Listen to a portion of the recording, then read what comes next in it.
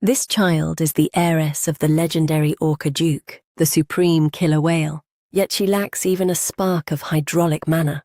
In her grandmother's cold eyes, she is utter trash, discarded as the family's most pathetic failure. The matriarch carelessly christened her Calypso, before turning her back with chilling indifference. At that precise heartbeat, Calypso's voice suddenly rang out. "Grandmother, wait," leaving them both paralyzed in sheer shock. The old woman whipped around. Did that brat just speak? She's a mere 2-year-old.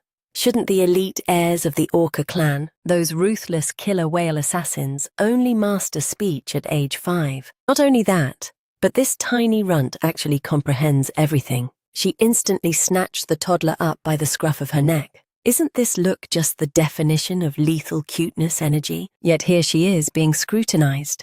Even without hydraulic power, can I prove I'm worth the effort? The little girl wasted no words, gently stretching her miniature hand toward her grandmother's silver hair, then delivered a violent yank that left the witnessing servants in absolute horror. Calypso gripped the stolen clump of hair firmly in her tiny fist and resolutely vowed that she would prove her undeniable worth. The grandmother suddenly exploded into a manic laugh.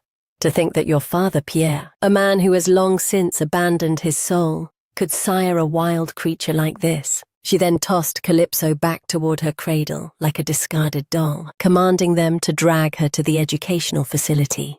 If she flops, even there, her gaze turned demonic, then just throw her to the wolves.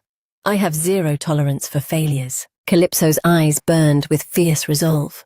Just you wait, old hag. I'll kick your ass off that patriarch throne myself. It turns out she accidentally isekai'd into a children's novel, despite regressing 3 goddamn times, yet she still couldn't outrun her own tragic destiny. First life executed for trying to seduce the ML.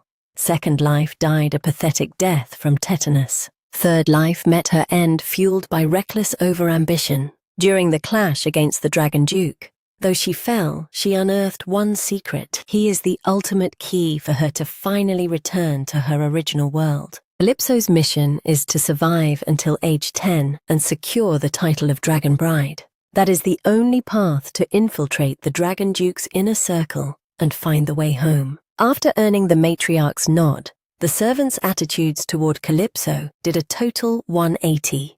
Talk about fake right. The little girl paced her room meticulously, calculating her next power move. Her father, the man feared as the strongest killer whale, Pierre Aquasier Del, hadn't checked her vitals once since her birth, nor did he give a damn about her older brothers. Calypso was determined to ride this OP carry to the top, but how? She navigated her way toward the shimmering fountain, where standing directly in her path was her father Pierre, looking like a peak cold-blooded heartthrob. Calypso approached with a dazzling smile. "Mister, do you know the way to the training center?" Across from her, Pierre remained hauntingly silent, offering not a single breath. She was clearly being given the ultimate cold shoulder treatment. After a tense beat, he finally muttered, "Kid, you've wandered into the wrong territory." Calypso remained relentlessly bubbly. "Mister, can you personally escort me there?" Met with that spark of enthusiasm, she got ghosted again as he turned his back, sighing, "I'm not interested." Calypso didn't back down for a second, plopping herself down right beside him, aiming to use some dried fruit to bridge the gap. Mr. Care for a snack. He maintained his icy exterior and ignored her.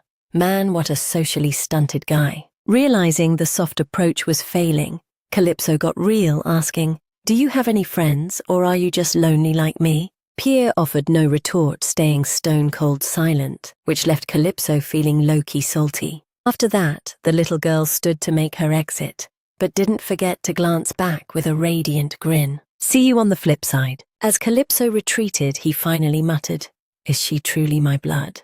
She likely doesn't even suspect a thing."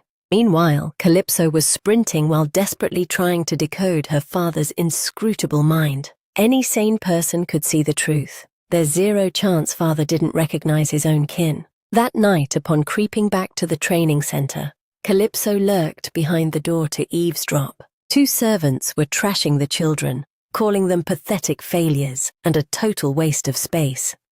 Calypso shut the door, knowing that as a direct Orca heir, she'd be left for dead without her powers. To survive this shark tank, I need father's backing. She confidently crossed her arms and vowed she'd definitely win over that ice-cold dad. At the crack of dawn, Calypso hurried out to locate Pia, cursing her fragile body. Why were her brothers gifted with god-tier strength and physiques, while she ended up a weakling? Calypso attempted to channel every ounce of her will to ignite her dormant potential, but she was forced to surrender instantly, sighing in defeat. This is a disaster, why won't it awaken? In her previous life, she knew of the legendary water dragon's tears. She could jumpstart her mana with that Leos treasure, but since she can't hunt for it now, charming Pia is her top priority. While plotting, Calypso flinched at the sound of hushed whispers nearby. Hey, is it here? Did we miss the turn? No, this is definitely the spot. Calypso cautiously slunk closer, wondering what rats would be out at this hour. A black-haired boy with folded arms coldly noted a new heir had been born. A brown-haired boy indifferently sneered. So what I heard, she's mannerless trash who'll be sold as a dragon bride anyway. The black-haired boy remarked she was acknowledged by the matriarch and is moving into the main estate. If they don't break her now, she'll inevitably become a thorn in Lord Ian's side. Calypso realized Ian, the eldest uncle's son. Then these two must be his loyal little lackeys. Since their survival depends on a dominant successor, it's typical for these bottom feeders to despise other direct descendants. The brown-haired boy Barra said with a menacing glare. Then we should give her a brutal education so she doesn't get any delusional ideas. Calypso watched them, her pulse racing. With no mana, trying to outrun them now would be an exercise in futility. At due moment, Calypso accidentally crushed a dry branch, letting out a loud, traitorous snap, instantly alerting the two predators to her location. Hey, look, isn't that the little brat right there? Calypso panicked, I'm cooked, and immediately bolted for her life, but the two bullies were already in hot pursuit, gaining ground fast. Roaring at the top of their lungs, halt right there, you tiny pest! Calypso ran until her breath hitched, and her lungs felt like they were filled with acid. She couldn't push any further. Her stamina bottomed out, and Calypso finally tripped, hitting the dirt. The brown-haired boy loomed over her, mocking her struggle. Well, what do we have here? Are you truly supposed to be a direct descendant? You look like a pathetic runt. How did a mannerless loser like you get noticed by the family head? Calypso's eyes suddenly flared with a sharp, murderous intensity. She spat back with lethal defiance. Step closer, then, you cowards sure love to bark. You're just the bottom-tier trash doing Ian's dirty work, aren't you? The black-haired boy gasped. Is she actually talking? Am I hallucinating? How is she speaking at this age? The brown-haired boy stood over her, sneering. I heard it too. I'm dying to know how you managed to trick the matriarch. When you possess absolutely zero hydraulic power. Turns out you're just a tiny parasite with nothing but a loud mouth. Like a lightning strike, the little girl lunged, grabbed his finger, and bit down with all her might, forcing a primal scream of agonizing pain from his throat. No matter how violently he tried to shake her, she clung to him like a rabid leech and refused to let go. A moment later, he was left cradling his throbbing, mangled finger in pure shock. Calypso spat in disgust and demanded, Finished yapping. If I'm an insect, I'm a land dweller. How dare you bottom-feeding fish heads compare me to something so superior? The two boys just scoffed. What kind of nonsense is she even spewing? The brown-haired boy scowled with an irritated look. I was going to offer some advice, but Calypso pouted, thinking acting tough felt amazing, but I'm totally cornered. It's 2 against 1. I have absolutely zero chance of winning this brawl. Calypso screamed, attempting a bluff. You idiots, do you really think my father will let this slide? The two boys paused, a look of genuine hesitation creeping onto their faces. If her father is truly Lord Pia, Calypso thought. Right now, the succession war between the clans is a total bloodbath. A newly recognized heir appearing is a massive threat to their faction. But even so, this is crossing a major line. 2 grown boys bullying a toddler. The brown-haired boy remained skeptical. Liar, why would Lord Pia care about a runt like you? The black-haired boy added. Exactly, he's the guy who snubbed the matriarch's own invite.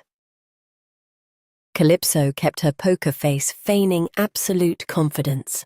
"What are you talking about? I'm literally on my way to have an audience with him right now," she told herself. A little bluffing never killed anyone. Calypso pushed further, driving her point home. "How do you think my father would react to Ian's lackeys laying a hand on me?" Calypso mused. That using her father as a human shield was a total pro-gamer move.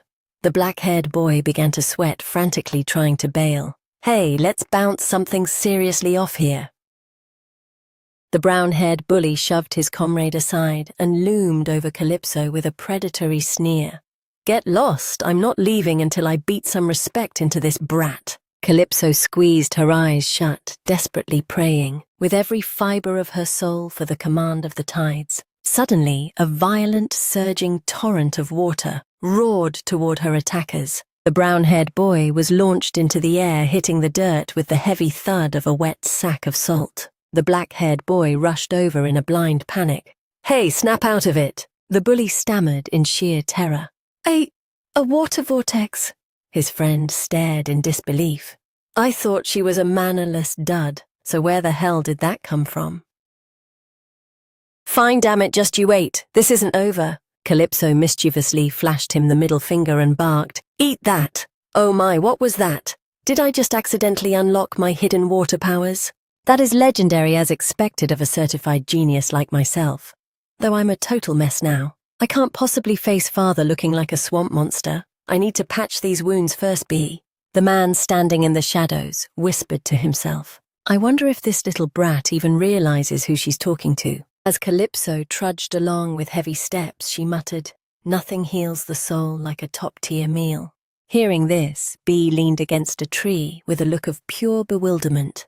A meal that's her ultimate peak. Since the incident, Calypso tried repeatedly to summon the tides, but her mana remained stubbornly silent. "Just as I suspected, the power hasn't fully awakened yet. Whatever, I'll manage," Calypso bluffed to herself despite the creeping anxiety. While Calypso was drowning in her worries, a soft, rhythmic knock echoed from the door. "Pardon me, my lady, are you in?" a voice chimed. Calypso turned slightly and beckoned, "Enter." A young servant stepped in with a polite bow. "My lady, I am Misa. I'll be your personal attendant starting today. I'm in your hands." Calypso blinked in surprise. "Oh, did I just get promoted from brat to my lady?" Misa continued. "Furthermore, the date for your elite academy enrollment has been finalized." Calypso scrutinized Misa, thinking, "Where have I seen those eyes before?" Wait, it clicked. She suddenly had a breakthrough. To stand a chance against the savage land beasts and beastmen dominating the continent, two lethal requirements are non-negotiable: a supreme commander with mastery over water, and a beastman capable of sniffing out water sources within a wide radius. Without a water commander, the scout's value becomes priceless. If my memory is serving me right, Misa will eventually awaken and god-tier power. She's a major asset I need to keep close. Misa gently queried. "My lady, where are you venturing at this hour?" Calypso coolly replied. "Just taking a stroll." Misa looked genuinely concerned. "My lady, many structures have collapsed lately. It's too dangerous to wander alone. Please let me be your shadow." Calypso looked at her. Flashes of all the snakes who had trash-talked her in the past flickered through her mind. A radiant smile stretched across her lips as she told Misa, "That sounds lovely." Misa seemed moved by the warmth, whispering, "My lady." Calypso beamed and added, "I appreciate the heart, but I'll be fine on my own." With that, she made a graceful exit into the grounds. A moment later, Calypso tracked down B's location and offered a soft greeting. "Evening, sir." B crossed his arms, refusing to even glance her way as he asked coldly, "Are you lost, kid?" Calypso puffed her cheeks in mock fury. "Not a chance. Do I look that brainless to you?" She thought to herself, "I need to drop a truth bomb so this guy can't just ghost me." After a split second of tactical thinking, she decided to go for the throat. "Mister, do you actually know how to manipulate the tides?" He looked away, dodging Calypso's intense gaze, and countered, "And if I do?" Calypso blurted out. Then teach me. I have a feeling you'd be a legendary mentor. Bee arched an eyebrow. And what logic brought you to that conclusion? Calypso fired back without missing a beat. Mister, haven't you noticed? From what I've seen, it's just facts. I'm dying to learn, is that so wrong? You have a golden ticket to train a genius disciple like me, you know. Bee finally turned to face the girl, looking utterly baffled. Exactly whose genes did you inherit to be this shameless? Calypso puffed out her chest with pure pride. I definitely take after my father. My old man is a top-tier hottie, with absolute power, the undisputed goat of this world. Bee rested his chin on his hand, contemplating, am I really that kind of man? Calypso kept the act going. And my father dotes on me completely. I love him to death too, so please take care of me. I'm terrified of getting hurt. I'm just a fragile girl who cries at a scratch. In that moment, a wave of memories from her life before the isekai hit her hard. My original parents loved me so much I nearly lost my sense of self. Family is the one thing that's truly irreplaceable. No matter the cost, just to see my real mom and dad again, I have to find the path back home. Be asked with a mask of indifference. Then why not seek guidance from your own father? Calypso crossed her arms and pouted. My dad is a busy man, mister, but you look like you're just killing time, so you're the perfect substitute. Suddenly, an invisible, crushing weight of pressure bore down on Calypso, making her gasp. She realized instantly, he's using concentrated water pressure to test my resolve. Despite the strain, Calypso stood her ground and continued. I'm heading to the academy soon. To claim the throne there, I must master the waves. Be warned in a low, stern tone. If you push your limits to awaken that power, it might just kill you. Calypso didn't flinch, tilting her chin up defiantly. I'm fine with those odds. You only live once, so why fear the end? Besides, I don't know the academy's curriculum, but how could a genius like me ever lack talent? To claw my way to the top, obtaining that power isn't a choice, it's a necessity. Bee could only marvel at whatever psycho raised this brat to turn out this unhinged. Calypso maintained her mask of innocence. Father's greatest wish is for me to become the ultimate apex predator. Bee scowled, his mind racing. Why was she spinning these lies when she clearly knew he was the one who sired her? Calypso locked eyes with Bee, her gaze unwavering as she declared, So, mister, I'm officially making you my mentor. Bee stood like a statue, letting the silence stretch between them. Seeing his lack of reaction, Calypso's face fell into a dramatic pout. Just look at me. You'll see I'm a literal prodigy. Just give me a little push, okay? Bee subtly exerted a fraction of his crushing pressure onto the girl, his heart a battlefield of conflicting emotions. Why the sudden hesitation at the finish line? What if she finds out? Then what? Using his hydrokinesis, Bee effortlessly hoisted her into the air. Your father demands strength yet offers zero help. Do you truly believe a man like that loves you? Calypso flashed a predatory grin. Well, I adore him. To me, father is the undisputed goat. The most magnificent and invincible being in this entire world. After absorbing Calypso's words, Bee's expression remained an unreadable fortress. He gently lowered Calypso back to the earth and muttered, You set the schedule. But consider this a warning. I won't pull punches just because you're a toddler. Be here at the same time every day. Hearing the confirmation, Calypso stood frozen in shock before a radiant, joyful light erupted across her face. This is legendary! So what's the vibe for our titles? Can I officially call you master? Bee exhaled a weary sigh of total resignation. Do whatever you want. Calypso skipped behind him, chirping like a bird. Then master it is. She thought, with master on my side, awakening my mana is a guaranteed win. I'll never regret this encounter, or this gamble. Never. She flashed back to her past. In my previous life, I triggered my water powers using a hidden treasure. However, simply sparking the flame wasn't enough. I had to master absolute control. Fortunately, I crossed paths with a mentor who truly understood the craft. That teacher argued that if I was constantly submerged in the element, I would instinctively learn to bend the tides to my will. Perhaps because of that hellish regime, I mastered it at record speed, though I genuinely thought I was meeting my maker at the time. He crossed his arms and barked, "We start with total immersion. Get in the water." Calypso was momentarily stunned by the blunt command, but obediently chirped, "Yes, sir." With an icy glare, Be added, "Dive." Latent abilities often only scream to life when death is knocking at the door.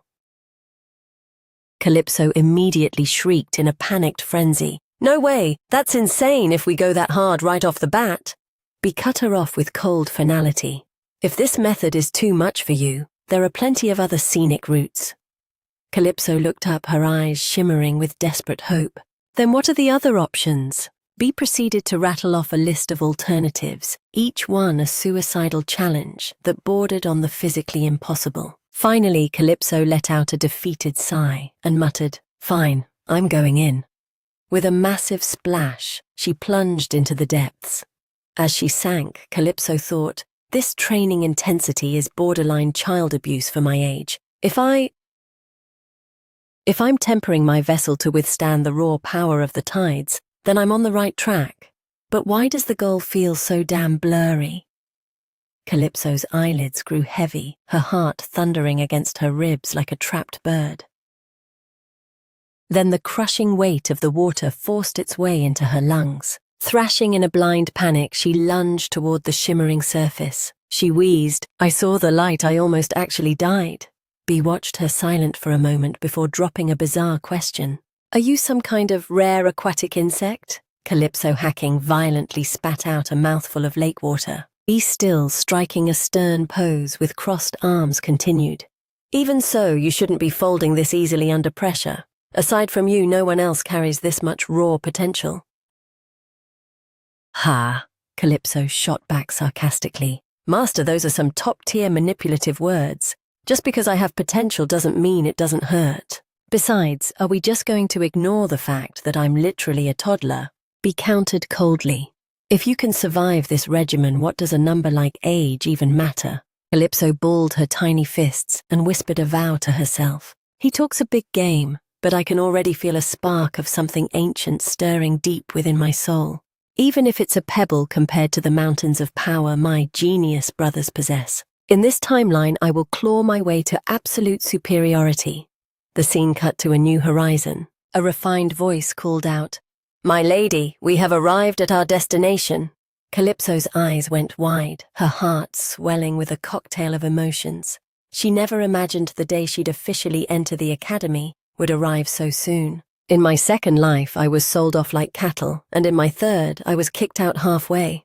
I've survived too many internal storms to count." Just then a woman glided toward her and spoke. "I've been hearing quite the rumors about you. I am Lila, overseer of the elementary division." Calypso stared her down, a single thought echoing in her mind. So the snake returns to the grass. The reason I was exiled from the academy in my third life was all due to a pathetic conspiracy by my own relatives. I met Lila for the first time during that disaster. Despite her polished excuses back then, I was still the one who ended up taking the fall and getting suspended. Later, when I returned as the matriarch of the family, she had already scurried away into the shadows. Calypso took a deliberate step forward. She offered a flawlessly polite bow and said, "The pleasure is all mine, Lila." Lila's eyes flickered with a spark of genuine shock. "The rumors didn't do you justice. This is truly surreal.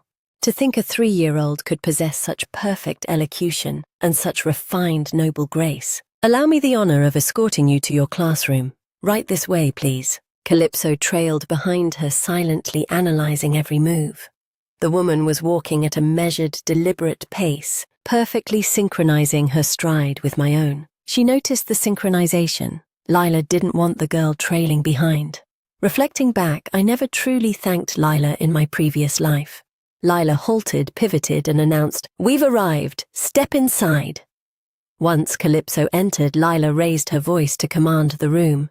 "Attention everyone, starting today, a new peer joins our ranks, Lady Calypso Aquadello." The new lady is absolutely stunning. one child whispered. Another chimed in, I heard she's a linguistic prodigy. Can that actually be legit? Lila stood motionless, mentally dissecting her. But a killer whale who can't command the tides possesses a fatal defect.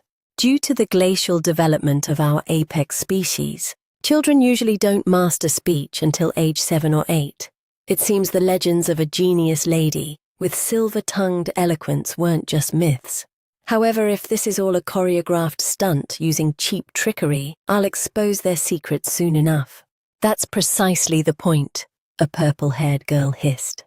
Ms. Lila, at this sluggish pace, will never stay synchronized with the advanced curriculum. Meanwhile, the other infants could only babble incoherent baby talk. Calypso rested her chin on her palm, looking utterly drained of interest. Playing with blocks. Apologies, but I don't indulge in such infantile hobbies. Tisk, tisk, look at them. Apex whales don't blubber. Oh, is this plankton candy? Much obliged. Calypso turned toward Lila with a look of supreme confidence. So Lila, do you require more time to finish your little assessment? Lila flinched, letting out a weary sigh. No. I'll facilitate your transfer to a higher tier class. Is there a specific level you desire? Calypso beamed, throwing an internal victory party. Jackpot, everything is unfolding exactly as I calculated. This is the breakthrough I've been hunting for. I need to capture her attention. To pull that off, I must first establish myself as a certified prodigy. Then Calypso dropped her decision with lethal precision. Put me in the elite circle, the 8.5-year-old whale class.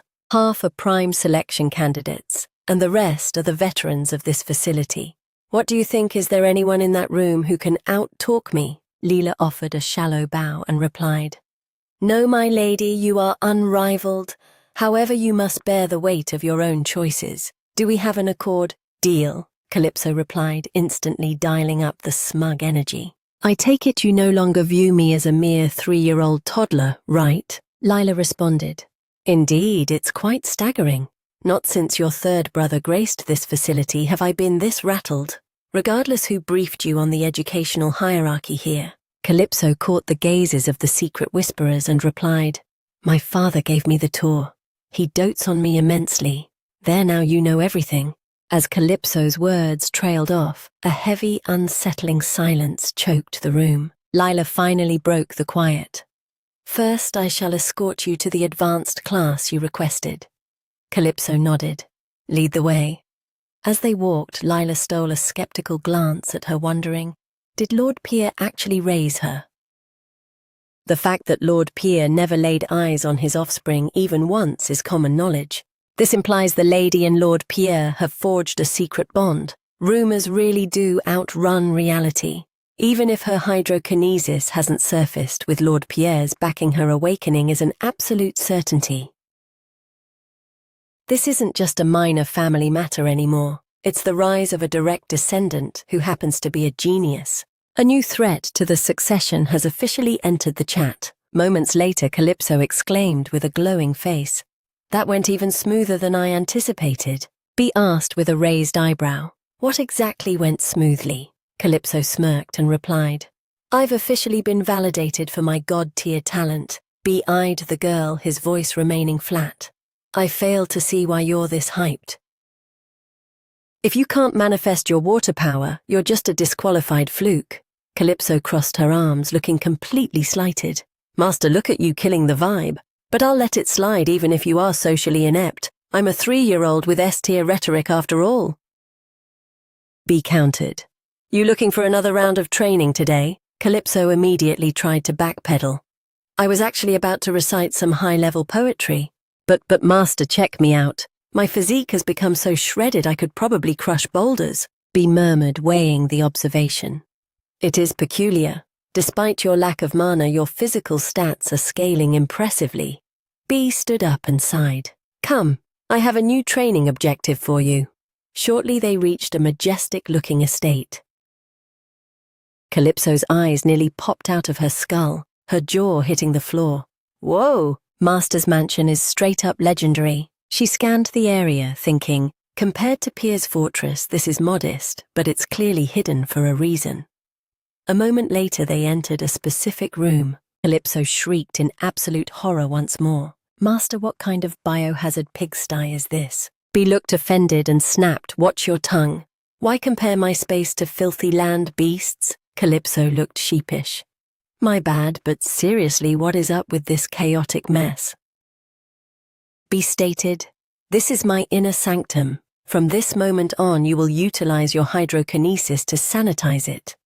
Calypso gasped, wait, you want me to do what? No way. I already gave the order, clean it, Bee replied with chilling calm. Calypso cut him off frantically.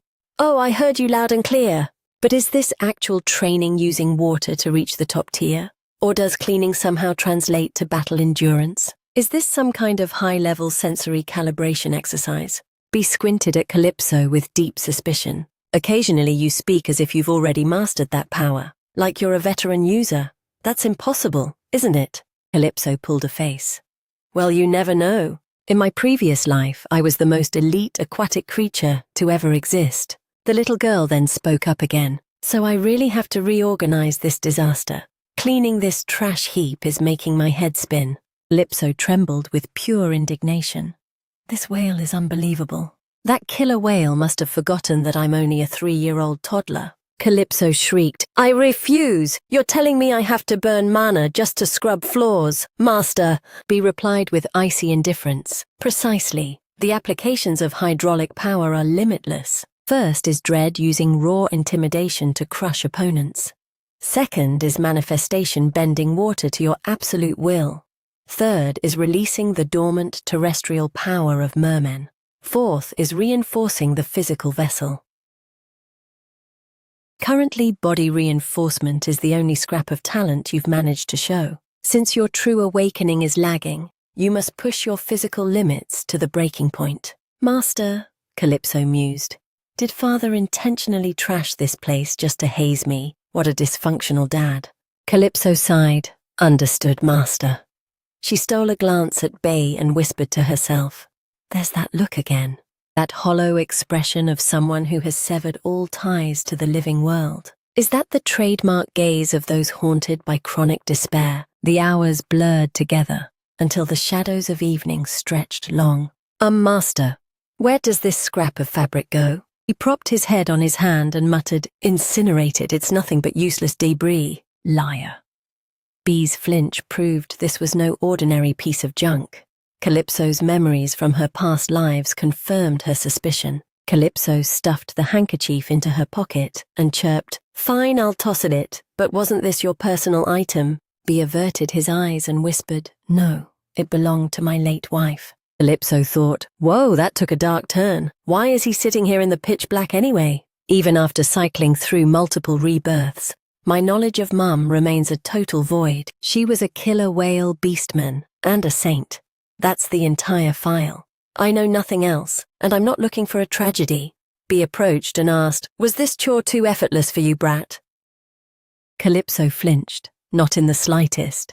Bee crossed his arms and barked, is that so, then double the pace. Do you intend to loiter here until dawn? Calypso scowled, thinking, this man is truly a piece of work. But regardless, burning through my stamina like this is racking up massive experience points. I can literally feel my muscles evolving faster than they ever did during those morning jogs. Shift this here haul that there. Keep grinding. A faint, ghostly smile tugged at the corner of Bee's mouth. The scene cuts to a new horizon. So, my lady, as you requested, your living quarters shall remain unchanged. Calypso replied gloomily, yeah, I get it. Massaging her throbbing arm, she thought, if I go back, seeing Bee will be a nightmare. Even if Dad threatened that the next session involves laundry training or some nonsense, maybe I should just retire early. Suddenly Lila appeared with a graceful stride. My lady, allow me. I shall personally escort you to your destination. Gauging her demeanor, Calypso realized Lila's respect had skyrocketed since yesterday. My lady, you've become a living legend in under 24 hours. Calypso blinked in shock. Wait, what, me? Lila replied. The news has already infiltrated at least 16 high-ranking lineages of the Orca clan. Calypso spiraled. What, yesterday's drama already went viral? Lila continued. The instructors who witnessed your performance all had quite a bit to say. Calypso asked, "No way are they really that thirsty for gossip?" Lila added, "One even claimed your father was a flying fish." Calypso thought, if it's those notorious flying fish snitches, I'm not surprised. Sensation sells and rumors have wings. Calypso asked, "You mean my debut was that scandalous?" Lila turned and noted, "To some, isn't this a gripping thriller? The Orca clan oversees roughly 32 direct bloodlines, all gravitating around your grandmother. Factor in the allied oceanic clans and the scale is actually astronomical. Since every faction is desperately grooming their own chosen heir, it's only a matter of time before my existence becomes a jagged thorn in their side." Lila watched Calypso ascend the grand staircase, eyeing her curiously before speaking. "It seems my lady isn't just a 3-year-old rhetorical prodigy. You scale stairs with the agility of a trained assassin." Calypso smirked. "Facts. With this level of talent, I'm not just rivaling Ian Highshot, but also Bellows the golden boys of my uncles, and even my own biological brother, the one hailed as the absolute genius of the century." Calypso crossed her arms and challenged, "How's that for a flex, Lila?" Lila brushed a stray hair back and admitted, "Honestly, every breath you take is a plot twist." Calypso laughed. "If you're shook already, things are about to get real awkward." A moment later, they arrived. "Behold the Alpha class, the peak of our curriculum. Enter my lady." Calypso looked at Lila. "In one day, I became a genius and hit the top tier. Don't you think I'm built different?" Lila bowed, "Indisputably, my lady." Calypso declared with swagger, "Then make sure the matriarch hears that you've finally witnessed a true once-in-a-lifetime prodigy." With that, Calypso vanished into the room. Lila let out a soft chuckle. "There's going to be a total riot, isn't there? Mermen inherit the primal traits of their beasts. Usually orcas are calculated, peace-loving, and remarkably tolerant of other species. But every pod has its apex rebels, and that would be the true bloodline of the orcas." The scene shifts to the classroom chaos. Today's academic session is over. Now we transition to tactile block building. 2 boys were sobbing. "Karen keeps bullying us."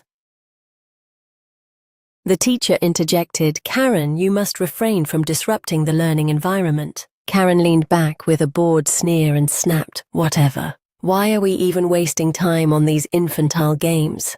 The 2 brothers whimpered. "Karen is being mean again." "These are Luca and Luba, the twin Beluga whale heirs."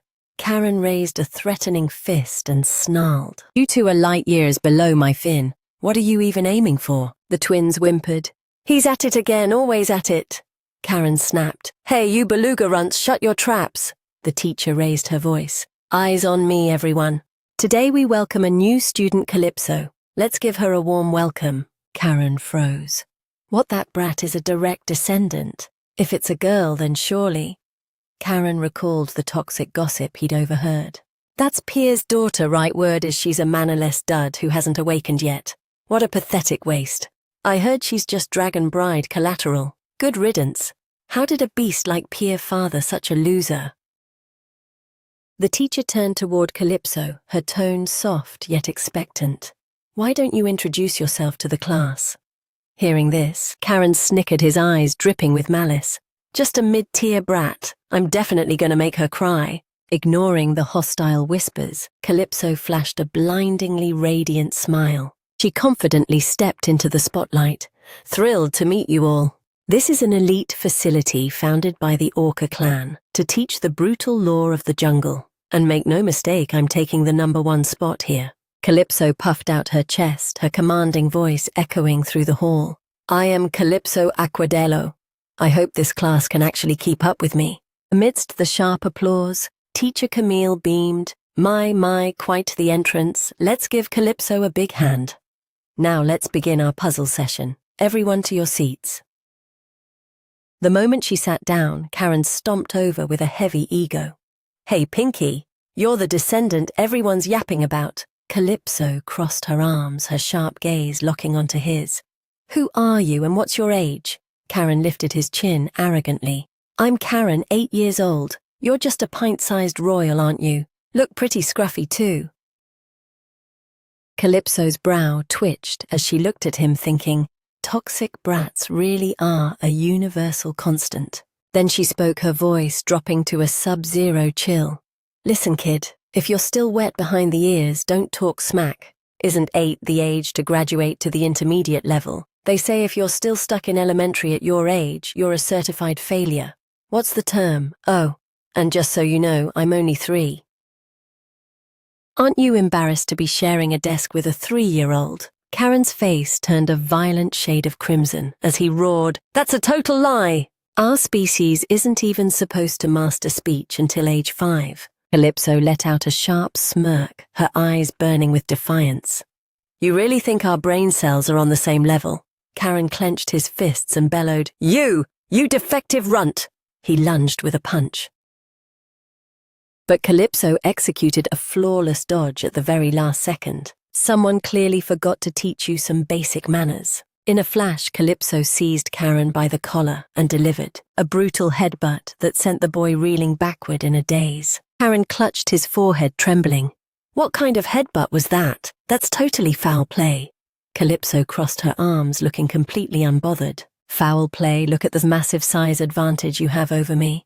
I wasn't looking to resort to violence, but I have zero intention of playing the victim and taking your insults. Besides, my father taught me never to let myself get pushed around. Camille, the Alpha class lead, watched in paralyzed shock. To possess that much raw physical power, without even awakening her mana. Lila stood in the shadows calculating. Karen is a meathead, but in terms of pure strength, he's top tier.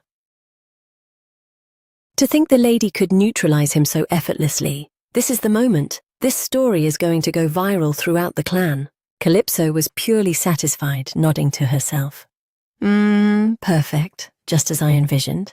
Now that I'm in this class, I've got the influence and the spotlight. Flawless.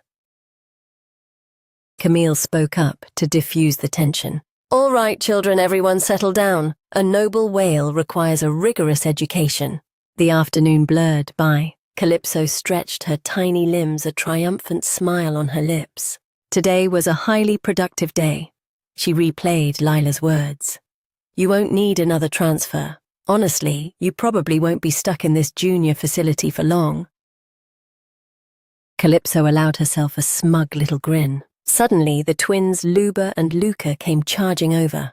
My lady, big respect. Greetings, my lady. You're the hero of the class. Karen was a total tyrant, but you smoked him. You saved us by putting him in his place.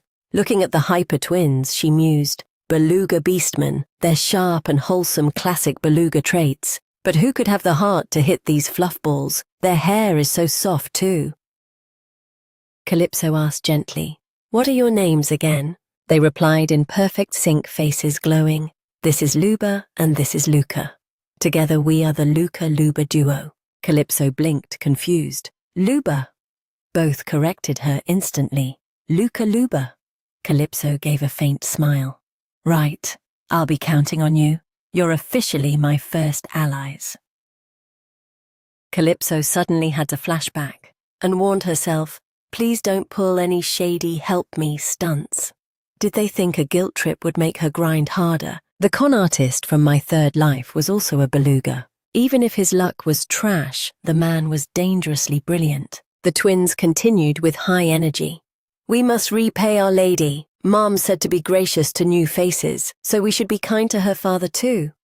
Yes, facts. Calypso eyed them suspiciously. This doesn't sound like a spontaneous thought. Why the sudden pivot? Luba asked with a fretful look. Climbing those massive stairs was exhausting for the lady, right? Luca added with identical worry. Do you have any mana left in the tank? Calypso laughed and waved a hand dismissively. No, it was a walk in the park. What now? Wait, hang on. The twins bolted, shouting, Whales stand by their friends. From this day on, the lady is our bestie. Then to Calypso's absolute horror. The twins hoisted her onto their shoulders like a trophy and sprinted all the way to her carriage. Calypso let out a soft sigh, thinking, well, it looks like I've recruited some adorable underlings. The moment she stepped through the front door, Calypso's face contorted in pure shock. What the heck is this? The foyer was packed full of strangers she'd never laid eyes on. A man resembling a head butler, with golden hair and a serene smile, approached with a bow. "It is a profound honor to meet you, my lady." Calypso asked, "What is the meaning of this?" The blonde man replied smoothly, "During your residence here, to fulfill your every whim, Lady Calypso, we have been stationed to ensure your life is one of absolute luxury." Calypso scanned the rigid formation of attendants and mused, "So that's the source of their pathetic expressions. Fine. I'll dismantle them piece by piece." Then she declared with a voice of absolute authority, "I love the options, but I'll be hand-picking my own nanny. Misa is the only soul who treats me with actual gentleness, so she's mine.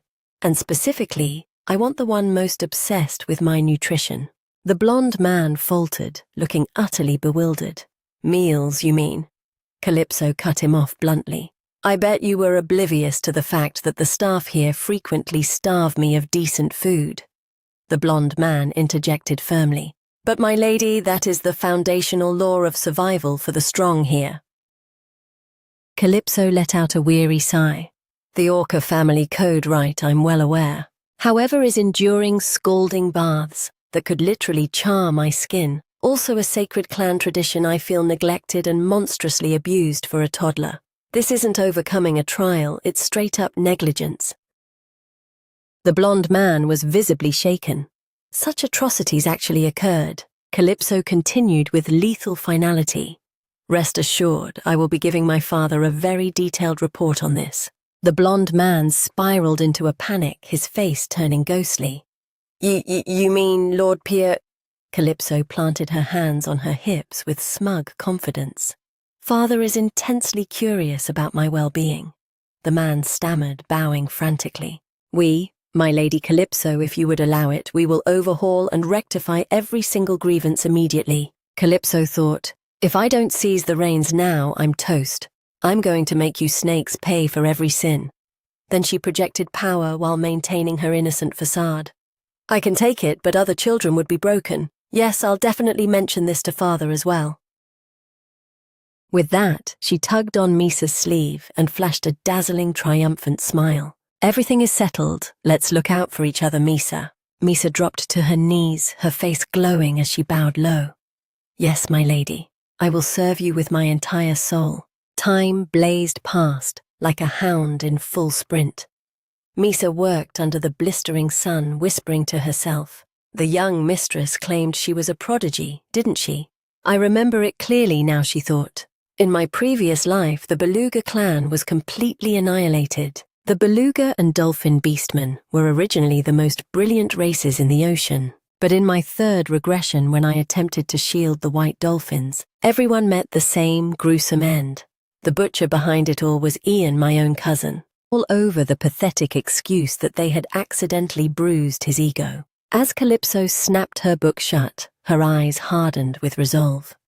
This time, I won't waste energy hoarding talent for a petty throne. I'm ditching this place soon anyway, but before I vanish, I'm giving that old hag a piece of my mind.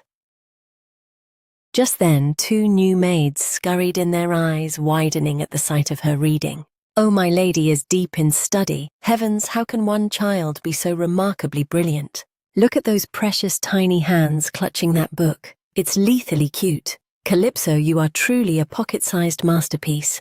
And your diction is just so incredibly crystal clear. Observing their over-the-top energy, Calypso exhaled in relief. I was stressed about what kind of vultures they'd send from the main estate. Seems like my anxiety was a total waste of time. The 3 maids bowed and introduced themselves with infectious joy. We are herring beastmen and fellow villagers. I am Ia, I am Biru, and I am Jin. Calypso smiled sweetly and cooed. You all have such lovely manners. So charming and sharp. Even Lord Belos and Ian lack this kind of grace. Then the toddler stood up and gave a long stretch. That's enough for today. I'm hitting the hay. First, get acquainted with my nanny Misa. I expect everyone to vibe. The 3 maids laughed brightly. Oh, so you've been the veteran here. Pleased to meet you, Misa. the kind nanny replied. "I'm just the nanny. Please everyone make yourselves at home."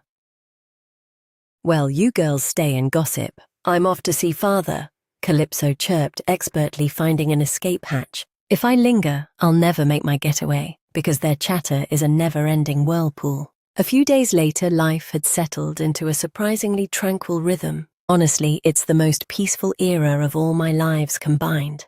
Everything is golden except for one glaring issue. "Master, you seriously call this legendary training?" Calypso shrieked, her face twisted in annoyance. Pierre calmly crossed his arms, his tone like ice. "How many times must I repeat myself, stomp it into submission?" This absolute menace of a father, Calypso growled internally with sheer frustration. "The training is getting unhinged. By the way, if idle Pierre is such a clean freak, this pile must have been rotting here for a year."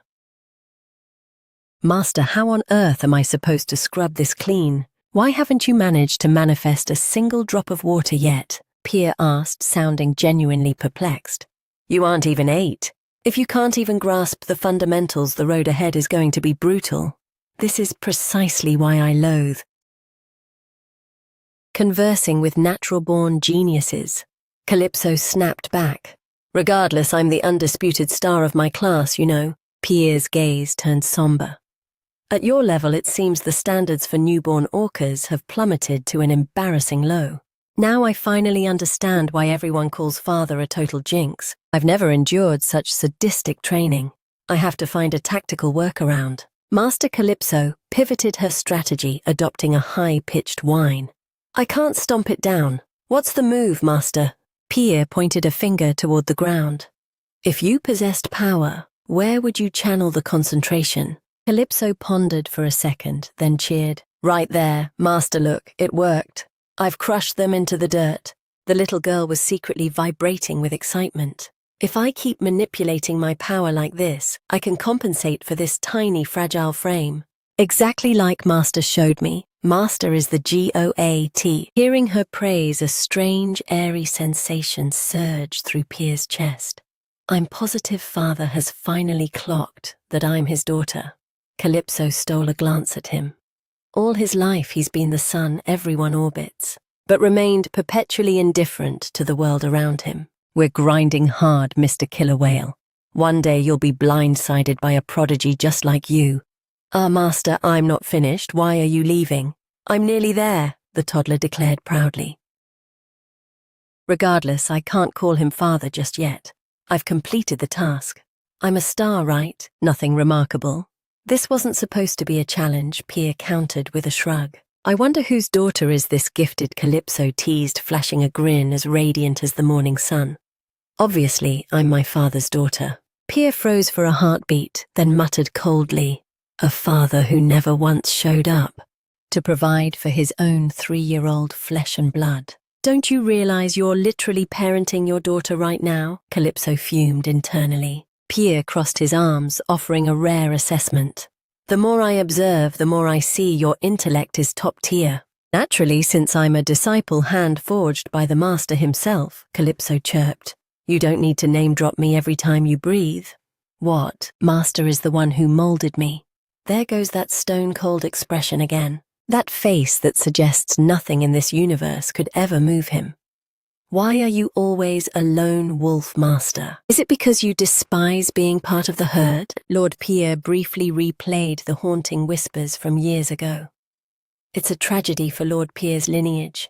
His vessel is too fragile to contain such cataclysmic power." He gazed toward the distant horizon. "It's for the best if I remain unentangled with that chaotic bloodline." "Is that why Master always wears that don't care mask? Like you could evaporate into thin air at any moment?" "That isn't entirely false," Pierre replied under his breath. "No way." Calypso extended her tiny arm and delivered a light punch to his leg. "How can you say such dark things so casually? Don't be so reckless in front of a toddler. Master, are you losing it? Tomorrow is the day this father must finally compensate his reincarnated daughter." "No." Calypso balled her tiny fists. "Master's existence is far too monotonous. You need to learn to embrace the vibrance of this life." "What?" Pierre asked, completely baffled. Master trained me, so we're officially partners. Trust me, I'll show Master just how thrilling life can actually be." With that, the little girl sprinted off, happily leaving Pierre standing in the silence. The words of a household servant echoed through his mind. "Lord Pierre, I'm not sure if you've heard, but your daughter has been bragging everywhere about how much you dote on her. Just a wild rumor, right? What is that brat scheming?" Pierre pondered the situation. A child that calculated would never slip up and call someone by the wrong name. Back at the academy. "My lady, are you finished? We've cleared our task too." The twins charged over with high energy. The instructor smiled. "Since the puzzles are done, we can transition to hide and seek." Hard pass. "I don't indulge in such juvenile pastimes," Calypso replied with mature poise. The twins' eyes shimmered. "Whoa, that's a total dad vibe." "We want to reach that level too. Wait until your age catches up to your ego. Your speech should fit your years," Calypso lectured them sternly. "Yes, my lady," the two boys barked in sync. "Our mother mentioned she's dying to meet my lady to offer her gratitude. We used to be Karen's favorite punching bags, but now it doesn't hurt anymore. It's all because of my lady." "Should I go give him another round then?" Calypso asked blankly. "My lady, we are officially your loyal subjects for life." The twins cheered. "Loyalty is the bare minimum," Calypso nodded. "I don't require tribute. Just settle one curiosity for me." The little girl leaned in, dropping her voice to a whisper. "Have you guys ever grilled a fish?" The twins' eyes sparkled with excitement as they looked at Calypso, then at each other, totally lost. Shortly after, a servant was hand-feeding a gourmet meal directly to Calypso. "Dear Calypso, say, ah.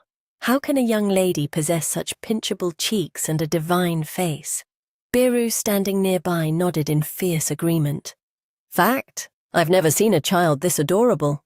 Calypso thought, "They say the herring tribe is warm, but this hype is a bit overkill."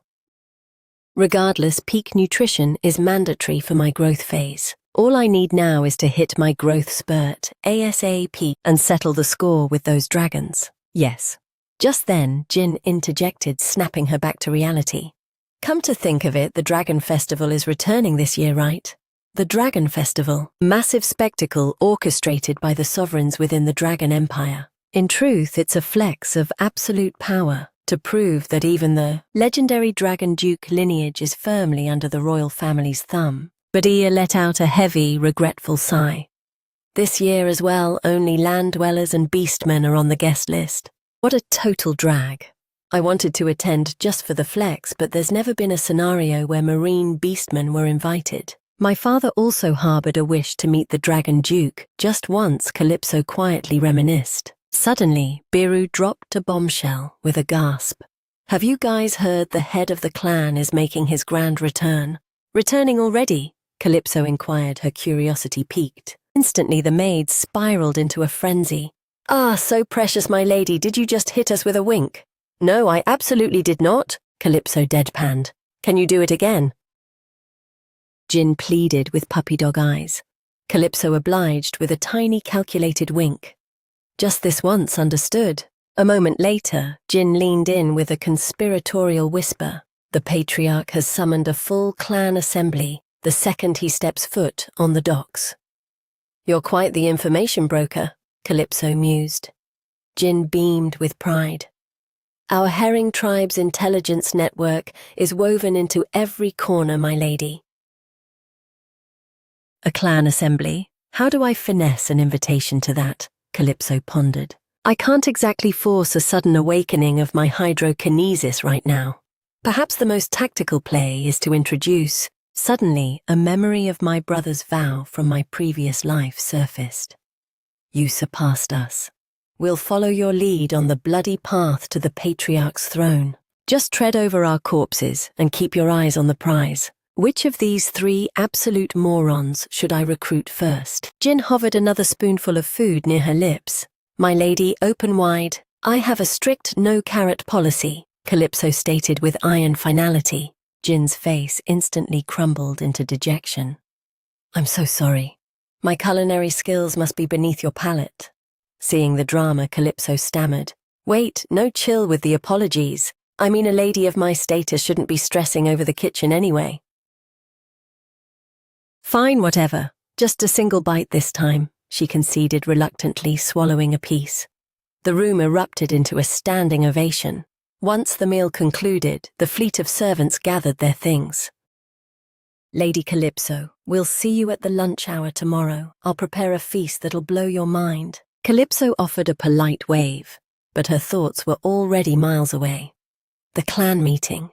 What kind of chaos are my brothers stirring up? I need to track them down. The scene shifts. Calypso moved like a phantom, her tiny silhouette weaving through the shadows of the student dormitory corridors. If I maintain this heading, I'll hit the middle school sector. All 3 of those idiots are stationed here. It'll be a total disaster if I'm spotted. I have to be invisible. Suddenly, a familiar, condescending snarl echoed from the hallway ahead. Are you playing deaf, or are you just begging for trouble? Do you simpletons not understand basic English? Hearing from behind a pillar, Calypso was stunned to see that the one being cornered was Enro, her third biological brother, Asan Aquadelo. Why on earth is a monster like him playing the victim? Enro stood perfectly still, his head bowed submissively before the taunting crowd. Purple-haired bully barked, "Didn't your mother teach you to bow when your superiors walk by?" A red-haired thug smirked, gesturing at Enro's distinctive hair. With a freakish color like that, how did you even sneak into our elite class? Don't say that! Enro stammered, his voice laced with a fake tremor. Ha ha, listen to the runt. He sounds like a bleating goat. The pack erupted into cruel laughter. Memories from her past life hit her like a tidal wave, putting the puzzle pieces together. Oh, I remember now. Enro. Back in his school days, he was a total psychopath who derived sick pleasure from acting like a bullying target. He'd play the weakling to bait bullies into overstepping, then he'd snap and systematically dismantle their lives. Damn it. If he flips his switch and goes berserk right now, those thugs will be body bags before I even sent the clan meeting. I can't let the headline be about the Duke's son slaughtering his classmates. That'll blow my entire cover. The red-haired bully seized Enro by the collar. Still ghosting us, no retort.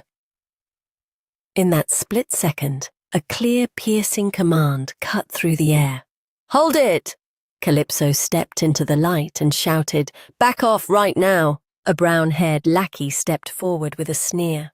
"What's a little brat like you doing playing hero?" "Wait, look at her hair color," the blonde one hissed, pulling him back. The redhead scowled. "What about it?" Then he froze, his pupils dilating. A direct bloodline descendant. That specific trait is exclusive to the main family. But why is she so incredibly small? The rumors were true. The Duke has a secret new daughter, the purple-haired boy whispered. Forget it. Tangling with the main house is a death wish. Let's bail. The red-haired bully shoved Enro aside with a final grunt, and the gang turned to retreat. But not without hurling one last threat over their shoulders. "You got lucky today, freak. Let's go." Calypso crossed her arms and mockingly stuck her tongue out at their retreating backs. "These middle schoolers. Kid, what the hell do you think you're doing?"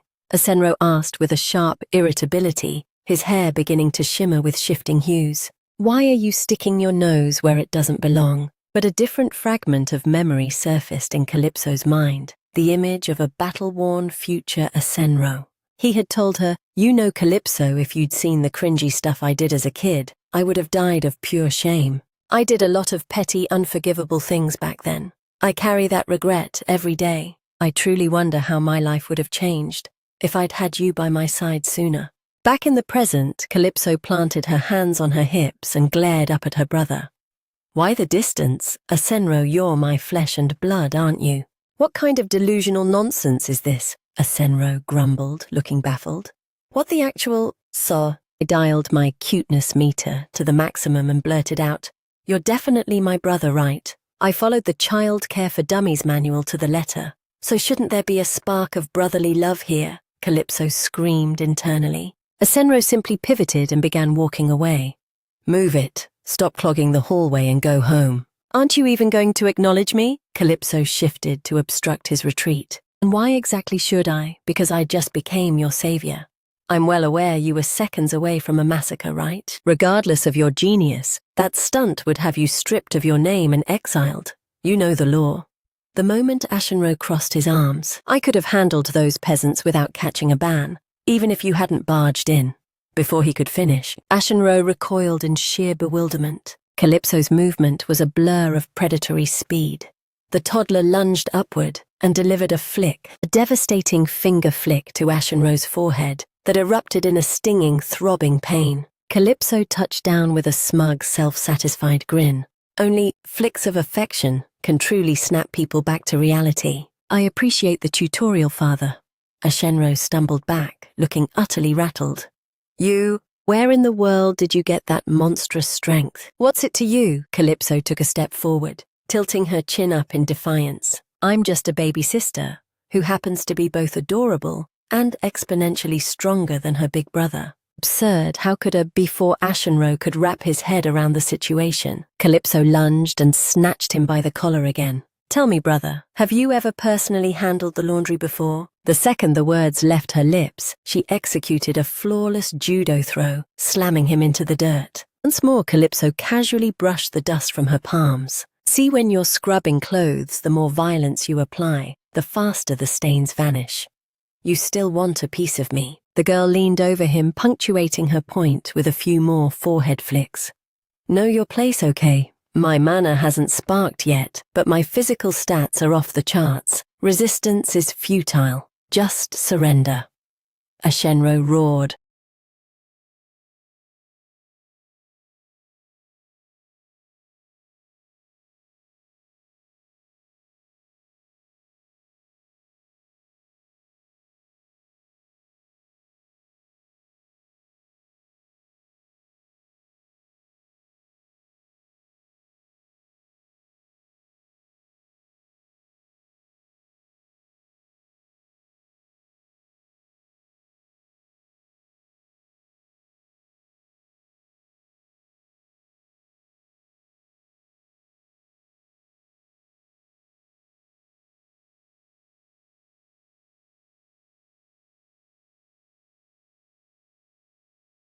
Surrender to what? Do you even realize how unnatural it is for a kid your age to have that kind of raw power? You're juicing on some kind of illegal potions, aren't you? Calypso looked down at him with a gaze of pure, unadulterated pity. What a fragile brother. She mused to herself. Has he seriously been living under a rock regarding the circumstances of my birth? In this timeline, I have to forge my brothers into absolute units to stop the original male lead from turning our family into a graveyard. I need an iron wall to tank him so my brothers can go on the offensive. Looks like I'm the head coach now. Oh, check out that glare. He looks like he's ready to shred me into fish bait at any second. To break an arrogant stallion like Ashenro, I have to deploy the nuclear option. Calypso leaned down, locking her gaze with Ashenro's burning eyes. Call me Big Sis. Not in a million years, Ashenro spat, averting his gaze. Calypso leaned in close to his ear, her voice dripping with temptation. Don't you crave real power? My strength is terrifying, isn't it? It's peak, right? I can let you in on the secret if you play nice. Utterly defeated. Ashenro let out a ragged breath and finally swallowed his pride. Fine. Show me the path to that strength. The corner of Calypso's mouth twitched into a subtle, predatory smirk. You really can't outrun the Orca bloodline. The obsession with absolute power is hard-coded into our DNA. She replied with cool indifference. Fine, I'll teach you a few tricks. But one rule, you're my subordinate, and you follow my lead without question. Ashenro's brow twitched as his ego flared. Excuse me, I don't take orders from anyone. Is that so? Calypso shrugged and turned to walk away. Then I'll just go recruit Elan. I'm sure he'll jump at the chance. Hold it! Ashenro bellowed, instantly scrambling to block her path. Don't you dare, I'll do it. I'll follow every damn command. Calypso turned back, extending her hand to seal the contract. Then give me your word. You have it. Ashenro nodded with grim determination. Very few people understood the trauma lurking behind Ashenro's unhinged behavior at the academy. The individual who dared to insult his mother, claiming she was trash and that he was a nobody, met with a very unfortunate demise later on. That dark fragment of history flashed through Calypso's mind as she snapped back to the present. Listen well, because I'm only saying this once. Calypso's voice turned lethal. 0 critical injuries, 0 intent to kill, no more destroying evidence, and most importantly, 0 burying people alive ever. Do we have a deal? This contract stands until you can actually take me down. Until then, I'm the boss. Deal. They sealed the pact with a solemn pinky promise. Later at Pia's sanctuary. Master, how do you feel about expanding your roster? Meet my new disciple, my brother Calypso introduced him with a grin. Pia narrowed his eyes and grumbled. What kind of circus are you running now? I'm not a daycare. Take him home. But I officially conquered him today, Calypso added with a touch of undeniable pride. I've signed him as an underling, but I'm lacking a training regimen, so I brought him to the expert. He's a social outcast just like me. That last sentence seemed to pierce through Pia's armor. He exhaled a weary sigh and shook his head in defeat. I give up. Do whatever you want. He turned to retreat, his mind a whirlwind of confusion. I truly cannot wrap my head around this brat. The third scion of the Aquadello house is playing lapdog to a girl who masks her terrifying insight with a toddler's face. What is their endgame elsewhere? The twins sprinted toward Calypso with joy. My lady, the feast is served, let's eat.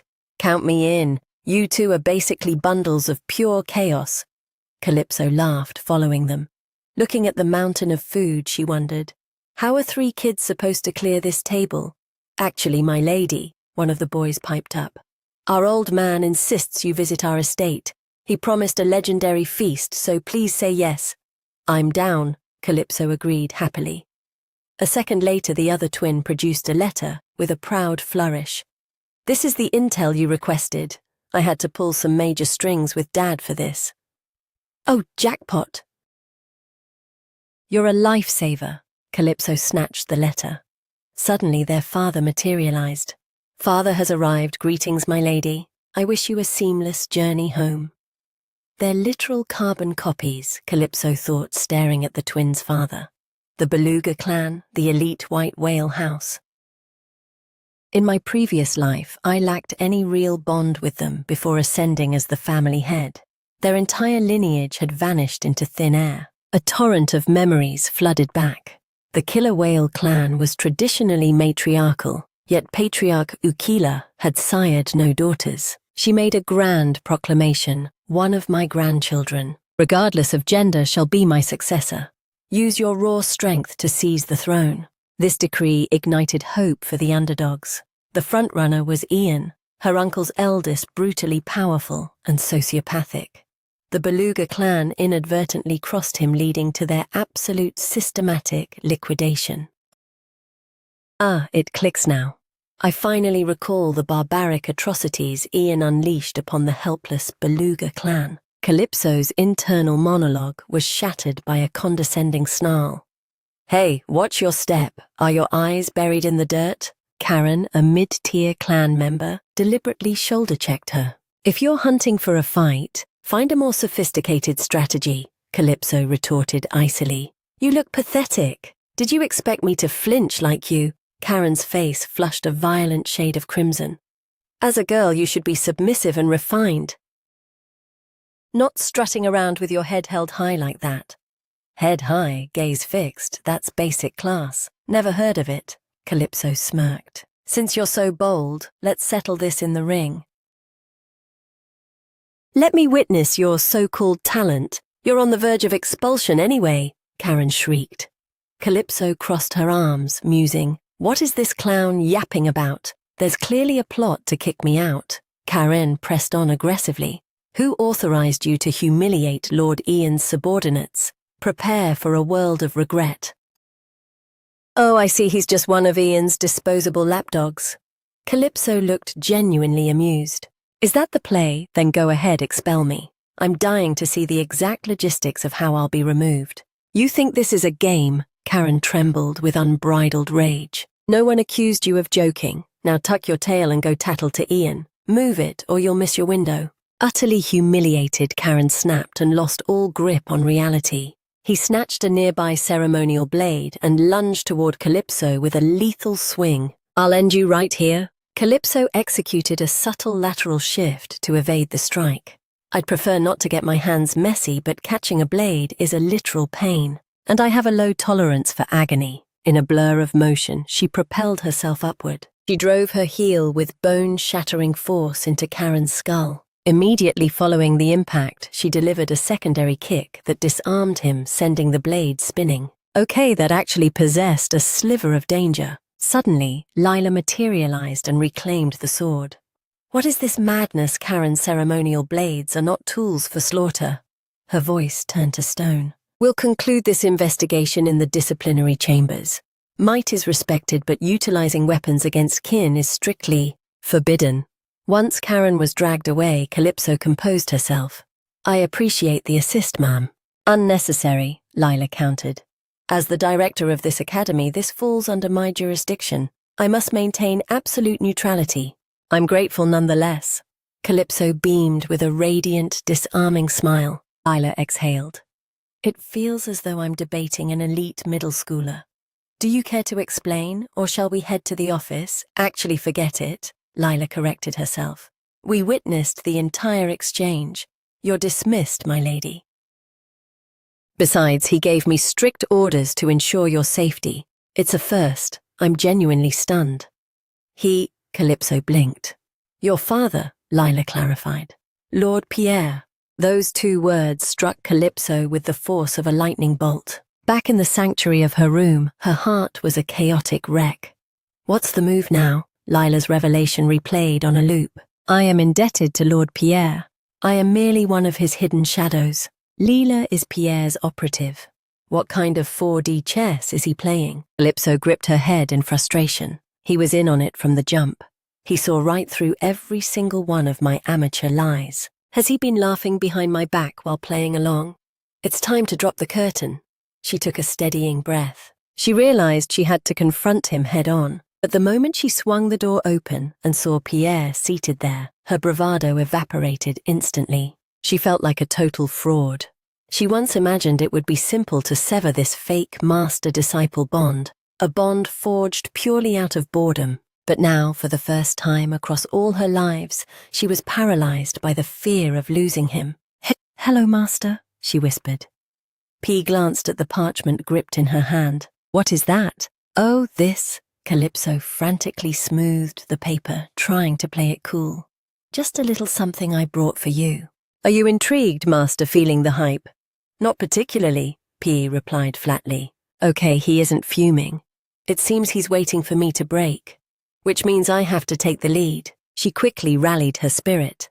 "Let's pivot back to the objective, the Luca Luba secret recipe." She inhaled deeply and channeled her most charming smile. "Just you wait, master, today I'm serving up something absolutely legendary." Pa stared blankly at the ingredients laid out before him.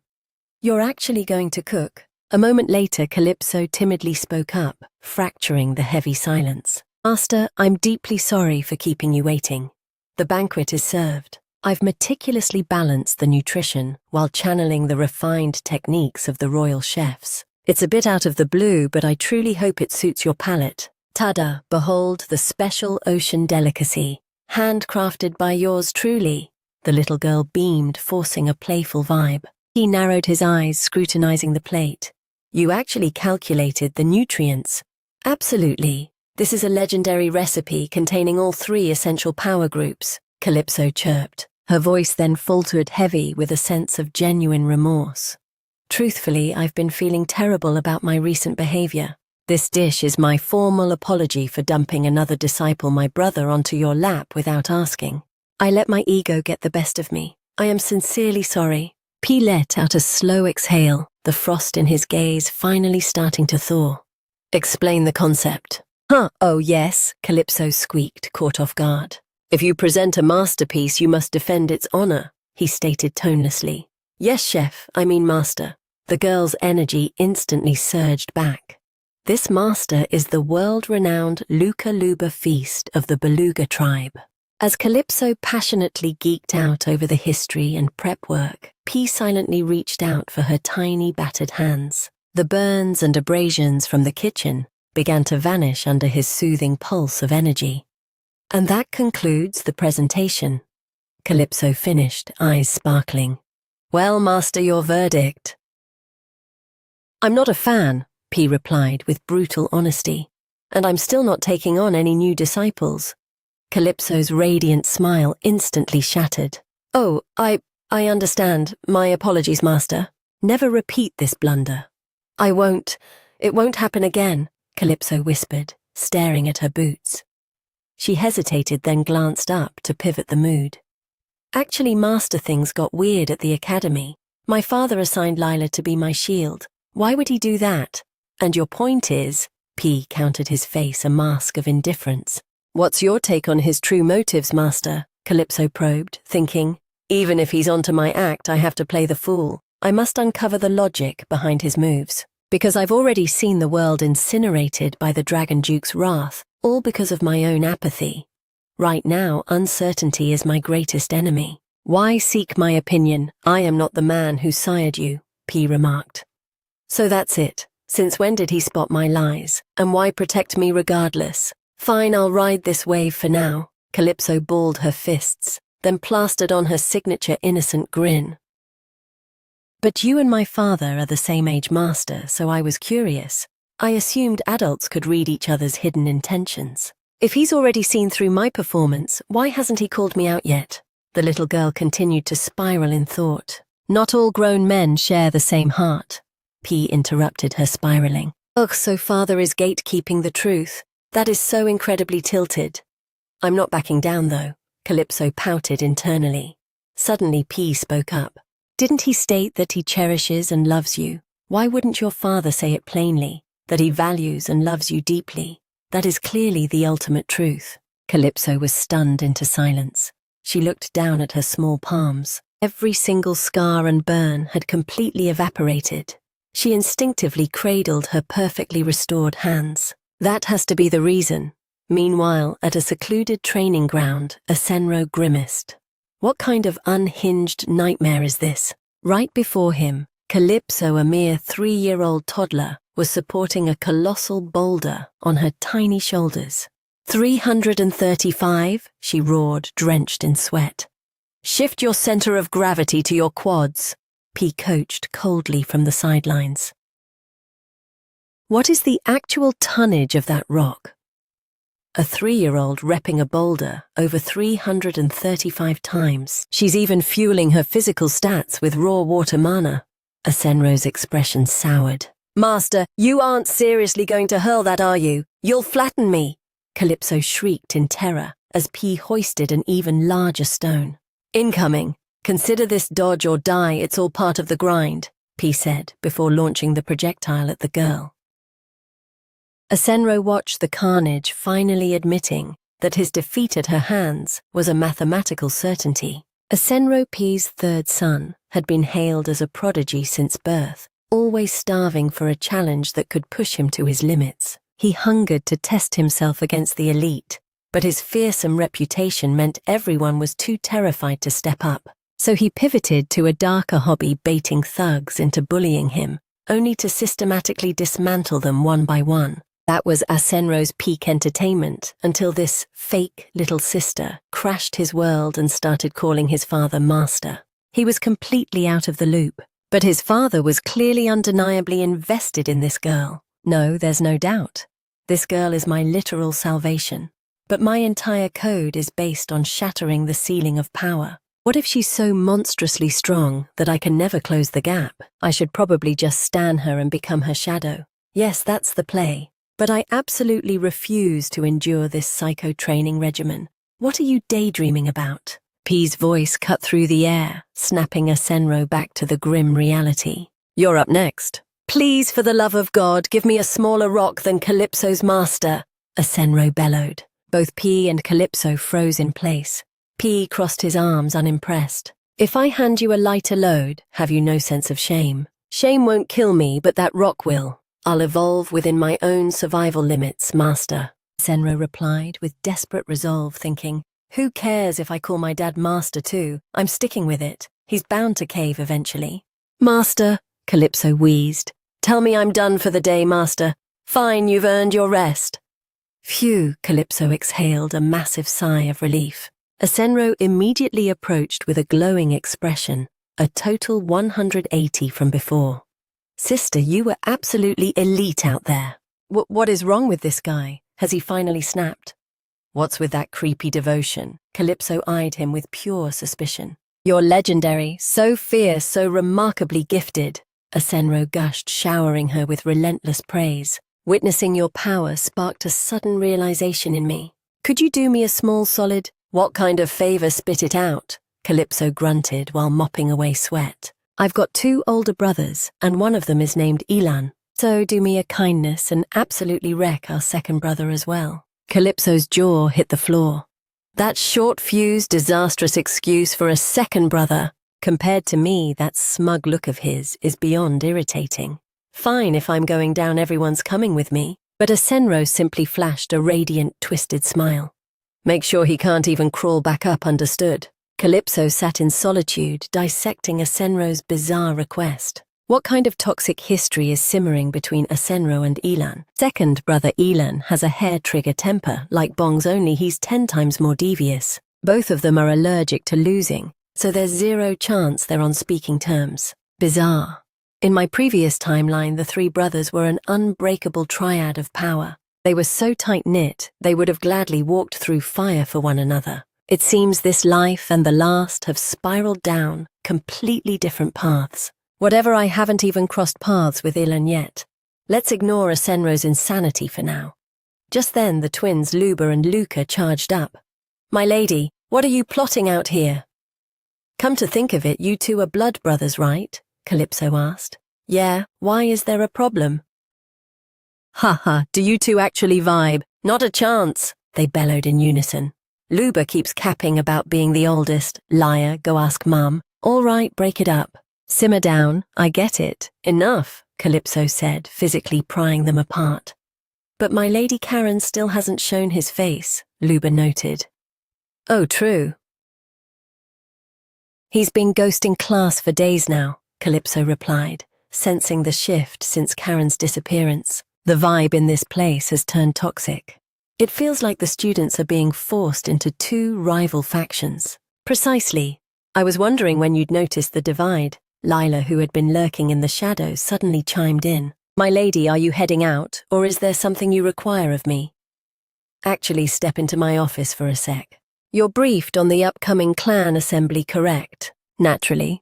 I'll be attending as a legitimate contender for the family head throne, Calypso stated boldly. Lila warned with a shudder. Yes, but please stay hypervigilant. Potential heirs are nominated, but many mysteriously vanish right before the vote. I appreciate the warning, but I'll be fine. Father's got my back, and I've got you right, Lila. That is true, my lady. However, please never drop your guard. This great family is riddled with lethal loopholes. I'll keep that tucked away. Calypso turned to make her exit. She thought to herself, Father won't lift a finger to protect me. I have to engineer every safeguard myself. This fractured atmosphere, it's definitely a red flag. But on her trek to the training grounds, Enro materialized at her side like a ghost. That's because they're lining up behind different successors, he said, reading her mind with eerie precision. Why are you stalking me?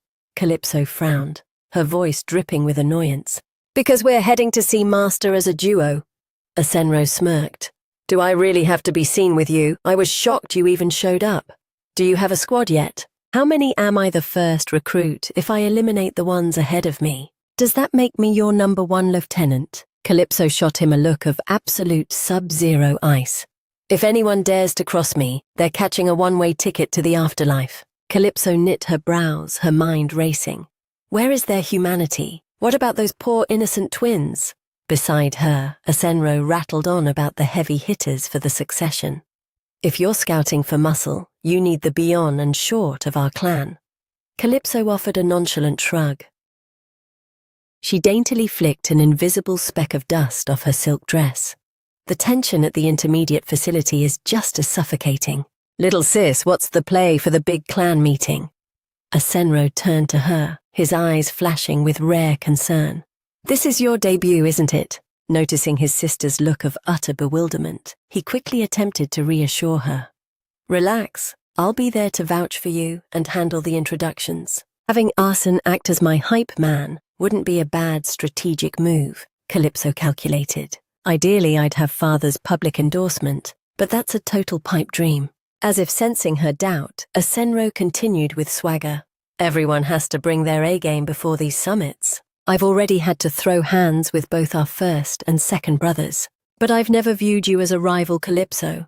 Have I spoiled you too much? Just make sure to use me effectively.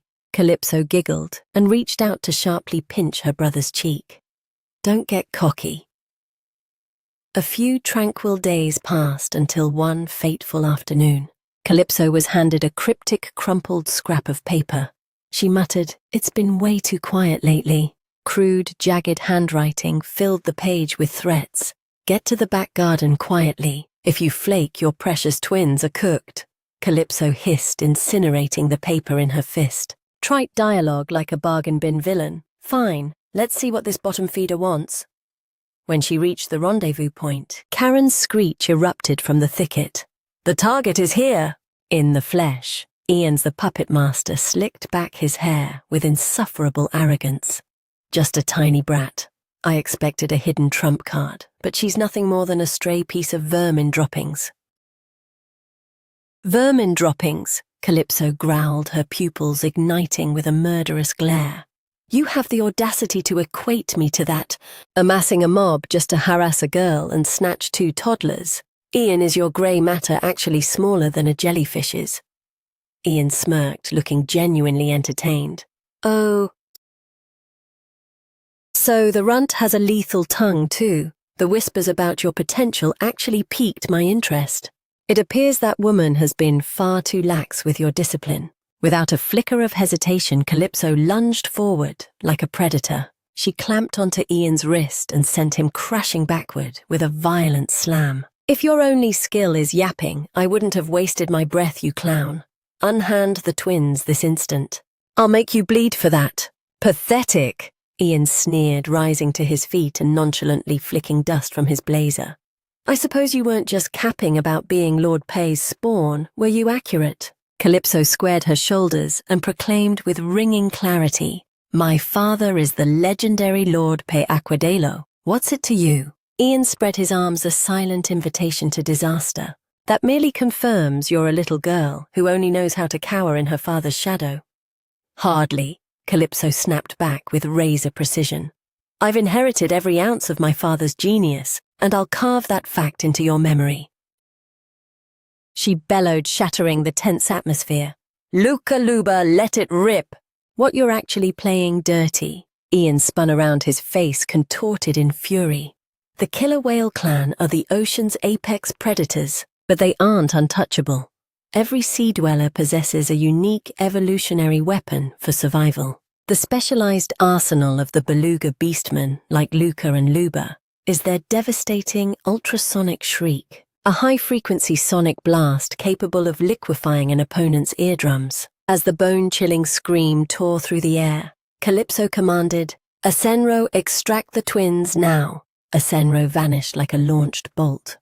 On it is the third scion here as well. Ian was paralyzed by shock, but before he could regain his tactical footing, Calypso had already bridged the gap, seizing him by the throat. Eyes on me, I'm the one taking you down. Crack, a catastrophic punch sent Ian reeling into the dirt. Crimson ichor sprayed from the jagged split in his lip. He wiped the gore away and hissed, You filthy brat. Nothing but bottom-tier parlor tricks.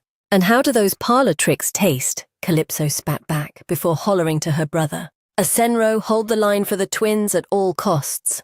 She dropped into a lethal combat stance, her silhouette radiating a suffocating dominant aura. She gestured with a provocative wave. Why are you standing there like stone statues, shook already? You absolute cowards. Watching the carnage, Enro was left in total awe. Is this even a contest? Killer whale duels are usually bloodbaths of high-tier water sorcery. This looks more like a savage bare-knuckle brawl. Her mana hasn't even sparked yet, and she's already this menacing. She might actually outclass even our eldest brother in raw instinct. Realizing the tides had turned, Ian shrieked to his henchmen, "Stop gawking and flatten her! Unleash your water arts!" Then he pivoted toward the kids. "If the girl is too much, seize those two as leverage again." Suddenly, a voice of absolute authority boomed across the clearing. The sheer pressure forced Ian's squad to clutch their heads in agony before collapsing. "Lord Enro, the moment I received your signal, I mobilized the unit. What exactly is the situation here?" The twins scrambled toward the man who had just touched down. "Father Daddy Luca won't wake up." "Maintain your composure," Enro interjected. "It's effectively over. The lady is cleaning house." On the front lines, Calypso had calculated every single variable. This sector is in close proximity to the primary estate. With a ruckus this loud, they will inevitably. Her internal clock was cut short by a thunderous shout. "Halt! What is the meaning of this carnage?" Ms. Leela, the head maid, had arrived. Calypso allowed a microscopic smirk to play on her lips. Everything was unfolding precisely according to her script. Later, in the quiet of the infirmary, wrapped in pristine bandages, Calypso sat across from a stern Miss Leela. "My lady, I require a comprehensive and honest explanation," Leela demanded. Calypso pivoted to her vulnerable persona, her voice dropping to a dejected whisper. "Ms. Leela, please. I need a moment to steady my nerves." Taking a sip of water, she wove her narrative, her voice trembling with manufactured trauma. "First, let me be crystal clear. They were the aggressors who initiated this violence. They abducted and brutalized the Beluga twins.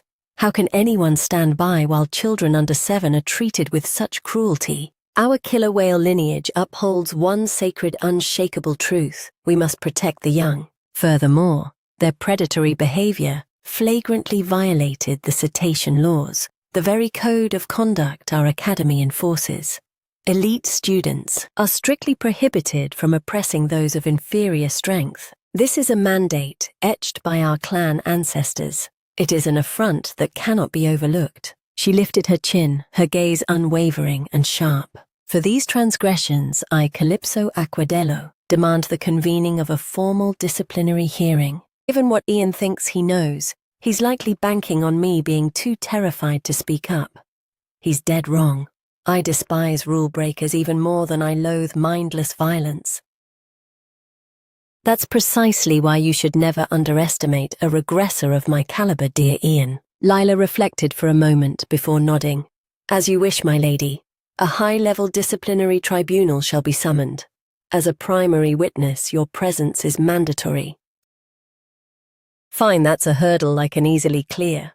Calypso nodded in agreement. Leela then added, "Furthermore, my lady's legal guardian must be present to oversee the proceedings. In other words, my lady, you are required to formally invite Lord Pierre." The triumphant smirk on Calypso's face instantly evaporated. She stood dazed, eventually stammering, What the actual hell?" Retreating to her chambers, Calypso's mind was a chaotic whirlwind. "I only intended to spark a standard disciplinary meeting. Why does a guardian have to be dragged into this? Am I seriously expected to walk up to Father and say, 'Father, I just pulverized Ian'? So could you please show up to the disciplinary committee as my daddy? What if he coldly reminds me once again that he isn't my father?" While she was spiraling into a panic, a man approached and offered a respectful bow. "My lady, I have been eagerly awaiting your return. I am Luba Beluga, father to Luca and Luba. I've come to offer my profound gratitude." "Lord Luba," Calypso quickly regained her regal composure. "How are the boys faring?" "My wife has taken them home to recover. I cannot thank you enough, my lady. Had you not sent word, I wouldn't have arrived in time." "I only did what was necessary," Calypso hesitated.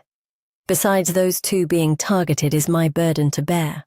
On behalf of the lunatics in the killer whale clan, I apologize. My kin believe might is right, often discarding morals and protocols. The responsibility for Luca and Luba being caught in this crossfire lies with me. I am truly sorry." Luba gazed at the young girl, his eyes shimmering with a mix of shock and deep-seated respect. "One rarely expects such empathy from a killer whale, my lady.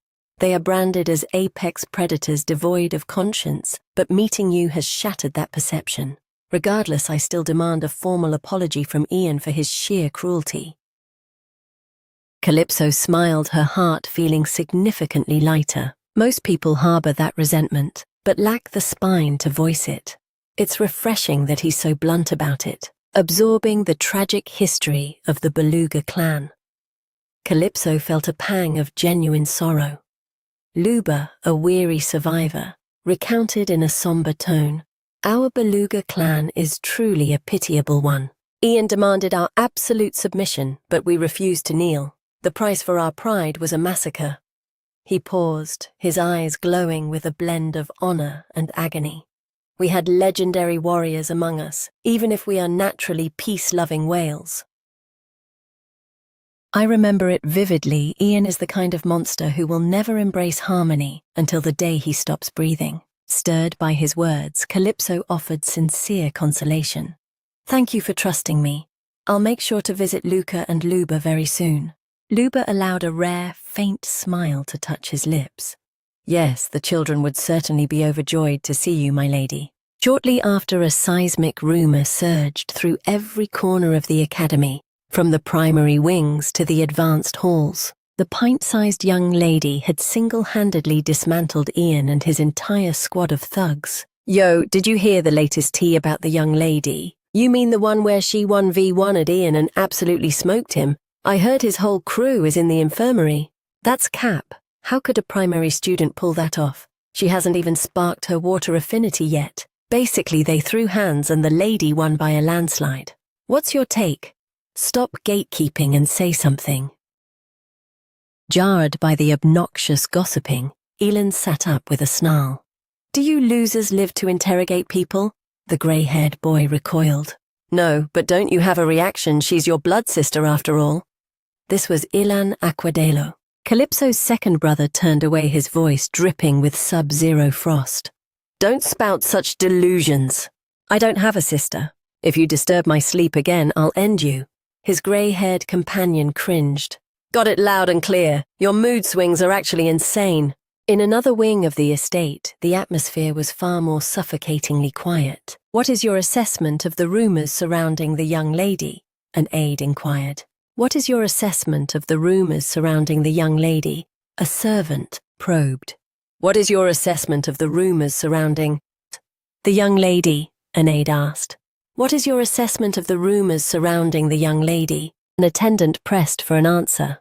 Babalos snapped his tome shut, his gaze turning inscrutable. "Grandmother has zero tolerance for chaos, but in the grand scheme, Ian isn't even our biggest threat." Meanwhile, Calypso was standing triumphantly before her master. "I crushed them. I totally dominated that fight." The little girl gloated, her eyes dancing with pride. "Master imparted such profound wisdom to me. I'm truly grateful. This fragile child's vessel is a curse," she mused. "A mere bout of high-intensity training and every fiber of my being aches. But it's trivial. I must push past the limit. I need to get into Father's good graces before even mentioning the disciplinary tribunal." P's retort was a blade of ice stripped of all warmth. "Is it truly a triumph to drag home glory while draped in such hideous wounds?" Calypso stood paralyzed. What is Master implying is a victory even possible without paying the price in blood? "In my lifetime, I have never claimed a victory that cost me a single scratch," P declared. "But that's because you're a god, Master," Calypso countered. "I haven't even sparked my mana yet."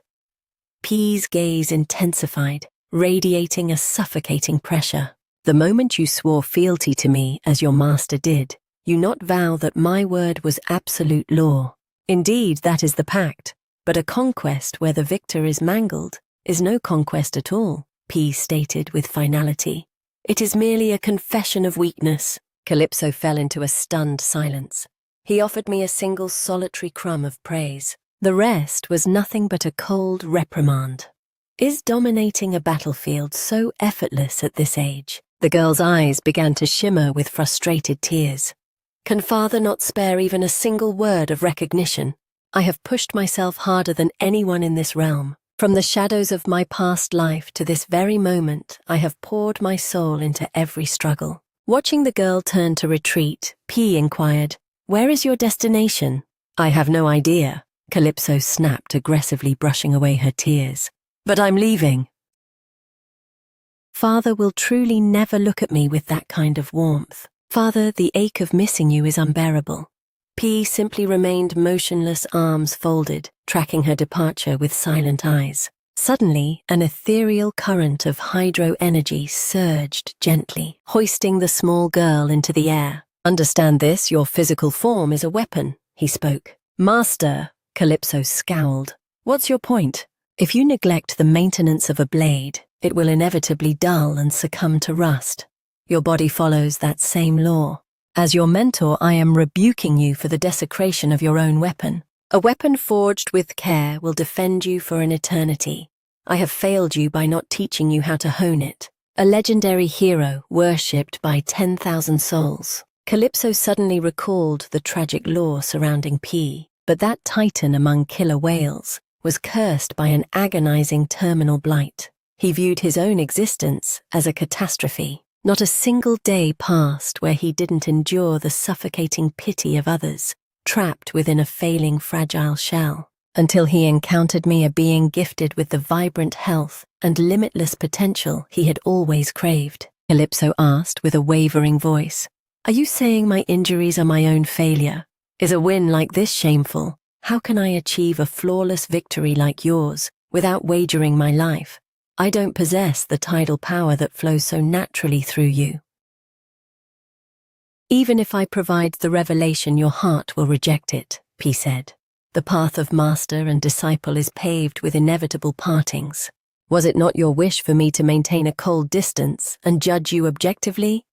His voice carried a trace of profound bitterness. Or was that merely a trick of my imagination? Calypso suddenly lunged, clutching the hem of P's robes. "Master, you're actually worried sick about me, aren't you?" P lapsed into silence before asking, "That father of yours, he cherishes you deeply, doesn't he? In a moment like this, what would he say?" Calypso's eyes widened, lighting up with a sudden realization. "He would scold me for the grey hairs I've given him. Then he would pull me into a crushing hug and whisper, 'I love you, my daughter.' Master, can you just say it once? Just say, 'I was incredibly worried about you.'" Calypso waited in the heavy silence. Finally, a heavy hand came to rest gently upon the young girl's head. "I was incredibly worried about you, Calypso." A blinding, genuine smile broke across Calypso's face. "The reason I crossed through time and endured such hell, I finally see it now." Days later, in the seclusion of Calypso's chambers. "So we're really crashing that assembly together?" Enro asked. "Exactly," Calypso replied. "I was so blinded by rage that day that I completely forgot to deliver the formal summons to Father. We're out of options now. We'll have to represent ourselves. I can't just beg Master for a favor without a bulletproof excuse." Enro looked apprehensive. "Is that even legal? The high-tier seats require a parental guardian's presence. We'll finesse it ourselves. Or should we just come clean and tell Father the whole truth?" "No, absolutely out of the question." Calypso shook her head with iron resolve. "Until I face the Dragon Duke, I want to preserve this life with Master P exactly as it is." Enro flashed a trusting grin. "I'm not sweating it. My sis definitely has a master plan in motion. By the way, the fact that the disciplinary hearing and the clan summit fall on the same day is perfect. With the hype I've generated just walking through those doors will make me the center of the universe," Calypso mused. "I'm dying to witness the look on Grandmother's face, the woman who has perpetually treated me like a ghost. Ian is definitely ducking this meeting, so I'm forced to settle this score with absolute finality. Without a Enro as a buffer, Ian's rabid faction would undoubtedly trigger a massive amount of chaos." She shifted toward her brother. "Enro, I owe you for always backing me without asking questions." Enro let out a vibrant laugh. "Don't mention it. This is peak entertainment.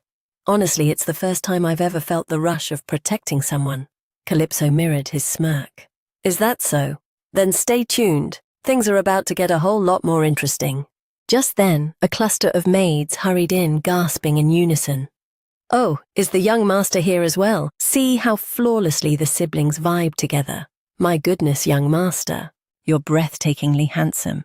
You two are practically carbon copies of each other. Asenro cleared his throat awkwardly and pivoted the conversation. Sister, we need to map out tomorrow's disciplinary tribunal in greater detail. Calypso caught the cue instantly. Ah, precisely. You all are dismissed for the evening. Once the chamber was cleared, Calypso leaned into Asenro's ear and lowered her voice to a whisper. Tomorrow you follow my lead to the letter. Listen well. First I'll drop the hammer, then you. A moment later. Copy that? I'll execute the plan exactly as discussed, Asenro confirmed. But are you certain we shouldn't summon Father? Calypso flashed a lethal, confident grin. Trust the process, Asenro. We've got this handled on our own. Asenro nodded, though a sliver of anxiety remained. I trust her vision completely, but can we really pull off this high-stakes gamble? The dawn of the High Council Summit finally arrived. Standing before the mirror, Calypso critiqued her reflection draped in her meticulously tailored formal regalia. Showtime, she murmured to herself, a predatory smile tugging at the corners of her lips. I have to admit this fit goes incredibly hard. Even though I originally declined thinking it was overkill for the occasion, the sheer persistence of the maids eventually wore me down. I can feel the raw sincerity stitched into these threads. It's a vibe. This majestic attire is now effectively a psychological weapon. She let out a soft exhale. Fortunately, a parental invite isn't a hard requirement for entry.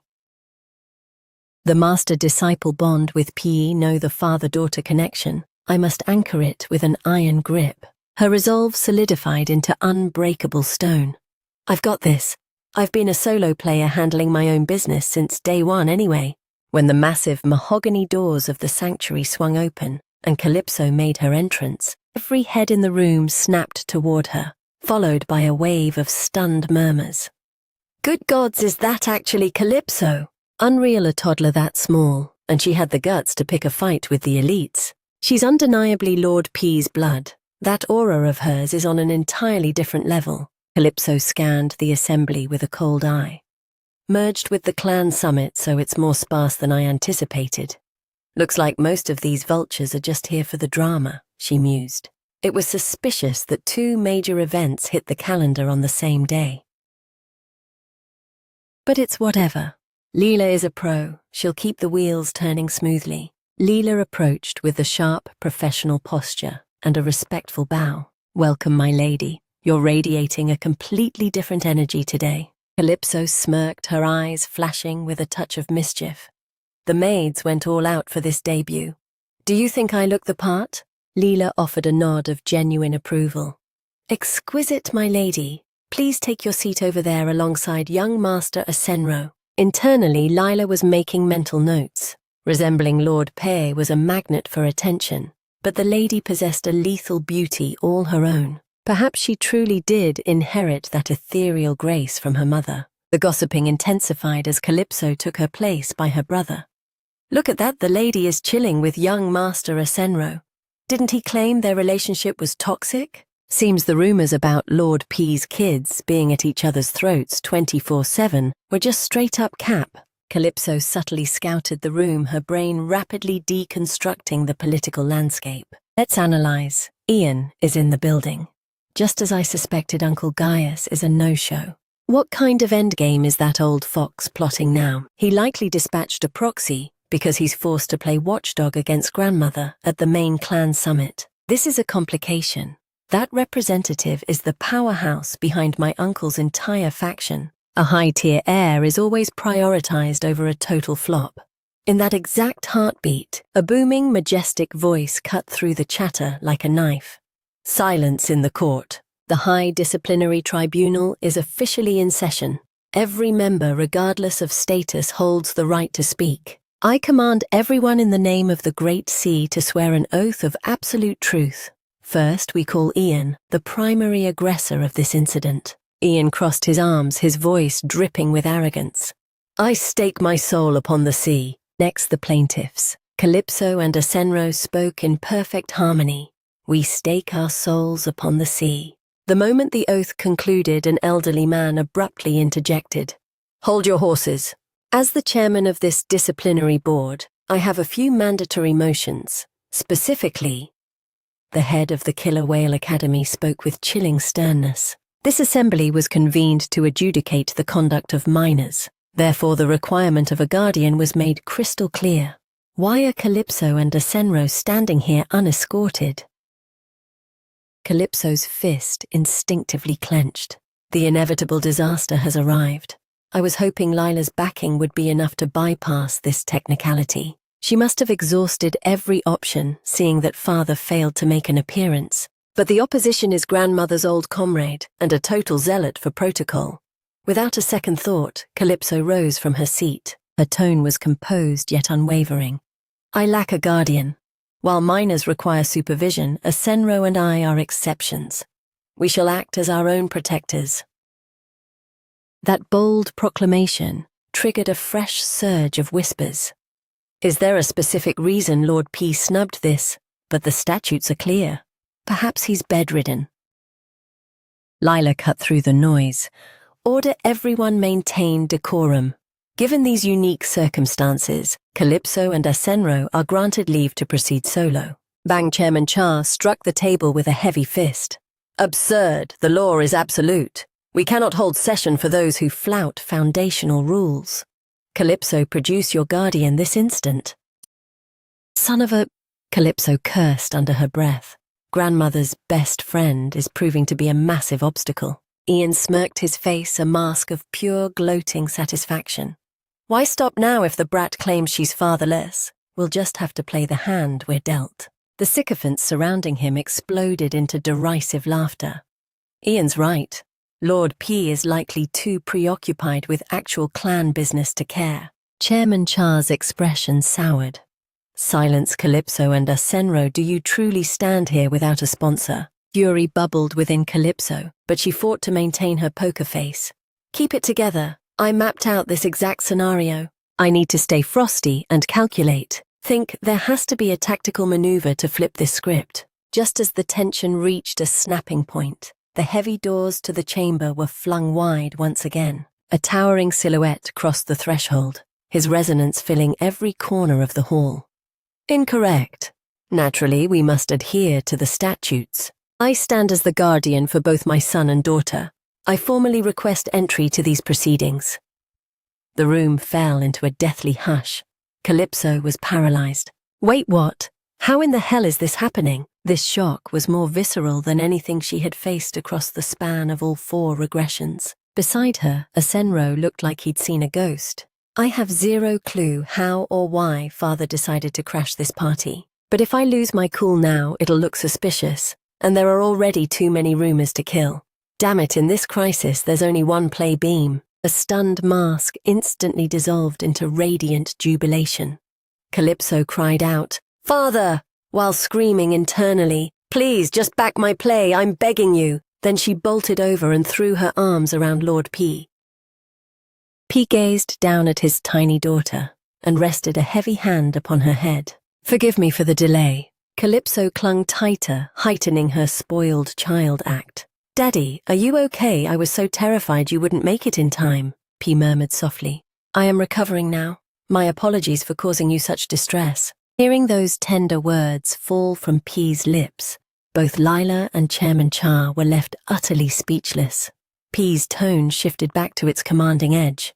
"Is my physical presence not sufficient confirmation for you?" Lila stammered a quick reply. "Oh, certainly not. Your presence is duly noted." Chairman Cha cleared his throat to mask his sheer panic. "It's been an age, P. We presumed you'd pass on this." P explained with chilling indifference. "My daughter was so consumed by worry she neglected to brief me on the timeline. That is the sole reason for my tardy arrival." Ian surged to his feet in a blind rage, grinding his teeth loud enough for the front row to hear. "This is a sham," he missed the opening gavel. Lila countered in a voice of pure frost. "Young Master Ian, check your temper. The chairman is the final arbiter of the rules." "You expect me to just sit here and take this?" Ian bellowed. His mother, seated nearby, let out a low, predatory growl at her son. "Sit down. The chairman has already given his seal of approval, hasn't he?" Ian was forced to swallow his bile and sink back into his chair, seething. Calypso exhaled. That pathetic tantrum earned him 0 points. His fate is already sealed. Doesn't he grasp that this hearing is merely to calibrate the level of his suffering? If he wants to self-destruct, I'll provide the matches. Honestly, if Father had truly unleashed his aura, I'd be staring at a fresh corpse right now. A missed opportunity. PE moved toward the front and claimed an empty seat. Enro still looked absolutely petrified by his father's proximity, instinctively edging his chair toward the exit. Calypso couldn't suppress a tiny, triumphant smirk, but without warning, another courier burst into the room, gasping for air. Pardon the intrusion. By decree of the family head, the High Disciplinary Council is suspended and relocated to the Judgment Hall immediately. This disciplinary hearing shall resume under the direct supervision of the matriarch, before the gathered assembly of the entire clan. Damn it, Calypso felt a cold shiver run down her spine. This is a disaster. If we move venues that snake, Ian gains all the home field advantage. At the Academy's council, the chairman's word is law. Ian's downfall was a mathematical certainty. But if this pivots to the clan summit, he has an entire web of political factions ready to shield him. Relocating to a venue rigged in favor of the opposition doesn't just jeopardize a fair verdict, he might actually walk away scot-free. Enro whispered frantically, "Sister, what's the move? What do we do?" Calypso replied with a flicker of grim helplessness. "What can we do? Grandmother's decrees are absolute. We're going into the lion's den. Damn it! I'm dying to watch that arrogant prick get dragged through the mud a little longer." "It's fine," P's voice suddenly resonated through the tension. Calypso peered up, dissecting the true meaning of his "it's fine." P met her gaze with an inscrutable look. "Regarding your internal monologue, quit forcing this fake politeness. It clearly doesn't suit you." A moment later, in the grand corridor, wow, we're straight up idols. Every eye in the building is glued to us, Enro muttered under his breath. Calypso was currently being hauled along by her father. She squeaked bashfully, "Father, listen, I've got legs, I can walk. With those stubby limbs, we'd reach the hall by next century." P retorts with his usual brevity. Calypso was left floored. His delivery is savage, but whatever. This is the perfect fuel for the rumor mill. Let them stare. "But what's Father's endgame in all of this?" Enro suddenly probed. "Yo, hey sis."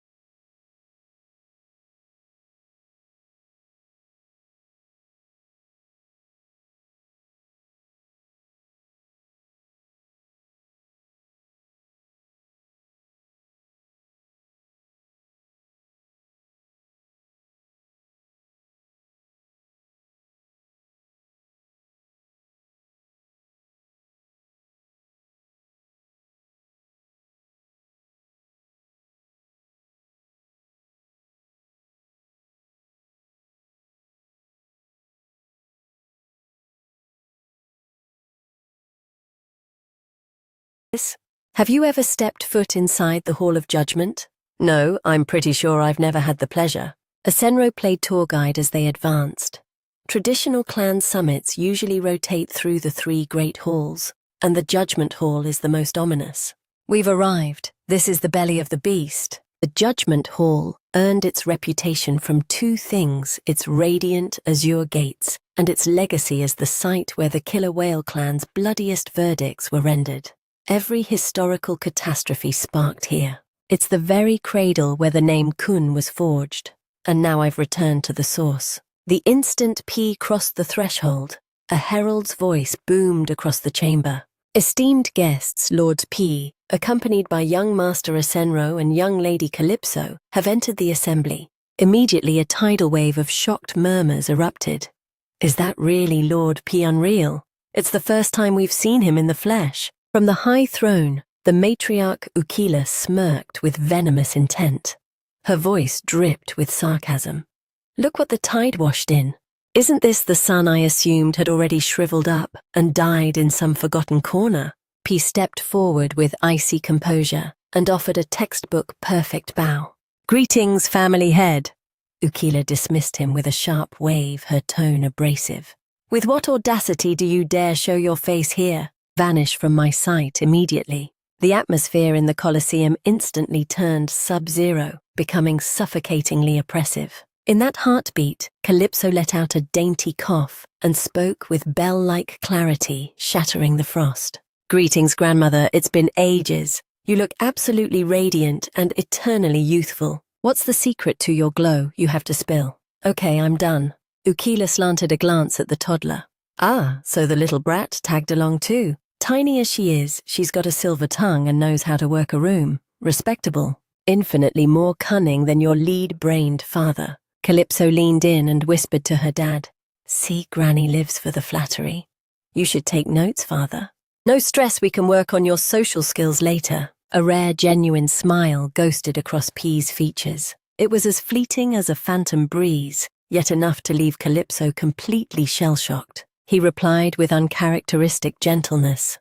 Not a bad strategy. I'll take it under advisement. The man actually knows how to emote. Calypso thought, her mind going blank. But that microscopic shift didn't go unnoticed by the vultures, and the room buzzed once more. Did you see that Lord P just smiled? The rumors about him being a total girl dad are 100% true. A man rose, silencing the gossip. Family head, perhaps we should commence the proceedings. It was Reason Aquadello Pay's eldest brother. The family reunion was touching. But the wheels of bureaucracy must keep turning. Ukila's eyes flashed with rage. Reason, you have the nerve to cut me off. Reason instantly folded with a trembling bow. My apologies, mother. Forgive me. Body slammed before he could even flex. Calypso mentally stuck her tongue out, laughing at his pathetic display. Now where's our seating? Wait, is this a joke? Why are my father and I being banished to this remote, dusty corner? The old crone is clearly playing games. This is a calculated public humiliation. The little girl then jabbed her father with a sharp elbow. Father, what's the move? They're treating us like second-class citizens. Sitting out here in the boonies, can she even hear us? Father, don't go selectively deaf on me now. He let out a weary sigh. Quiet, your nagging is relentless. But don't trouble yourself over whether they hear you or not. P countered, his voice steady. Everyone will definitely catch every syllable you utter. I'm here to adjudicate a disciplinary matter, not to attend a cozy family brunch. Never lose sight of your objective. Just then, Calypso's eldest brother Belos made his grand entrance, commanding the room's full attention. Oh, young Master Belos has arrived. Naturally, he'd never miss a spectacle like this. Belos halted before the throne and bowed with flawless grace. Grandmother, there must be a monumental catalyst for you to summon such a full congregation. The assembly is complete. I humbly pray that Grandmother will bestow her profound wisdom upon us, to guide her ignorant descendants out of the dark. Ukila beamed with pride. Well said, grandson, still as silver-tongued as ever. You flatter me, Grandmother. Enough, return to your seat. Yes, Grandmother. Unsettled, Ukila spoke with icy authority. I've been informed of an incident breeding chaos within the clan's educational ranks. Is there truth to this? Those entangled in this mess step forward. Account for this absolute shambles you've brought upon my prestigious institution. Ian was the first to interject. Family head, I humbly request the floor to present the facts first. Firstly, I implore you not to label this a mess. It was merely an unforeseen complication, a trifle beneath your noble attention. To us, Killer Whale's existence is a battlefield. Every second is gold. Anyone daring to squander your time over a petty grudge has spat upon the dignity of the entire beastman race, the undisputed apex predators of the deep. Has this dog completely devoured his own conscience? He jumped a 3-year-old and still tries to act like a saint. Let's see how long he can maintain this delusional facade, Calypso mused. Ukila narrowed her eyes into slits. So your claim is that the whispers were hyperbolic, and the reality is just a minor mishap? Precisely, Ian countered. I simply sought to bond with my cousin, Lately she's been dogging by foul rumors, so I arranged a private chat to offer some guidance. What a brazen spin after kidnapping and terrorizing my people, Calypso thought, with pure vitriol. Ian continued his performance. However, the moment we crossed paths, she immediately launched into a tirade against my father. Perhaps she was desperate to prove she's truly the scion of Lord P, the clan's ultimate powerhouse. Calypso ground her teeth. Slandering me was one thing, but now he's dragging my father into the dirt. Who gave this peasant permission to speak my father's name so casually? Furthermore, Ian added, contrary to those fabricated rumors, I have witnesses prepared to testify to the absolute truth. The two goons flanking him immediately bellowed, "We only desired to help young Master Ian bridge the gap." Yet, for that kindness, we were savagely assaulted by the lady without provocation. Since the lady is Lord Pei's flesh and blood, it was a slaughter from the start. I felt a spark of dread seeing them, but these clowns are the witnesses. They're actually bragging about being folded. By a 3-year-old Calypso let out a sigh of pure exasperation. Correct, the other lackey chimed in. The lady instigated the insults against young Master Ian. The young master is the victim here, Ian concluded with a triumphant smirk. As you can see, the eyewitness accounts align perfectly with my deposition, Ukila inquired with chilling indifference. In short, you maintain your total innocence. Yes, without question. Grandmother, Ian asserted, I brought this to the clan summit honorably to unmask the true face of this rebellious brat. What right does she have to represent the great Lord P? She possesses neither strength nor poise. Judging by her deceit and arrogance, it's clear she was never properly disciplined. It's actually the complete opposite. He weaponizes lies as naturally as he draws breath. How utterly tedious. When do I finally get to launch my counter-offensive? Ukila stood up with a violent snap, her voice turning to steel. So by your account, this runt is an unrefined brat who dared to sabotage the clan's hierarchy. Yes, precisely. Ukila slowly loomed over Calypso. I see. A bottom-tier creature who hasn't even been formally acknowledged, yet presumes to challenge my chosen successor, ignorant of her station acting with such reckless gall. As she spoke, a colossal, invisible surge of mana erupted from Ukila, ensnaring Calypso and hoisting the girl into the air. A windpipe was being crushed. Calypso thrashed in agony. Damn it! This is the raw power of the family head, my own grandmother. Hold on, this is a lethal, suffocating clash of wills. I'm hitting my breaking point. Suddenly another force far more predatory tore through the space and neutralized Ukila's pressure. The crushing weight vanished, instantly blocked by an even more formidable source of energy. P's unwavering voice sliced through the silence. Family head. She is merely a 3-year-old child. Ukila scoffed derisively. Spare me. If she can't survive this much, she's a stain upon our lineage. How have you mentored her, P? Did you fail to instill even the most rudimentary laws of our bloodline, allowing her to become a weakling who knows neither the height of the heavens nor the depths of the abyss? White-hot fury ignited in Calypso's soul. This old crone nearly snuffed me out, and now she's lecturing. Ukila turned her glare back to P. Did you truly raise her yourself? Father? Calypso's heart did a painful somersault. Wait, if he disavows me. If he denies my very existence, it's all over. Every lie I've woven about Father's affection will turn to ash. Please, Father, don't cut me loose now. In the middle of that tomb-like silence, P enunciated every single word with ironclad conviction. I instructed her in my philosophy, if you step onto the battlefield, you come back the victor. She executed exactly what I taught. Without missing a single beat, Ukila froze, then collapsed back into her throne. Unbelievable. I have walked this earth for decades, only to witness P finally acknowledge that child. To witness you advocating for another. It's a total buzzkill. P locked eyes with her. Then grant my daughter the floor to present her side. That is the mandate of an impartial matriarch, is it not? Calypso's gaze was riveted on P. A silent surge of adrenaline electrified the little girl. This was it. He was handing her the opening, a high-stakes chance she had hungered for to assert her dominance and prove her worth. She refused to let this moment wither away. With skeletal determination, Calypso took a bold step forward. Her voice, melodic yet razor-sharp, sliced through the hushed chamber. "Grandmother, I have but one inquiry.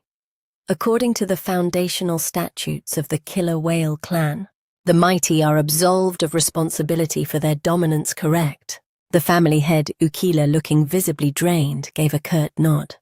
"Indeed, that is the law."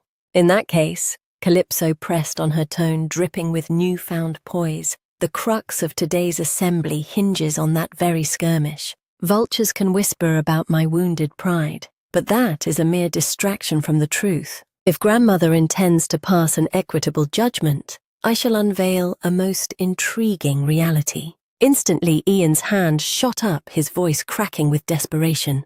"Wait, matriarch, I demand to be heard." That pathetic worm, Ian, Calypso hissed internally, a flash of pure loathing in her eyes. "You're already cooked."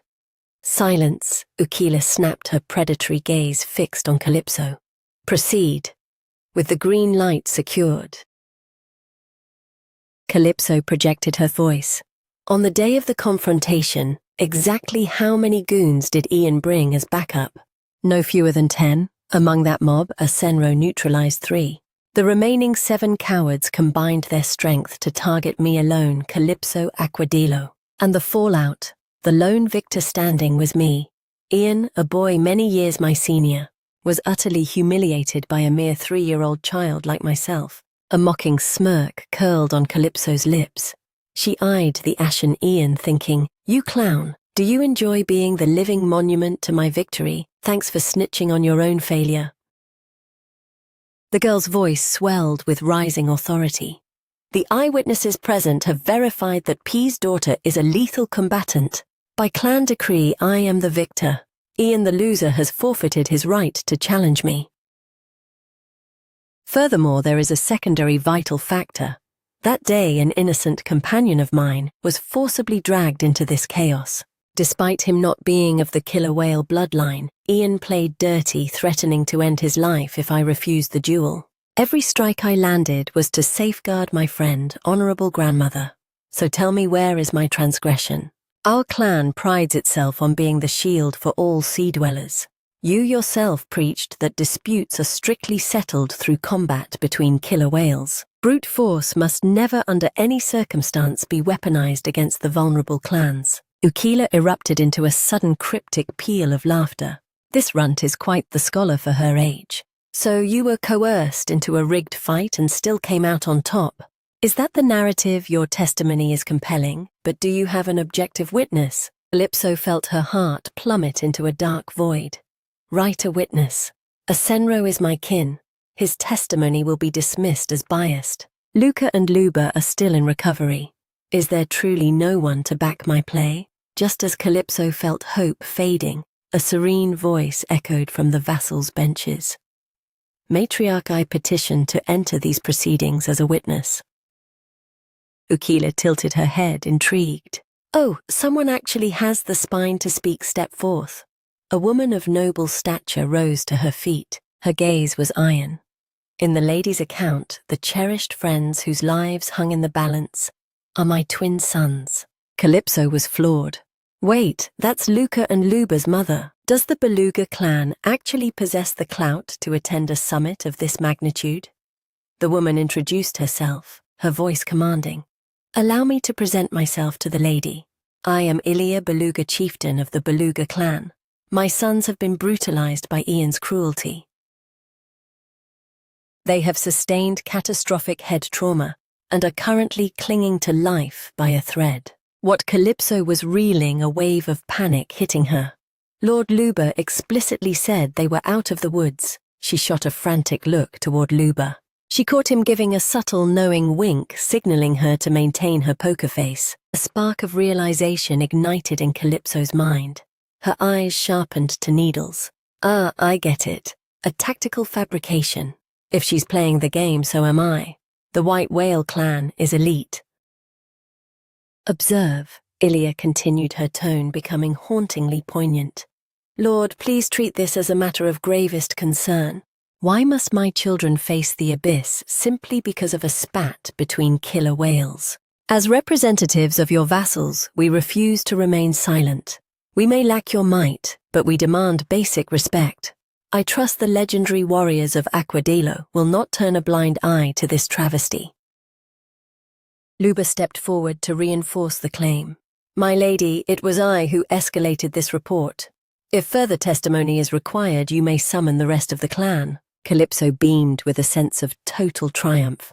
I believe that is more than enough evidence. Family head Ukila's laughter thundered through the hall. Ho! Does the outcome of the duel not speak for itself? A 3-year-old secured the win, so what is left to debate losers who lack the grace to accept defeat aren't worth my breath. Ian turned ghostly pale. Grandmother, that isn't how it happened. Shut it, Ukila roared. I've seen your true colors vividly. You attempted to flex your muscles by terrorizing the offspring of a primary vassal. You desecrated the Academy's codes and then had the gall to lie to the matriarch. Accounting for this laundry list of crimes, Ian Aquadelo, you are hereby expelled from the Academy and placed under house arrest for 1 full year. Reason Ian's father scrambled to plead his case.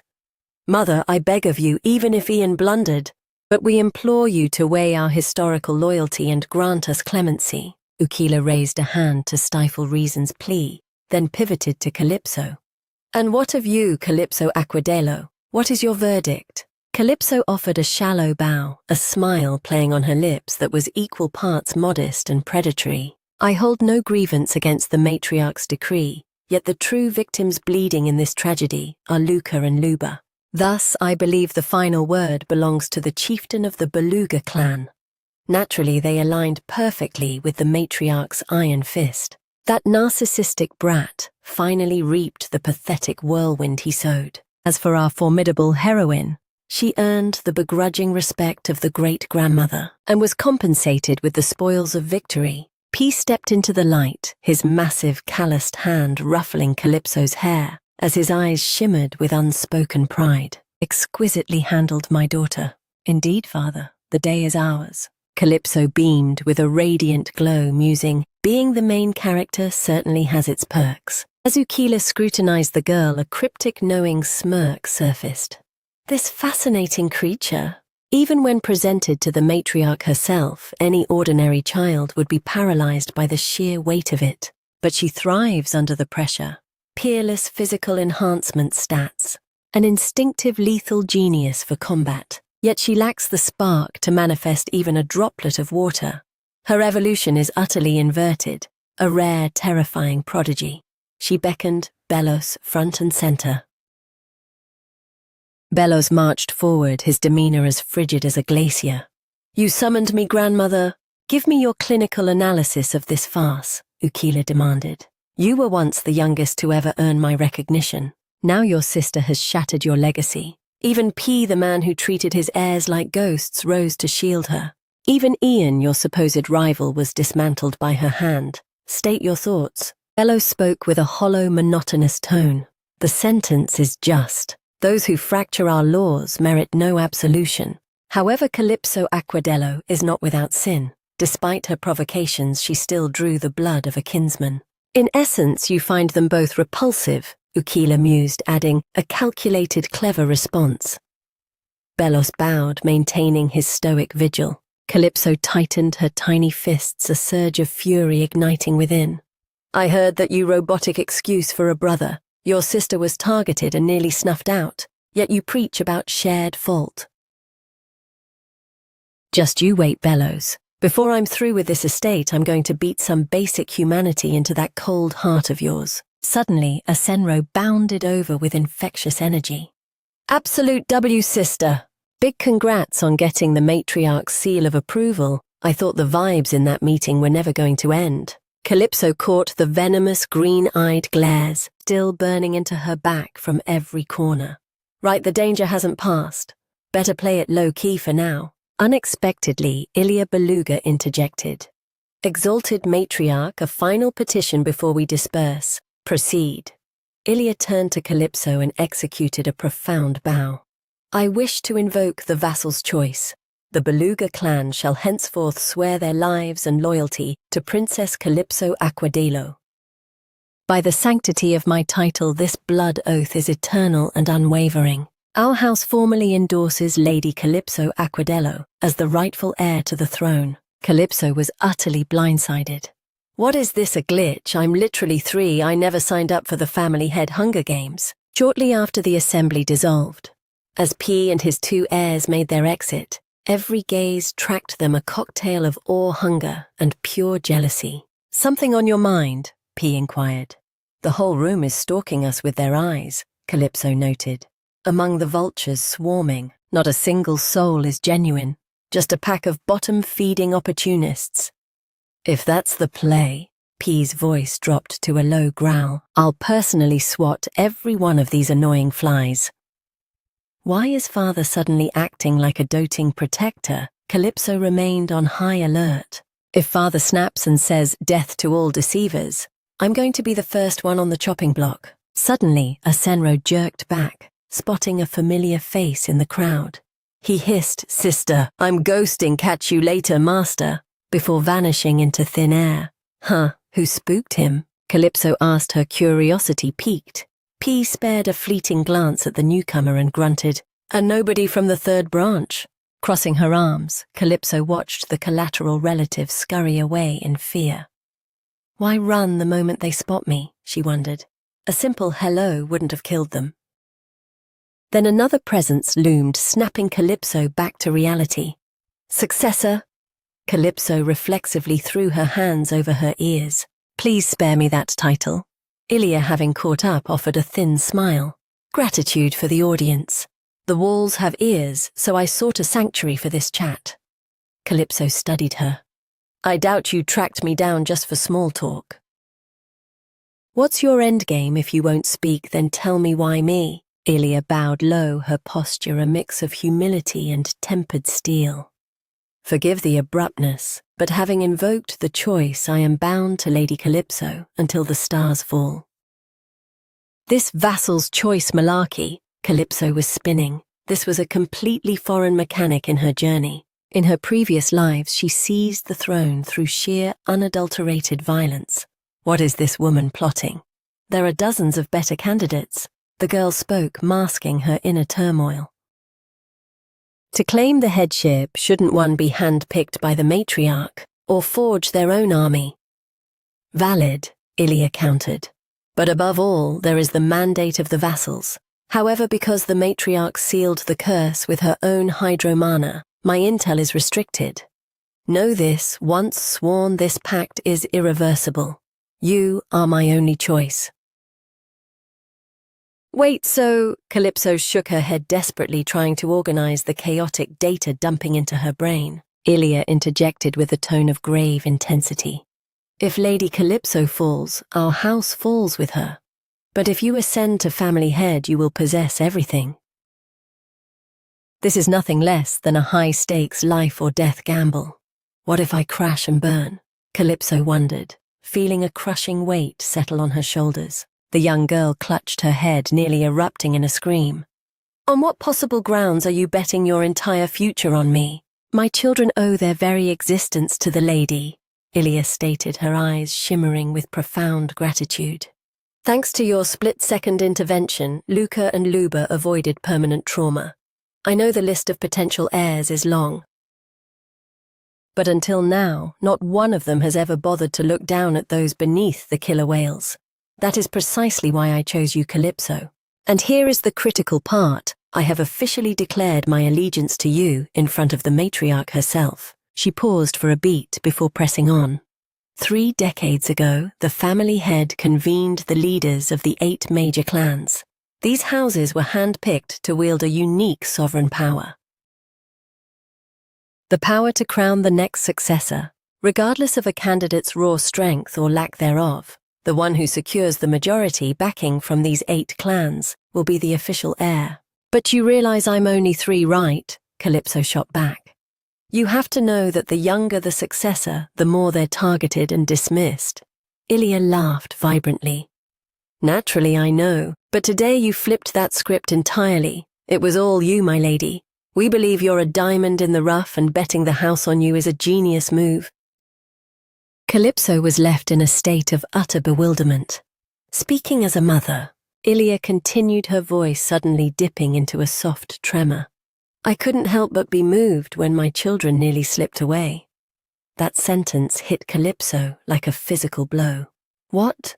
You're saying both of them were actually at death's door? I must apologize that my husband shielded the lady from the grim reality. The moment we brought Luca back from the infirmary, he suffered a violent seizure and nearly flatlined. A cold, predatory rage ignited within Calypso. Invisible killing intent surged from her tiny frame. You should have told me instantly.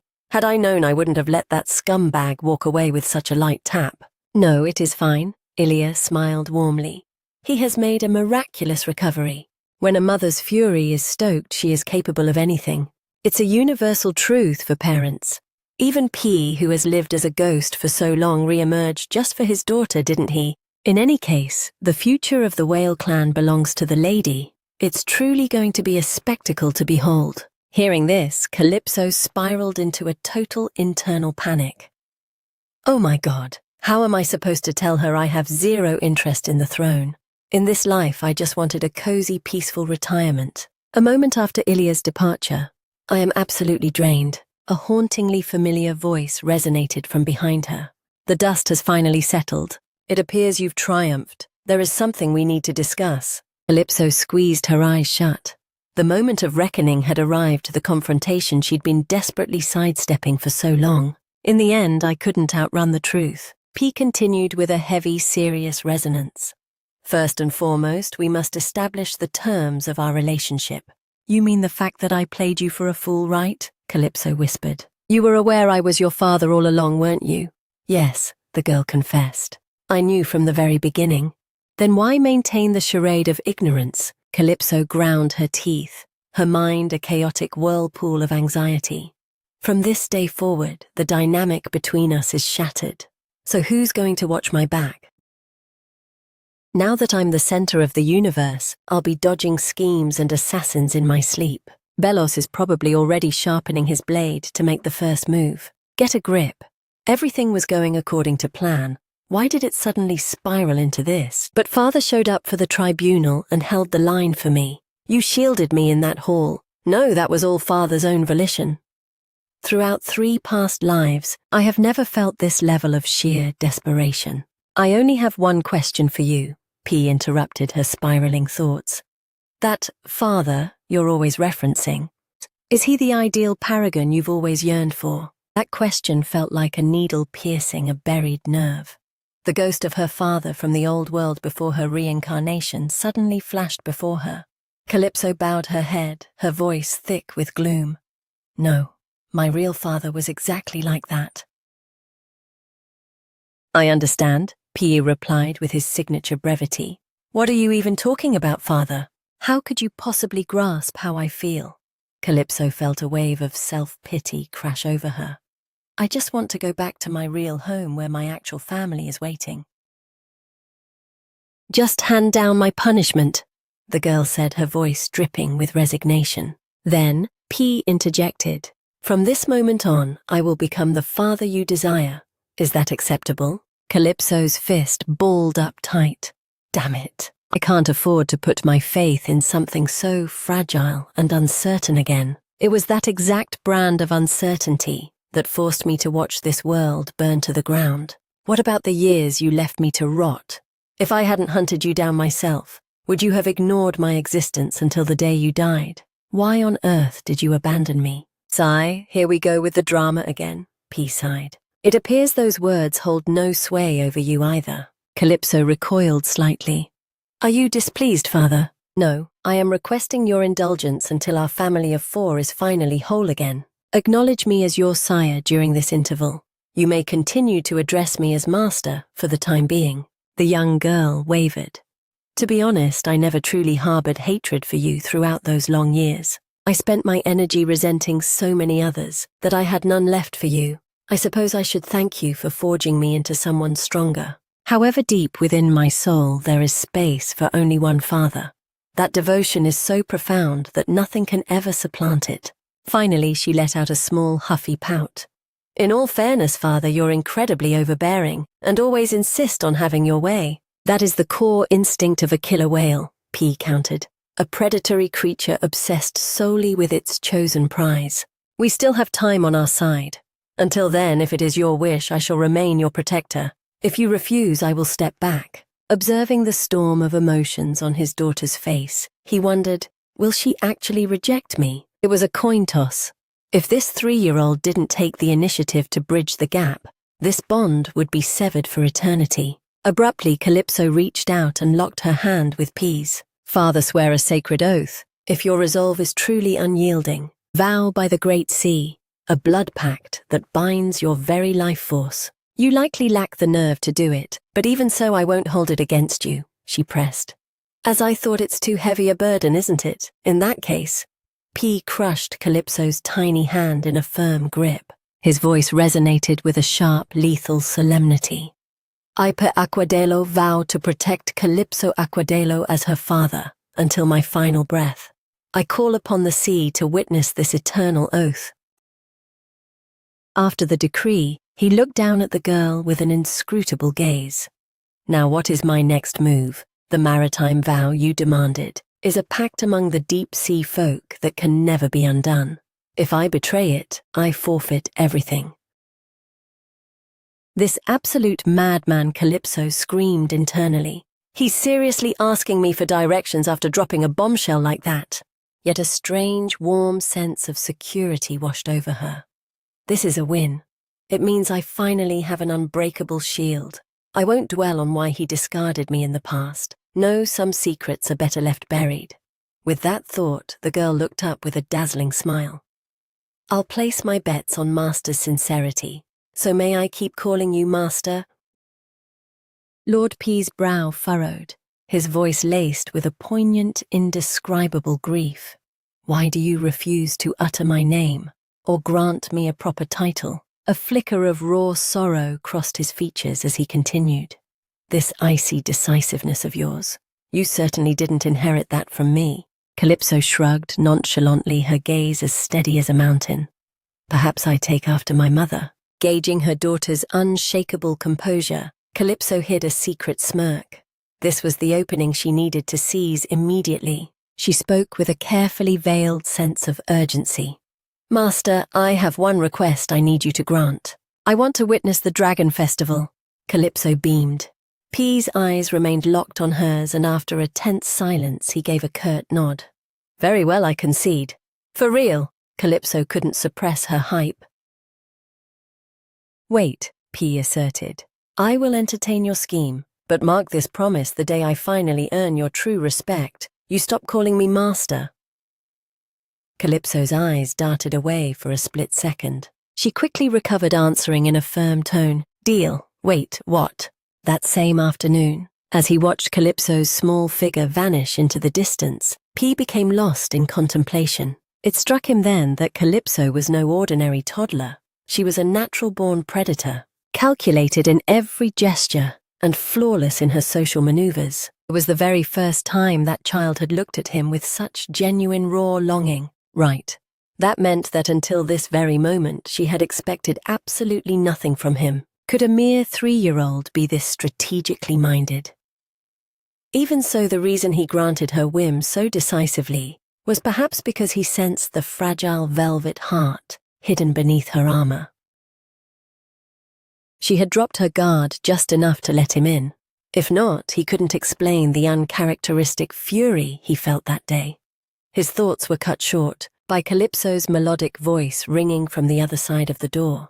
Master, may I enter? My training block is officially complete. The little girl stepped inside and asked with a hint of suspicion, By the way, Master, the drills have been getting pretty brutal lately. Is that your mood talking? Yes, P admitted with blunt honesty. Calypso was momentarily stunned by his lack of a filter. She took a steadying breath and asked the question that had been haunting her. Master, can I ask you straight? Do you truly love me as your daughter? P fell silent for a long beat, his eyes as dark and deep as a bottomless trench. Was that a pointless question? Calypso wondered, a slight pang tightening her chest. Finally, he answered in a low, gravelly tone. I have no concept of what love is. Yeah, figures. Calypso shot back. Her voice betrayed no disappointment. She remained eerily composed. Honestly, even if you're clueless about love, I still have that sea vow as collateral. Come again? P was visibly rattled. I'm just trolling. It was a joke, Master, chill out. Calypso giggled, waving her hands dismissively. I'm not holding my breath for a miracle. I don't expect you to suddenly become a textbook doting father. So let's just stick to a mutually beneficial alliance. We watch each other's backs and step in when things get messy. That's plenty. We'll make an elite team, right, Master? Days turned into weeks, and the date of departure loomed.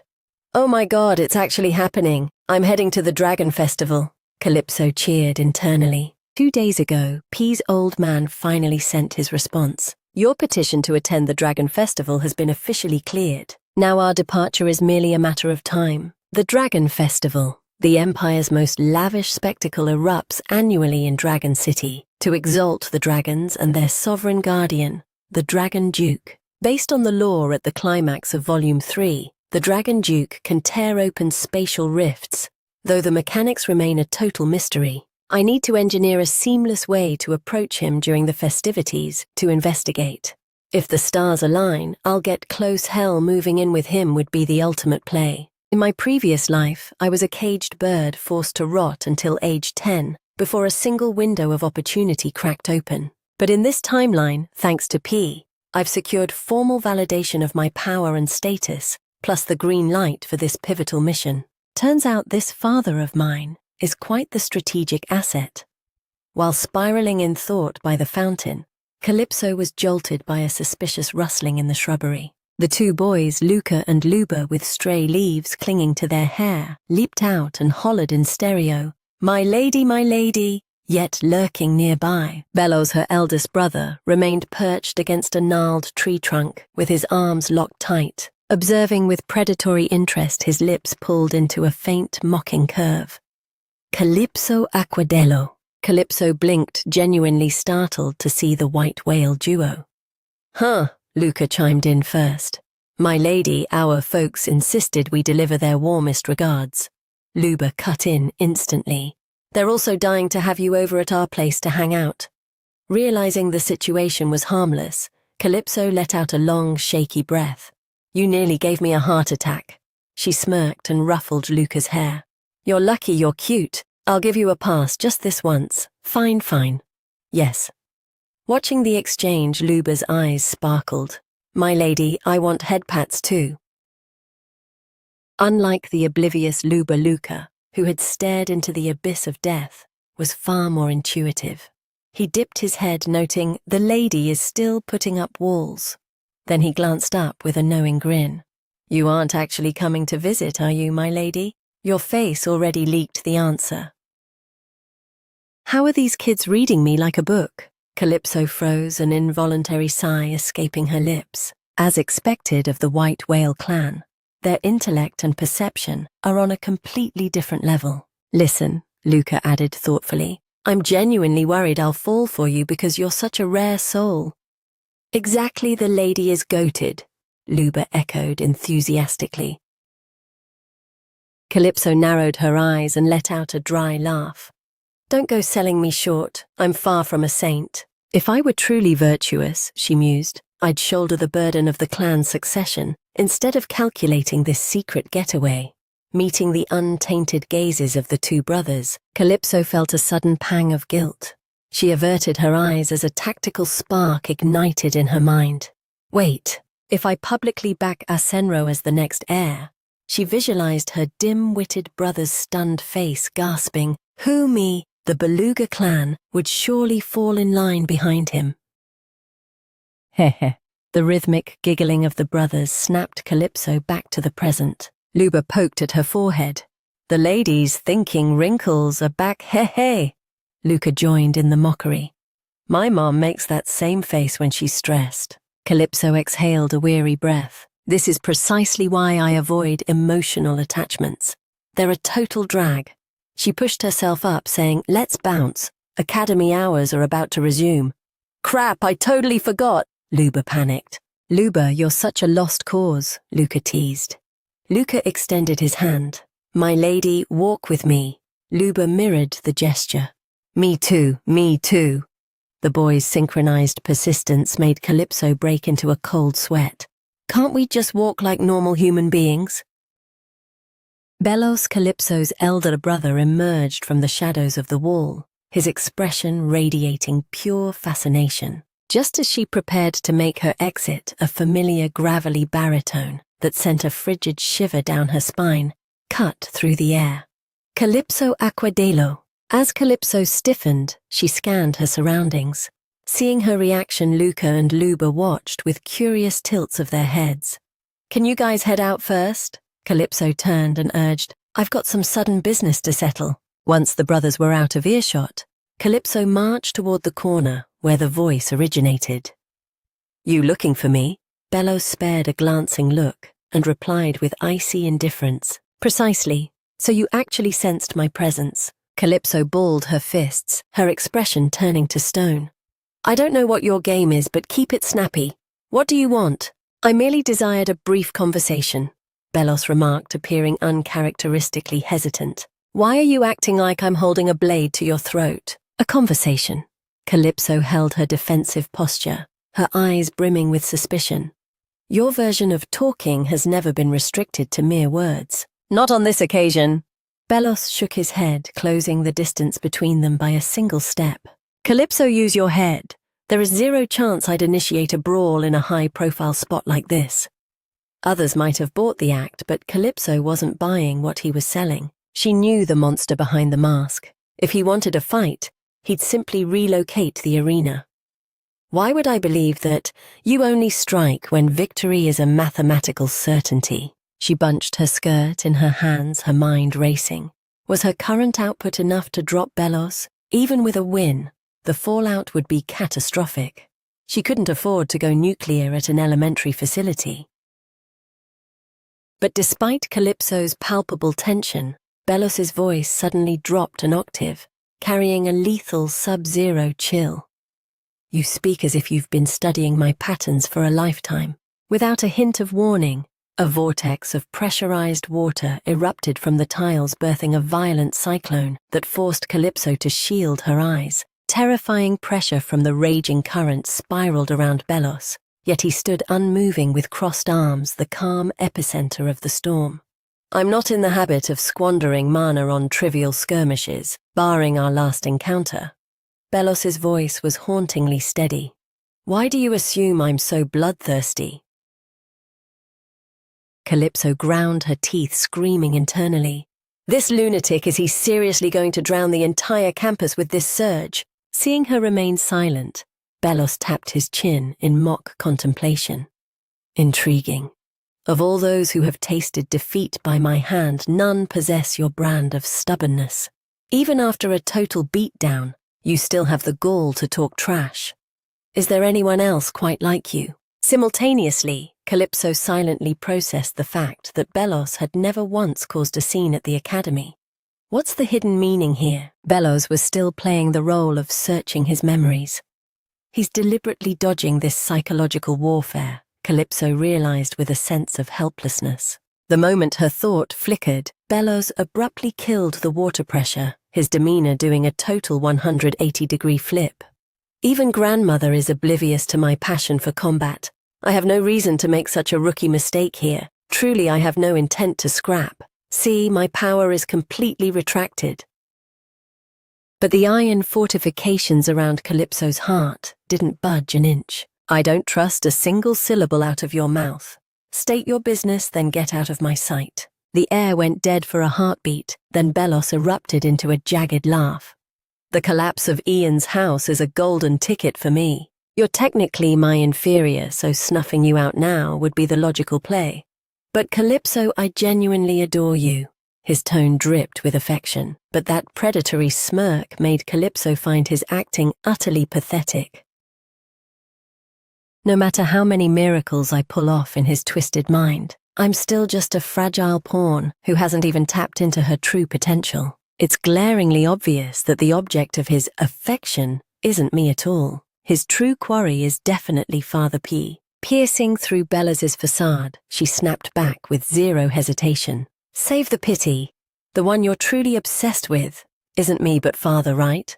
Bellows arched an eyebrow in feigned shock. Whatever gave you that idea? It's not that I'm indifferent to pe aquadelo, but father is a concept I don't really subscribe to. Talk about a total lack of morals.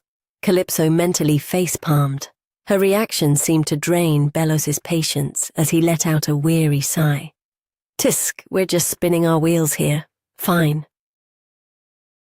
I'll quit the games. I want to keep you under my thumb, and when the moment strikes, I'll back you as my hand-picked successor. With that bombshell, Bellows suddenly dropped to one knee, gazing up at her with a terrifyingly sincere intensity.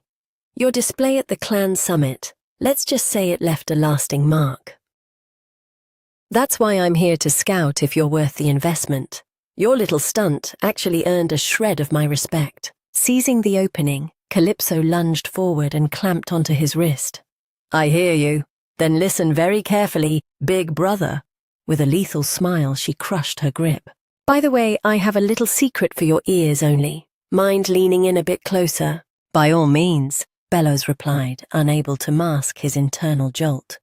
Where is this freakish strength coming from? The second he leaned in, the raw power in Calypso's hand detonated, and her voice dropped to a sub-zero chill.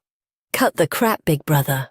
If your hands are clean, swear it upon the great sea. Bellows' lips curled into a jagged grin, a spark of genuine amusement dancing in his eyes. You're quite the little tactician, aren't you? He effortlessly pried her hand off his tone, saturated with mockery. But is that the best you can do? How incredibly shallow. Before the words even landed, a fist cloaked in high-pressure water energy tore through the air, aimed straight for her skull. Drawing on the combat instincts of 1,000 deaths, Calypso arched back, dodging the strike by a literal hair. Instantly, she thrust her palms out, intercepting the water sphere and flooding it with her own mana until it shattered into mist. Bellows' offensive evaporated, but Calypso's hands were raw and throbbing. She clicked her tongue in frustration. Damn it! I planned to snap his wrist like a twig, but this toddler body just won't cooperate. Across from her, Bellows nonchalantly dissipated the lingering mist. Si futile. Calypso fumed, her cheeks puffing out in pure irritation. What an absolute man-child. Throws a tantrum and a punch the second he gets slightly triggered. Before her thought could settle, Bellows pivoted the conversation with whiplash speed. I heard you're making an appearance at the Dragon Festival. Calypso's heart did a painful somersault. No way. I'm in grandmother's inner circle, so I see all the classified intel. This was a personal petition from Pe Aquadelo. He tightened his fist, muttering, fascinating. Every word he uttered felt like a spike being driven into Calypso's brain. Please let my gut feeling be wrong for once. I'll be joining the party, Bellows declared, his eyes flashing with a sadistic curiosity. I'm dying to know why you're so obsessed with that place. Called it. Why is this psychopath tagging along? Calypso's jaw hit the floor. The predatory glint in Bellows' eyes right now sent a genuine shiver down her spine. I'm officially cooked. This was the exact same gaze he gave her right before he beat her into a bloody pulp in the previous timeline. He's the type of monster who gets off on sabotaging his opponents. This is a catastrophic complication. Before her dread could even stabilize, Bellows added, Oh, and one more thing, Calypso. Calypso clutched her head, spiraling into panic. Right, the next line is definitely grandmother is demanding your presence. Inside Ukila's sanctum, the matriarch was hunched over, scratching aggressively at parchment with a quill. The family head's estate was an imposing gargantuan fortress. Stepping through the threshold, Calypso couldn't help but scout the perimeter. The entire interior was swathed in a suffocating ebony, accented by sharp, oppressive silver-white trimmings. A perfect reflection of the killer whale, the clan's apex symbol. Pushing the heavy doors open, Calypso executed a flawless noble bow. Greetings, grandmother. I was told you requested my presence. Ukila looked up, clicking her tongue in visible disdain. Tisk, still just a middling little runt. Summoned across the estate just to be insulted, Calypso had to fight to keep her temper on a leash. Did this old bat really call me here just to pick a fight? Ukila stood, her tone dripping with vitriol. In the heat of the clan meeting, I didn't realize you were this tiny. Or were you just puffed up like a rice cake back then? The polite mask on Calypso's face never wavered, but internally she was already branding her a decrepit old hag. Ukila gathered a stack of dossiers and stepped away from her desk. Regardless, sit. I've summoned you to address a few intriguing inconsistencies. Calypso hoisted herself onto the massive chair. The lethal intent in Ukila's eyes suddenly flared. Let's discuss the recent incident at your residence. I received your formal request for an audit regarding successor protocols. To put it bluntly, you're out for the heads of the maids who abused you, correct? Calypso was stunned into silence. That happened a lifetime ago, and she's only noticing now is my recognition at the summit. The only reason she cares, steeling herself, she replied firmly. Yes, that is the reality. Everyone in that wing was subjected to starvation and squalor. I was the only child left in that graveyard. Ukila kept her gaze glued to the reports. What are you implying? The records show they're all deceased. Are you claiming to be the sole survivor? Calypso pressed a hand over her heart, her voice ringing with absolute certainty. No, it would be more accurate to say that, because it was me, I was the only one capable of surviving. She locked eyes with the matriarch, her voice steady and unyielding. To weed out the weak, grandmother demanded a fair trial by fire. But that hellhole didn't offer a fair start. If a child perishes because their rights are stripped and they are tortured by their caretakers, that isn't competition. That is state-sanctioned murder, grandmother. Ukila finally looked up, meeting her gaze, but Calypso wasn't anywhere near finished. Actually, she mused. The archives confirm that most infants exiled to that ward flatline before age 3. Is this not a systematic massacre of the innocent, but to a woman like her that's likely just background noise? Ukila languidly cleaned her ear, looking completely unbothered by the gravity, yet Calypso refused to let up. Her voice cut through the air like a honed blade. Nobody batted an eye. But if every official report claims they perished from frailty, how can we discern fact from fiction? Who knows what latent genius those dead children possessed? It's highly probable grandmother accidentally squandered countless prodigies. In short, that maid dared to sabotage the clan's most vital assets. At the mention of assets, Ukila offered a shallow nod, her eyes flickering with a sudden calculating spark of interest. It's working, Calypso smirked internally. She's hooked. I just need to land one final devastating blow to seal the deal. But her tactical strike was brutally cut short. The door detonated inward with a thunderous crash. P suddenly materialized, his towering silhouette, casting a long, ominous shadow across the marble. Forgive the intrusion, mother. Calypso spun around, stunned, as a cold sweat broke across her brow.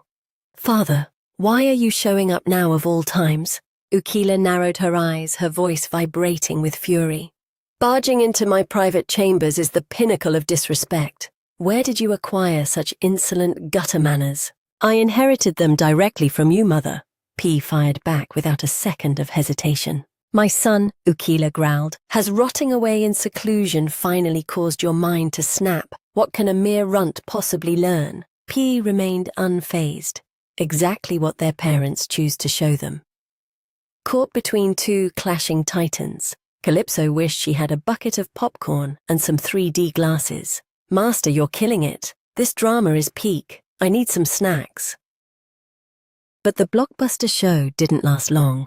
Once diplomacy failed, Ukila unleashed her aura, causing the atmospheric pressure to become heavy and suffocating. I attempted to be civil, yet you persist in this mindless stubbornness. A whip of water honed to a razor edge whistled through the air and grazed Calypso, sending her into a violent fit of coughing. Cough, wait. She's actually resorting to lethal water magic inside the office. Before she could even steady herself, the liquid hovering in the air accelerated, hurtling toward Calypso like a kinetic projectile. Her eyes widened in terror as she instinctively recoiled. A frantic question screamed in her mind. Why me? Then a deafening shockwave rocked the room. Calypso slowly peeled her eyes open, but the agonizing impact she anticipated never arrived. Standing like an immovable fortress before her was P. With a single bare-handed squeeze, he had intercepted Ukila's violent water jet in mid-air. The pressurized stream shattered into a million shimmering shards before evaporating. "Mother, I have neutralized and absorbed your strike. If you need to vent your bile, direct it at me," P bellowed, his voice thick with raw frustration. "Were you truly prepared to slaughter your own granddaughter?" "I knew you'd be predictable enough to intervene," Ukila replied coolly, as if she had choreographed the entire scene. "That's precisely why this brat is so pampered she's forgotten her place." She shifted her icy gaze back to Calypso. "Father, it's been an age since I encountered a whale with this much potential. I've decided I shall personally cherish and mold her." "Unbelievable. You were literally trying to end her seconds ago." Calypso ground her teeth, seething at Ukila's sheer, unmitigated audacity. "Enough, everyone take a seat." Ukila dismissed with a wave, flopping back into her throne. "Now state the real reason you came charging in here like a madman." Now stationed protectively beside Calypso, P answered, "If Mother summons my daughter, then as her guardian, my presence is mandatory. Who knows what accidents might happen if I leave her unguarded?" "Simply pathetic," Ukila sighed. "Wipe the sweat from your brow before you speak, son. You sprinted here so fast you're gasping for air." Ignoring the beads of perspiration tracing down his neck, P replied curtly, "I did not run." But Calypso saw through the lie. A strange, warm glow spread through her chest. What father actually went full-on track star just for my sake? Out of sheer instinct, P pulled her into his protective embrace, his voice laced with uncharacteristic worry. "Are you injured?" "No, I'm fine," she murmured, shaking her head. "Even for a cold fish like you, I suppose your daughter is quite captivating," Ukila remarked casually. P remained stone-faced. "Father, fine," Ukila snapped back to business mode. "I'll take your counsel as her guardian. We are deciding the fate of the maid who tormented my granddaughter. What is your sentence for her?" What is grandmother even playing at? Calypso's eyes went wide. Shouldn't we be verifying the evidence and running a proper investigation first? How did we skip the trial and go straight to the execution talk?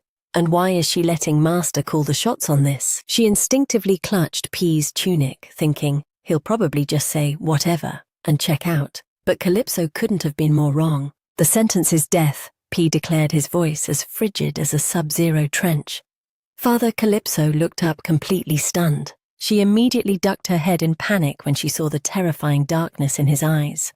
Staring Ukila down with a lethal, unwavering gaze, he added, "Hand her over. I will manage the details myself." Aquarumi had spent her entire life convinced she was the world's most tragic figure. She acted the saint, yet was always ostracized simply for being a pufferfish beastman.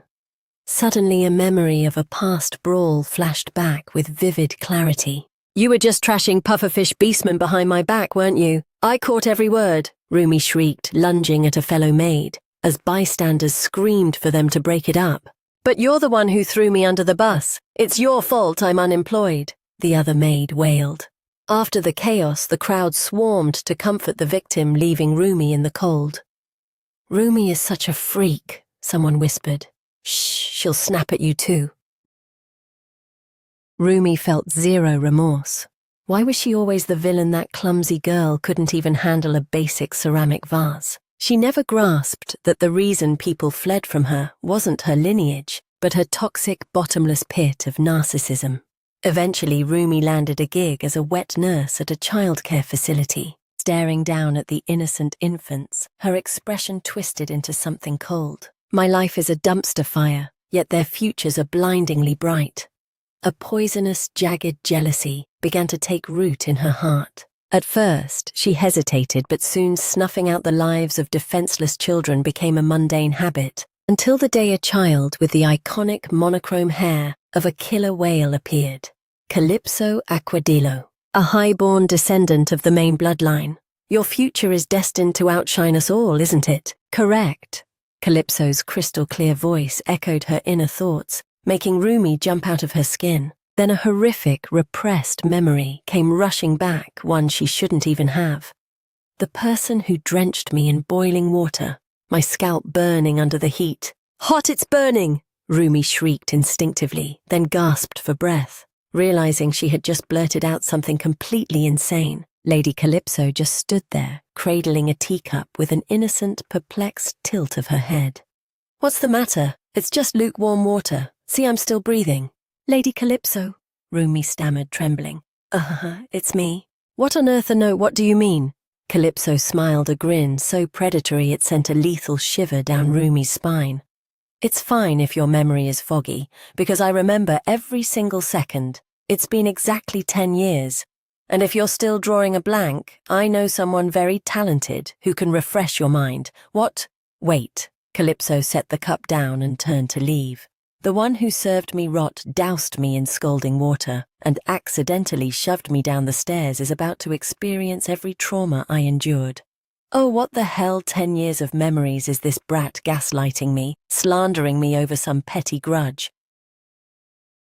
As if reading Rumi's frantic thoughts, Calypso paused at the threshold. "Rumi, you're playing the victim again. Aren't you, oh boy? The monster might forget the crime, but the victim remembers the pain forever until the very end." With those final words, she pivoted and exited, leaving Rumi to collapse in a heap of pure, unadulterated panic. In the vastness of the grand corridor, P inquired, "Have you settled your score?" "Indeed. That maid is destined for a serial killer's sentence. For the next decade, she won't know the meaning of a single peaceful moment." Calypso tugged at his sleeve, her voice wavering with rare hesitation. "Master, don't you find this bizarre? 10 years of memories. Don't I seem a bit off for a child?"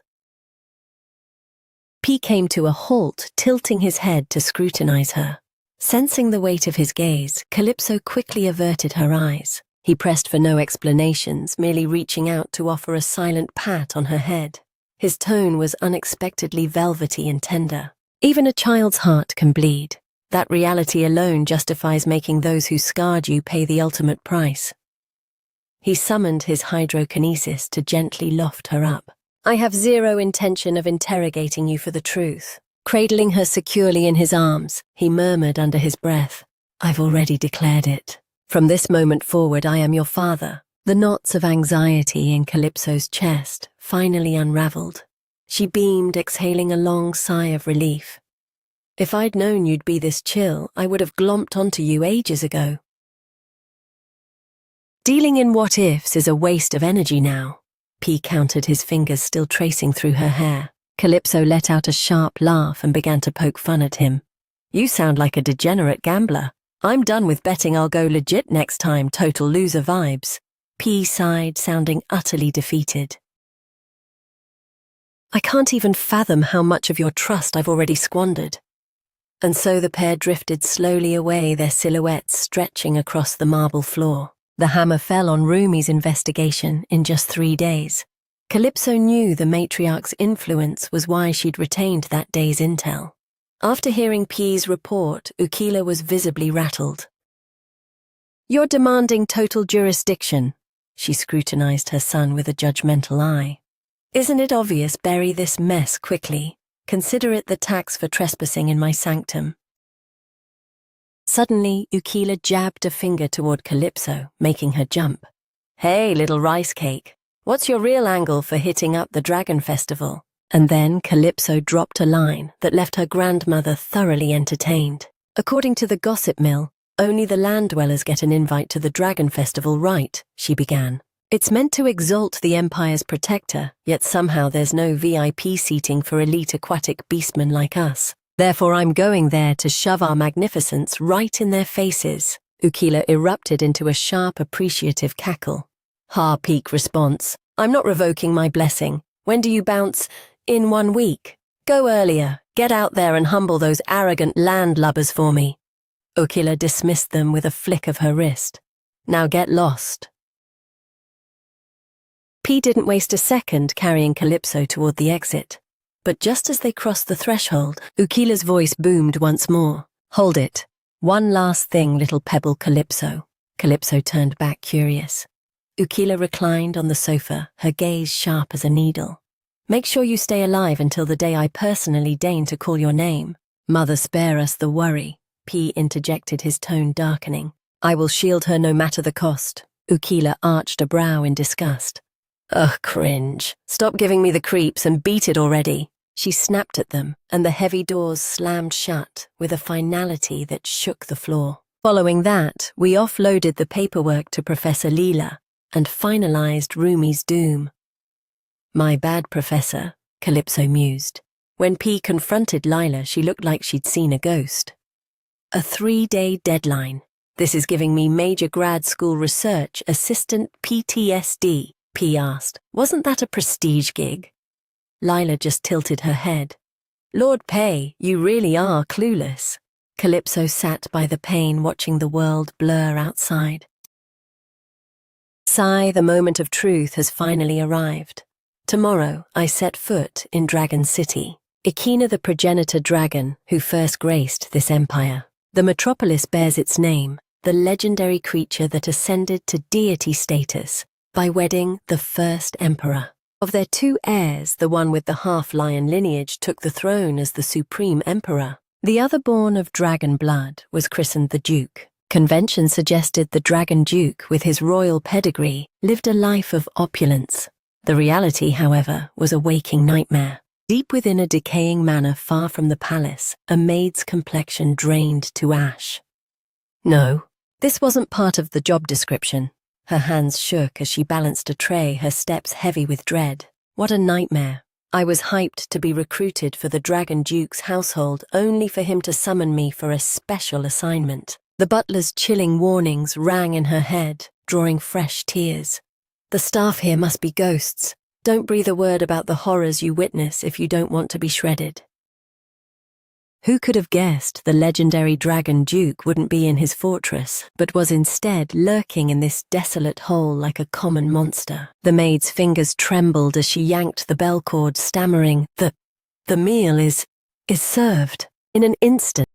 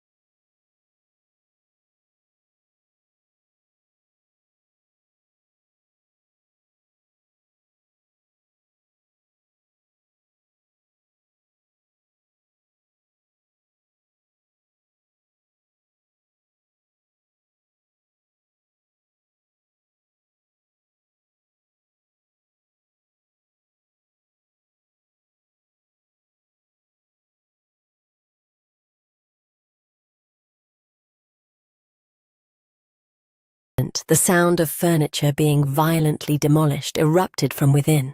She bit her lip until it bled, her face going ghost white. The second the door swung wide, her heart practically flatlined. Clang, the tray slipped from her numb fingers, shattering into 1,000 jagged pieces on the floor. No, I'm so sorry, she shrieked at the top of her lungs, spiraling into a total meltdown.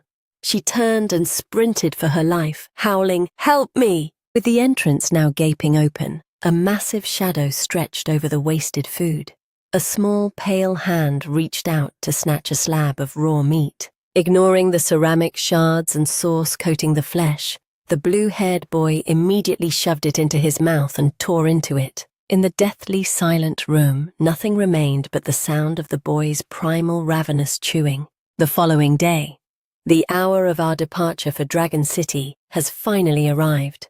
Yet the reason I've stepped onto campus one last time is my lady. Lady Calypso made a final appearance because I felt compelled to offer a proper farewell, Luca asked with a shaky voice. My lady, is it true? Are you actually attending the gala? You're heading to the Dragon Festival. Luba echoed the shock. Calypso gave a casual wave. Guilty as charged. My carriage leaves shortly, so I had to swing by. In this headspace, I could probably play nice even with a total Karen, she mused. My lady, my lady. If you're going, at least share one last meal with us. Luca leaned his head into her palm, fishing for a pat. Yeah, Luba chimed in. Lunch, I'm just here to drop my goodbyes and vanish. I can't spare the time for a sit-down. Her hand brushed regretfully through Luca's silken hair. This might be the end of the line. It's a tragedy, my lady. Luca picked up on her heavy silence. Luba gripped her hand tight. He's right, my lady. My mom insisted that a visit to our estate is non-negotiable. Calypso remained stony and silent. Please, my lady, Luca pleaded once more. Only then did she find her voice. I'll consider it if I make it back in one piece. Farewell. With that, she pivoted to leave. Luca suddenly yanked her hand back, his voice thick with tears. My lady, are you never coming back to us? Calypso offered a thin smile, but offered no closure. Genius children are always cursed with such sharp intuition. She gently disentangled her fingers from his grip. Then she flashed a radiant final grin and waved a definitive goodbye. Tears began to track down Luca and Luba's faces. Their wailing intensified, but it wasn't enough to halt Calypso's stride. Luba, thanks for the memories. It was a blast. The convoy began to groan forward. Just like that, I settled into the cabin bound for Dragon City, lost in grim thought. Inside the opulent carriage, Calypso tilted her head toward the passing scenery. Even for me, a jump at this velocity would be a death sentence, right?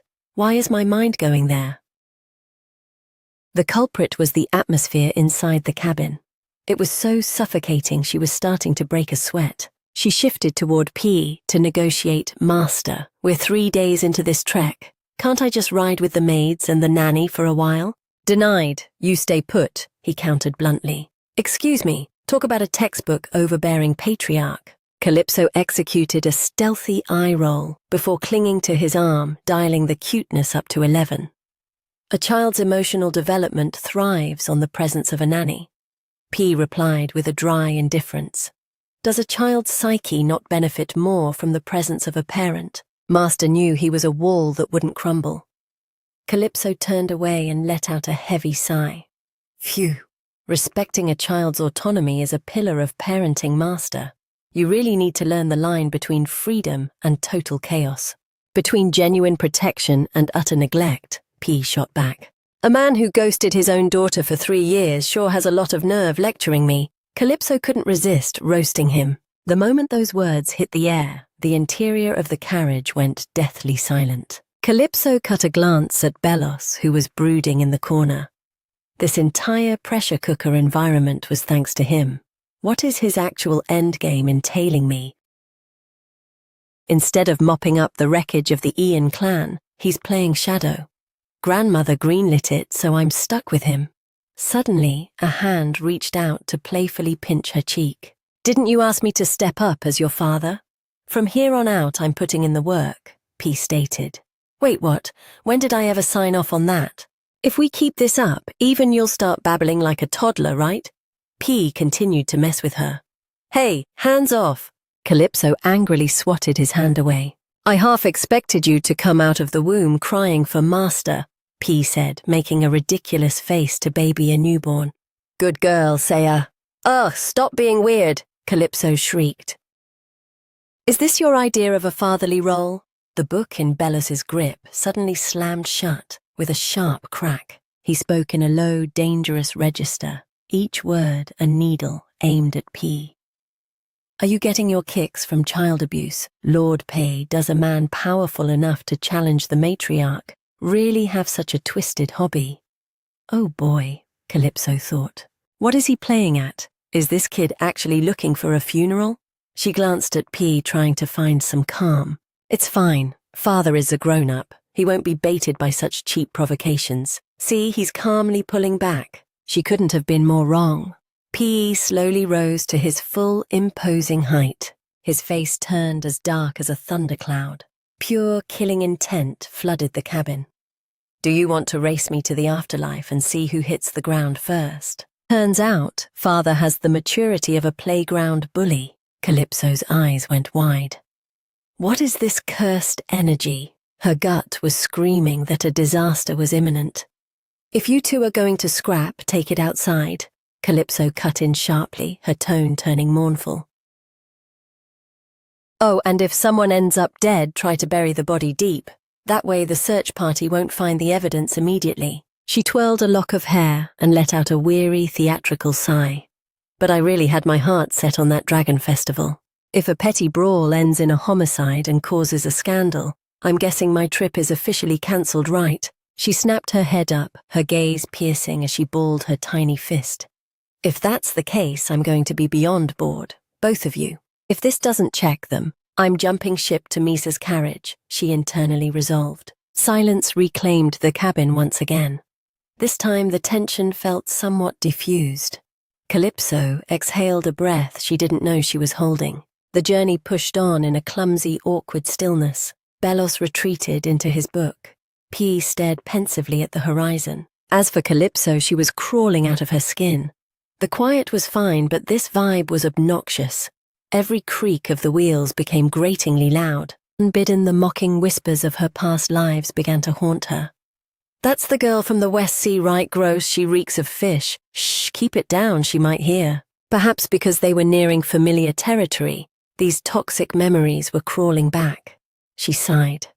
I need to break this mood before I lose it. Master, she prompted. What's the deal with the Dragon Festival anyway? No clue, never been. P replied curtly. Surely you've hit up other festivals before. P seemed to hesitate. In my youth, plenty. As an adult, maybe once or twice. What were they like? Not much different from our own killer whale festivities. Mostly just a lot of brawling and a high body count. Calypso felt a mental itch. Are we even on the same page? Wasn't the festival Father described the one where he suplexed a polar bear, gutted a 50-year-old great white and boxed a venomous fox, pure carnage? What kind of demented party is that? The only detail that matters is that I walked away the winner, P declared with a smirk. Calypso looked away, her tone dripping with sarcasm. Naturally, Master is the crown jewel of the clan after all. Silence. Wait. Why did he go quiet? Is he seriously sulking right now? Calypso pivoted with the look of pure intrigue to study her master's brooding scowl. Could it be that you're actually feeling a bit flustered? I'm uncertain. I've never experienced this sensation before, P replied stiffly. Normal folk call that being shy, sir. You're definitely blushing, aren't you? I wouldn't know. Precisely then, Belos cut in as if he'd been lying in wait for the perfect opening. Duels are a sanctioned tradition at the Dragon Festival. Calypso shot him a glare, assuming he was just fishing for more ways to needle her father. Belos smirked and pressed on. Naturally, the truly apex predators experience the festivities in a far more visceral way. Care for the details. By all means, enlighten me, Calypso said, feigning a spark of interest. I've only ever caught whispers and rumors about that place. Once I ascended as the family head, our diplomatic ties with the land dwellers were abysmal. Setting foot in their festival was akin to walking into a death trap. If you truly wish to savor the experience, Belos rhythmically stroked his chin. His grin morphed into something predatory and cunning. Then you must master the art of the prey. Think of a camouflaged octopus, for instance. It fits your vibe perfectly. He punctuated the insult with a sharp snap of his fingers. A surge of white-hot fury erupted. Calypso was ready to lunge when P's iron grip anchored her firmly in place. Master, unhand me, my fist has a sudden violent urge to caress Big Brother's face. Stand down. Your water-enhanced punch isn't lethal enough to drop him yet. Sit. Are you seriously taking his side, Master? Calypso's eyes welled with dramatic tears. Hardly. P counted his knuckles whitening as a wave of lethal intent flooded the cabin. I'll handle the execution myself. A single blow will suffice. Wait, you can't do that. Now the roles were reversed as Calypso scrambled to restrain him. This is going south fast. I need to kill the tension. If we actually make it to the Dragon Festival, will the Dragon Duke be making an appearance? She blurted out, desperately pivoting the topic. P blinked in surprise. I'm not entirely sure. What? Why not? Calypso pressed urgently. Bello stepped in to clarify. The reigning Dragon Duke hasn't graced the public with his presence since the day he was born. A dragon festival devoid of an actual dragon. Calypso felt utterly cheated. What kind of scam is this, that's like the killer whale estate, not having a single killer whale on the premises? Simultaneously, back at the heart of the Aquadello Manor, deep within a shadow-drenched chamber, I warned you that dangerous weeds must be uprooted while they're fresh, Reason remarked with a squinty-eyed serpentine smile that turned the blood to ice. The decree to liquidate P.'s brat was issued, wasn't it? How difficult is it to erase one tiny grandchild? Yet you bungled it, and now my own son is the one forced to endure this public shame. I trust there will be zero margin for error this time around. One hesitant voice finally dared to speak up. Lord Reason. But this time Lord P himself is acting as her escort. It's of no consequence, he replied in a voice of cold stone. If the gears turn as I've planned, I'm not certain about P's fate, but that little princess is absolutely never returning to this soil alive. Out on a desolate, winding trail, the carriage convoy continued its relentless high-speed charge. Huddled in the luxurious cabin, Calypso couldn't suppress the wave of disappointment crashing over her. What a letdown, she mused. A massive dragon festival without the MC, the Dragon Duke. My script is falling apart. I was way too cocky. She let out a soft, weary sigh, her heavy eyes drifting toward Belos. Big brother, you mentioned the Dragon Duke hasn't shown his face even once, right? The only intel I possess is his craving for a low-profile life. Given that reclusive nature, it tracks that he'd skip the official pomp and circumstance. Suddenly Belos stiffened his razor-sharp gaze, frantically sweeping the perimeter. Killing intent! His mind shrieked in alarm. At that exact moment, P, who had been a statue of silence until now, whispered in a terrifyingly level tone. They've arrived. The instant the words left his lips, a cataclysmic force slammed into the carriage. Despite its reinforced high-end build, the vehicle wobbled violently before losing its footing and flipping onto its side. In the midst of the spiraling chaos, P only shifted a single step. His massive arms formed an unbreakable shield around Calypso as he leaned against the upturned wall with the casual ease of a man reclining on a velvet armchair. This is mental. Do traffic accidents seriously exist in this era too? Or is this a targeted hit on my life? Calypso cursed internally, but she went mute the moment she saw P's unnervingly placid expression. Father, what are you doing? How can you be this relaxed while we're sideways? Are you actually vibing with this pose, as if intercepting her thoughts? P spoke in a low, unwavering hum. Simply let them come to us. Calypso immediately stole a glance through the shattered window, her curiosity overriding her fear. Oh, let's see which suicidal maniac actually dared to lay a finger on this carriage. The thought had barely solidified when P executed a sharp flick of his finger. Instantly, a colossal pillar of water erupted from the earth out of nowhere. A sickening thud was followed by a chorus of agonized wails. Go! Hearing those pathetic cries, she thought with icy detachment. Those morons are literally begging for a dirt nap. Once the watery monolith collapsed, the two assassins lost all momentum, their limp forms hitting the deck with two hollow, heavy thuds. P maintained a casual grip on the carriage frame with one hand, with his other arm still shielding Calypso in a death grip. He stepped out into the open, moving leisurely toward the cluster of masked assassins, who were now hesitating in visible wariness. Right on cue, the rest of the retinue scrambled to catch up.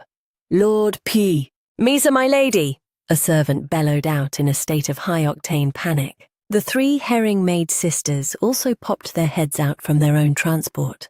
Biro asked frantically, "My lady, are you unharmed?" Aya followed up, "My heart nearly stopped seeing your carriage under siege like that." "Good looks like the squad is intact," Calypso noted, then nudged P. "Master, you can put me down now." "You're safer under my wing," P insisted. "But my maids and nanny are perfectly capable of shielding me. Wouldn't that be security enough?" she countered with a sharp wit. This time P found no logical ground to refuse. He transferred her into the waiting arms of Misa, who was standing by. Misa squeezed Calypso tight, her eyes shimmering with unshed tears. "My lady, you must have been terrified." "I'm chilling fathers here." Calypso lied to reassure her, though she felt a bit cringe inside. Misa's look of pure devotion made my heart feel weirdly itchy. "It's not that I'm hating it, I just don't have the social software to process this much genuine care," she asked with a touch of bashfulness. "Is anyone wounded?" "Negative, my lady, we are all perfectly accounted for," Misa confirmed, and the three herring sisters began vigorously waving their limbs to demonstrate they were in peak physical condition. "Is that the play? Fine then." Calypso flashed a predatory, mischievous smirk. "Let's enjoy the festivities together." Catching her drift, Misa and the crew moved with military precision. They rolled out a plush rug and tiered a spread of gourmet treats and tea, staging a surreal picnic right in the center of a death trap. The very second they finished the layout, the brutal clash between P. Bellows and the horde of assassins officially detonated. P casually flicked his wrist and an assassin was launched like a projectile whistling past Bellos's ear with the velocity of a sniper round. Another assailant, a masked goon with chestnut hair, scrambled in a panic to manifest his water attribute barrier. Calypso nonchalantly nibbled on a delicate pastry while dissecting the battlefield. A few of these guys are legit water mages.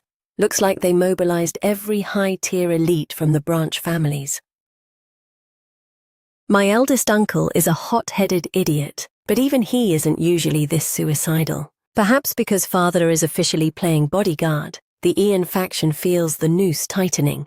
Either that, or they're getting desperate as their time runs out. But while she was deep in tactical analysis, a lethal shadow slipped through P's perimeter and lunged straight for Misa.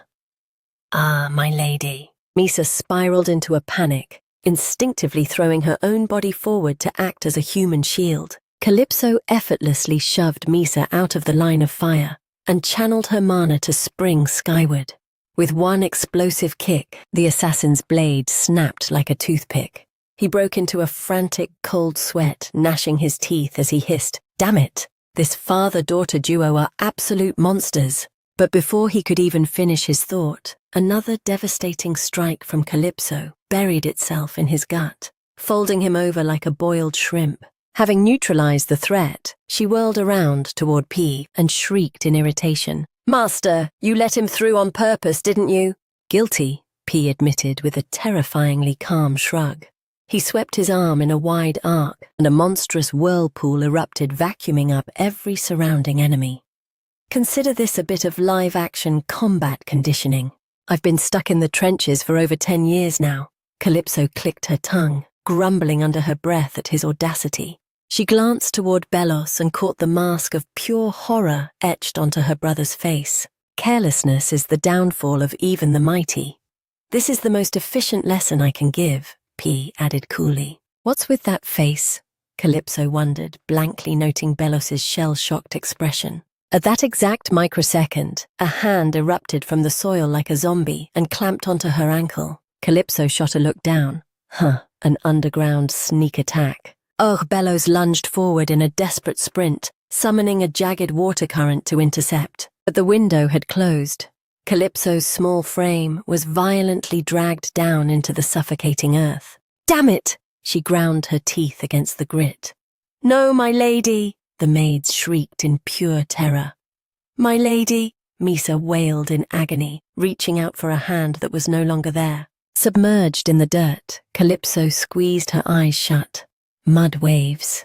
Is there a catfish beastman involved in this? Suddenly, another hand snared her other leg. An agonizing, numbing electrical surge rippled up her spine, forcing a pained sweat to break across her skin. An electric eel, too. Disgusting, this whole setup is vile. But I refuse to fold here. Fueled by spite, she gathered every ounce of strength to stomp squarely on the arm pinning her down. Immediately after the impact, Calypso's consciousness began to fragment into shadows. Is this really where the road ends? When Calypso finally forced her eyelids open again, a chorus of frantic voices hammered at her eardrums. "Oh, for heaven's sake! Where the hell did the lady vanish to? Check every inch of that sector. Nothing here." Ignoring the surrounding chaos, she pushed herself up, disoriented. "Where am I?" A distant voice echoed. "Locate her now. Once the lady is dead, the contract is settled." I sensed a freakish energy spike from P's direction. Hearing that, Calypso's expression went stone cold. The foliage and terrain are way too similar. Based on their proximity, I wasn't hauled very far. If they used a short-range teleportation fluke like that, her gaze fell upon a mangled corpse nearby. As I suspected, a jellyfish beastman.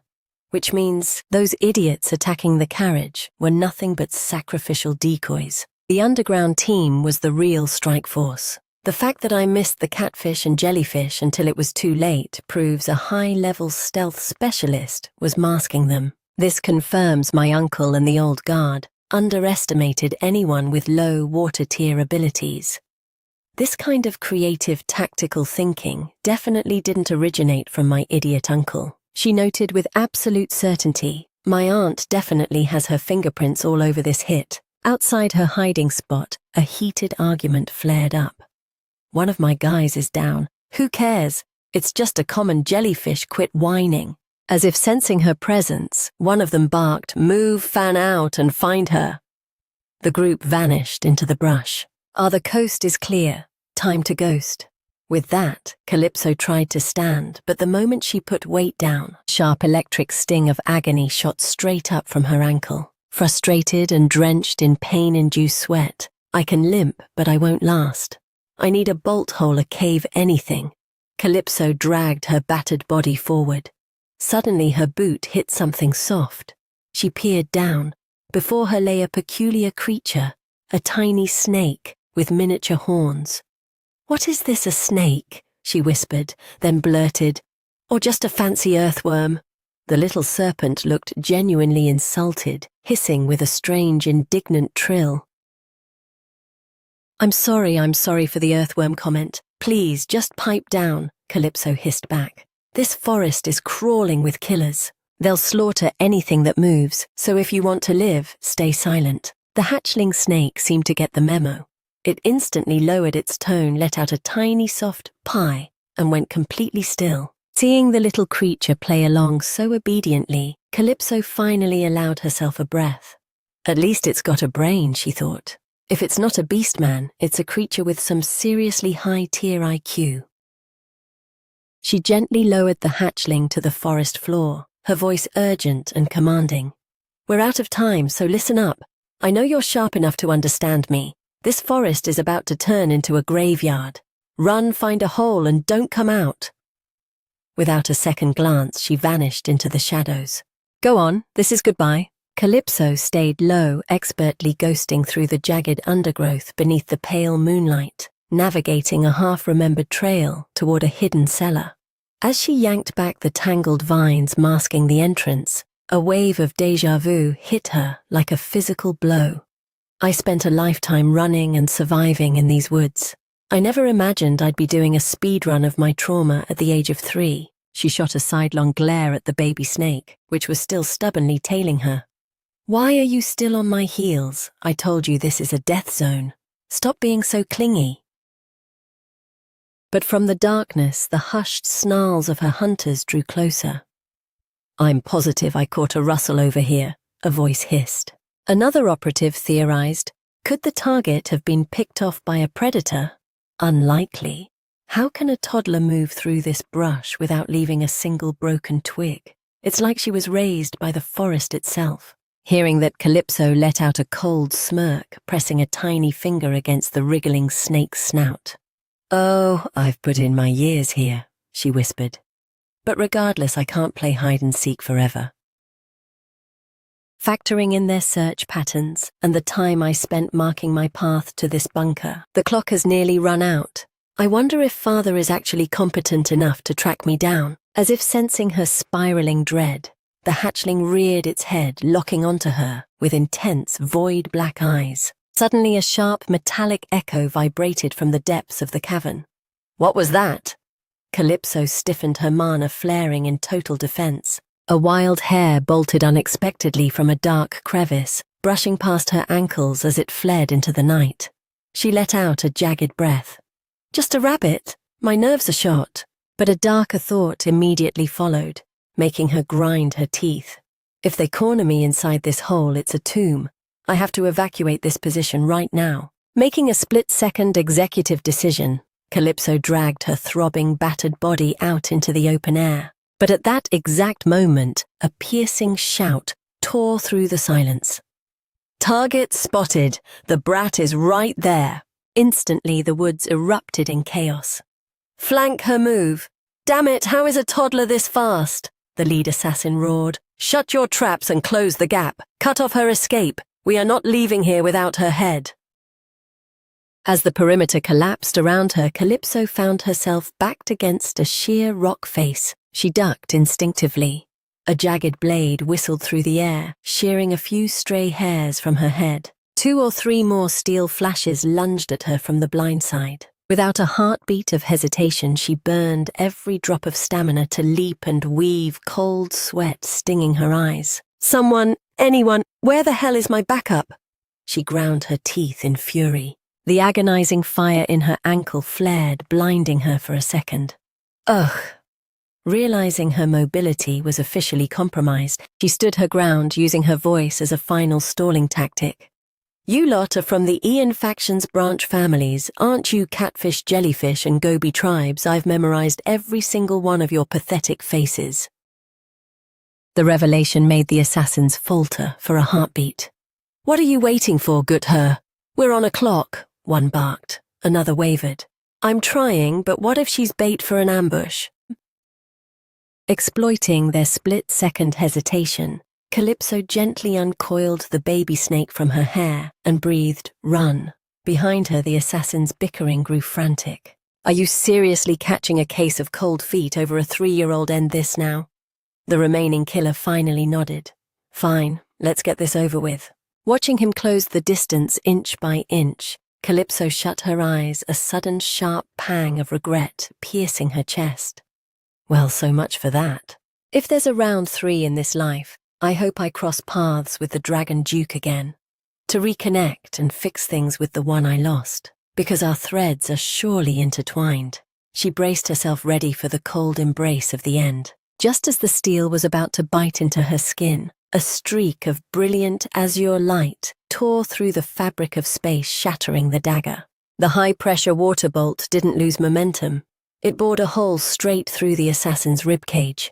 What in the—" his comrades shrieked, recoiling in sheer terror. The dying assassin convulsed. "It can't be!" Before he could gasp his last breath, a rain of lethal water needles descended.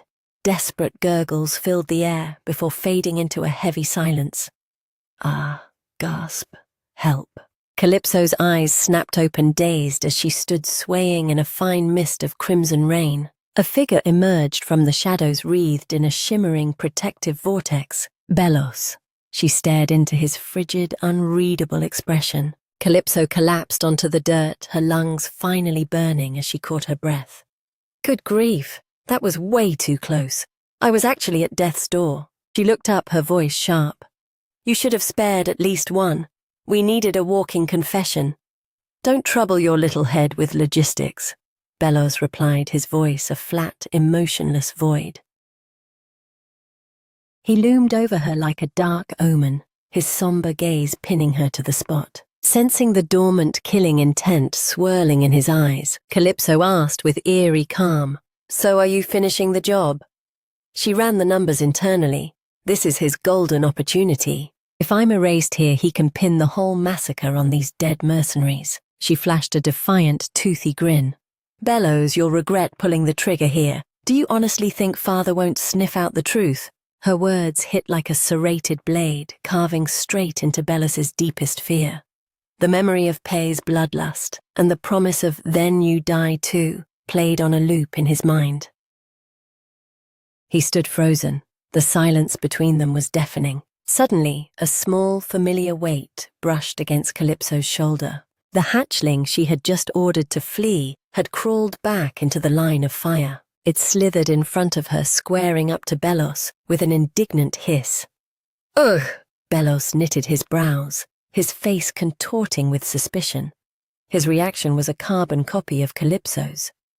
"Is that an earthworm?" Calypso reached down and gently smoothed the scales of the baby snake, which was practically vibrating with rage. "Earthworm, seriously, you better apologize before it loses its temper." While calming the creature, she added, "It's clearly some sort of snake." Bellows let out a jagged breath. His next words made Calypso's heart stop for a beat. "Are you keeping it as a snack, or is it some kind of local delicacy? What on earth are you talking about? No whale has an appetite for snakes, you know," she gently countered while continuing to stroke the hatchling. "Actually, they definitely do." Bellows persisted. The two engaged in a petty squabble, completely ignoring the main course, who was shivering uncontrollably in terror. Suddenly, Calypso glanced up at Bellows, her mind racing. The bloodlust is gone. Did he actually abandon the idea of erasing me? At that exact microsecond, a bone-chilling killing intent so thick and heavy it felt tangible descended like a shroud from the heart of the forest. Calypso immediately lunged toward Bellows. "Hey, take my hand. What's happening?" Bellows froze in hesitation. "Father is coming. You can feel that pressure too, right? Quick, grab my hand. This is your golden ticket to score some points," she urged. "I still don't grasp why I need to suck up to that man," Bellows grumbled. "It beats doing nothing and looking guilty." "Whoa, check out Master's aura," Calypso marveled internally. In her palm, even the tiny snake was breaking into a cold sweat from sheer dread. A heartbeat later, P materialized, wreathed in a massive, violent vortex. Fresh bloodstains still clung to his clothes like grim trophies. It made the atmosphere even more crushing and claustrophobic. The sight left both Calypso and Bellows momentarily paralyzed. "Anyway, thanks for the assist," Calypso murmured. "You really could have just left me for the crows." Bellows was caught off guard once again. Calypso pressed on her tone, shifting to one of rare sincerity. "In truth, I don't despise you. Maybe it's grandmother's influence, I'm not sure. But from here on, let's try to stay on the same team. It's a bit of a drag, but I'll clarify things later. Just know that I am not your enemy." The moment the words left her lips, a gentle current of water spiraled around her, hoisting her into the air. P pulled her level with his face, his eyes as lethal as daggers. He ground out every single syllable of her full name. "Calypso Aquadello." Calypso flinched, stammering, Yes, sir. Itemize every single injury you've sustained in agonizing detail," P commanded. P shot a lethal glance at the assassins whimpering on the forest floor. "Because by tonight the limbs they used to harm you will cease to exist. Father, if you just leave them to rot, they'll likely kick the bucket soon anyway," Calypso intervened. "Why grant them such a merciful end?" P growled. "That's not how we settle accounts." Calypso managed a strained smile. Without a further word, P swept his arm in a wide arc. His crimson-tinted water torrent surged forward like a hungry beast. He was methodically erasing the survivors. Desperate shrieks pierced the woods before being swallowed by the gloom. "Gah! Please! Mercy!" The final plea was silenced by the void. After the purge, the blood-stained water retreated to Pei's side. He turned, ready to march back to the convoy. "Master," Calypso called out in a small, shaky voice, Shouldn't we have kept at least one of them breathing? For what purpose? P asked with icy indifference. To, serve as a witness, she stammered. Unnecessary, he snapped, his voice vibrating with residual bloodlust. When we return, I'll simply interrogate every soul in the clan. Eventually someone will break. Understood. Calypso hadn't anticipated that level of scorched earth policy. Well, yikes was all she could muster. But if father is going to go on a rampage for my sake, I'm definitely not complaining. That evening, reunited with the convoy, Calypso sat by the crackling campfire, gossiping with Misa and the maids. Nearby, P stood like a silent sentinel by the carriage, his dark gaze fixed on the horizon, brooding over the carnage they'd left behind. P's eyes tracked Calypso's small frame, and he immediately caught the subtle, uneven hitch in her step. That leg, he whispered to the shadows. Memories of the frantic rescue flooded back. He recalled the moment he'd demanded to know where she was hurt, only to frantically spin her around to inspect her. Having made Calypso dizzy, she had yelled, "Master who checks for wounds by spinning a person around like a damn fidget spinner." Back then, she'd dismissed his concern with a frigid remark. They're all dead. Why does anything else matter? Even so, the fire in P's chest refused to die down. She's right, they're erased, he thought. But this rage won't stop simmering. In stark contrast to his dark mood, Calypso seemed to have moved on, giggling with Misa. The little girl marveled at the woven flower crown in the maid's hand. Whoa, Misa, you're a total pro, Misa blushed. Oh, it's nothing special. Watching that tranquil scene, P's heart finally thawed. Well, seeing her that happy, it's enough. Meanwhile, in the shadows behind the carriage, Bellows was also lost in a hollow 1,000-yard stare. P's mind continued to drift.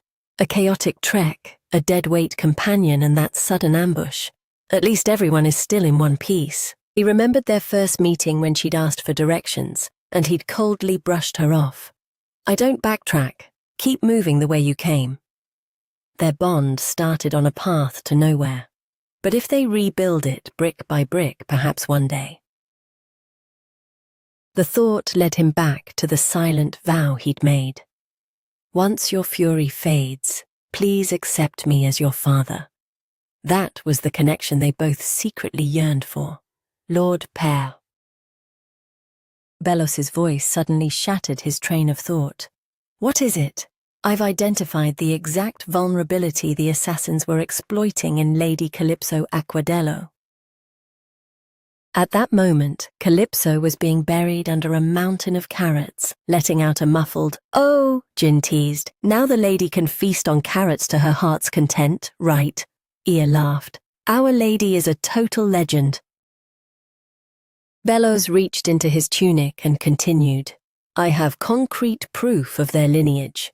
One of the attackers was amateur enough to carry the Branch family seal. He produced an ornate, shimmering seal, an heirloom reserved only for successors. This will be a devastating weapon in our hands. P didn't bite immediately.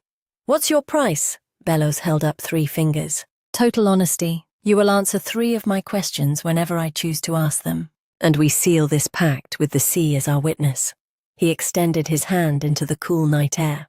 Do we have a deal? He locked eyes with Bellows for a tense beat, then solemnly accepted the terms, his voice resonating with ancient, powerful syllables. The contract was sealed. He took the seal, turning the cold metal over in his palm. The contract is sealed. When do you intend to collect? My first inquiry is right now, Bellows countered. And it's hardly a riddle. Meanwhile, Calypso was still waging war against a mountain of carrots. Someone chimed in, my lady, just one last bite. Calypso pouted, muttering, you literally said that 5 bites ago. Bellows dropped his volume to a whisper and asked point blank, Lord Pay, have any peculiar dreams been haunting your sleep lately? P stashed the seal away. I haven't the slightest clue what dreams you're implying, but my mind has been a blank slate for over a decade. Upon receiving the intel, Bellows offered a simple cryptic nod.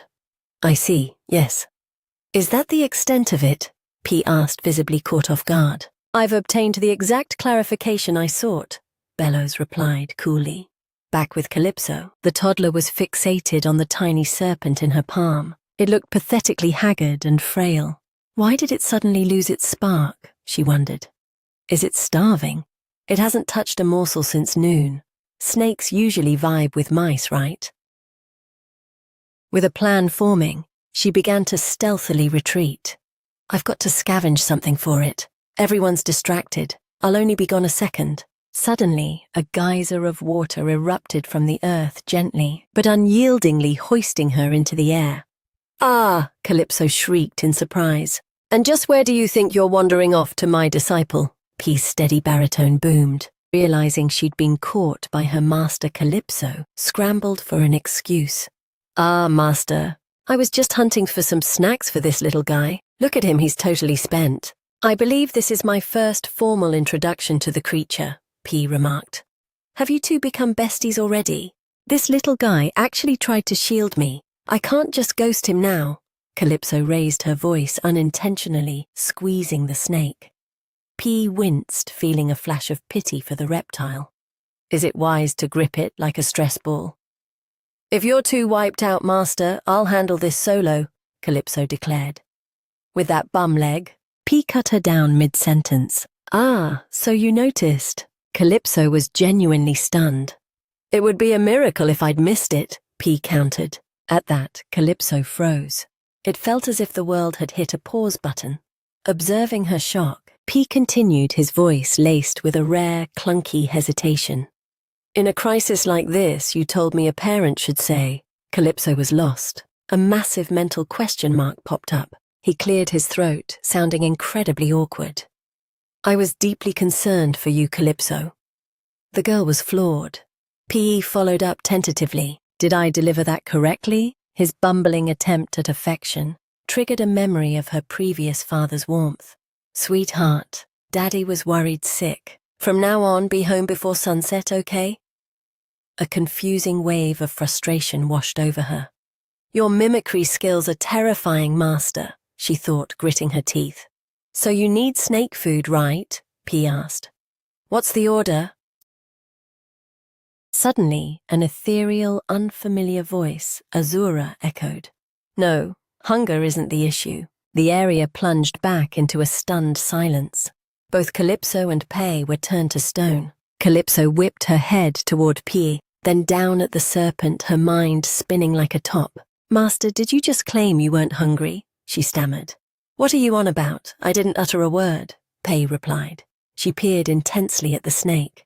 Wait, was that you talking? The hatchling flicked its tail weakly. Food won't help? It paused, its voice trembling. My frequency is only audible to those who possess an affinity for time. Noticing Calypso's bewildered face, P stared her down. What's the matter? No, nothing at all. Calypso flinched. So I'm the only one on this channel. She asked, testing the waters. If I can hear it speak, is it some kind of demi-beast man? It's a possibility, P replied. The snake began to shake violently. Water. I need a massive quantity of water. Please save me. What? Exactly how much are we talking about? Calypso panicked. The serpent slithered toward her ear and whispered the requirement. Calypso shrieked in pure horror. A whole entire lake. While beginning to condense moisture, P explained. Due to several logistical hurdles, I can't manifest a lake's worth of water instantly. We're far from the coast and this process is painstaking. Calypso watched the vortex slowly take shape, her brain working overtime. Suddenly a tactical memory clicked into place. The girl bolted toward the carriage, screaming, Misa! Before diving into the maid's arms and speaking with feverish urgency. Misa, locate a water source immediately. This is a code red. What, my lady? Misa was bewildered. Where is this coming from so suddenly? Because Misa is a minnow demi-beast man, Calypso declared. Misa's face went pale. How could you possibly? Calypso replayed the intel from the female mercenary captain she'd met. When asked how they navigated the arid land, the captain had boasted, we have a specialist on the squad who can sniff out water in a desert. It was Misa. Despite being an incomplete demi-beast man, Misa's hydrolocation skills were god tier. That person had added, an incomplete demi-beastman is a genetic wildcard. Some are powerless, but others possess a singular, terrifyingly sharp talent. Luckily, Misa was the latter. Locating water is the signature trait of freshwater demi-beastmen, like minnows. However, no matter how gifted, mutants still face brutal discrimination. Effectively, an incomplete demi-beastman is forced to live a life in the shadows. Calypso's heart heavy with a twinge of guilt. I know I just backed Misa into a corner by outing her secret. If she refuses, I won't force her. But if she agrees, I'll have to shield her for the rest of her natural life. Misa finally spoke, her voice steady, despite the obvious tremor of hesitation. My lady, she took a bracing breath. I never wanted to deceive you, so let me be clear. I am an incomplete beastman. Can a defect like me actually be of any use? As she confessed, Misa's hands began to shake uncontrollably with fear of rejection. But Calypso instantly seized her hands, anchoring her with a firm, protective warmth. Who cares about that labels? Calypso locked eyes with Misa, her gaze burning with raw sincerity. I cherish Misa because Misa is compassionate, brave, and the most reliable person I know. Being an incomplete beastman doesn't change a single thing about your soul. She enunciated every word with iron resolve. That is the Misa I love. At those words, Misa dropped her gaze, her shoulders quivering. When she looked up, her eyes were brimming with tears, but a smile more radiant than ever graced her face. As for the water source, I'll give it everything I've got to find it. Staring into Misa's fierce, determined eyes, Calypso felt a strange, inexplicable shift in the air. Bellows's previous warning rang like an alarm in her head. I guarantee that wherever the family head steps, a shadow follows. Back then she'd snapped at him, dismissing his nonsense and wondering if he'd lost his mind after a sleepless night. But Bellos simply noted that talk was cheap and he was a living witness. Finally, fueled by Misa's hidden gift, they stumbled upon a sprawling, crystal-clear lake. P couldn't suppress his amazement. Your maid possesses a truly exceptional talent. Damn right she does, Calypso beamed with pride. Misa is top tier. I didn't think she'd track it down this fast. P gently set Calypso on the grass and spoke in a level tone. Cut the flattery, we have a mission to execute. Oh, right. Calypso locked back into the objective. She scurried to the water's edge and released the tiny serpent into the depths.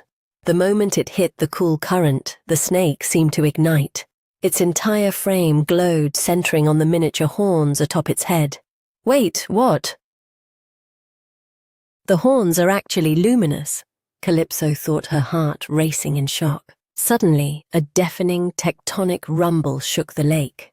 The water began to swirl in a violent vortex, draining away at a dizzying, impossible speed. The little snake threw its head back, greedily inhaling massive gulps of the lake. Calypso stood frozen. Its throat is working. Is this thing seriously drinking an entire lake dry? The torrent surged relentlessly into the tiny creature's bottomless maw. Misa, paralyzed by the spectacle, finally managed to stammer, My lady, what in the world are we witnessing? Calypso was left utterly speechless, thinking, I'm just as lost. A snake with the intake capacity of a battleship fleet. But then a wave of concern crashed over her. It's consuming way too much. What about the ecosystem? Did every creature in this lake just get hit by a localized apocalypse? No, this is getting out of hand. I have to stop it.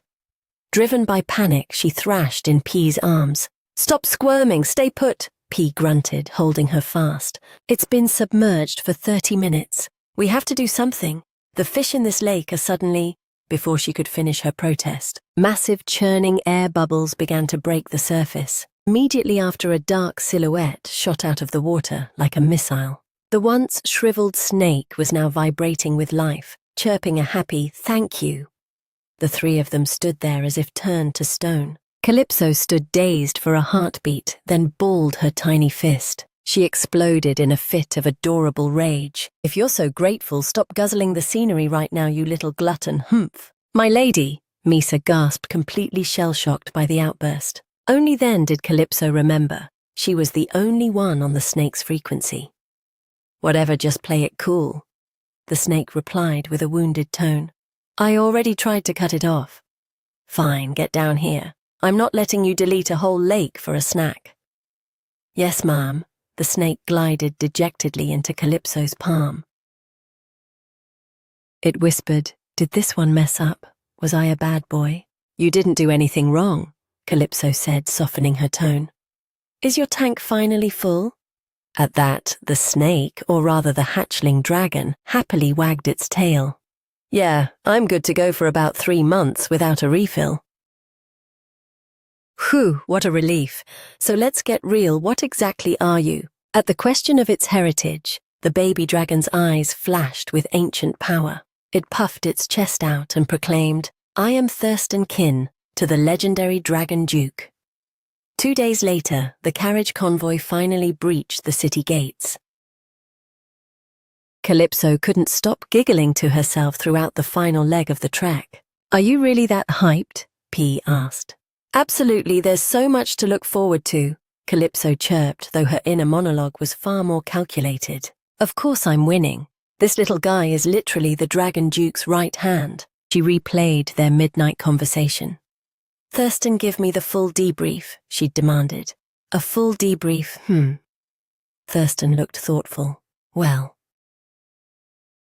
the Dragon Duke forged me from his own essence. I am his soul kin. We share a metaphysical link. Basically, I'm hardwired for loyalty, and the Master the Duke is bound to protect my existence," Thurston explained proudly. Though Calypso knew nothing of this Duke, she could feel the dragon's raw devotion. Then she hit the core mystery. "So why were you rotting alone in a forest?" Thurston's mood instantly plummeted. Calypso pivoted quickly. "All right, first stop the dragon castle. For real, Thurston cheered. "Back in the present." Calypso was busy refining her master plan. "I still don't know why Thurston was abandoned, but he's my golden ticket to a private audience with the Dragon Duke. If I hand-deliver his missing kin, he'll definitely be in my debt.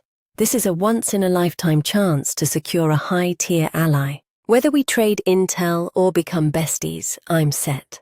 Visualizing her bright future, she instinctively began to hum a nostalgic melody. Suddenly, Belos, sitting across from her, stiffened. His entire demeanor shifted in a heartbeat. "Where did you learn that song?" Belos demanded, his voice urgent. Calypso hesitated. "I can't exactly tell him this was the anthem of my subordinate in a past life." She remembered her captain teasing her back then. "So boring, Master, don't front you're vibing to it too." "Just from someone I used to know," she replied cryptically. Belos flinched again. "What's up? Is it bothering you?" Calypso asked. "No, it's nothing." Faced with such a blatant lie, Calypso was so irritated she squeezed Thurston, nearly sent him to the afterlife. "Nothing yet, you're acting like you've seen a ghost," she grumbled. Right then, P chimed in. "Calypso, there's a detail I neglected to mention. This year's Dragon Festival is unconventional." "Unconventional?" "Yes, the royal family won't be making their entrance until the very last day." "Isn't that a breach of protocol?" Calypso asked, blinking. "Usually they arrive midway and stay through the finale. Because of the schedule shift, the opening keynote this year falls to the Paterian Duke." The name Paterian struck Calypso like a lightning bolt. The Black Panther Duke, the second most powerful house and the breeding ground for the original story's protagonists. A flood of traumatic memories came rushing back. The memory of that stinging slap and the man's frigid roar surged back. "Get lost? I'm absolutely done with you being my fiancé." That was the clan that had purchased her for a political engagement in her past life. Rage simmered in her veins, her chest ablaze. No matter how many times she cycled through life, this grudge would never burn out. P caught the shift in her expression. Yet he merely maintained a silent vigil out the window. "I have good news." "Which is?" Calypso turned back forcibly, shoving her emotions into a box. We have finally breached the gates of Dragon City. In that instant, Thurston, clutched in her hands, let out a cheer. The Duke is near. He's summoning Thurston. Just a little longer. We'll be there in a heartbeat, Calypso promised. Thurt whispered back with a puff of pride. The Duke can't even manage a spoon if Thurt isn't stationed at his side. Then why on earth did you abandon a master like that? Calypso pressed. She struck a nerve. Fresh tears began to cascade down Tess's tiny face. Calypso pulled Tess into a gentle embrace and let out a soft sigh. There, she cooed. The truth will reveal itself soon enough. Whether this little creature was ready or not, the gargantuan gates of Dragon Castle were groaning open to swallow them. In that moment, Calypso forged a stone-cold vow. I will return you to the Dragon Duke's side, no matter the cost. Inside the fortress, a head butler stood waiting, his face masked by a shallow, rehearsed welcome. The journey must have been taxing, he crooned, his voice dripping with artificial sweetness. However, a flood of distinguished guests arrived ahead of schedule, so I'm doubtful any rooms remain. He bowed low, a tactical move to mask his smug smirk, while delivering a polite dismissal. I trust you understand our predicament. Flexing his measly authority the second we step through the door, Calypso mused, her mind dissecting the disrespect. The animosity between the land dwellers and the sea folk had been a slow burn for eons. The tension had hit a boiling point during a summit where the only items on the agenda were mutual disgust and fury. That carnage only ceased when Ukila Aquadello, her grandmother, made her entrance. She had ascended to family head by wading through the blood of her own brothers, a woman defined by war. With overwhelming brutality, she pulverized the meeting, leaving the land dwellers paralyzed by sheer terror. In stark contrast, Pe Aquadello maintained a deceptively quiet existence, despite his legendary prowess. Bellows cast a skeptical glance at P. Could a titan like him truly remain passive in the face of such blatant bigotry? The butler struck up his tired old tune again, his tone becoming even more insufferable. VIPs have filled the wings. I can't guarantee a single vacancy. Please be reasonable. Are you implying we're denied entry? P asked, his voice a flat, emotionless void. Wait, what? No rooms for us, Calypso suddenly wailed, slipping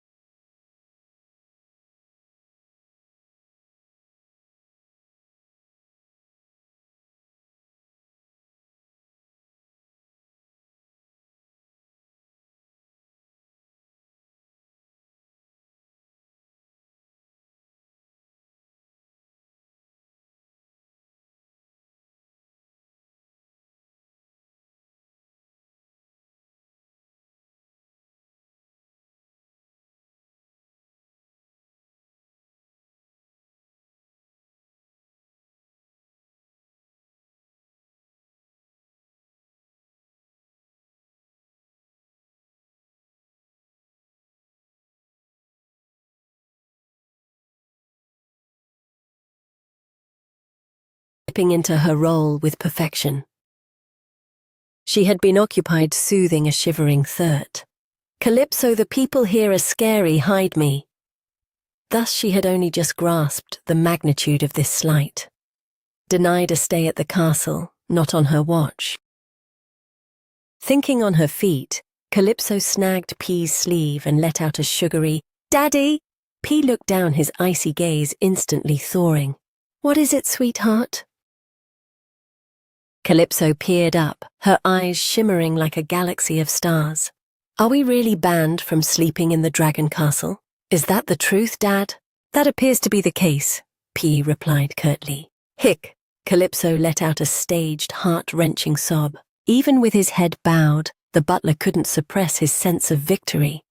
"Ha! As if I'd let this trash stay here," he sneered internally. "You reeks of fish peasants, what right do you have to tarnish the noble dragon castle?" "My point stands, there is no space for your kind. If they dared to bark back, I'll just act inconvenienced and toss them a mouldy closet as an act of mercy." With that thought, his smirk became a target for a well-deserved beating. Without a whisper of a warning, P unleashed a devastating kick. A dark blur cut through the air, and the butler's body was launched like a marionette with snapped strings. He collided violently with the staircase railing, with a bone-dry, sickening crunch. Calypso was floored. Bellos, watching from the sidelines, casually quipped, "Violence won't exactly pad our budget, you know." "Move," P growled, his eyes manifesting a sub-zero chill. "If I keep pummeling him, a vacancy is bound to materialize." The butler finally grasped the true definition of horror. His entire frame convulsed. "Water magic. I'm a dead man. I'm absolutely finished." "If you expire right now, who's going to show us to our quarters?" P asked in a steady yet lethal tone. "Or would you prefer a prolonged taste of the abyss?" "Please." The old man barely managed to part his lips when a whip of high-pressure crystalline water lashed out with terrifying velocity. It sliced past the butler's ear, carving a thin crimson trail before embedding itself deep into the solid wood pillar behind him. The butler's blood ran cold, every nerve on edge. That's a true apex predator." He slammed his forehead against the floor, his voice shaking like a leaf in a storm. I beg your forgiveness. There has been a grave misunderstanding." "A misunderstanding, you say?" P arched an eyebrow, unimpressed. Violent currents of water began to swirl and converge around him. "And how do you intend to compensate for such an oversight?" "The penthouse. I'll escort you to the grandest suite immediately," the old man shrieked. "Then take us to the quarters closest to the Dragon Duke," Calypso interjected, pouncing on the opening. "The Dragon Duke isn't actually in this fortress," Bellows clarified. "He keeps a separate private estate." "Oh. Is that all?" Calypso's voice dropped with disappointment. "Mercy, I am profoundly sorry." The butler continued his incessant, pathetic groveling. Another spiral of water instantly snared him, hoisting him into the air like a rag doll. "Still no talk of restitution?" P demanded with a glacial stare. "He asked you a direct question. How do you intend to make amends?" Bellows let out a weary sigh, thinking, "Good grief. I've survived this man's nuclear temper more times than I can count. It's a miracle I'm not a corpse. Does the Dragon Duke's citadel truly pride itself on treating esteemed guests like garbage?" P pivoted, his fist tightening. The water pressure constricted around the head butler's throat. "Hick, I'm so sorry. I'm not interested in an apology," P cut him off. "I want restitution." What do you desire, sir?" the man sobbed. P shifted his gaze to his daughter. "Name your price." Calypso went rigid. Did Dad seriously orchestrate this entire catastrophe just for my sake? Her heart suddenly hammered against her ribs, a warm, fuzzy glow radiating through her chest. She beamed a radiant smile. "Dad, I want a private audience with the Dragon Duke." At that bold request, the head butler flinched. That's strictly impossible." One lethal glare from Pei was enough to make him choke on his rejection. Oh no, forgive me. We have rigid protocols to observe, so..." "If you still place any value on your life," P interjected coldly, "then you'd better have a satisfactory answer for me by sunrise." "Yes, sir," the head butler barked with newfound clarity. "Now escort us to our quarters." Of course. Might you please release me now?" Standing in the opulent suite surveying the view, Calypso couldn't help but gape. Absolutely stunning. She stepped onto the balcony, allowing the crisp breeze to dance through her hair. "If I had crawled here alone as the pathetic dragon's bride, I definitely wouldn't be lounging in a suite like this. The title Dragon's Bride was nothing but a gilded lie. In reality, it was just a fancy term for a human sacrifice. Not a single girl chosen before her had survived more than a handful of years. What kind of hell did they endure? Calypso mused. Every historical record was frustratingly vague. The chronicles always cut to black the moment the bride encountered the Dragon Duke, and then curtains. In the original lore, the Dragon Duke was a figure the female lead held in immense, borderline holy respect. What could a man like that possibly do to those doomed brides? If I'd known my life would turn into this trope, I would have actually read the book instead of skimming. Her thoughts drifted to Thurston. Intel was still dangerously thin. Once Dad heads out later, I need to grill Thurston for the Duke's exact coordinates. But one obstacle remained. She curled her fists in irritation, cursing her luck. Bellows was still burning a hole in the side of her head. The atmosphere in this room is suffocating. Damn it, what is this weird tension, déjà vu? She cut a sharp look toward Bellows. He was still staring at her, unblinking and intense. What the hell is this guy's problem? The longer Calypso felt his gaze, the more her annoyance spiked. Dad, why do you have to be missing in action at a time like this? Before vanishing, P had commanded, I'll be out for a moment, stay put, and try not to cause trouble. He even vowed, I'll fix it so you can walk anywhere without enduring the pathetic stares of others. These land dwellers are just a pack of weaklings.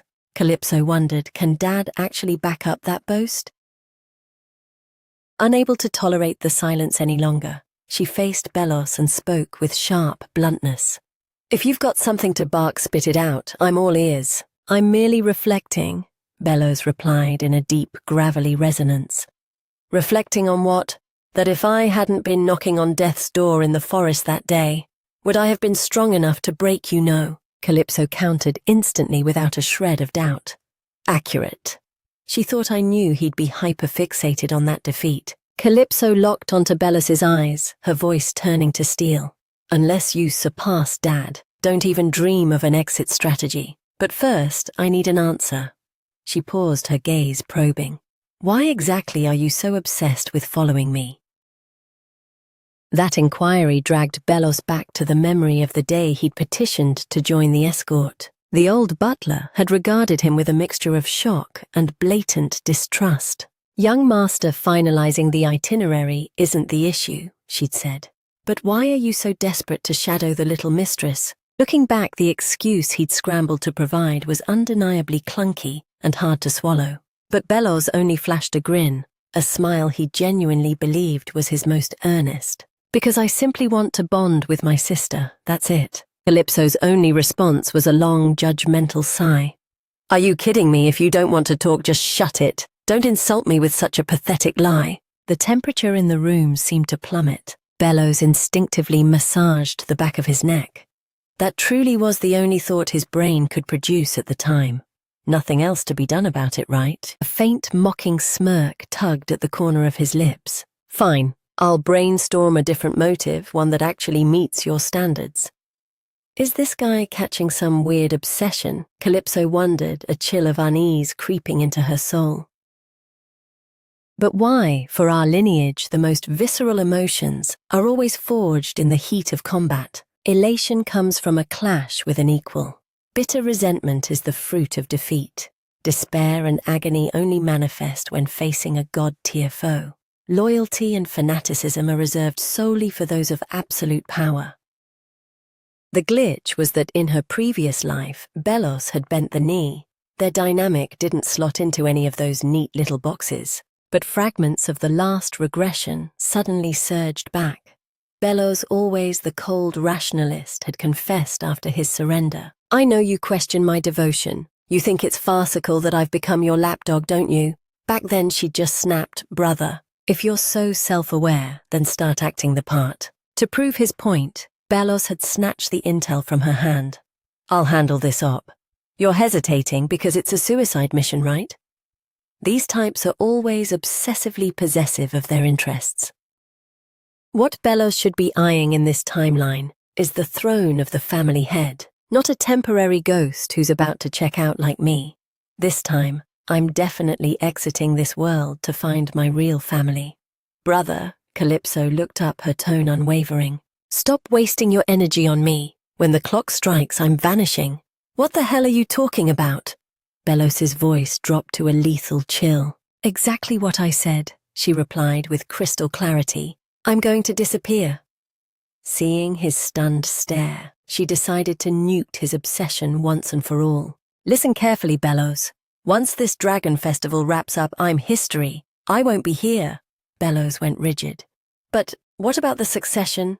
No, I won't be taking the crown, Calypso replied with total apathy. What? She shut down the dialogue with a finality that made Belos's brow furrow in confusion. Just go chase your own glory. But he remained obstinate. And what happens to you? Good grief, that intensity. Calypso mused helplessly to herself, though she opted for a strategic silence. The chamber dissolved into a thick, suffocating quiet, but at that precise microsecond, the door flew open. Recognizing the figure who had just intruded, Calypso chirped with feigned delight. Master, over here, hurry! Belos didn't utter a single syllable. He pivoted with icy detachment and stormed out, the violent slam of the door, echoing like a gunshot. Is he throwing a tantrum because his little power play failed? Calypso wondered. Since he's the frontrunner for the family head throne, relying on him to protect us Luca and Luba might be a lost cause. While she was lost in thought, P spoke up, his expression grim and ominous. I've got grim tidings. Spill it, Calypso urged instantly. Word is this year's Dragon Festival might be scrapped. This bombshell made Calypso bolt upright. What exactly went down while you were out re-educating those land dwellers? P looked slightly sheepish. I didn't explicitly say I was going to pulverize them. I simply provided a rigorous corrective session and returned. He quickly pivoted to damage control. Besides, it's just a whisper on the wind for now. Nothing has been etched in stone.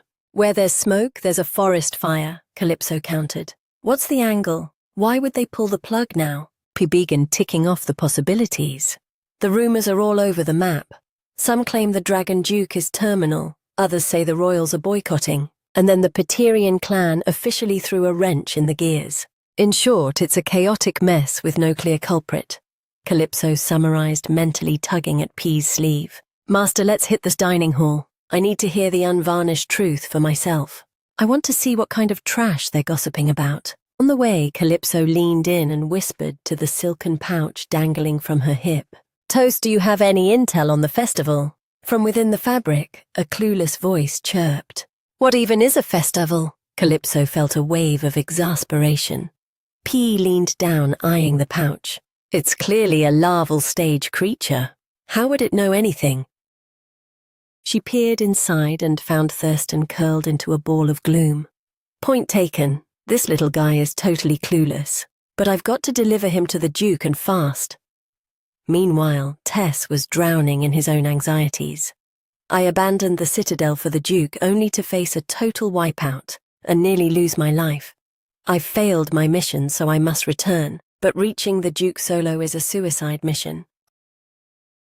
I want to beg Calypso for an assist, but she looks way too fragile to survive the trek to the Dragon Duke's lair. One needs monstrous strength to even stand before the dragon. 20 minutes later, at a decimated restaurant, the place was a total disaster zone, looking like a war had just swept through.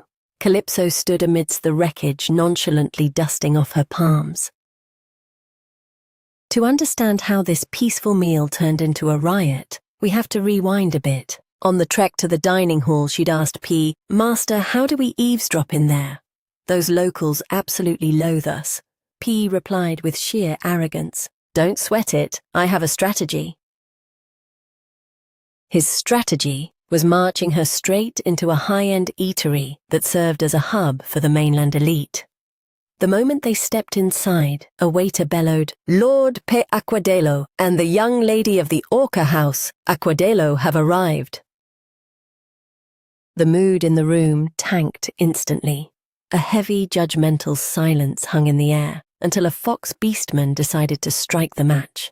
Well, look at this. Where's that pungent, fishy stench coming from? Instantly vitriolic whispers erupted. The dragon festival is being contaminated by seawater. We should deport these arrogant bottom feeders back to the coast. Before the big mouth could finish his insult, a sphere of pressurized water gagged him mid-breath, and naturally things devolved into a full-blown mosh pit. Technically, we were strictly exercising our right to self-defense, Calypso muttered. She sauntered over to the fox beastman, who was currently auditioning for a floor rug. She flashed a sugary sweet but lethally sharp grin. "Hey, Foxy," she said before planting her heel firmly on his hand. "Ah, knock it off. If you're fond of having 10 fingers," Calypso maintained her terrifyingly friendly aura, "then you'd better start talking." The fox gnashed his teeth. You filthy fish brat."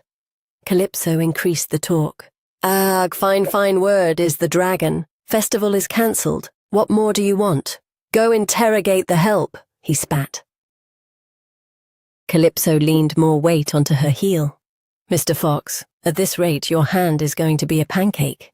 He wheezed. I don't have the details, I just heard the Dragon Duke is shutting the whole thing down. Rumour says he's got 1 foot in the grave. From deep within Calypso's pouch, Tess's voice echoed audible only to her ears. "Liar." Calypso paused. "A lie." The fox continued, his voice trembling like a leaf. "The Dragon Duke is just a bloodthirsty tyrant who wants total dominion."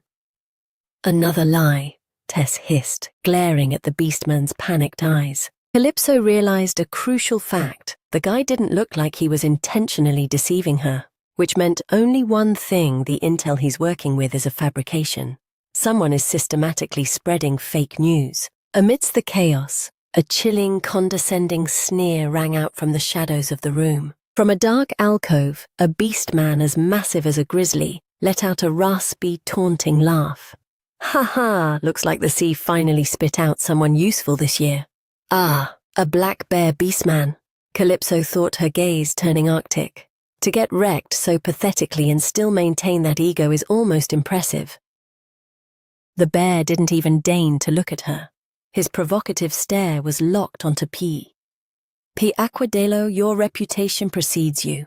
They say you rival Ukila Aquadello, but if you cross paths with the Black Panthers of House Piterian, you're just another casualty." Calypso stepped forward, her voice dripping with mock innocence. "Master, are you really going to let this loser keep barking? We need to give them a harsh reality check, don't we?" A predatory smirk ghosted across P's lips. "My daughter has impeccable taste." With a simple flick of his wrist, a lash of invisible water whipped out, flattening the bear beastman instantly. It was over in a heartbeat. Watching the bear's spirit break, Calypso dove into her own calculations. If this is the daily grind for a dragon's bride, then my plan to kidnap the Duke and drag him to my turf is looking better by the minute. While she was basking in her smugness, Tess's urgent voice flooded her mind. "Help me, I need you to get me to the Duke, after the theatrical carnage at the restaurant." Calypso retreated to her suite. The second he was freed from the pouch, Tess blurted out, "Can we make the move tonight?" Calypso propped her chin on her palm, her expression shifting to one of deep intrigue. "Fine, but answer me one thing." "Anything," Thurston chirped without a moment's delay. "Can I link our minds and talk through thoughts like you do?" she asked playfully, poking Thurston's tiny head. "I don't need Father or Bellows eavesdropping on our private business." "Totally," Thurston bubbled with joy. "It's a piece of cake. Since Calypso can already hear my soul, you can definitely project back." Calypso squeezed her eyes shut, centering her mental energy, and flicked a thought toward Thurston. "Like this. Can you hear me now?" Thurston's eyes crinkled into happy crescents. "Loud and clear, Calypso is a natural genius." "Obviously I'm built different," she projected back with a smug smirk. "Wait back in the abyss. I used hydro-pressure to talk to the demi-beasts. Does this mean my potential goes way beyond just making splashes?" But as Calypso spiraled into her own theories, Thurston suddenly stiffened his miniature eyes, locking onto the window with a look of pure, raw desperation. "The Duke, he's calling for me. Lord Duke, I'm so lonely without you." "I need to see him." Calypso gently ran a finger over his back to steady him. "Hey, easy now. Just spill the details and I'll have your back." She wondered what kind of mess has the Dragon Duke actually gotten himself into. Thurston's mental voice wavered thick with anxiety. Tess needs a truly elite beastman to pull this off.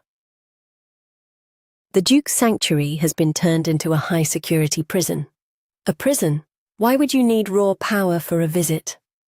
The sentries watching over the Duke are monsters. I have to slip past those wolves to reach him. "The Dragon Duke is under house arrest." Calypso's jaw dropped.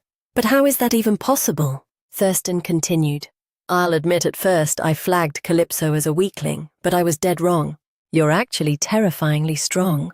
Calypso broke into a nervous sweat at the bluntness. "Wait, you thought I was a pushover when we met? Is that why you pulled that heroic stunt to shield me?"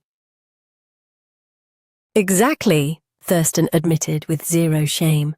"Hey," Calypso snatched up Thurston's tiny form and gave him a vigorous shake. "You little brat, I was the one doing the heavy lifting to save your hide."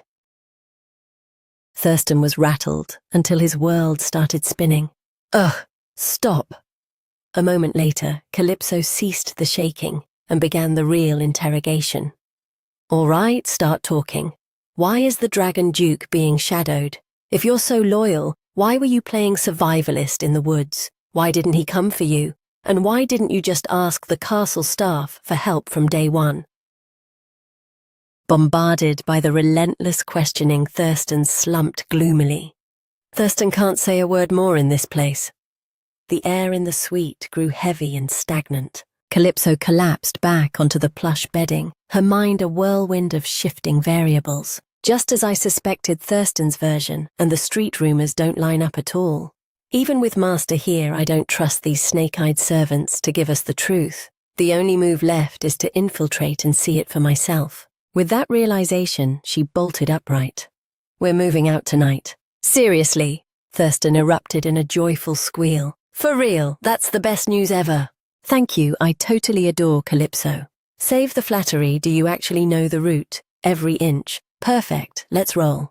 Calypso slid off the bed with purpose. "I've got a critical update for Father. I'll be back before you know it." As she reached for the handle, Thurston's voice echoed one last time. "Calypso, watch your back." Calypso tossed a confident smile over her shoulder. "Always." The corridor outside was vast, echoing with a chilling silence. Calypso came to a halt before Plea's heavy doors. Just as her knuckles were about to hit the wood, a resonant, velvety voice vibrated from within. "The latch is open." The door swung wide as if by magic. P.E. was silhouetted against the window, his broad back turned to the room as he stared into the night. Sensing her presence, he slowly turned to face her. A stray night breeze drifted through the casement, making her hair flutter like dark silk. "Master?"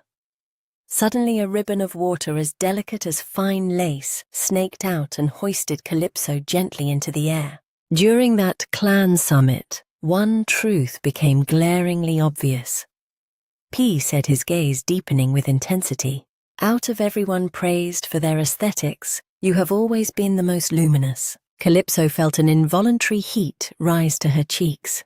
"I didn't peg you for the type to give out compliments, Master. I've heard that girl dads are supposed to be total saps for their daughters. I guess this is just part of the package." Master is really leaning into this Father of the Year role, she noted. "Tell me, are you usually the type of man who stands by his word?" P paused. "I can't say for sure." "And what's that supposed to mean?" "To put it plainly," he said, the ghost of a rare smile dancing in his eyes, "right now I find myself feeling genuinely content." Calypso was floored. "Is that why you always wore that mask of icy indifference, like you weren't just a ghost waiting for the chance to vanish?" She poked at the edges of that newfound happiness. "Don't you feel that same spark with a senro?" P rubbed his chin, his face turning deadpan. "If my third-born possessed your raw power, your fire, and your unique soul, then perhaps." Calypso let out a long sigh. Why go through all these mental gymnastics just to say you've chosen me? What about Bellows? In terms of pure stats, he might actually outclass me. Instantly, P's brow furrowed in blatant irritation.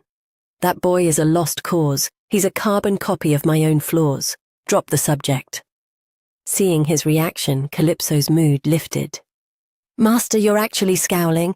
Are you annoyed? That's a first for me. The Dragon City is a world away from our home turf. Back in Aquadello, we don't have anything that even scrapes the clouds like this. She cut herself off. This is weird. I came here to be direct. Why am I suddenly stalling with small talk? Drawing in a lungful of air, she steeled her nerves for the plunge. Master, I've decided I like the vibe of this city. I want you to head back to the coast without me. The lines of P's face turned to stone. He narrowed his eyes, feigning a total lack of comprehension. Are you suggesting we relocate and live here together? Calypso's brain short-circuited. Wait. No, that's a total misread. He ploughed right through her confusion. I only just realized your affinity for heights, but I underestimated your passion for it. If we're setting up shop here, we'll need a top-tier security detail. I'll vet some mercenaries or scout the Guardian village. Calypso waved her hands frantically. Stop, Master, you're hearing what you want to hear. I said go back alone. P completely steamrolled her protest, his voice dropping into a dangerous register. If we stay, Bellows will just have to make the trek back solo.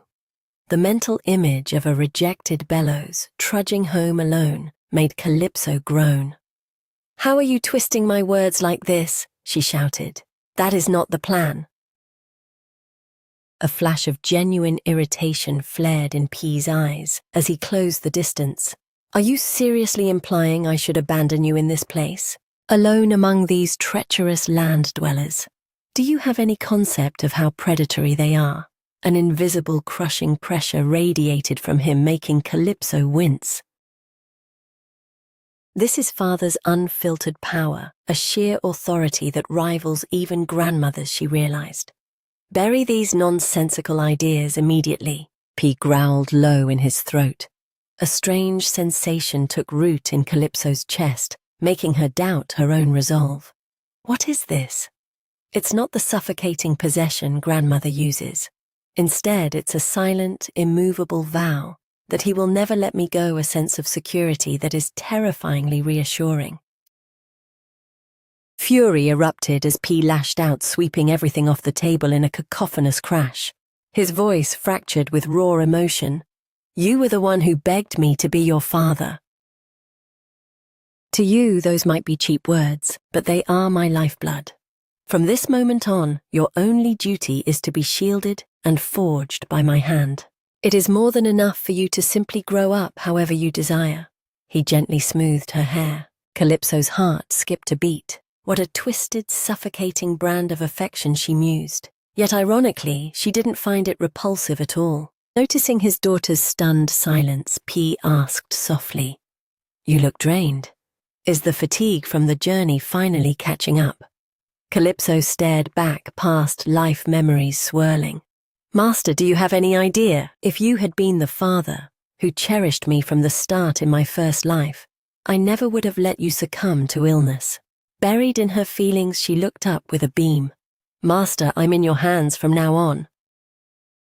P tilted his head slightly, grunting a response. Fine. Starting today, focus solely on becoming stronger with every sunrise. I'm sorry, Master. I squandered 60 years of my existence chasing a single hollow obsession.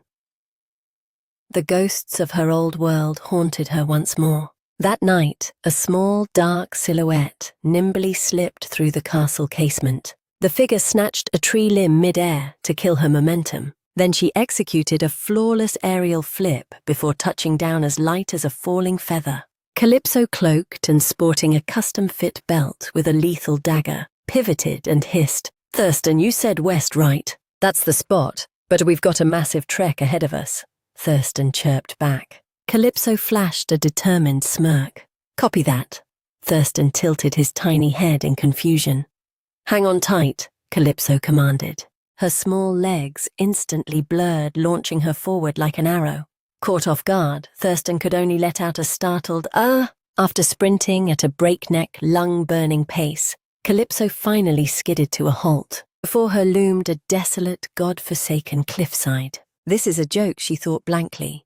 Does the Dragon Duke seriously reside in this wasteland? It was a total 180 from the glamorous descriptions Belos had fed her. She dropped her voice to a conspiratorial whisper. How do we breach the perimeter from here? Still vibrating from the high-speed transit, he whispered. Calypso, you have to go ghost mode. Total silence from here on. Immediately, Calypso's eyes sharpened, and she vanished into a thicket of dense underbrush. Her gaze remained locked intensely on the face of the cliff. Suddenly, the rock face began to ripple and warp bizarrely. The stone seemed to liquefy, shifting from cold grey to human flesh tones, and a green-haired man stepped out from the earth. A literal wall-walker, Calypso was floored.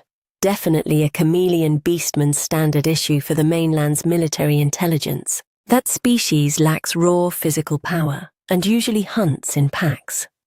Their partners are always apex predators. The chameleon rapped his knuckles against the cliff and grumbled, "Shh, it's dead quiet out here." At that exact moment, another silhouette materialized right beside him. It was a woman. She massaged her neck and groaned, "Ugh, Border Patrol, this is so beneath me. Seriously." Crouched in the shadows, Calypso gnashed her teeth. A hyena. Why would such a high-tier beastman clan be relegated to grunt work? Her sandy hair with prominent black spots and the obsidian fur lining her ears were unmistakable. Hyenas are one of the big 5 clans on the mainland. No way they'd be stationed here just to babysit a crumbling ruin. At this moment, Hara, the hyena girl, was still venting. Our clan of all people stuck in this dump. The chameleon nodded. I feel you. A few days back I even spotted the Patan clan on surveillance. Even the Black Panthers showed up. Hara looked defeated. They're on the roster too. Calypso flinched. Paterian Thurston's words clicked. Tess needs a monster of a beast man to reach the Duke. Now it made sense. This place was a fortress. The chameleon asked, "By the way, Lady Hara, is the festival actually canned this year?" Hara shrugged. "Look at this circus. Do you think it's happening? The VIPs will arrive only to find a locked door." The royals have the Dragon Duke under total lockdown, while they've built a decoy castle outside to gaslight the public. Well, just grin and bear it for a little longer. Oh, so the end is near. The chameleon looked intrigued. Bet on it, Hara replied with a smirk. The current Dragon Duke is on his deathbed. The successor we're meeting is rumored to be a reincarnator. That's my mother, the chief's theory, so it's basically gospel. Now let's sweep the perimeter. Whoa, thanks for the tea. Once the footsteps faded into the night. Calypso gently steadied Thurston. Deep breaths, Thurston. We're here to rescue the Duke. This is where you have to find your spine.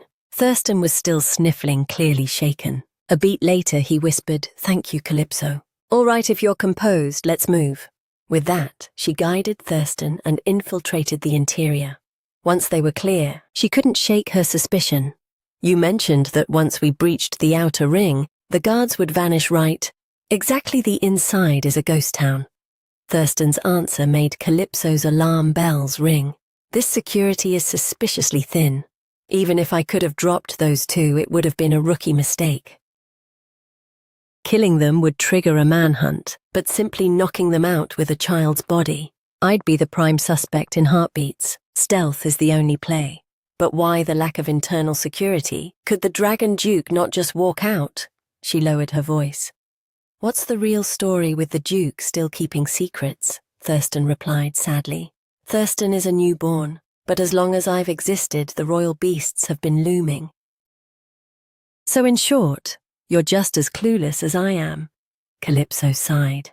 Suddenly, the rhythm of approaching footsteps startled her, and she dove into the nearest shadow. She spotted a maid hurrying past her entire frame, quaking with fear.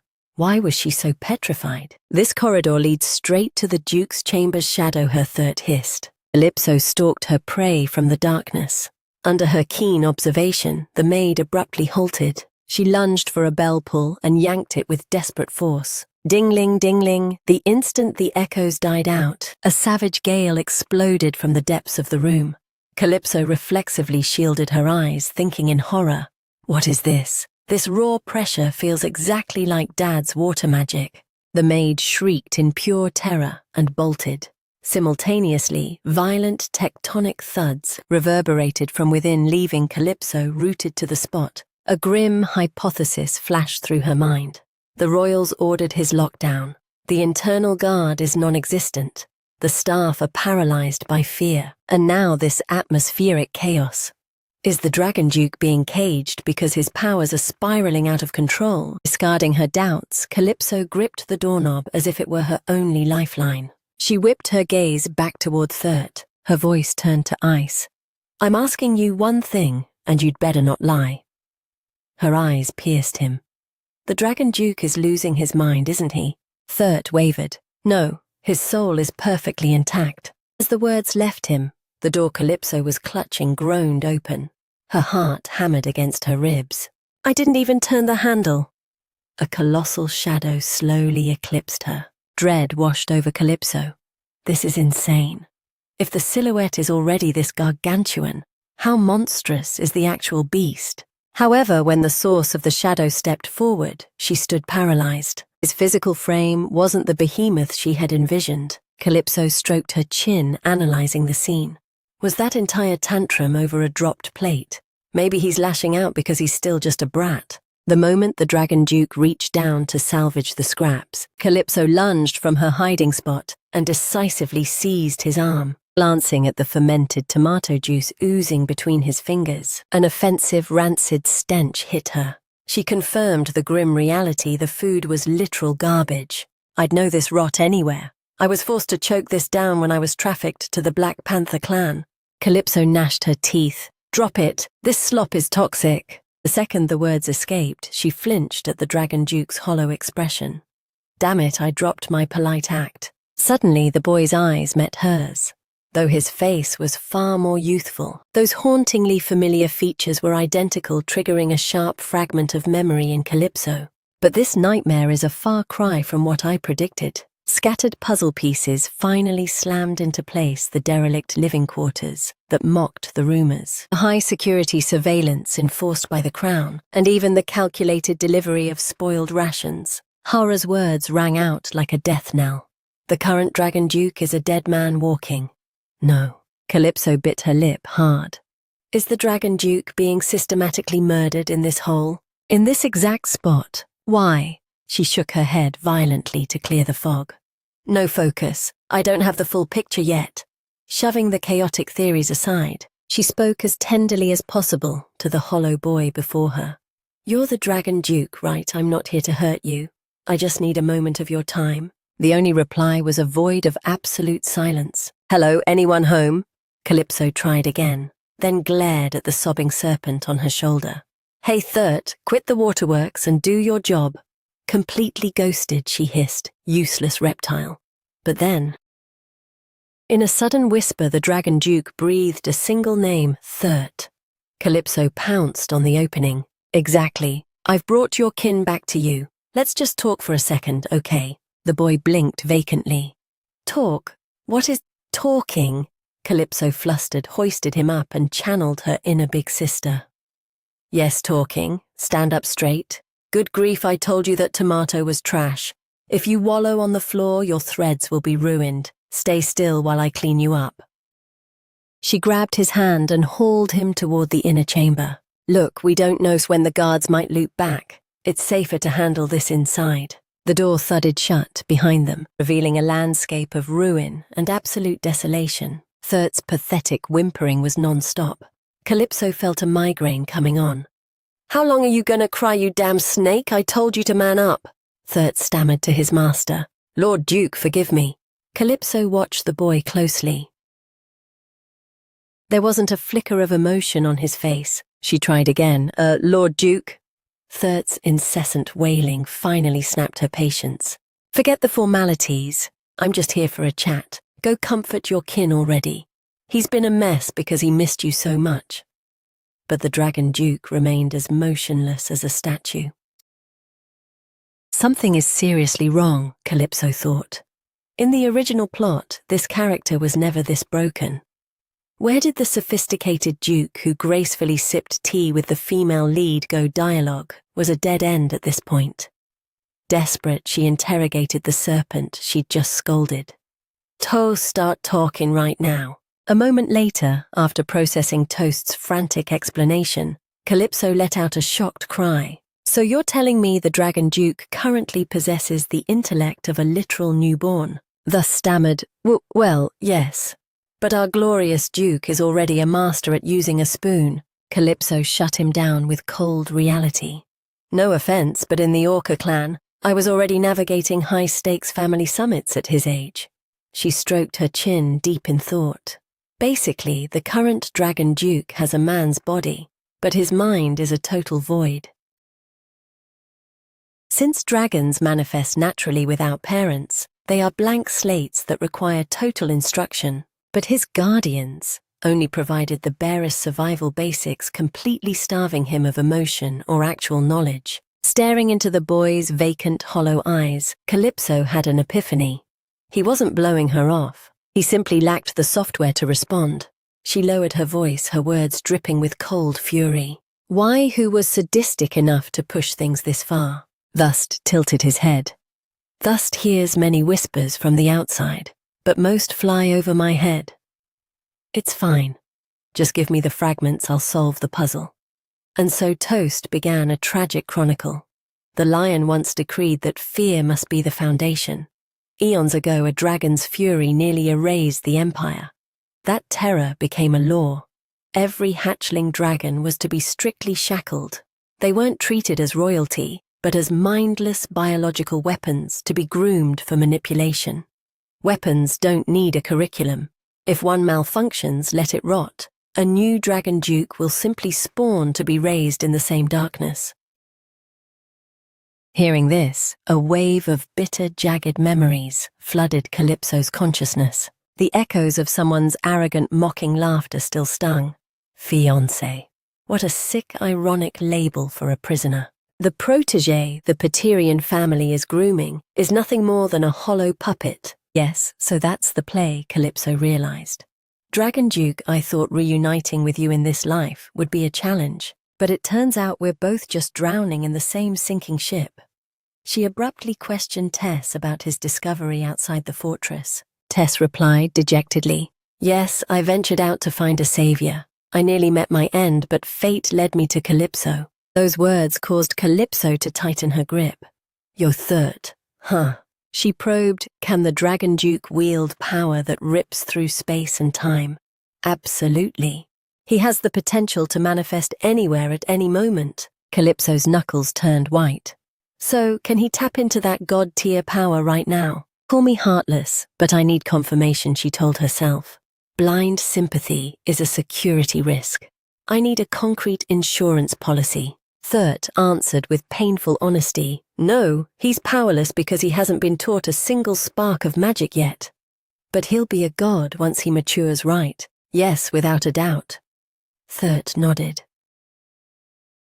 A surge of ironic relief washed over Calypso.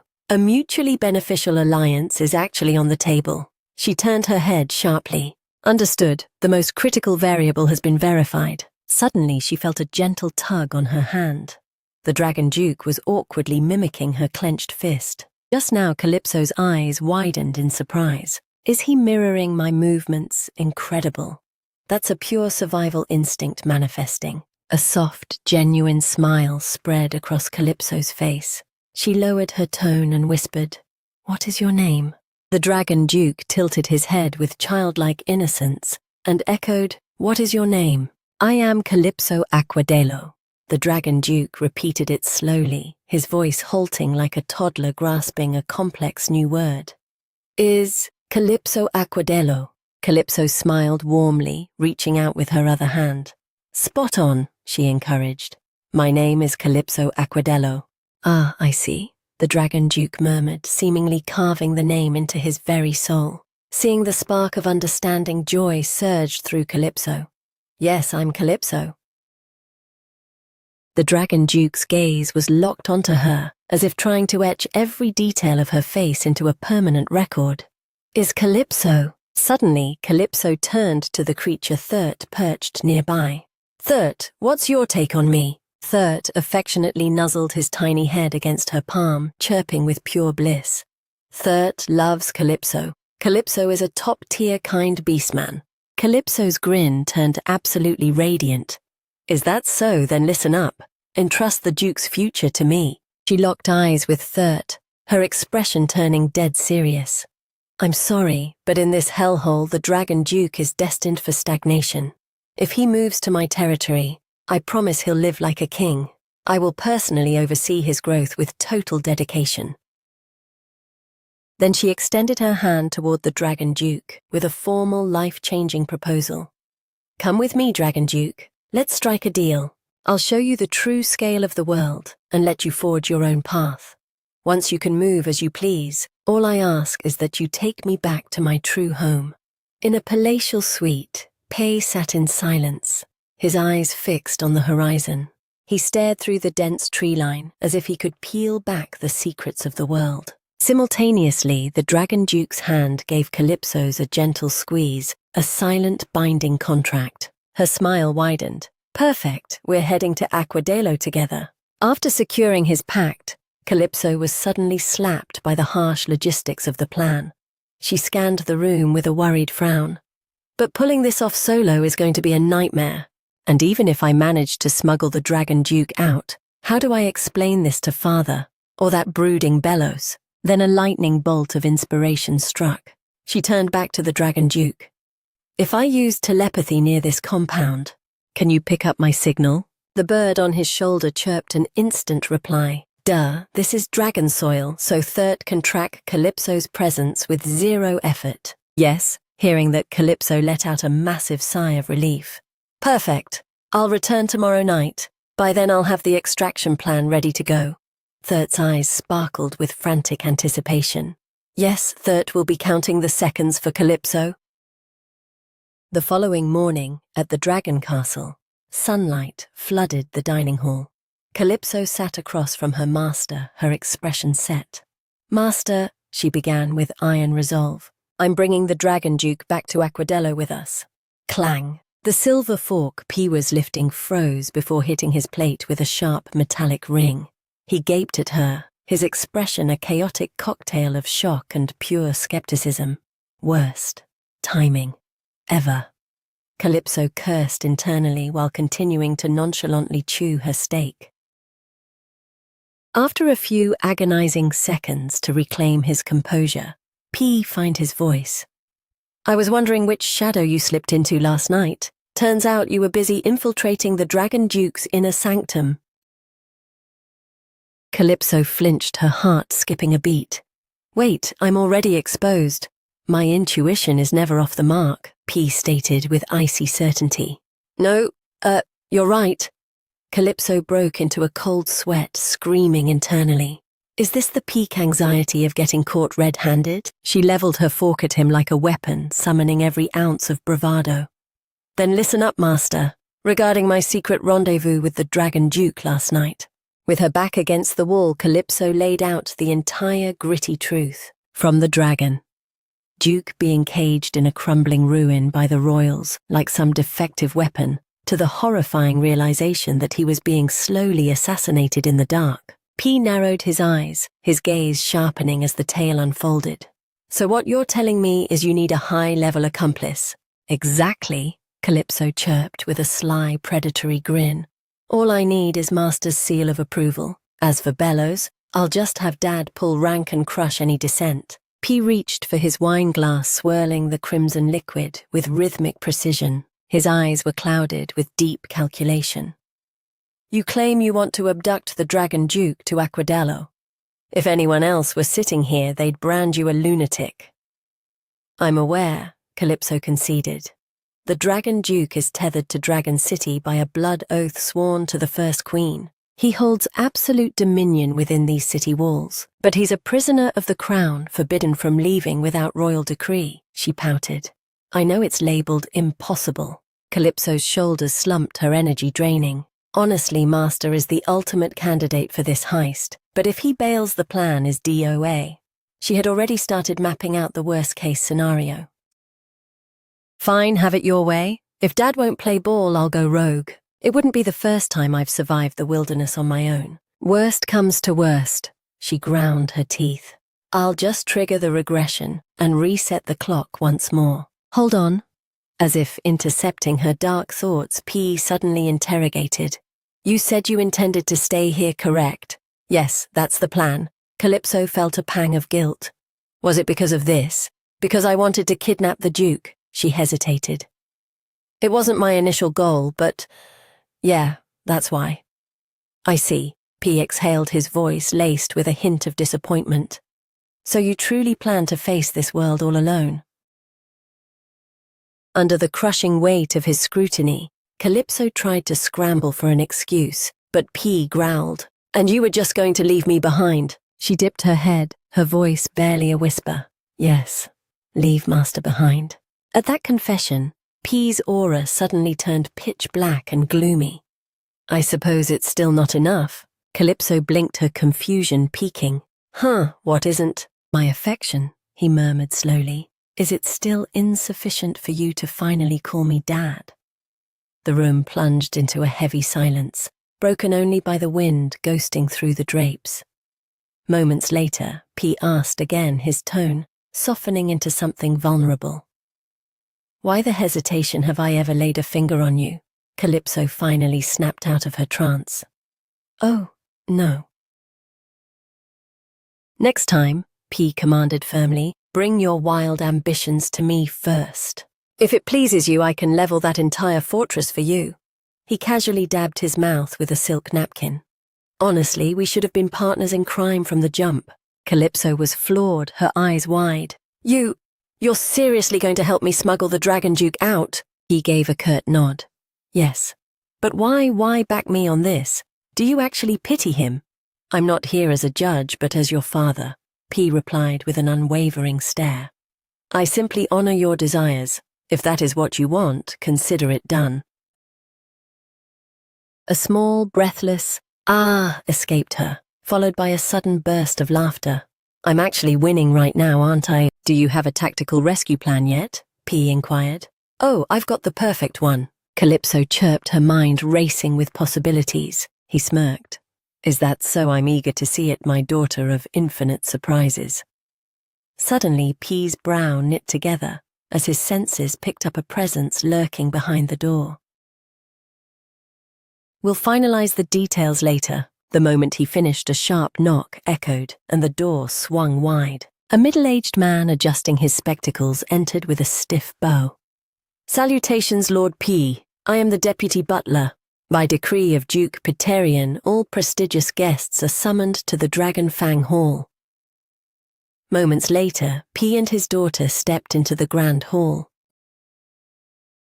Noticing Haura standing in a corner yawning with blatant boredom, Calypso leaned in and whispered to her father, Master, that's the hyena I spotted earlier. And when exactly did you spot him? A suspicious, gravelly voice vibrated right in her ear. Calypso nearly jumped out of her skin, realizing it was Belos. She huffed with icy disdain. None of your business. That was a close call. I almost leaked the entire op, she thought. She pivoted to grill him. Why are you eavesdropping on a private conversation anyway? Before she could roast him further, the hall erupted in the venomous whispers of the nobility. Isn't that the infamous P. Aquadello of the Orca clan? I heard he's just as prickly as his patriarch. Best to avoid him. How much threat can a fish pose on dry land anyway? Hush, keep it down. If they catch wind of that, they'll cause a scene. We can't have a riot in a venue this formal. Calypso was stunned into silence. These people are totally clueless about the storm that's coming, aren't they? Seeing his daughter's face sour, P said with chilling calm, If they're an eyesore, I can permanently silence them. Calypso looked up, hands waving frantically. No, it's fine. I'm totally okay. If you wish, I can bring the entire ceiling down on them, P declared, his tone devoid of any humor. Calypso let out a nervous giggle. Wow, Master, you actually know how to crack a joke. But as his expression turned grim, her stomach did a flip. It's a joke, right? Why are you analyzing the structural integrity of the ceiling? After a beat of silence, P gave a dead, honest nod. Calypso was speechless. You're a carbon copy of grandmother, always trying to solve problems with brute force.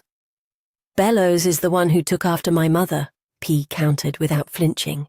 He was her favorite, raised under her wing, so naturally he inherited her traits. With that, he scorched the nosy crowd with a lethal glare. The nobles instantly averted their eyes in sheer terror. Good grief, someone stop this man, Calypso screamed in her soul. Just then, the rhythm of heavy, commanding footsteps caught her ear.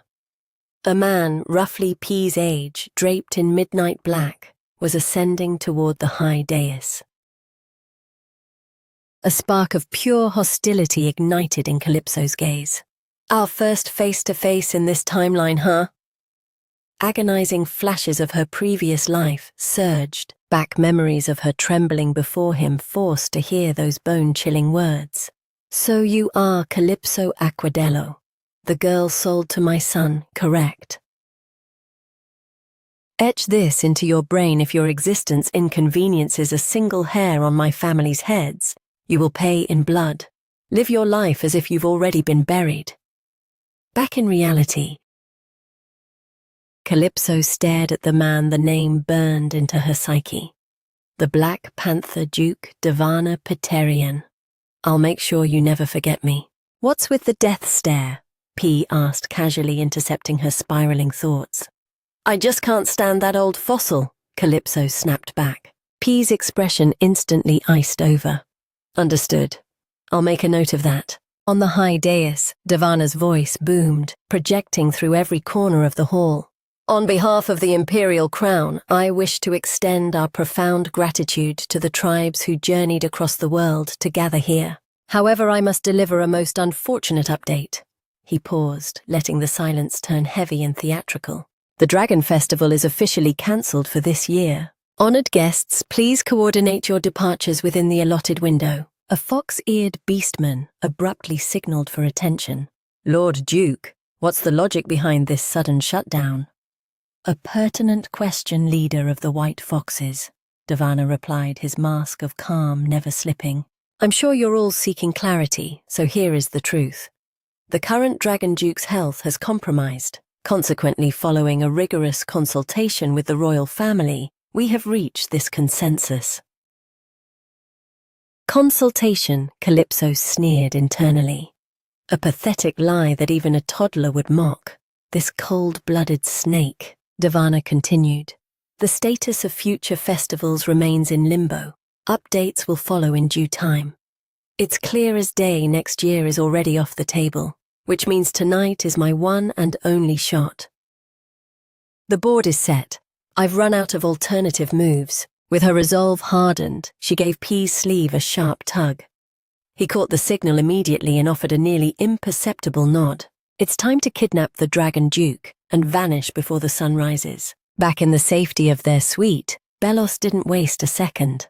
Spill it. What's the play? You were radiating suspicious energy back in that hall. This is exactly why I loathe people with top-tier intuition, Calypso sighed.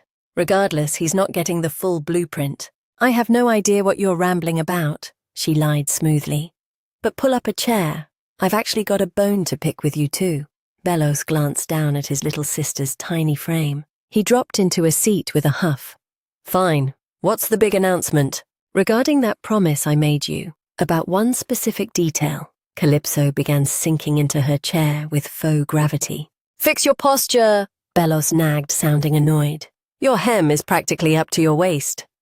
Not even Master is this much of a buzzkill. Relax, I'm decent, she waved him off. I said I was never stepping foot back home, right? Correct, Bellos confirmed. Well, looks like I'm breaking that vow. Explain yourself. She let out a long sigh. I simply had a change of heart. We're returning as a unit. Why are you interrogating me like a suspect? Calypso was reaching her limit of irritation. In that moment, she noticed with wide-eyed shock that tiny, shimmering water orbs were drifting around Bellos. They were swirling in a light, rhythmic dance. This is hydro-manifestation triggered by raw emotion. When he's fuming, the water turns lethal and explosive. When he's devastated, it shatters. But this, She was stunned. Is this guy actually glowing with joy? Seeing his sister staring at him like he'd grown a second head, Bellows realized something was off. The moment he saw his hydro power slipping through the cracks, he stiffened and let out 2 forced coughs to mask his burning embarrassment. And what about the family head throne? You're coming home, but surely not to rot in this mid-tier position, right? Mid-tier Calypso's face soured. The terms haven't changed. I'm not touching that family head seat. Bellows sat in silence for a heartbeat, then let out a sharp laugh. Fine, we'll battle over that later. I don't know what you're plotting, but if you confess on the road, I might look the other way this time. He'll grant me a pass just for the tea. This guy is the definition of moody. Calypso's frown flipped into a brilliant, mock-sweet smile. Whatever, thanks anyway. Wipe that goofy look off your face, Bellows muttered. Excuse me. Calypso immediately flared up, but she was met with a cold shoulder and a dismissive humph from her brother. Late that night, P scooped Calypso up and positioned himself at the window. Think you can handle the drop? Why exert yourself when you have a high-performance tool like me? With that, they dissolved into the night. Calypso only felt the roar of the wind before they were soaring through the stratosphere. They hovered directly over the stone prison, holding the Dragon Duke. Looking down, she gasped for air. This guy is literally a high-speed teleporter. They began their descent. Brace yourself, P said before hitting terminal velocity. Calypso shrieked. Too fast. Master, slow it down. As they broke the fall, P deployed a hydro buffer to negate the impact, bringing them to a silent landing. Our master is a total beast, Calypso whispered. You literally sliced through the night. Even if the slang escaped him, P replied. I've no idea what you're praising, but they're here. Ahead, Haura and the chameleon were still on their repetitive patrol. The father and daughter melted into the brush to wait. Once the coast was clear, Calypso pointed at the structure. Master, there was an entry point right there. But she froze mid-sentence, her eyes bulging. P followed her gaze. It's been sealed, hasn't it? They patched it in a single day. My intel was already obsolete. While Calypso was spiraling into a tactical panic, he calmly pointed to a different vulnerability. If your goal is purely entry, what about that gap? It was a second-story window with a jagged fracture in the pane. Oh, Calypso gasped. It's tight, but it's a hole. I can fit, she said with grit. I'll launch myself through. Master, what are you doing? Why the cloak, you're going to get shredded by that broken glass. If achieving victory without a scratch is too daunting, then I will be the shield that protects you as a father. Swaddled tightly in his massive cloak like a fragile newborn, Calypso muttered, Isn't this a bit overkill? But before she could even protest, Pete channeled his hydro power to hoist her into the air. Safe travels, kid. Yeah. A second later, she was launched into the void. The wind howled in her ears as the fractured window rushed toward her. Easy does it, she whispered, steadying her nerves. Slash. She blurred through the jagged opening. She executed a flawless mid-air spiral, shedding the cloak like a second skin, before sticking a perfect 3-point landing. Clutching the shredded fabric in her small hands, a pang of guilt struck her. Master's cloak is trashed, but I don't have a single scratch. I have to face the music now. Every move Master makes is driven by this intense, overprotective affection for me. Calypso silently gathered the remains of the cloak and pressed it against her chest. If I hadn't been so obsessed with finding my way back home, maybe I truly could have embraced Master as a father and found real peace. She shook her head violently to banish the sentiment. Now is not the time to go soft. Her eyes ignited with cold, sharp determination. Calypso centered her focus and forced a telepathic link. Third, do you copy? At the sound of the mental ping Third, who was curled in a corner bolted upright. Calypso's voice resonated through the makeshift link. I'm breaching the inner sanctum now. The moment the message landed, he fluttered his tiny wings in a frenzy and chirped back, Calypso's actually here. Calypso applied just enough pressure to the door and ghosted inside on her toes. Simultaneously, Third waddled out from the shadows to intercept her. Catching sight of the tiny fluff ball, she smirked and called out, "Thurt, Calypso, you made it! This is legendary!" He cheered, beaming. His puppy dog energy made Calypso chuckle under her breath. He's like a golden retriever seeing its human after a decade. Did he seriously wait by the door? After a quick tease, she clarified. "I'm ahead of schedule. The taxi had some serious horsepower." "Taxi?" Thurt tilted his head, looking completely lost. He was just vibing with the joy of her return. She gave a curt nod. "Yeah, I'm glad to see you too." But her smirk vanished the moment she caught the Dragon Duke fumbling through a pathetic meal nearby. Watching his clumsy movements, she mused, is he seriously dependent on Thurt for every bite? This is a total disaster. How is a snake supposed to teach someone the finer points of table etiquette? Just then, the spoon slipped from the Dragon Duke's grasp and clattered across the floor. The boy looked dazed for a beat, then suddenly bolted toward Calypso. He clamped onto her hand with surprising strength and stammered, "Is Calypso?" "Close but no cigar," she corrected gently, sounding out the syllables. "It's Cal-ipso." The Dragon Duke mimicked her with robotic precision. "Cal-ipso." Only then did she offer a satisfied nod. "Exactly." She eased her hand back and whispered, "Lord Duke, sit tight for a second." Calypso shook out the cloak and draped it over the boy's shoulders. "Here, this is way too oversized for me, so you're the one wearing it." While she was playing stylist, Thurt dragged over a small, battered satchel. "Calypso, take this for the Duke's journey." "Wait, what?" Calypso blinked in disbelief. Thurt explained, "First, the essential gear." "You actually know how to pack a go bag?" she asked, floored. "Of course I do. Thurt is the brains of this operation," he declared proudly before presenting a notebook held in his mouth. "This is the Duke's comprehensive care log." Calypso's brain stalled. "Hold on," she thought. "Are you telling me this snake is actually literate?"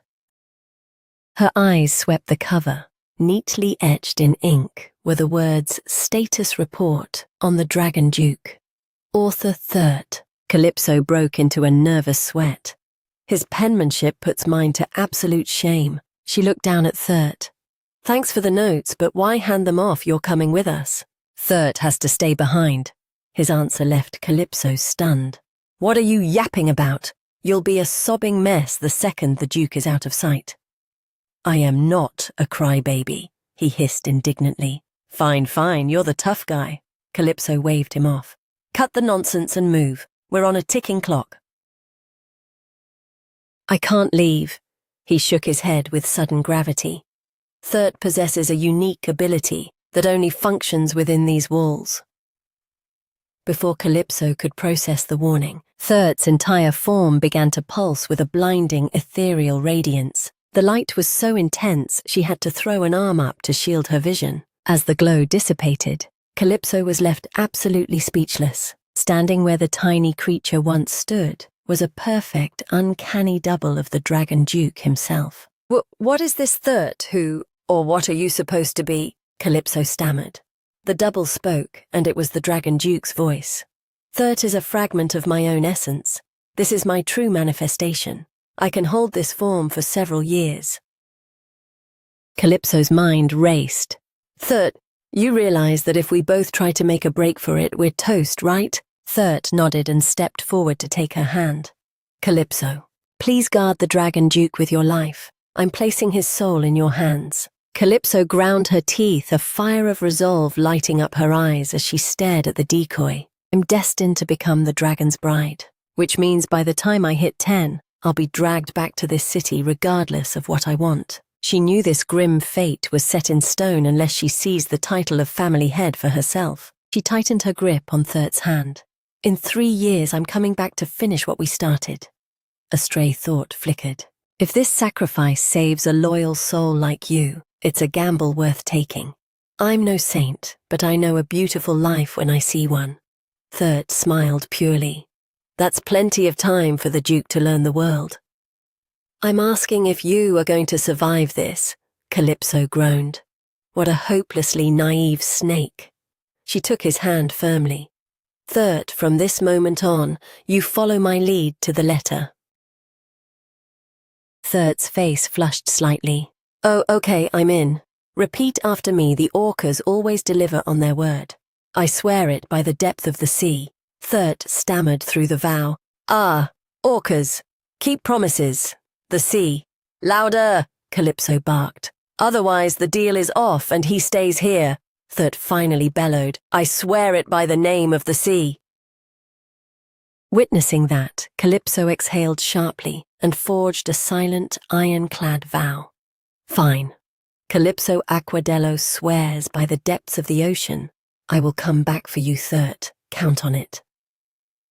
Under Third's beaming, ethereal smile, Calypso grabbed the Dragon Duke's hand and bolted into a sprint. Reaching the chamber with the shattered pane, she flung the door wide without hesitation.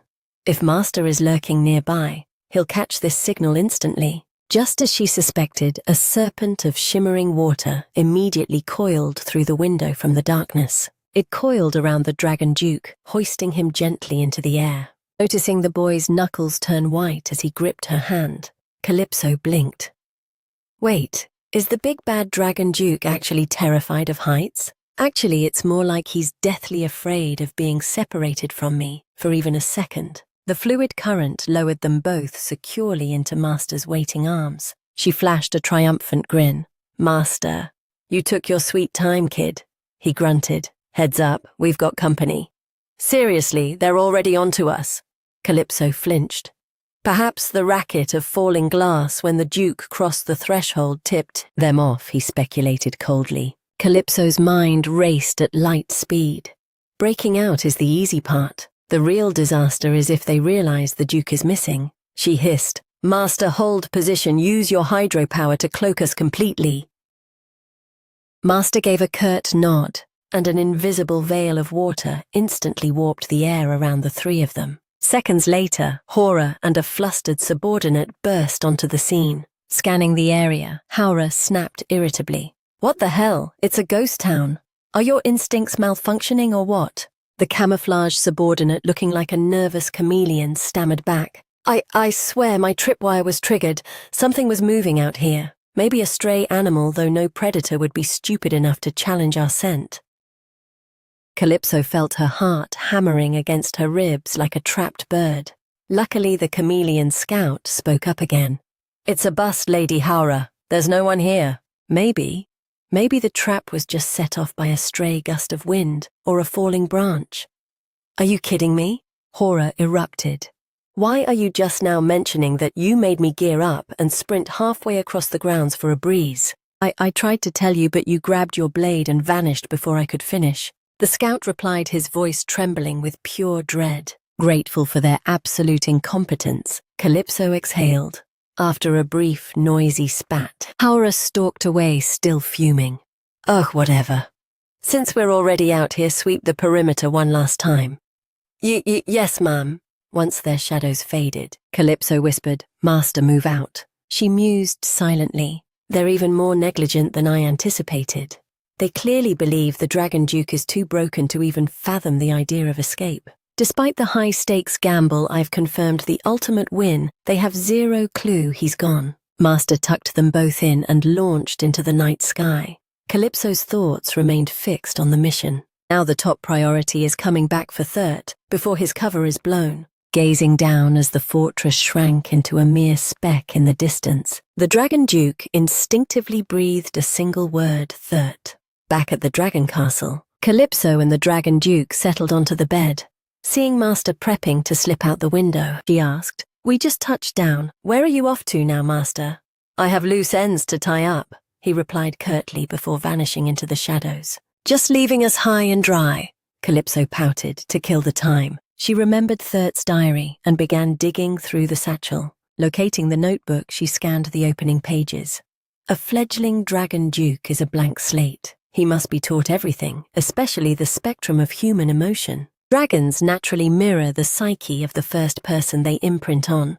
Thus, his early education is absolutely paramount. Calypso looked at the silent boy perched beside her. So that's it, Lord Duke. You didn't know how to comfort Third because you didn't know how to feel. She reached out, grazing his cheek. Even so, I can tell that Third is the most precious thing in your world. The logbook even revealed his true name, Iki Pontus. Iki, she tested the name softly. Hearing the unfamiliar sound, Iki mimicked it unconsciously. Iki. Exactly, Calypso nodded. Your name is Iki. It's elegant just like the city it belongs to. Her voice trailed off into a somber tone. I only wish this city had been as kind to you as its name implies. She added gently. But it's fine now. The fact that you're here proves there's a warmth more powerful than this cold city protecting you. Just don't make one person your entire world. That's a trap more dangerous than you can imagine. Her mind drifted to her past life, to the tear-stained pleas she'd penned in her deepest isolation. Grandmother, it's so cold and terrifying here. I want to go home to Aquadello. Please come save me. Calypso continued, her voice dropping to a fragile whisper. You probably can't process a word I'm saying yet, but one day the pieces will fit. Iki's frame gave a slight involuntary shiver. Noticing this, Calypso reached for a plush, heavy blanket. For now, just etch this one rule into your heart. You are your own only savior. She draped the blanket around them both, the shared warmth acting as a shield. Spouting this wisdom feels pretty ironic, she thought. Considering in the near future, I'll be the one relying on his power. Yet she still wanted him to be whole. She asked, how's that? The chill is gone, right? Iki echoed her innocently. Cold, right? Yeah, that's right. We're starting from square one, Calypso sighed to herself. This is going to be a marathon. Suddenly, Iki whispered, mine. Huh, you like the blanket. It's all yours. But the boy laced his fingers through hers, gripping tight as he repeated with sudden intensity, mine. The next morning, the carriage marked with the Aquadello sigil rolled out of the dragon castle. Beyond the glass, the venomous whispers of the onlookers reached her ears. Whose ride is that? Looks weird. It's the Aquadello lot. Those orca grifters are finally packing up. Good riddance. Yeah, sea rats don't belong in the highlands. Keep it down, though. The sharp, petty insults were making Calypso's blood boil. Another voice jeered. I'm just glad those scene stealers from the dining hall are finally clearing out. Suddenly, a thunderous explosion rocked the street, vaporizing all conversation. The haters went dead silent in an instant. Serves you right, you idiots, Calypso smirked, as the carriage finally puts Dragon City in the rear view. Master, are you seriously going to keep me in the dark? Calypso pivoted to confront him. Master P replied with chilling indifference. Third will provide your answers in about a fortnight. But that's forever, Calypso pouted. I've been pestering you for days. Just give me a teaser of what went down back there. If I spill the tea now, where's the mystery? Just then Bellos, who had been a silent statue the entire trip, cut into the conversation, shattering the moment. His expression was as dark as a thunderhead, his eyes boring into her. When exactly do you plan on coming clean? I've been patient for 2 days and that's my limit. Looks like the clock finally ran out, Calypso mused. She sharpened her gaze. Bellows, before we hauled anchor, didn't you vow to look the other way just this once? I don't plan on welching, but I demand an immediate explanation. At that, Calypso flashed a cryptic, predatory smile. She reached out and slowly unfurled the heavy shroud covering. Iki, say hello to my dear brother. The instant his eyes landed on the boy's face, Bellos turned to stone, his pupils dilating in pure shock. Meet the Dragon Duke himself, Lord Iki Pontus, Calypso introduced. Have you lost your mind? Bellos stammered, his voice cracking. I've always had a flair for the dramatic, haven't I? She let out a soft laugh. So, Bellos, can you honor that promise now? How can you talk such absolute nonsense in a crisis like this? Bellos barked, but his voice died in his throat. He instinctively clutched his chest as a jagged phantom pain seared through him, a silent, lethal warning from the master seated across from them. Calypso stole a glance at Master P while Bellos spiraled in internal terror. Just a stray thought of threatening Calypso is enough to trigger a pain like being ripped apart. What kind of monster is he? Hey, Bellows, Calypso suddenly interjected. If we play nice and cooperate, our sibling dynamic could take a major turn for the better. If you play dumb regarding Ikki's existence, I'll personally pave your way to the family head's throne. She extended her hand, an offer on the table. What's the verdict? If you sign on, my master becomes your ultimate power move. Master P broke his silence, sounding slightly miffed. The way this brat refers to me as a tool is truly next level. Master, just nod and look pretty, Calypso whispered, before locking eyes with Belos again. I'm a generational talent. Like it or not, I'm your shortcut to the top. And I know you're starving for power. Belos remained silent for a tense eternity, then finally spoke. I'm sorry, but that's not the script I'm interested in. What I need right now is a breakdown of why the Dragon Duke is sitting in our carriage. He pointed at Ikki. I need the full picture before I cast my vote. You want my silence, then start talking. The playful smirk on Calypso's lips evaporated. It was replaced by a razor-sharp coldness. My apologies, but I owe you nothing. Cross me and you'll pay. I swear by the sea. Belos abruptly cut her off. Wait. Calypso blinked in surprise. He continued with iron resolve. I swear I won't leak this intel to a soul. Happy now, start talking. Belos held out his hand. Calypso let out a weary, defeated sigh. Sigh, seriously. My big bro is actually going this hard. Once Belos finalized his vow, Calypso briefed him on the entire Ikki saga. She kept it clinical and concise. I already knew how he'd react, she thought. Right on cue, Belos suggested. Wouldn't the smart move be to tell grandmother the truth and let her handle the fallout? Oh, typical, Calypso pouted. She had already spotted the loophole in Belos's oath. He was barred from leaking the Imperial conspiracy, but he could absolutely expose the Dragon Duke's presence. His status was beyond elite, he was a living deity. If a legend like that became a puppet of the royals, the already marginalized sea dwellers would be crushed. This plot was an existential threat to the Aquadello clan. Despite the logic in Belos's argument, Calypso fired back coldly. I don't trust the matriarch. How much weight would she give to the words of a child? Currently the only players I trust are Ikki and Master. So that's how it is, Belos replied softly. Fine, have it your way. I will bury the secret of the Dragon Duke's existence. His submission caught Calypso completely off guard. Master P asked, is that satisfactory? Why did he fold so easily? She wondered, seeing the suspicion on her face. Belos added, if it helps you sleep, I'll swear to the sea on this too.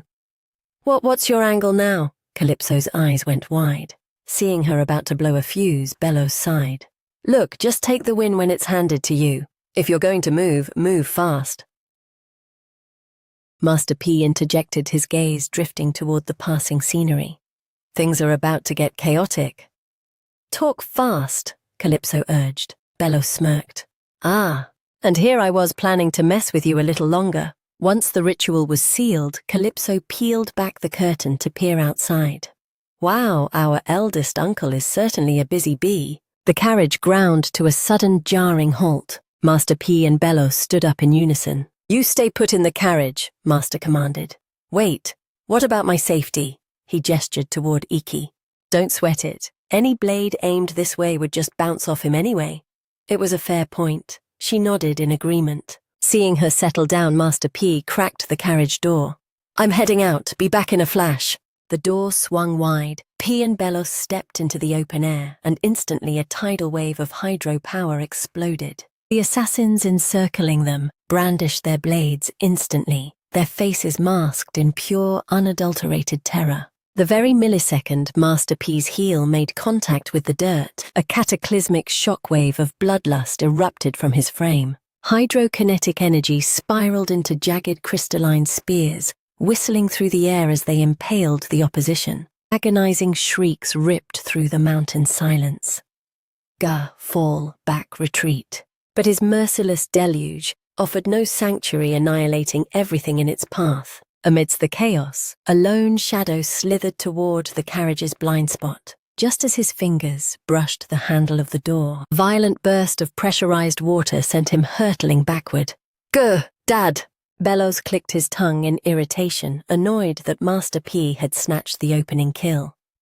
Tsh, I'm lagging. I let my focus slip. Inside the cabin, Calypso remained unfazed, leafing through Thust's journal. Might as well kill time with some research while they take out the trash. A specific passage halted her breath. The scion of the Dragon Duke possesses the dormant authority to override space and time. Calypso froze the ink, seemingly swirling into a vortex before her eyes. After a heavy silence, she turned her voice a fragile whisper. Iki. She reached out, interlacing her fingers with Iki's small hand. Thust's cryptic manual flashed through her mind. He claimed Iki held the transcendent power to shatter the boundaries of reality. Though the boy's mana was still in its infancy, not yet capable of a full-scale warp, there was one miracle he could manifest. To trigger it, Calypso recalled the ritual of firm grip and the meeting of foreheads. She locked onto Iki's gaze, her soul laid bare in her plea. Can you show me my parents, just for a moment? Thust noted that when two souls achieve temporal resonance, he can project the specific era and location they ache for. Please let me see them one last time. Iki's eyelids fluttered, radiating a profound, silent empathy. Instantly, a blinding gold nebula erupted, consuming his tiny form. I will grant your wish. A youthful yet ancient voice resonated. The moment Iki's irises reverted to a deep oceanic blue, the world dissolved. She found herself suspended above the skyline of a sprawling neon-lit metropolis. This is it, she gasped. Glancing at her shimmering translucent hands, she knew this was a mere projection. Her spectral body still wore the skin of a 3-year-old orca, yet these streets were etched into her very DNA. My home. It's right around the corner. Without a second thought, Calypso took flight, surging toward the sanctuary of her past. Past the familiar garden, through the iron gates, and she would be home. As the quaint house materialized, her heart hammered against her ribs, a chaotic blend of euphoria and dread. She tried to temper her hope. It was a workday, and the house might be hollow. But then a resonant, beloved voice echoed out, shattering every doubt. Honey, check the latch on the window. There's a bit of a chill in here. Her mother's voice followed, warm and melodic, as she balanced a tray of steaming tea. Impossible, I secured everything. Come on, sit down and let the tea warm your bones. The vision of the radiant young couple filled Calypso's vision. Tears cascaded down her face, the words dying in her parched throat. Mom. Surrounded by the artifacts of a life once hers, her parents shared a quiet laugh. Even without the full dialogue, a sense of pure serenity flooded Calypso's heart. Thank God.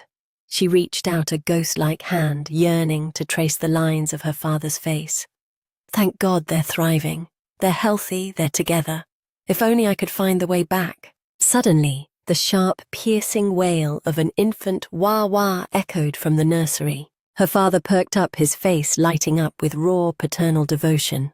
Ah, the little princess is making her debut. Stay put, I'll bring her out. Each syllable felt like a serrated blade twisting in Calypso's chest. No, this has to be a hallucination. It can't be. Jagged memories rushed back, sharp and unforgiving. My sweet girl, from today on you are my one and only. In that moment, her father emerged carrying a baby girl, his tone incredibly soft. Daddy's little princess, no more tears now. The infant responded with 2 tiny, innocent coos. A mental supernova went off in Calypso's brain. This wasn't a reunion, it was a living nightmare. Her father tenderly transferred the baby to her mother's arms. She's likely famished, right on schedule. Her mother hummed as the baby babbled. Mama, Calypso whimpered in agony. Even in her darkest dreams, she had never imagined this. She drifted closer to witness the child's features. As she feared, the girl was a mirror image of her mother. A ghost of a memory resurfaced. Why so gloomy? You're the child I carried for 9 months. Of course you're my twin. Back in the present, the man who once vowed she was his whole world was now captivated by another. That nose is definitely yours, her mother giggled. But she has your eyes and your smile. The baby chirped, and they spoke of her with a love so total, it felt as if Calypso had been erased from their history. Shaking, she cried out, "Mom!" "Dad, look at me. I've never stopped missing you. I've survived 60 grueling years just to find you again. Is it possible?" Scalding tears tracked down her cheeks as she screamed into the void. "Have you both truly forgotten me? Just because I wasn't your flesh and blood?" Suddenly, her mother's gaze lingered on the infant, her expression turning somber and reflective. "Our first daughter. She would have been just a bit older than our little princess now." The words made Calypso's world stand still. A spark of hope ignited in the darkness. "That's right. They haven't erased me. Mum still remembers her firstborn. If I can just find the bridge back, we can be a family of 4. We can be happy again." But then her father spoke, and his words snuffed out the last of the light. "Honey, don't go there. That child is gone. She doesn't exist anymore." The sentence, cold and final as a guillotine, severed the last thread of her soul. Calypso's blood turned to ice. "Dad, the man I worshipped, the one who was my entire universe, is telling you to delete me." Her mother looked up, pained. "But sweetheart," I said, "drop it. We aren't discussing this again."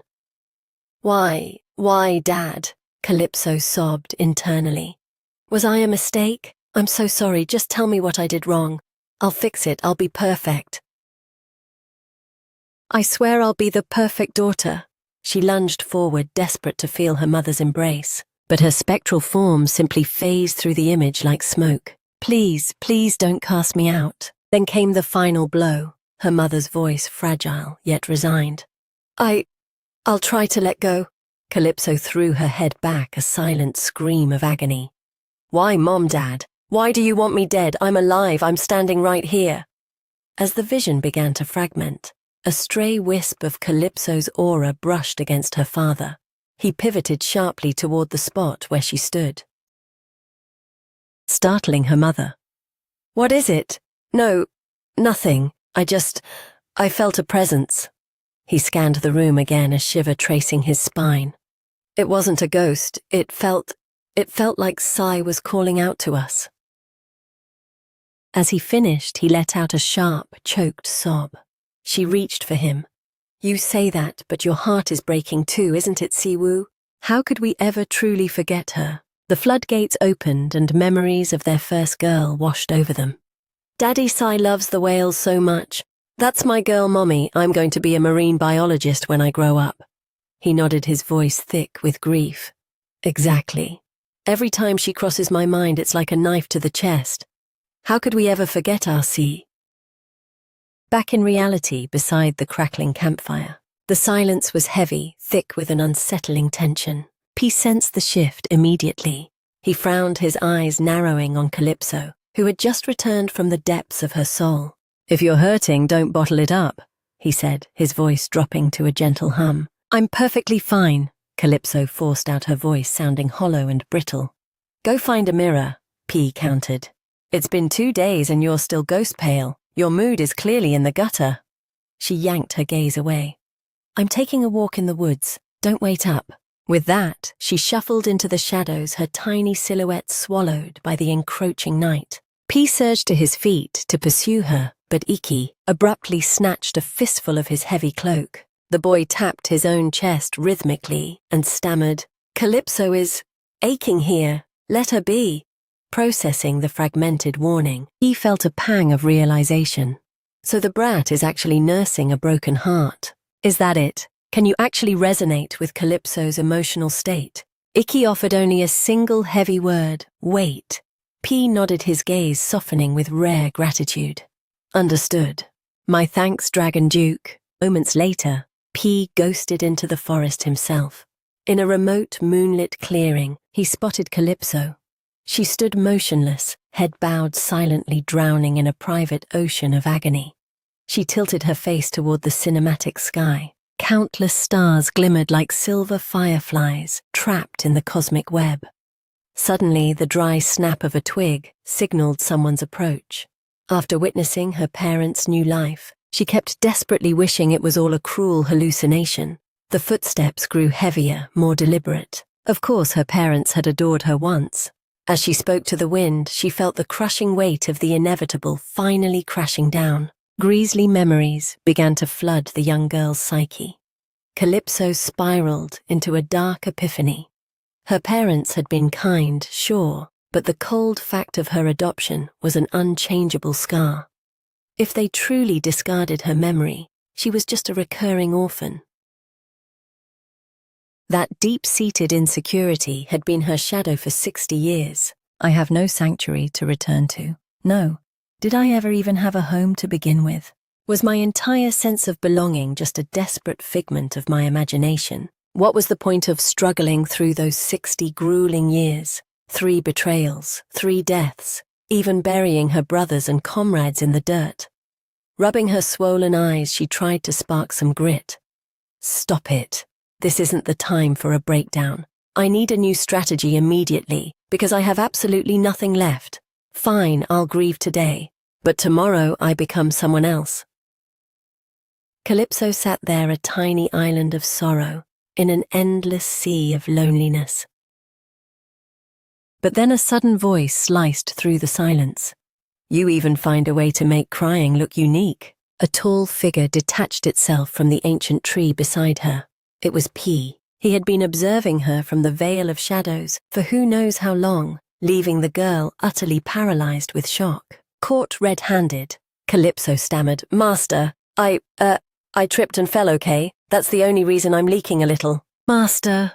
Her voice trailed off into a sob, but P remained silent as he closed the distance between them. Soft, shimmering ripples of water suddenly hoisted the girl into the air. You! The brat who didn't shed a single tear even when your face was purple from a street brawl. Yet here you are, floating and looking at your master with eyes like flooded craters. Crying over a scraped knee.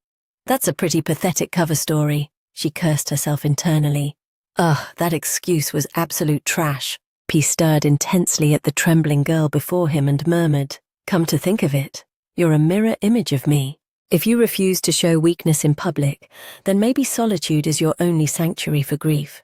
You're observant in the most irritating ways. At her limit, she barked back. If you're so smart, you should have just let me have my moment. Intentionally baiting me into a chat, intentionally stripping away my mask. Did you really have to call me out while I'm this shattered?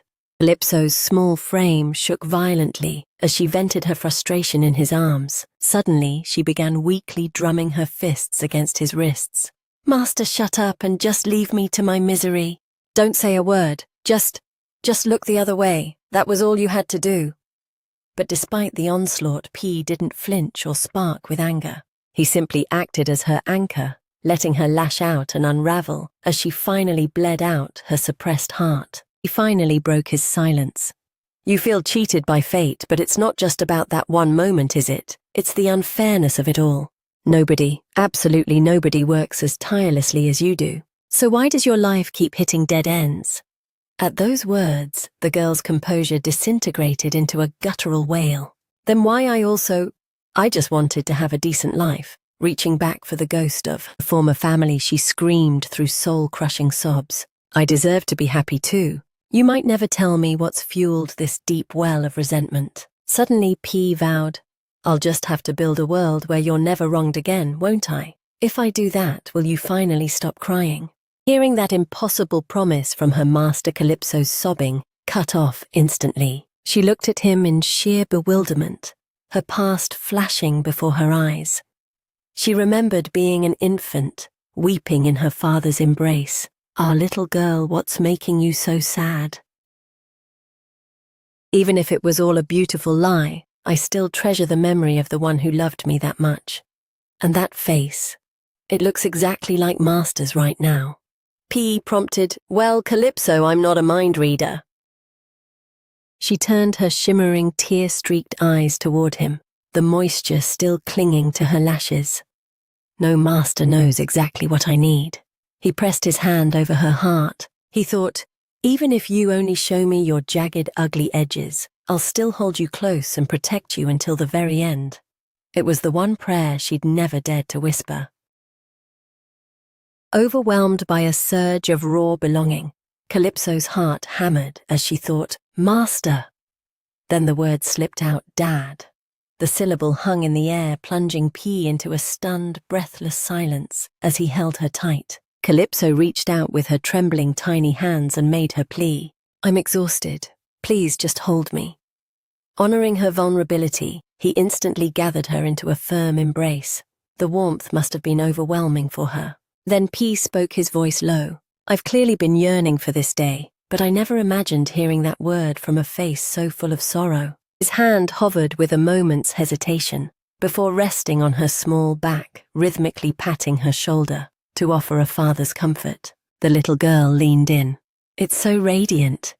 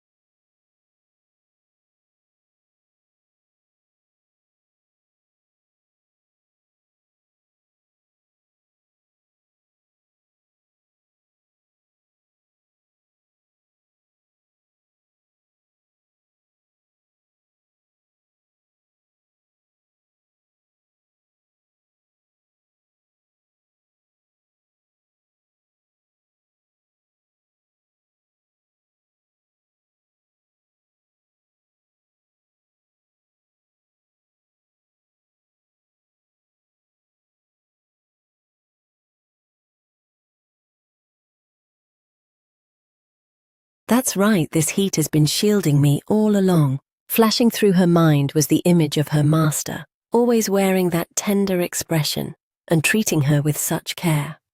"Good job." And without me even realizing it happened 1,000 times. "You're just a child, don't you feel the sting? Didn't you demand I step up as a father? Master, just give me a little more time. This whole protection gig is becoming a real drag. Just tell me your heart's desire, Calypso. Fathers are supposed to spoil their daughters rotten, aren't they? You look wiped out. Was the trek too much? You always come up with the wildest ideas." "I'm simple. I just need to be the father who protects you, and that's plenty."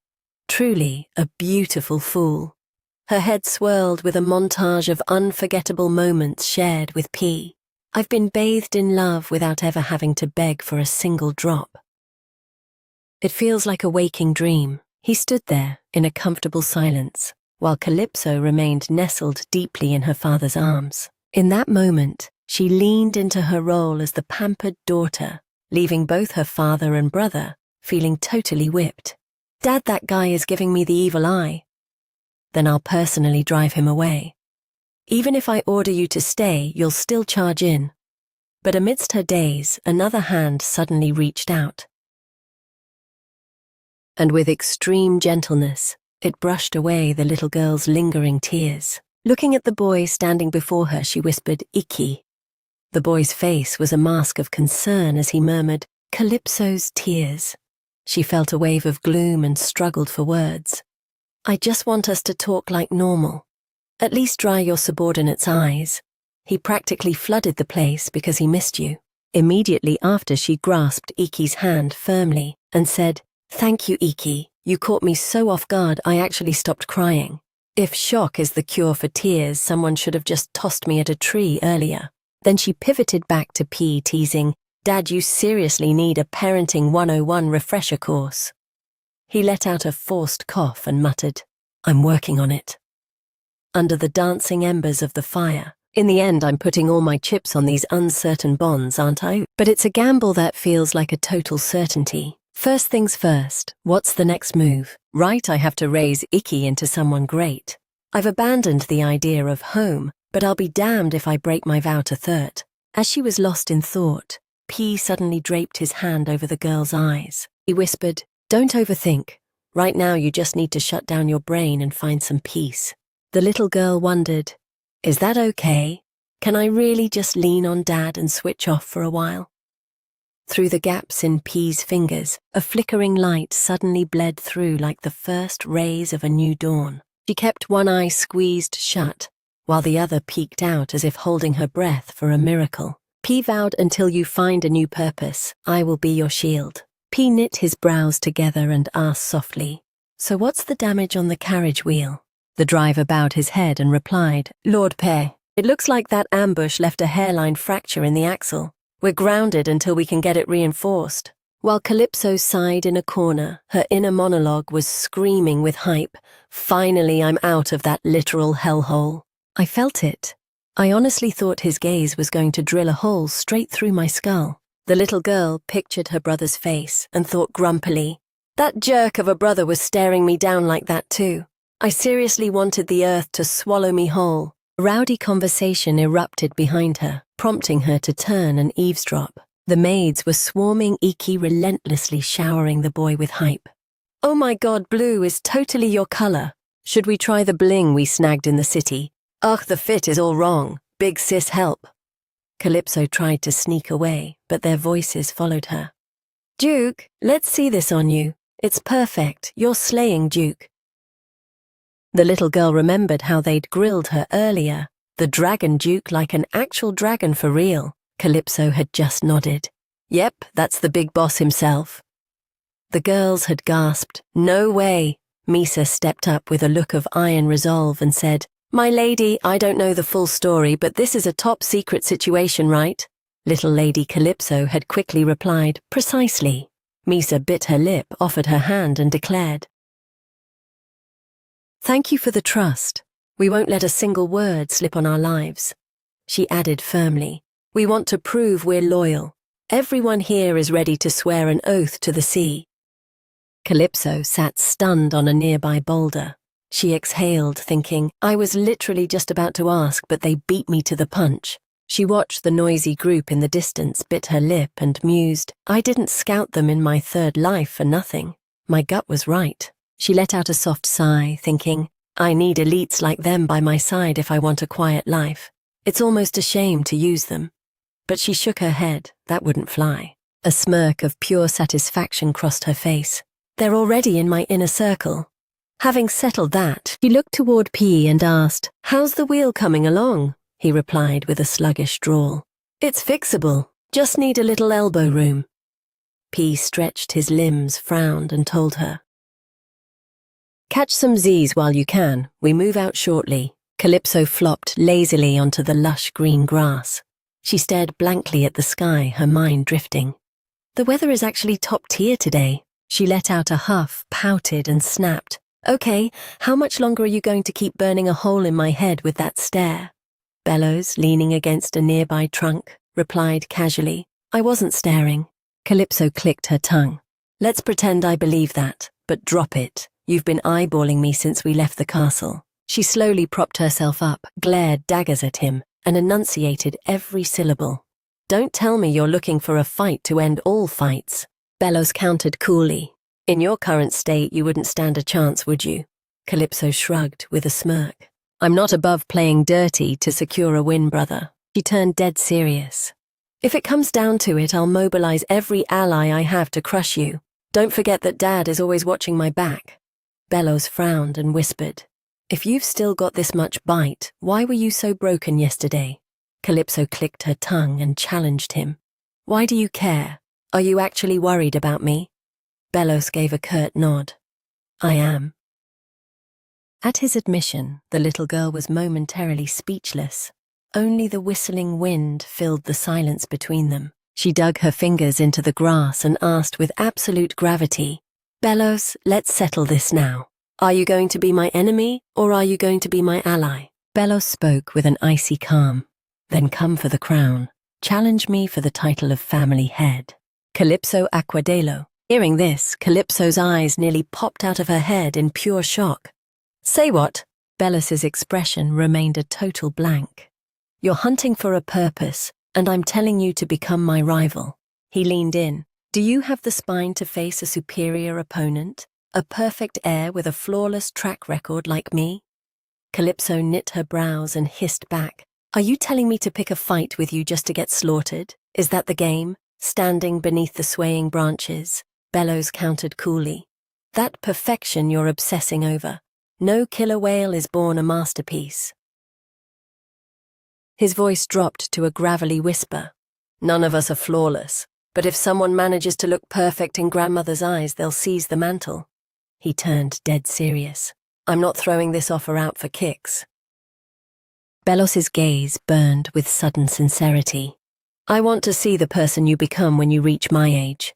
If your strength surpasses mine at that stage, I'll gladly fall in line behind you. Calypso scowled, completely bewildered.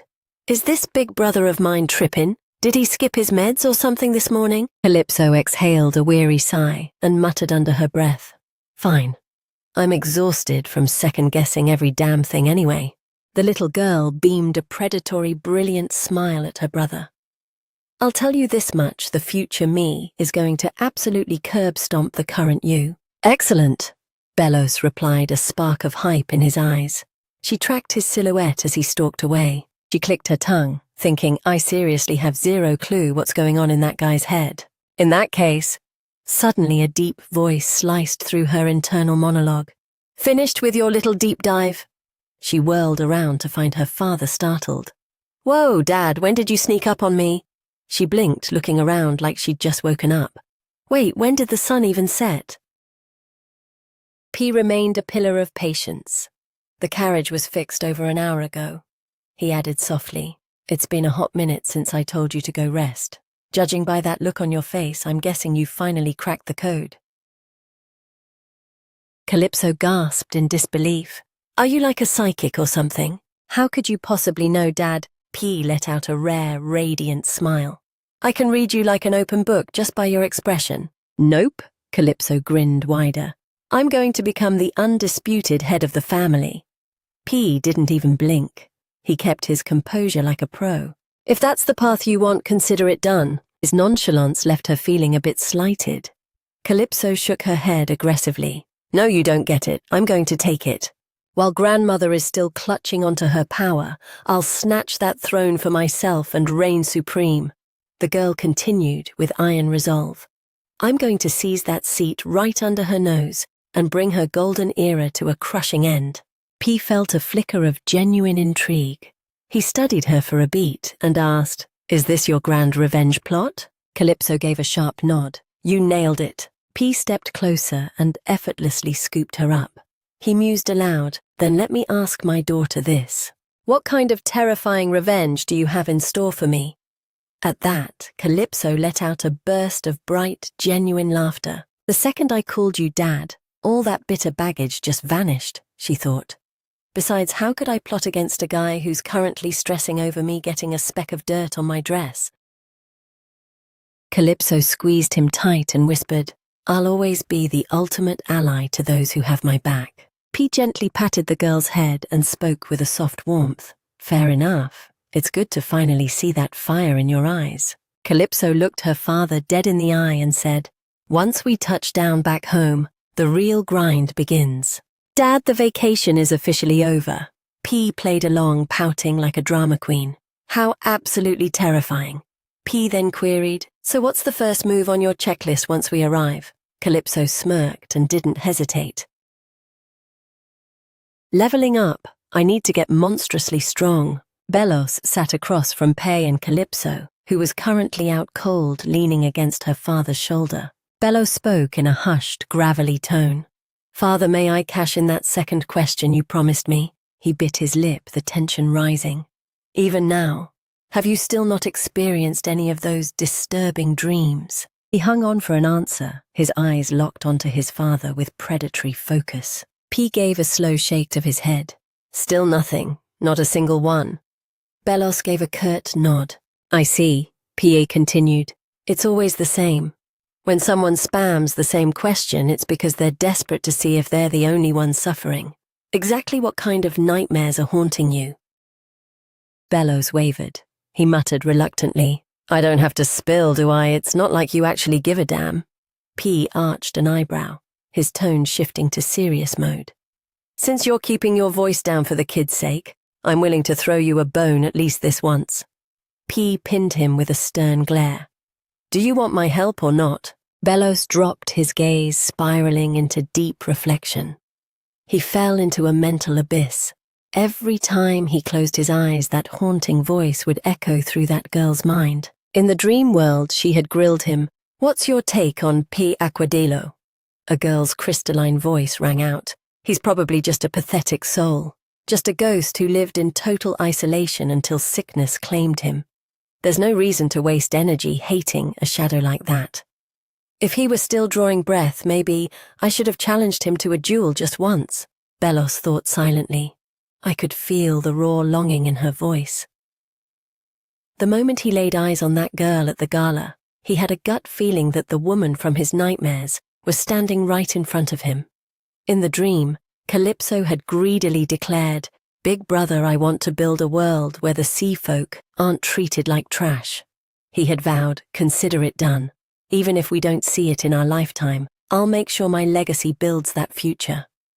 Belos mused that in those visions his feelings for her were a mix of deep love and constant worry. She was his blood, but Dream Calypso never forgot the zinger. "You better not kick the bucket before me, big brother." At that precise moment, Belos had bolted upright, snapping out of that nightmare. He sat up and rubbed his eyes, trying to shake off the lingering dread. Belos exhaled a shaky breath and thought, aside from that faint voice and the heavy emotions that won't leave. He bit his lip, the gears turning. "Calypso thinks I'm out for her blood, but I was just trying to verify the truth." After a long pause, Belos whispered to his father, "I have absolutely no reason to lift a finger against Calypso Aquadello." P looked visibly annoyed, a scowl forming on his face. "Why are you suddenly bringing up such cursed topics?" Belos flashed a faint smile and spoke softly. "There's no need for concern, father." He meant every word. In reality, the real struggle was resisting the urge to follow that haunting voice's every command. P replied with a flat, indifferent tone. "I don't follow your riddles, but it looks like you've finally come to your own conclusion." Belos stole a glance at the sleeping Calypso and let out a bright, genuine smile. "Exactly. It's only a matter of time now," he mused with a smirk. "I'll play the long game and wait for her to prove she's the exact sovereign from my dreams. The one who makes it physically impossible for me to ever disobey her." Night draped over the estate. P materialized with a localized storm cloud above his head, his voice a razor's edge. "I intend to hunt and slaughter every last soul tied to that assassination plot." Calypso mid-dinner nearly choked on her juice. She focused on dissecting her steak while thinking, is casual murder really the move for table talk? She cut a wary glance at her father and hissed, "Your eyes look like literal demon portals, Dad. You sure you're not glitching?" P glared at the slab of meat on his plate as if it were his worst enemy's throat. He spat out each syllable. "I am perfectly fine." Calypso popped a piece of medium-rare steak into her mouth and let out a weary sigh. "Fine, I'm done nagging." She suppressed a grin. Honestly, who's going to complain about a personal hitman taking out the trash? The following dawn, a mansion belonging to the Orca clan was vaporized. Within weeks, another noble villa was reduced to a smouldering crater. As Calypso watched the plumes of smoke, she clicked her tongue in dark approval. Now that is a cinematic masterpiece. Little did I know this symphony of vengeance would play for 2 straight years. 2 years later, at the elite intermediate academy, a black label luxury carriage glided onto the grounds. A strikingly poised little girl stepped onto the pavement, heading toward the grand gates. Behold the 5-year-old menace, Calypso Aquadello. Calypso groaned, the weight of the world on her shoulders. Ugh, school is such a mid-experience. A familiar voice instantly trolled her. So you are a mere mortal, after all. The boy let out a smug chuckle at her misery. Since you're molting over homework, I'm finally convinced. That was the 11-year-old headache Asian Aquadello. Calypso pouted, firing back a sharp retort. What's that supposed to mean? I'm as human as they come. Suddenly, a frantic cry echoed from across the quad. My lady, my lady! The twins Luba and Luca sprinted over with enough energy to power a city. Morning, boss. Yo, over here! The duo asked with breathless excitement. My lady. Word on the street is another villa just went boom. Apparently it was an old rival's place this time. Calypso gave a bored nod. Yeah, old news. Luba bit his lip, worry creasing his forehead. But what if our roof is the next one to fly off? Calypso rolled her eyes. You guys aren't on the hit list. The twins asked in perfect sync. How do you know? Calypso went quiet for a beat. Just trust the process. You're safe. Luca beamed. If you say it, it's law, my lady. Because you're the smartest person we know. Luba chimed in. Fact, me too. As Calypso thought about her terrifyingly efficient father, she couldn't help but feel a bit helpless. I mean, it's hard to be surprised when my dad is the one holding the detonator. Inside the academy, the 8-year-old Alpha Class sector, Calypso bid the twins farewell with a graceful wave. Hit the books and try to graduate before you're grey. Then pausing, she added, for the record, your house is definitely explosion-proof. So relax, Luca chirped. Catch you later, my lady. Luba watched the siblings depart, his eyes filled with a mix of awe and envy. Asian flashed a dazzling grin at his sister. See you later, sis. Don't miss me too much. Ruba remained catatonic, replaying the moment Calypso smiled at him. He stood frozen until his brother nudged him. Luca prompted, Ruba Earth to Ruba. Class is starting. Ruba blinked, flustered. Huh. Oh, right, moving out, Ruba asked in a whisper. But why has she been ghosting everyone after school lately? Luca nodded. Yeah, she's been on that solo grind for months. Something's definitely cooking. On the other end of the hall, Asian was having a full-blown separation anxiety crisis. Little sister, don't leave me in this prison alone. Calypso was losing her patience. Good grief, get a grip. You're going to make us both late. Go to class. Even Luca and Ruba have more chill than you. Fed up, Calypso shouted. I'm in the 5th grade and you're still in the 3rd. Deal with it. The Aquadello academic ladder is split into primary and intermediate. Primary is for the 3 to 8 crowd. I was a child prodigy there at 3. But the intermediate level, that's where the real nightmare begins, and graduation is a total gauntlet. While teachers can fast-track students in primary, the intermediate level is a whole different beast. Instead of just moving up once you claw your way out of this level, the world legally recognizes you as an adult regardless of your age. Most people don't make it out until they're 18. Last year, I nuked the curve, skipped multiple grades, and landed straight in the 5th grade intermediate tier. Inside the classroom, 2 spoiled brats were busy throwing shade with visible scowls. Even at their age, they were masters of the sneer. The audacity. Some people think they can just skip out early because they feel threatened. What a total load of cap. When the venom reached Calypso's ears, she exhaled a sharp breath and called out, Yo! She pivoted to face the 2 trolls bad-mouthing her, her eyes turning into shards of ice. She hissed, If you've got something to say it to my face, and save us both the time. Calypso didn't hold back. Are you really this pressed because your families are paying the assassination tax for what they did 2 years ago? Every elite student knew the score. They knew exactly who tried to have me deleted. Calypso added with a chilling calm, "Consider my father merciful. He only wiped out the direct conspirators and turned their mansions into bonfires." She pinned them with a gaze of pure, concentrated bloodlust, sending a visible shiver down the spines of everyone in the room. As they sat paralyzed, Calypso added one final sting. "You should be thanking your lucky stars you're still drawing breath." Just then, the school bell chimed, breaking the tension. The instructor strode into the room, sensing the heavy air. She gave a pleasant, "Good morning, class," before pausing confused. "Why does it feel like a war zone in here?" The teacher frowned and asked point blank, "Did I miss a fight?" Calypso leaned back in her chair with a saintly, radiant smile. "Not at all, ma'am. We were just having a lively discussion." The teacher didn't push her luck and dove straight into the day's lecture. Calypso stared at the board, but her thoughts were miles away. Even with the school reeling from her father's scorched earth policy, she sighed. "That's not the play I've been watching for 2 years. Dad has been playing a slow game of chess with my enemies. Because of this smokescreen, I'm still totally in the dark about his real condition." Calypso's mind began to race toward a grim conclusion. Hydrokinetic energy is a cycle of endless rebirth, as long as the vessel remains intact. She sighed, ruminating, but Dad's affliction defies that logic. Once his core is tapped out, he faces the ultimate shutdown, a slumber from which there is no waking. That was the grim reality he'd painted for her. P had once confessed with brutal honesty, "I'm essentially a tactical nuke with a devastating payload, but a strictly finite number of activations."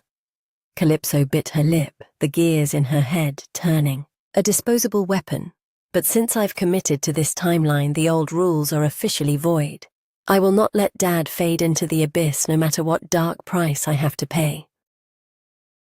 Suddenly a pair of high-pitched voices shattered her focus. My lady, little Calypso blurted out, "Wait, what?" She spun around to find 2 very familiar faces and thought with a jolt of alarm, I didn't even sense them closing in because there wasn't a single drop of hostile intent. She cleared her throat and asked softly, "Luca Luba, what are you 2 rascals doing out here?" Luba flashed a 1,000-watt grin. "It's chow time. Let's have a feast together," Luca chimed in. "We've secured a massive haul of delicacies." In the courtyard, clusters of kids were staking out spots for lunch, and Calypso found herself swept into the fold. Luba held up a snack, beaming. "My lady, you have to try this.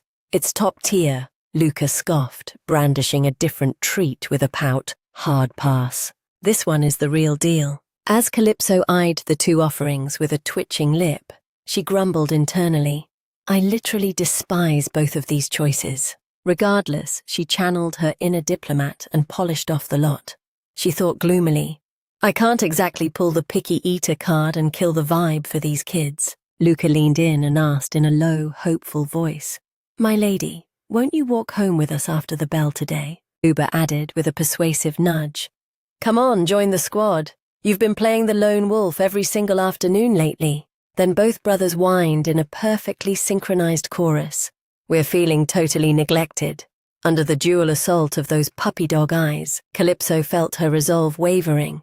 But then, the little girl quickly masked her guilt with a polished smile and replied firmly, "I'm afraid I have to decline."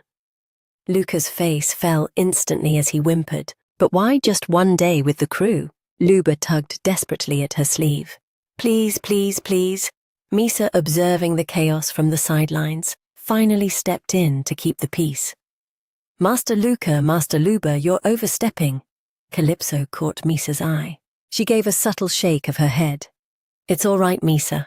Calypso turned a stern gaze on the brothers. "And as for you 2, Dobie Booba, the answer is a hard no." At that, Luba erupted. "It's not Dobie Booba, it's Luba and Luca." Luca let out a long, suffering sigh. "You're doing that just to mess with us, aren't you?" He then looked at her with vulnerable eyes and asked, "Do you actually hate us?" Calypso locked eyes with the boy and paused. She pondered. Looking back to 2 years ago, before the Dragon City trip, Luba must have sensed I was planning a permanent exit. That explains why he's been hovering like a nervous shadow. She reached out and ruffled his hair, offering a warm grin. "Of course not,"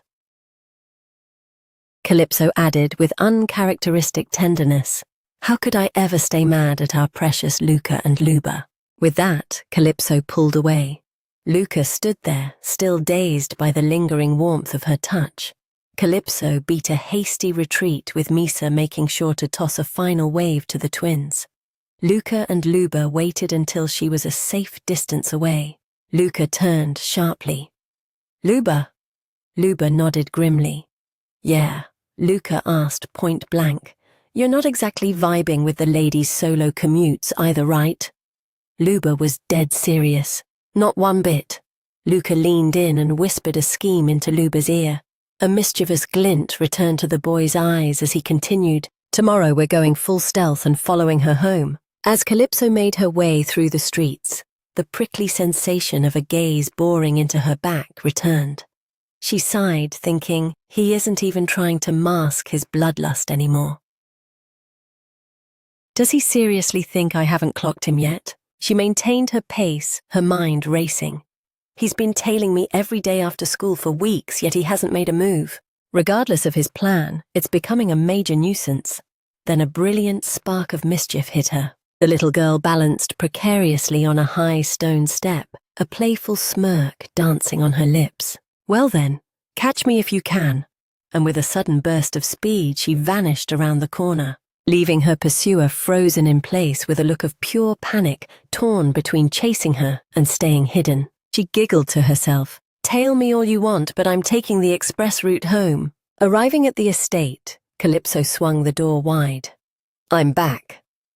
Her greeting died in her throat as she saw Iki slumped on the sofa, his face streaked with tears. His hands and facial features were unnervingly inflamed and swollen. Calypso scrambled over her voice, sharp with panic. She demanded breathlessly, "What happened?"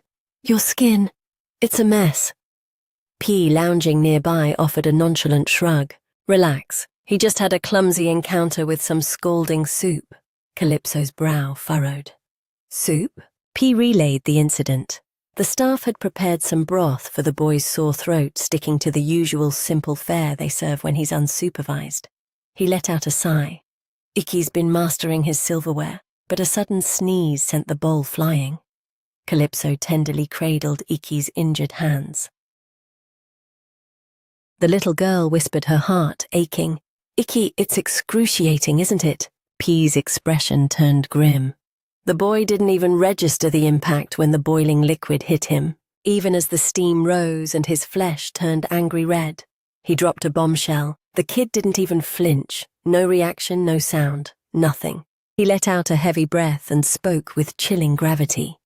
"We need to strip the Dragon Duke's education back to basics more fundamental than we ever imagined." P continued, "It's not just about teaching him to scream when he's hurt. We have to literally define the concept of pain for him from the ground up." Since arriving at Aquadello, Iki had evolved significantly. He could now handle utensils, dress himself without aid, and his vocabulary was expanding daily. Calypso had tried to drill into him that accidents require an ouch response. "You have to be more careful," she thought sadly. But despite the progress when it comes to raw sensory input and emotional nuance, his internal compass is still completely broken. She held on to one desperate hope. Will the day ever come when he can actually feel and express his own soul? She fell into a deep reverie, recalling Thurt, who was always tethered to Iki, as if he could taste his master's every mood. Calypso thought Thurt drenched him in unconditional love. And yet even after all that devotion, Calypso bit her lip. When I first encountered Iki, he was like a blank slate that had never been written on. A painful thought crossed her mind. I've started to wonder if the Dragon Duke was simply born without the capacity for emotion. But then she remembered when she had wept before him, He'd reached out to dry her eyes. Calypso had gasped in shock, "Iki," and he had simply murmured tears. Calypso shook herself out of the spiral. She told herself firmly, "No, that can't be true. Dad was right, we just started him at the wrong starting line." Calypso's gaze softened as she leaned toward Iki. "It's okay, Iki. We'll take it slow. I'll keep showing you the way." P watched their interaction, a flicker of irritation crossing his face as he spoke. He channeled his mana to levitate Iki, his voice dropping into a low, commanding rasp. "Enough." P's expression hardened. "The boy is fully mended." Calypso's composure shattered, a wave of pure panic surging through her. "How is a full recovery even possible already, Dad?" The little girl's frustration boiled over. "I've told you 1,000 times, rein in your power and quit draining your hydrocore," P countered with a flat, icy indifference. "I'm fine. Drop it." Calypso was floored. She clicked her tongue in a sharp, jagged rhythm. "Fine, you're playing with fire." P dismissed her with a shrug. "You're spiraling over nothing." The following morning, the tension between her father and Iki clung to her, like a shroud making the school lectures feel like white noise. She grumbled internally. "My brain is literally throbbing." She mulled it over. "I've got a roadmap for Dad's condition, but molding Iki into a functional human is a Herculean task." Suddenly, the shrill resonance of the final bell tore through the air, dragging her back to the waking world. As Calypso shouldered her bag and ghosted out of the gates, her mind spiraled. "What's the play if I want him to grasp the weight of pain? The only logical move is to harm myself so he can sink with my agony. But isn't that a bit too unhinged even for me?" The little girl sank into a dark reverie. "Every person in my circle is a total lunatic. There's no one to go to for sane advice. Dad's idea of gentle training is a death march for a toddler. My eldest brother tried to catch a body the second he met me. My third brother treats his siblings like punching bags. I guess I'm just cursed when it comes to my social circle." Behind her, the twins, Luca and Luba, finally locked onto her position. They closed the gap instantly. Luba hollered, "My lady," but Luca clamped a hand over his mouth. "Zip it," Luca hissed. "This was supposed to be a stealth mission, remember?" Calypso skipped along the cobblestone path home, completely oblivious to the shadows tailing her. The two boys trailed her with suppressed giggles, satisfied with their covert operation. But suddenly, Luca's gaze shifted, catching a man peering at Calypso from a narrow alley. The stranger's eyes were bloodshot, brimming with a lethal, concentrated malice. The sheer intensity of it sent an icy shiver down the boy's spine. The man gnawed on his knuckles, hissing through a clenched jaw. "That little brat! Why did my entire lineage have to suffer for her?" He pinned the girl with a predatory glare. "I'm going to erase her." A sudden rustle nearby startled him. He whirled around, scanning the brush, but found only the empty wind. He knit his brows, a twisted logic taking root in his mind. "Your clock is ticking, you little pest. Your days of playing house are numbered." He curled his lip into a grotesque smirk and whispered, "The stage is set. Everything is in place." Deep in the foliage, Luca and Luba huddled together. Luca's thoughts were racing with dread. "My lady." The brothers were shaking like leaves in a gale.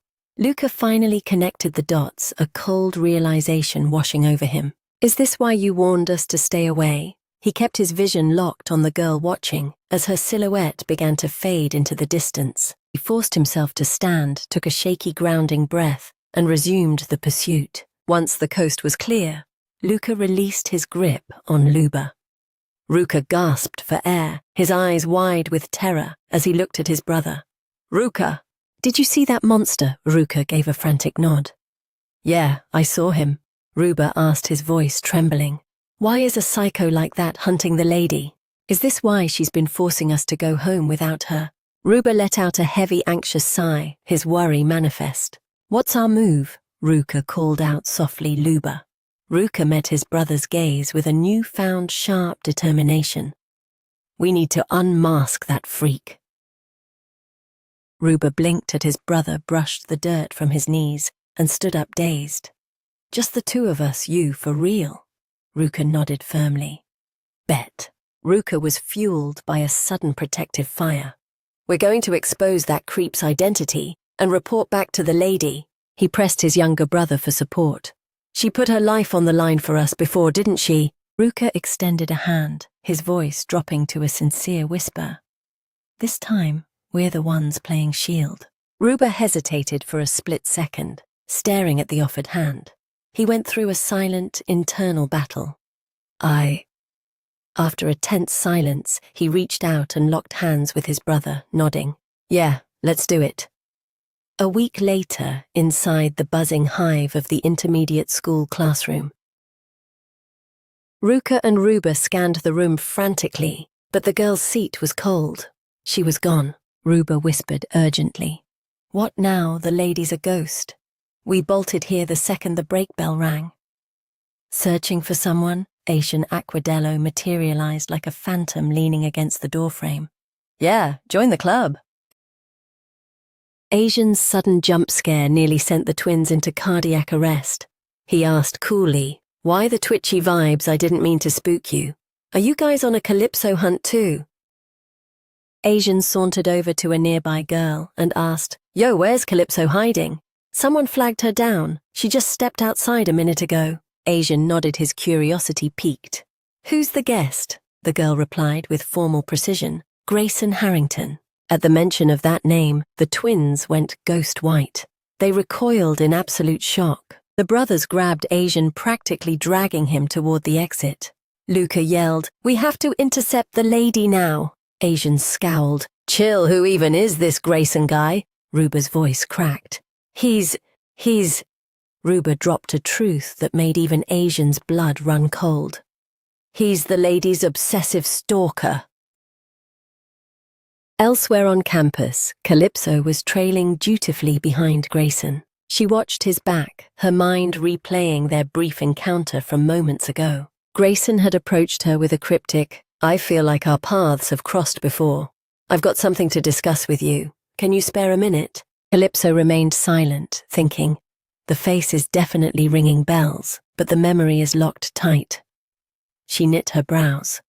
More importantly, Calypso could taste the boy's bubbling animosity. She raised an eyebrow, thinking, this kid is radiating bad vibes whether he's looking at the path or at me. Grayson finally gestured toward a deserted classroom. The boy said sharply, In here. It's isolated enough for the conversation I want to have. He threw a final glance over his shoulder and stepped inside. The girl followed her guard up. The very moment she crossed the threshold, a figure brandishing a heavy club lunged at her with lethal intent. Calypso stayed one step ahead, effortlessly vaulting backward to evade the strike. Another brat lunged forward, relentlessly swinging a heavy club at her. Anticipating the trajectory, she nimbly ducked beneath the whistling wood. In the same breath, she launched a counterattack, burying a solid blow into his gut. The two thugs behind her charged in, attempting a synchronized pincer maneuver.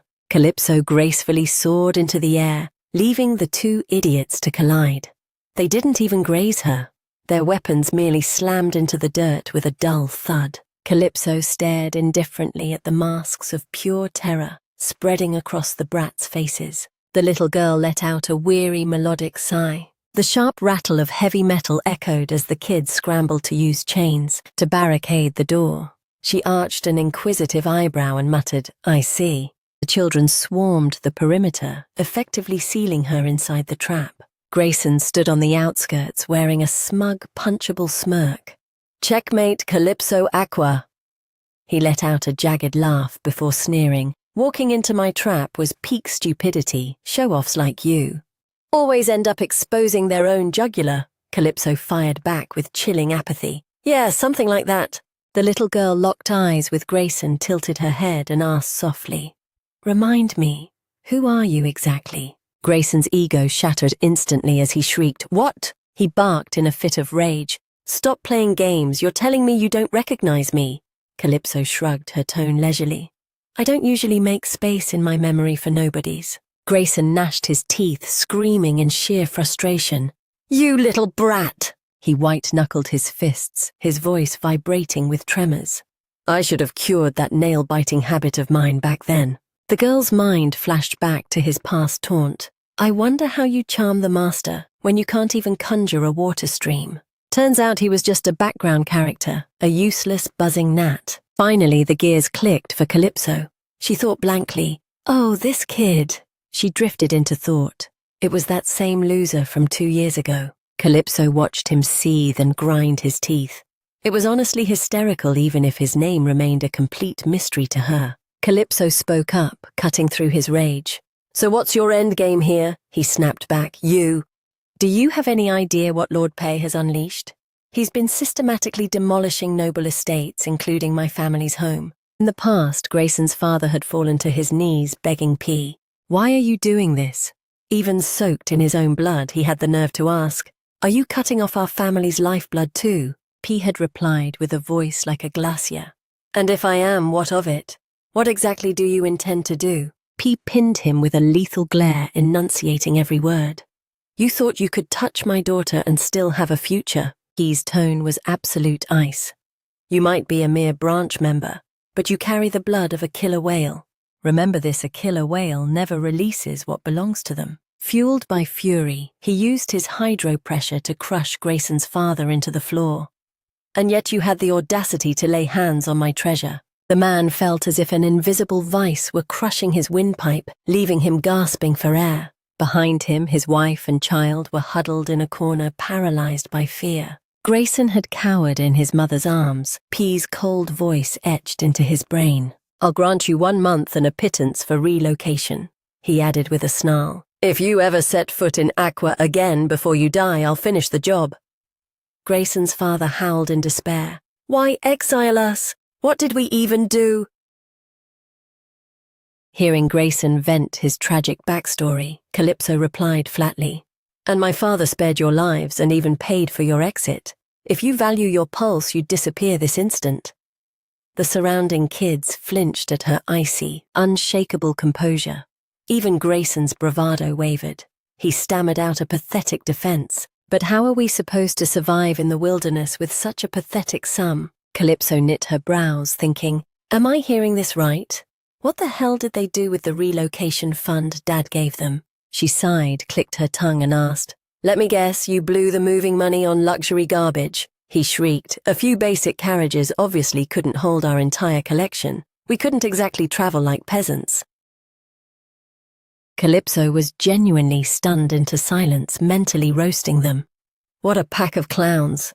Are you guys bottom feeders or killer whales? A boy from the back stepped forward, clapping a hand on Grayson's shoulder. Enough. Every one of us had our lives upended by Lord Pei. Another goon chimed in. Exactly! Grayson found his nerve again and ground his teeth. We didn't gather here to talk. Another kid finished the sentence with a sneer.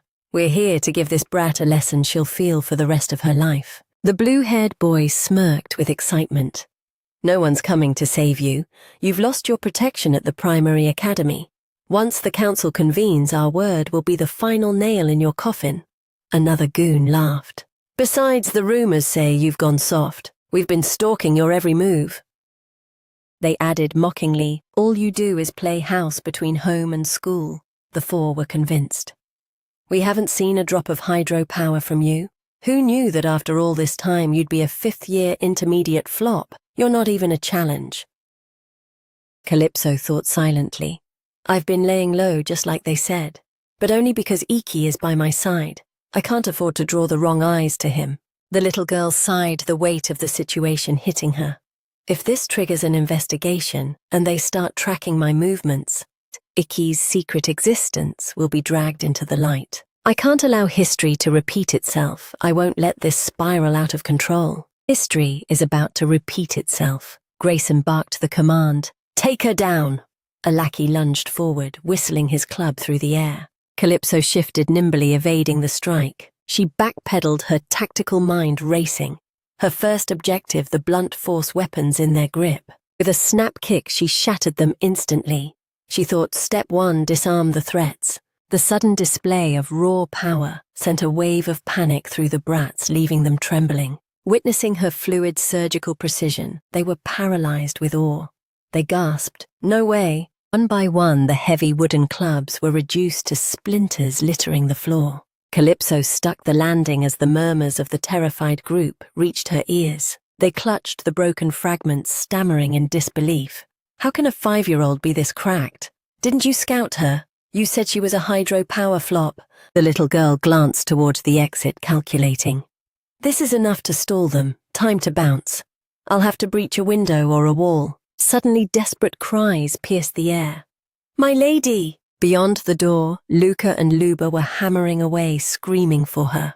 My lady! Are you in there? Answer us, my lady. The bullies began to spiral frantically, whispering. Crap! What's the move? This ruins our plan to sink our stories. Another hissed. If the primary academy steps in, this becomes a high-stakes clan issue. We're cooked. A sinister light flickered in Grayson's eyes. He let out a warped chuckle. Actually, this plays right into our hands. He dropped a chilling ultimatum. We'll just use those two as leverage. Grayson smirked at Calypso, his tone venomous. Surrender quietly, or we'll give your little friends a beatdown and dump them in the gutters of Aqua. He tilted his head, adding with a freakish grin. Little white whales go missing every day, you know. That's great white shark territory. Calypso's knuckles whitened as she thought, what is this delusional clown even yapping about? She exhaled sharply, pinning Grayson with a lethal gaze. Maybe I should just blitz in and erase every witness. Another boy suddenly spoke up, his voice cracking. No, count me out. This is too much. Grayson whirled around, snapping, Say what? The boy stood his ground. I only signed up to settle a score with her. Calypso studied him, wondering. He looks familiar. Was he part of the mob 2 years ago? He added firmly. I never agreed to dragging innocent kids into our mess. Grayson snarled. Isaac, just because your family's exile went smoothly, you think you can act all high and mighty? Isaac fired back. That's not the point. Calypso finally intervened. The brown-haired kid is actually making sense. She watched the group spin around in total shock. She continued, those kids outside are in a completely different league than you losers. Calypso arched an eyebrow, her smile radiant yet sharp. They are the heirs to the white whale legacy. They sit at the right hand of the head during summits. If they're even a minute past their curfew. Isaac finished grimly. The entire territory will be scorched to find them. Grayson was livid, screaming, Whose side are you even on, traitor? Isaac shook his head. I'm just being realistic. Calypso took a breath, her mind working fast. Can I use this distraction to get Luca and Luba to safety? Grayson watched her brace herself. What are you planning? The girl gathered her strength. I won't let history repeat itself. Those two stay safe. She projected her voice, shouting to the twins outside. Luca, Luba, get out of here, run! The brothers were stunned, but pure joy washed over them at the sound of her voice. They exchanged a knowing look and shouted back, My lady, cover your ears! Calypso blinked. What? She instinctively clutched her head, sighing. Those two lunatics. I told them to save themselves. Calypso locked her gaze on the overhead glass frame, mental math in full effect. Meanwhile, outside, the brothers whispered, Is the lady ready for the blast? A split second later, the glass shattered in a spectacular explosion. Calypso tumbled through the debris and landed a perfect vault. They cheered, My lady. That's our boss. The window of opportunity was closing. Calypso grabbed their hands, pulling them into a sprint. She urged, Move now. The bullies finally burst through the door. Grayson screaming, Damn it, don't let them go. Grayson ordered, After them. Luca stole a glance back, his heart hammering. Then he looked up at Calypso's determined face. Seeing her so focused on their safety, a wave of emotion hit him. My lady. Luca studied her expression. A satisfied smile tugged at his lips. She isn't planning to leave us behind again. Luca squeezed her hand, radiating pure happiness. I'm so glad. Suddenly Luba took a hard spill, struggling to scramble back up. The pursuers caught sight of the stumble and yelled, One's down! We gotta move it! They watched as Luca and Calypso doubled back to help their fallen comrade. But Luba cried out, Just go, my lady, save yourselves. Seeing the tears, she tried to steady him, urging, "Stop the waterworks and get on your feet." Luba wavered, trembling as he stood piteously. "But I'm too slow, and my knee is killing me," Calypso snapped back. "Stop talking and start moving." She glanced over her shoulder, her mind racing for a solution. "This is a disaster. Even if I help him up, there's no way I can carry him. We'll be sitting ducks. Damn it, when is this body finally going to hit a growth spurt?" Staring at these two pathetic, trembling brothers, Calypso's resolve hardened into steel. "I refuse to let these twins become collateral damage anymore." After scanning for an exit, the little girl's eyes locked onto the nasty gash on his leg. The more she weighed their options, the more lethal Calypso's aura became. She gnashed her teeth, crouched low, and whirled around, bracing for a final bloody showdown. Should I just raze this entire place to the ground? Even if I have to hospitalize these bastards, I can spin the story later. Suddenly, in that frantic moment, the thunderous rhythm of footsteps sprinted toward their position. Asian materialized like a phantom, swooping in to snatch all three of them up before bolting toward a new extraction point. Grayson witnessed the high-speed rescue and stood frozen in shock. He couldn't process the interference. At the sight of her big brother, Calypso's heart soared with relief. Asian shot a quick, confident smirk back at the little girl. "Sup, sis?" He immediately began to gloat. "Talk about a clutch entrance, right? I'm basically a legend." To his shock, the little girl barked, "Put me down this instant, I've got my own 2 legs. While weaving through the halls, Asian asked, "So what's the play, we just running till we hit the gates?" Calypso replied with a chilling calm, "Those morons are definitely scrambling to scrub the crime scene." Hearing that, a devious plan formed in his head. "Then we need to catch them in the act so they can't worm their way out of this." Meanwhile, in a serene, high-end office, Lila was peacefully sipping her tea and tackling some paperwork. But mid-sip, she felt a strange vibration and wondered why the room was rattling. Before she could finish the thought, Lila was convinced an earthquake had struck. The tremors intensified, shaking the very foundation of the school. A split second later, a deafening crash obliterated the peace as someone smashed into her room. Lila was sent flying across the office, buried under a literal blizzard of flying documents. Once the dust settled, she recognized the culprit and gasped. "Lady Aquadello." The little girl and her entourage offered a casual greeting. "Long time no see, Ms. Lila." The teacher stood there, completely floored by the chaos. "My lady, explain this instant." While she was demanding answers, Grayson and his goons burst in, wheezing for air. "Finally, cornered you pests." Blind to his surroundings, he kept spitting venom. "You slippery little rats, I'm going to break those twins' spirits." Before he could stop himself, Grayson sneered, "I'll dump your bodies in a hole no one will ever find." As he looked up, he realized the head teacher was radiating pure, unadulterated fury. The teacher, and this time the tables hadn't just turned, they were broken. The evidence was staring her right in the face. We delivered the smoking gun directly to Lila's desk. Everything went perfectly as Luca and Luba gave a gut-wrenching, honest account of the bullying. Lila noted those were the definitive victim statements. She pulled Luba close and challenged the accused to offer a single defense. Ultimately, the hammer dropped with Lila's final verdict.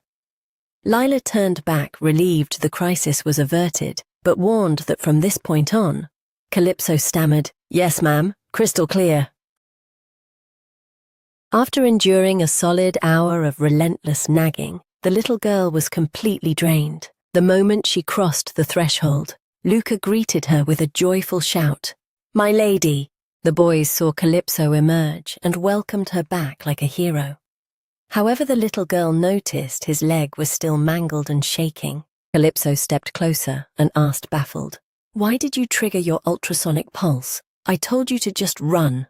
Luca hung his head and explained, "You've got the skills, but we're still total nobodies." Luba chimed in softly. "We figured if we jumped in, it would take some of the heat off you. They just didn't want to be a burden." The sentiment touched her deeply. "We were just trying to keep the adults out of your business." Noticing Calypso's stony silence, they grew nervous and leaned in to check on her. Suddenly, the little girl raised her hand, causing them to flinch in anticipation. Instead, Calypso's protective side took over as she affectionately ruffled their hair. "Thank you both. Seriously." Without warning, her aura shifted to something terrifying, sending a chill down their spines. She wore a smile, but her voice was pure venom. "From this moment on, you will promise me never to play hero in dangerous situations again, understood?" "Got it." Seeing the terrifying glint in her eyes, they squeaked out a "Yes, ma'am, safety first, always." Just then, the little girl glanced back and saw her big brother standing there, looking like a lost puppy. Asian stepped forward, sounding hopeful. "So, is it finally my turn for the head pats?" Mused Calypso gestured him over with a wave. "Fine, get over here." He knelt down with a smile, letting the little girl pat his head and praise him. He looked up at her, beaming with pure excitement. "Fighting to protect the squad is a total rush. Tag me in next time I'm your #1 henchman after all." The next day, as Luca helped Calypso step down from the carriage, he spoke to the little girl with a soft, reverent tone. "My lady." Out of nowhere, Luca pulled Calypso into a crushing bear hug. The little girl stammered in confusion. "Luca!" He refused to let go, whispering with raw sincerity, "Thank you for shielding us. From now on, we will be your eternal sword and shield." Luca made a solemn vow right there on the pavement. "Just give us a little more time, until we're strong enough to truly stand by your side." Moved by his genuine words, the little girl smiled and squeezed him back. "It's a deal." From a balcony high above, Iki watched the scene unfold, standing perfectly still like a statue. The little girl must have spotted him as she called out, "Hey, get down here!" She barely finished his name before he sprinted over and tackled Calypso in a fierce hug. "Iki too, Calypso is mine." While clinging to her like a limpet, Iki seemed possessed. "Me? I'm part of it too." The little girl began to turn blue, thinking, "I can't breathe." Even as she struggled for air, a realization hit her. Is he seriously trying to copy the hug Luca and I just shared? He didn't let up, squeezing the little girl even tighter, while chanting like a mantra, "Me too, hug Calypso. I want Calypso all to myself." Staring at the boy who refused to let go, it was clear that Iki was desperate to prove he was her favorite. "It looks like the Dragon Duke has a major jealous streak." Suddenly a realization struck Calypso like a lightning bolt. Wait, jealousy? The thought filled her with euphoria. If he could feel envy, it was the definitive proof that Iki's frozen heart was finally thawing. As they untangled, Calypso beamed at him, her voice thick with emotion. "I'm so incredibly happy, Iki. You have no idea what a relief this is." Basking in the glow of her radiant smile, Iki couldn't help but mirror her joy. Calypso giggled. "Now that's the expression I love to see." While Calypso showered him with praise, the door was practically kicked off its hinges. "Iki, are you actually smiling?" The intruder stormed in with heavy rhythmic strides, only to abruptly grind to a halt. The sight of their compromisingly close position made P freeze like a statue. Calypso chirped, "Dad," but P was already pulling on his combat gloves with a lethal glare. "First order of business, put at least 5 feet of distance between you two." The little girl was utterly baffled. "Did I break a rule? Why are you radiating such murderous energy, Dad?" Once the gap was established, she stood her ground and demanded, "All right, spill it. Why do you look like you're ready to start a small war?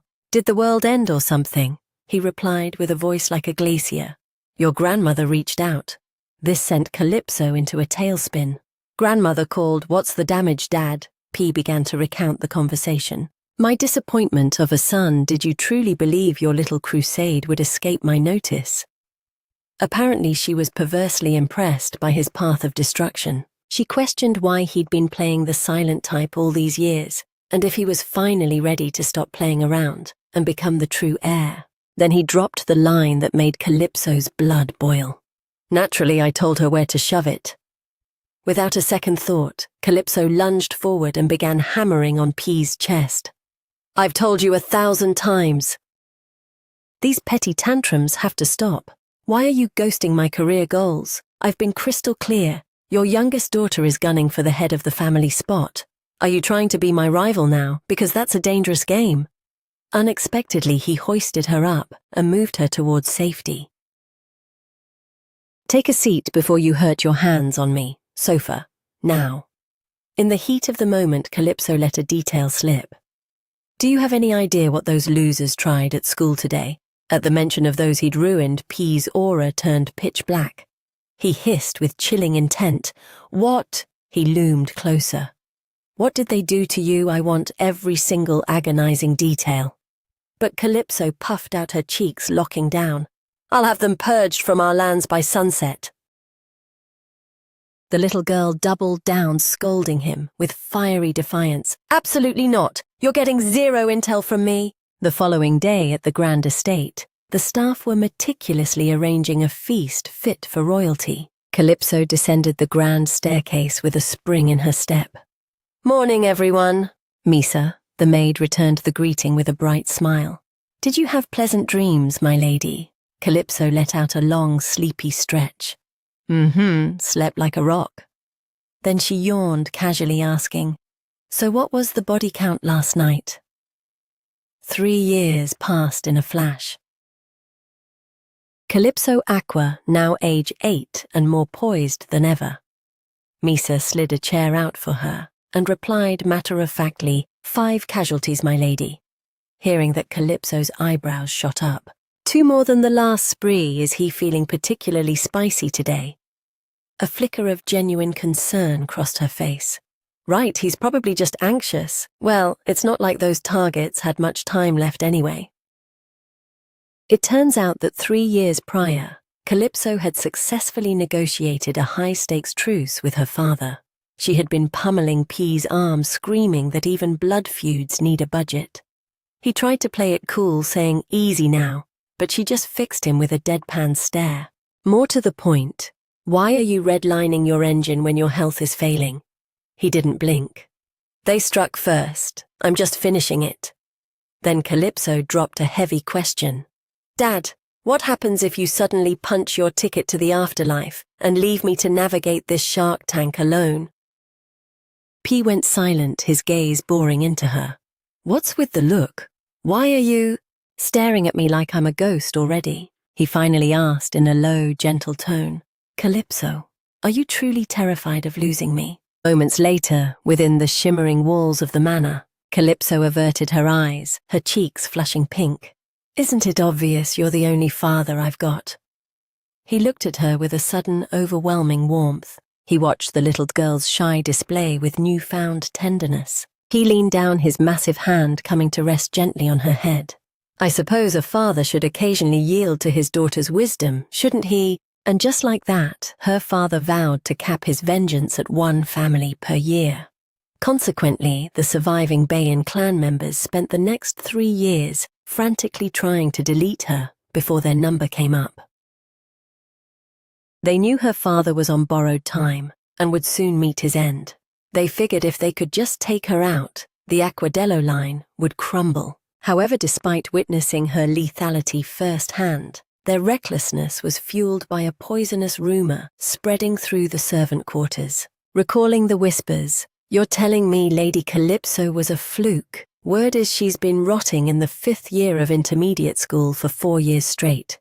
We thought she was a once-in-a-generation prodigy for skipping grades, but turns out she's just a burnt-out candle. Seems like the well has run dry. Tragic, isn't it? I almost feel bad for Lord P pinning all his hopes on a failing asset." The twins beamed, calling out, "My lady." It appeared she had no interest in the spotlight unless her father or Asian were involved. Thus for years, only Luca and Luba were in on her little game. When Calypso finished her trip down memory lane, she clicked her teacup onto the saucer. "The Water Tribe's future looks pretty bleak from where I'm sitting." Ilya blinked in confusion. "Where did that come from? Did I mess up the tea?" Calypso softened instantly.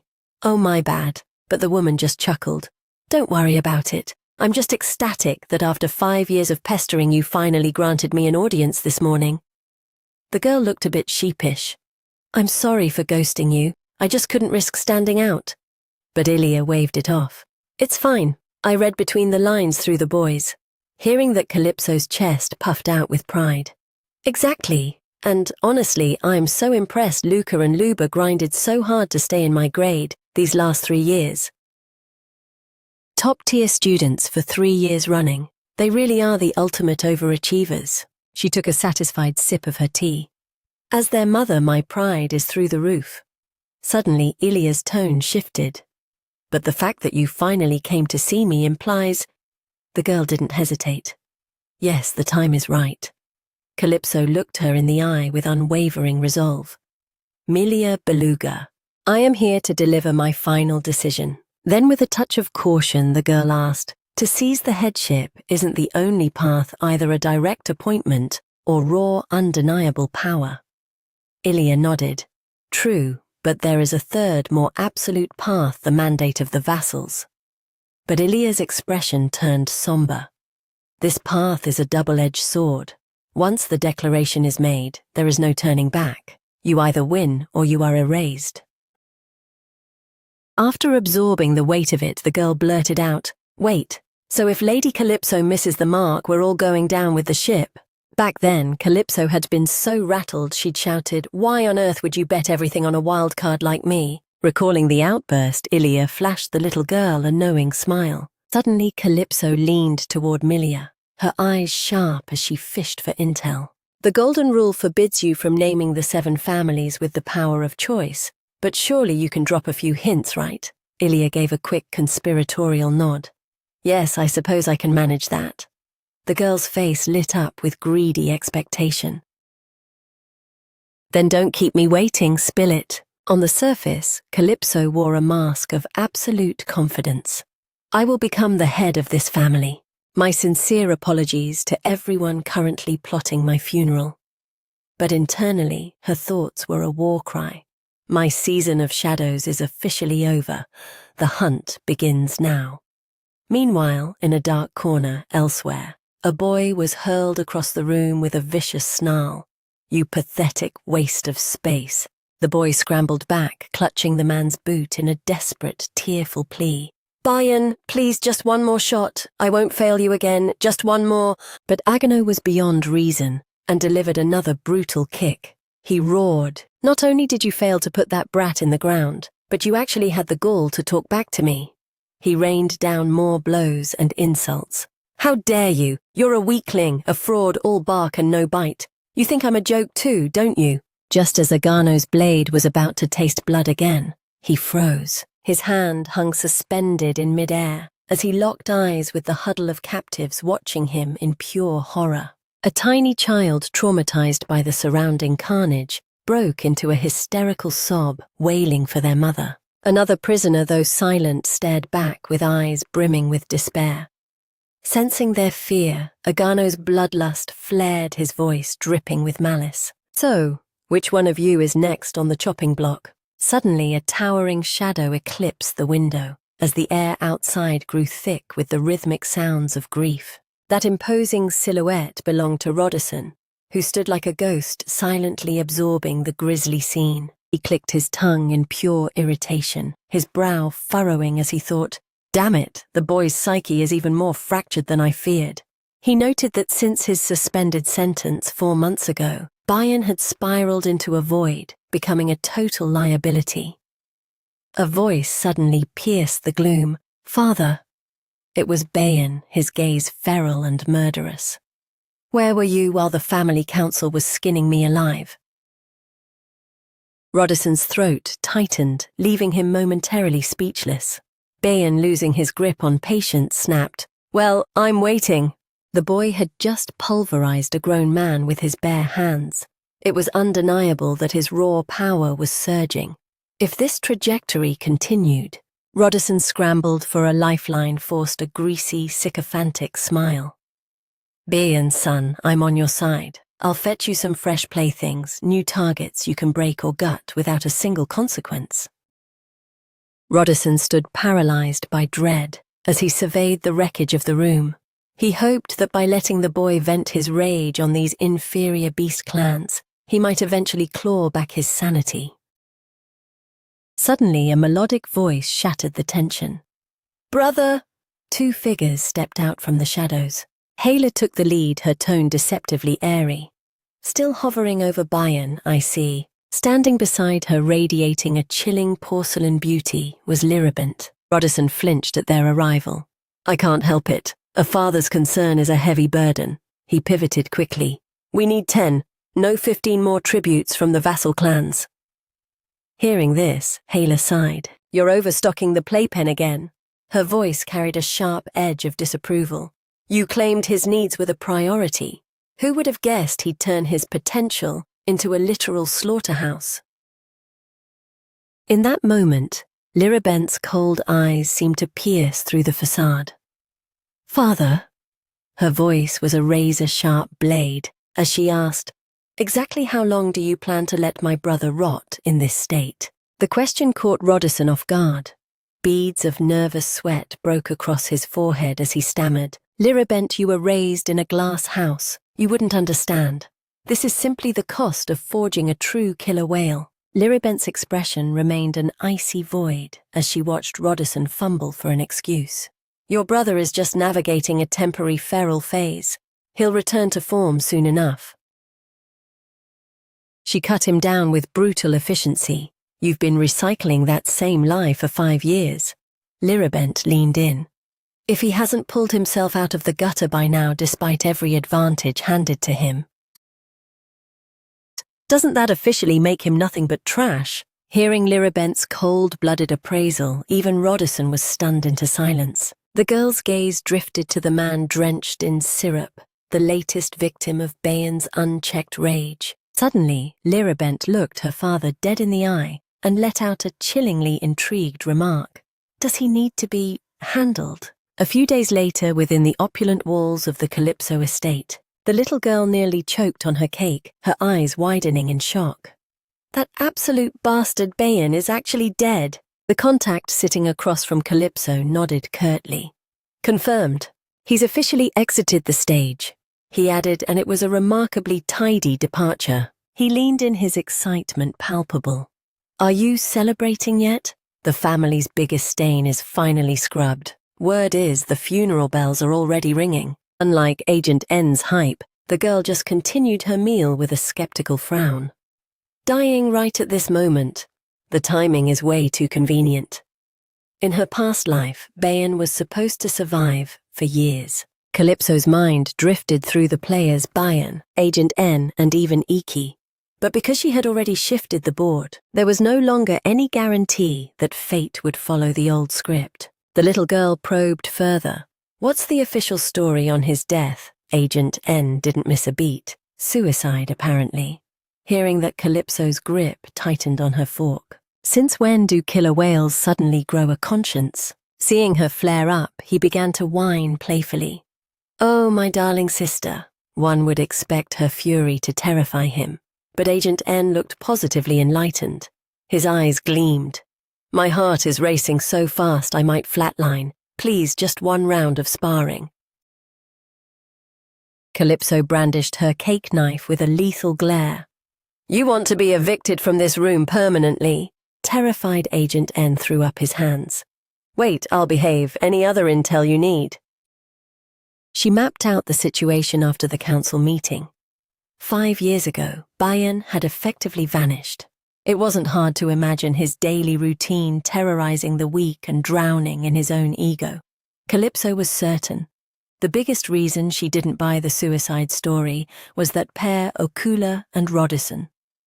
Calypso mused darkly. Just last week, my uncle was desperately trying to bleach Bayan's reputation. And now he's suddenly in a coffin. The little girl narrowed her eyes.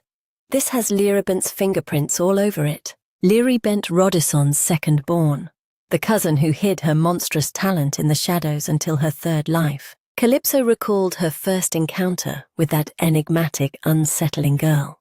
A voice had chimed, Greetings, you must be the famous Calypso Aqua. The person who had initiated that handshake with a deceptively sweet smile was indeed Liribent. Her face had been a mask of cheer as she welcomed her. Truly a pleasure. Everything in that memory was in shambles, smoke curling from the ruins. If only our paths had crossed sooner. Liribent had been drenched in her own blood.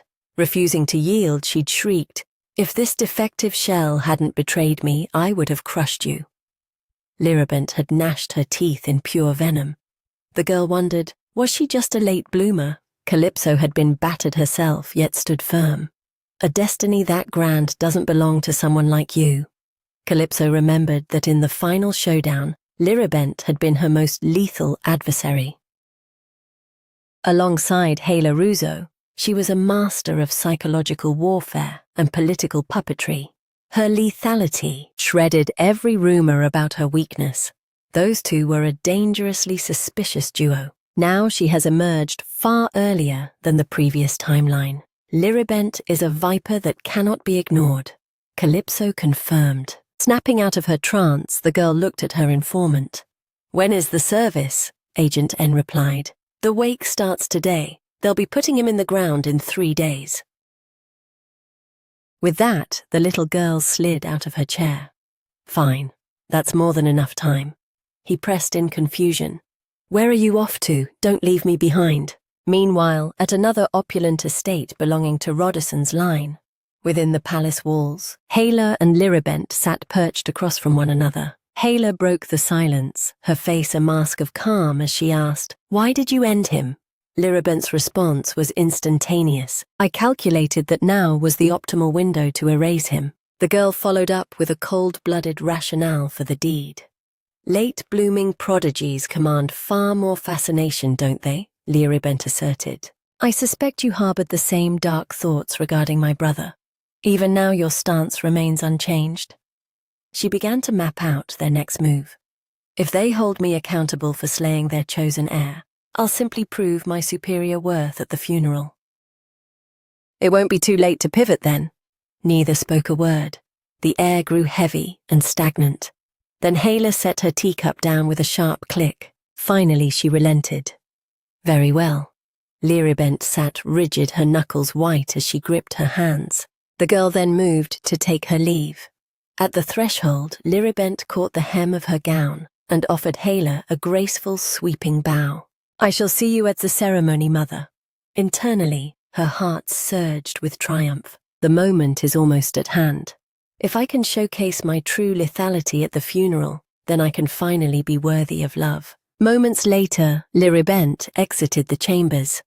She glided alone through the palace corridors until a loud commotion erupted ahead. Spotting her, the intruders called out, "There she is!"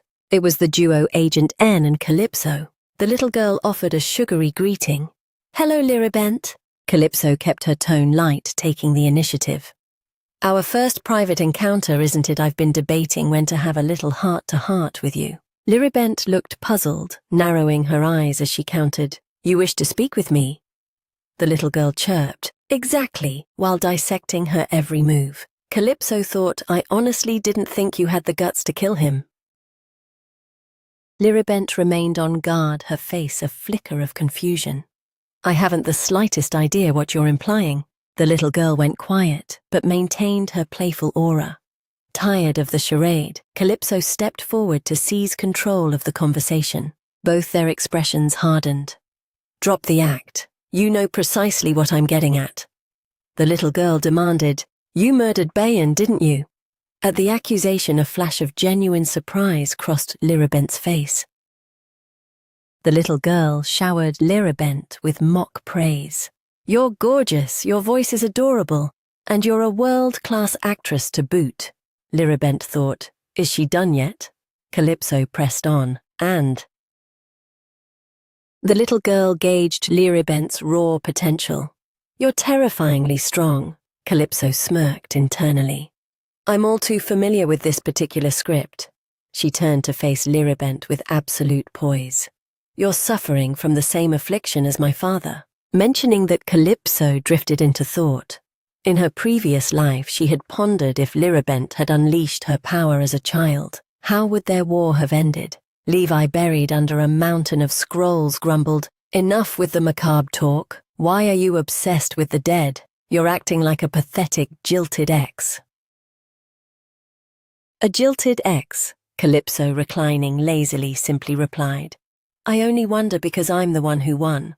She pressed her palm to her forehead and tilted her head. Liribent didn't unveil her true might until 16, flipping the world's perception of her. She hurled herself into endless slaughter.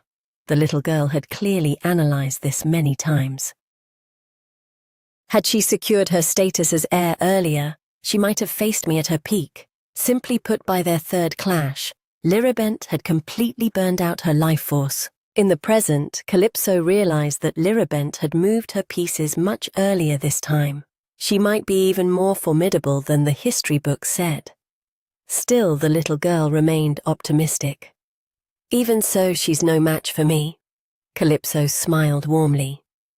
I just wanted to drop by and say hi today. With that, she and Agent N turned to depart, leaving Liribent standing in the silence. Being so clever, I'm sure you're dying to know the true purpose of this visit. Calypso silently dissected the terminal symptoms that plagued both her father and Liribent. Even with godlike power, the clock is always ticking. Once the well runs dry, the host either dies on the spot or becomes a hollow shell. She was deep in the weeds of her own thoughts. And yet this fatal curse can still be broken. It's just that the antidote remains a myth. Finding the cure is likely a Herculean task. Meanwhile, outside the palace walls, the two were making their way back. Agent N followed his curiosity, reaching a fever pitch. Did Liribent seriously off-ban? Hey, why are you being so cryptic? Seeing that Calypso ignored him, he continued to ramble at her side. Come on, talk to me. Is Liribent actually that cracked? I thought I'd finally get a real fight. Why did you just walk away without throwing a hand? After enduring Agent N's barrage of questions, the little girl finally confirmed it. Yes, Liribent killed him. Agent N cheered. Finally an answer. Afraid she'd find him grating, he explained with uncharacteristic sincerity. I mean, Bayan being dead is a win, but I never pegged Liribent as the one to pull the trigger. Calypso noted. She's a monster. You felt that pressure, didn't you? The little girl stated flatly. If Liribent traded her entire lifespan for a single fight, almost no one could survive her. At that, Agent N recoiled, shouting, What? Calypso gave a weary reminder, Lower your voice. The little girl looked at him sideways and asked, Why are you acting so blindsided? Agent N stammered an excuse. How was I supposed to know she was that high level? I've never traded blows with her. He then tapped his chin, deep in thought. So was the whole terminal illness thing just a bluff? Calypso replied icily. No, her clock is definitely ticking. Recalling their past duel, Liribent once spat. Why do people think the sick should just roll over and die? It's pathetic. Calypso realized that with a strong enough will and a desperate hunger for life, one can actually cheat death. Suddenly, Agent N turned to the little girl and asked, What about you? Can you take her? As if he'd just asked if the sun would rise. Calypso's face scrunched into a confident smirk. What do you think? Witnessing her sheer arrogance, he was struck with awe, his eyes practically sparkling. But Agent N wasn't done chasing his own goals. He suggested with a grin, So you're saying you'd win, then let's spar. Calypso, her patience hitting zero, said, Let's go find Iki. Back at the palace, Agent N's pleas continued to echo. One round, I'm begging you. Calypso marched away in annoyance, shouting back, Give it a rest, seriously if you don't. Before she could finish the threat, she swung the door open to find him standing right there. Iki, I've told you not to camp out by the door. Calypso looked concerned. You could have been hit. Iki simply murmured her name. At the sight of her, Iki's face lit up as he opened his arms for a hug. Calypso. The little girl softened. Let's head inside. As they entered, Calypso scanned the room. Where's Dad? Iki replied guilelessly. He stepped out. The little girl smiled, fixing Iki's scarf, and suggested, I wonder where he wandered off to. Shall we wait by the window for him? At that moment, Agent N stood in the corner, silently dissecting the scene. My dear sister, as long as she's in the room, that kid will do whatever she says. The master is gone. He couldn't care less. That was his final verdict after 5 years of observation. A moment later, Ikki was resting his head obediently in Calypso's lap. The little girl stroked his hair with genuine affection. Over the last 3 years, Ikki's speech had blossomed beautifully. Compared to his life with such a stoic father, it was a massive leap forward. Seeing his contentment made Calypso glad. She thought to herself, since that day, I've poured everything into teaching Ikki the spectrum of human emotion. Ikki spoke up. Calypso smiled. His emotional education was progressing perfectly. Ikki followed her everywhere, much like a duckling imprinting on its mother. In his eyes, she likely was his entire world. But one thought still weighed heavy on her soul. It was a dark and inescapable reality. Ikki is a prisoner within these mansion walls. Calypso replayed P's cold wisdom being caged in a death trap versus a sanctuary you trust are 2 worlds apart. She mused, Father is trying to break this stalemate for me. Ikki had once staked his entire faith on her. Calypso the Dragon Duke needs you. Don't let him down. Tut's desperate plea echoed incessantly in her mind. Emerging from her trance, Calypso's hand came to rest tenderly upon his silken hair. Ikki gazed up at the girl with a hollow stare.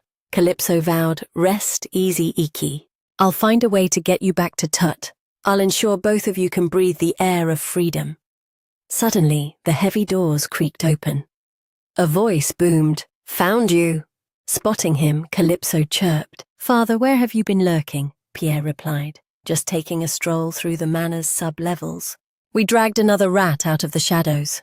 Glancing at the Dragon Duke, Calypso smirked. Then we should show him our hospitality. Somewhere in the damp basement, a crocodile beastman began weaving a hypnotic web around the captured spy.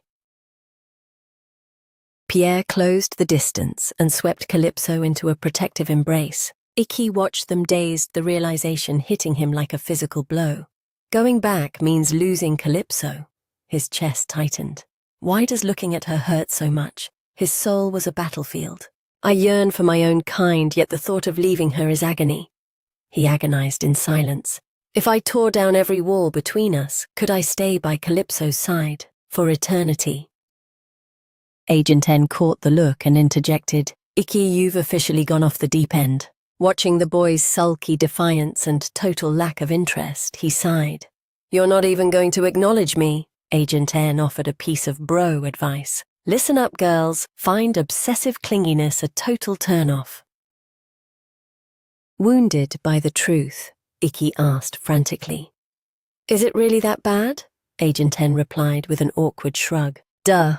What happens when my sister eventually finds a boyfriend? Staring at Ikki's stubborn, displeased scowl, he felt utterly bewildered. Why the death stare? That was the breaking point.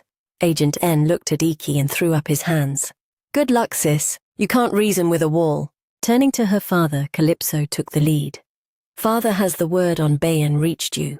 He nodded. Indeed, and we're expected at the funeral in 3 days. The news lit a fire in Calypso's eyes as she squeezed him tight. Excellent. That gives us more than enough time to prepare. As she clung to Pierre, a smug, predatory glint danced in her eyes. Liribent, my apologies, but I'm about to clip those wings of yours. 3 days passed, and the morning of Bayan's final send-off arrived. The mourners were a sea of somber black, gathering to pay their final, and perhaps only respects. Inside the cathedral, a ripple of shock moved through the crowd. The Aquadello main house had arrived.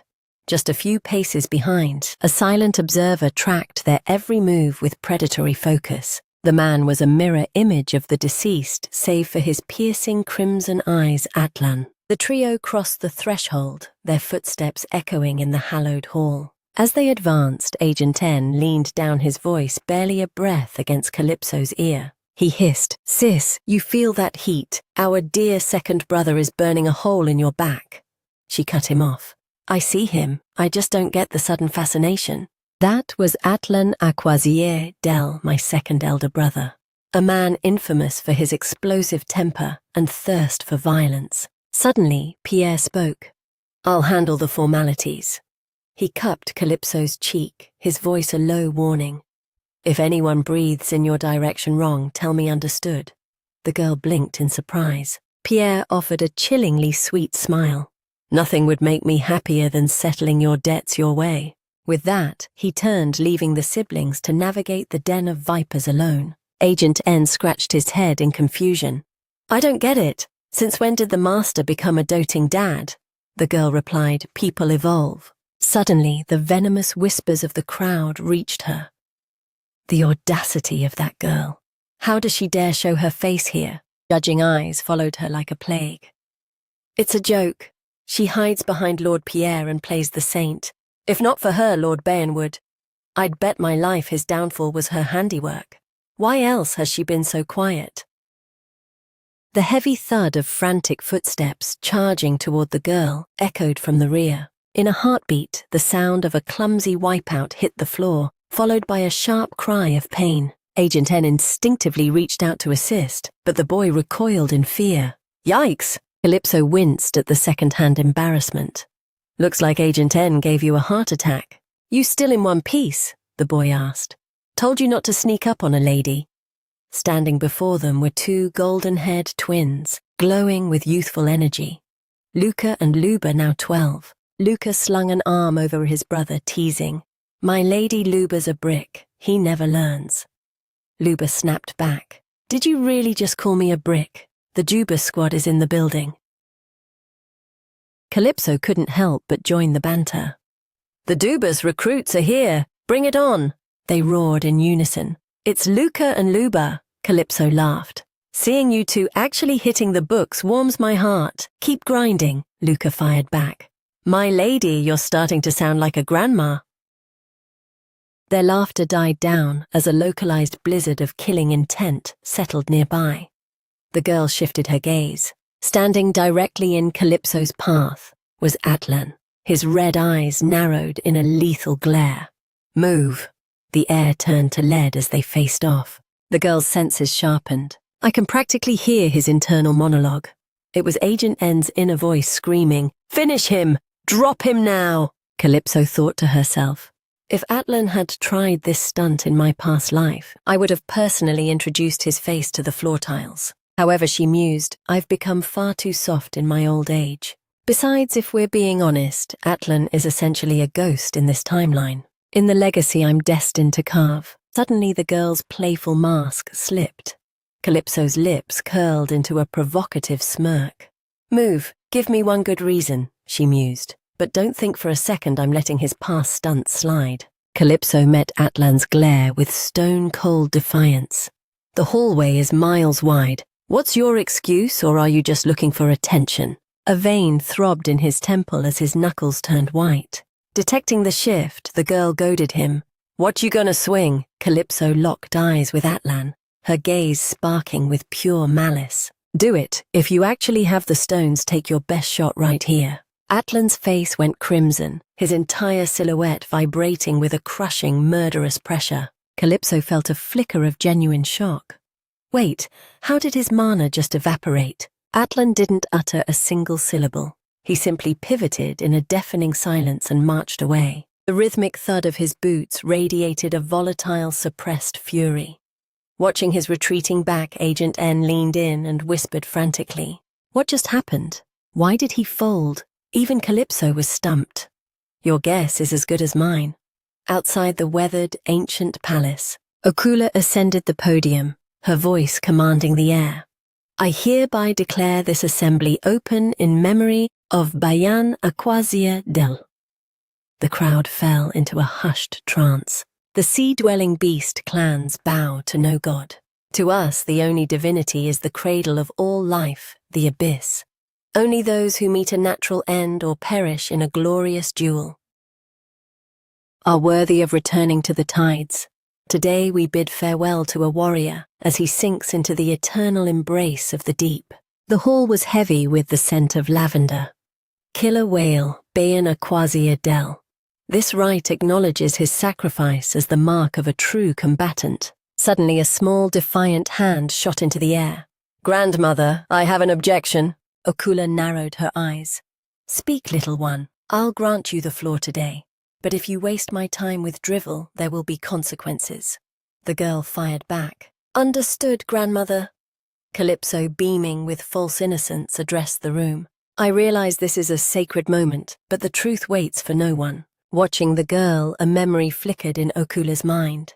You look exactly as you did during your council debut 5 years ago. Okula's shifting gaze filled Calypso with a dark satisfaction. She thought, that's it, grandmother. Keep watching. You're going to find me irresistible. Because I will be the flawless heir you've always dreamed of right until I eclipse you entirely. The girl pressed her advantage. Grandmother, we're here to honor a warrior's noble sacrifice. Calypso dropped the act and went for the throat. But if Bayan's death was a sham, doesn't that make this entire funeral a farce? The cathedral erupted in a frantic buzz.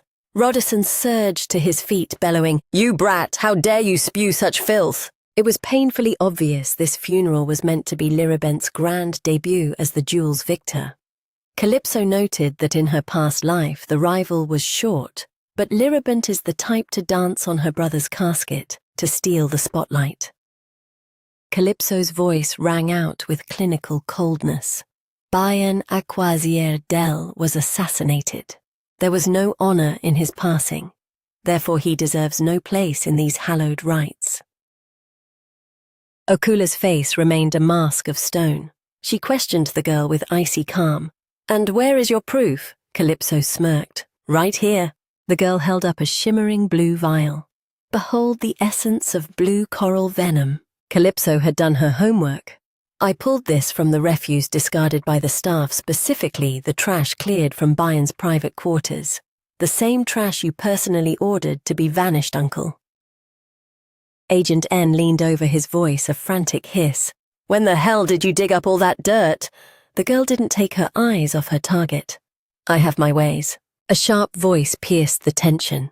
"I object." Liribent stepped forward, her eyes flashing. "Forgive the intrusion, grandmother, but I won't stand by while my brother's legacy is dragged through the mud." From her corner, Yahello watched the unfolding drama with a silent, calculating gaze. "My brother Bayan ended his own life because he couldn't live with the shame of losing our duel. I am the one who bested him," Liribent declared, hand over her heart in a show of false grief. Okula remained unimpressed. "The boy was dense, but I find it hard to believe you could overpower him.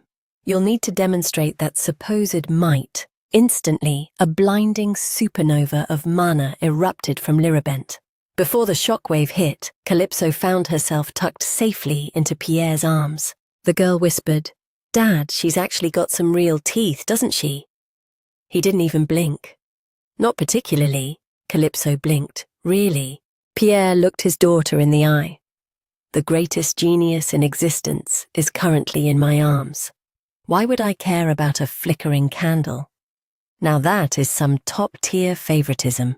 The girl let out a soft laugh. "You're totally biased."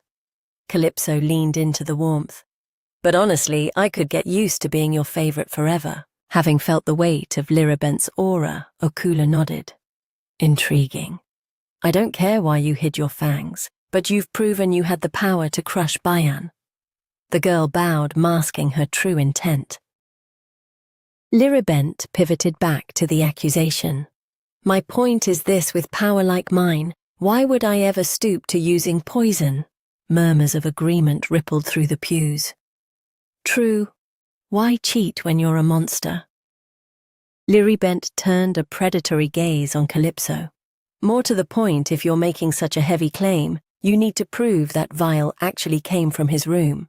Either that or produce a credible witness." A servant in the shadows flinched at the words.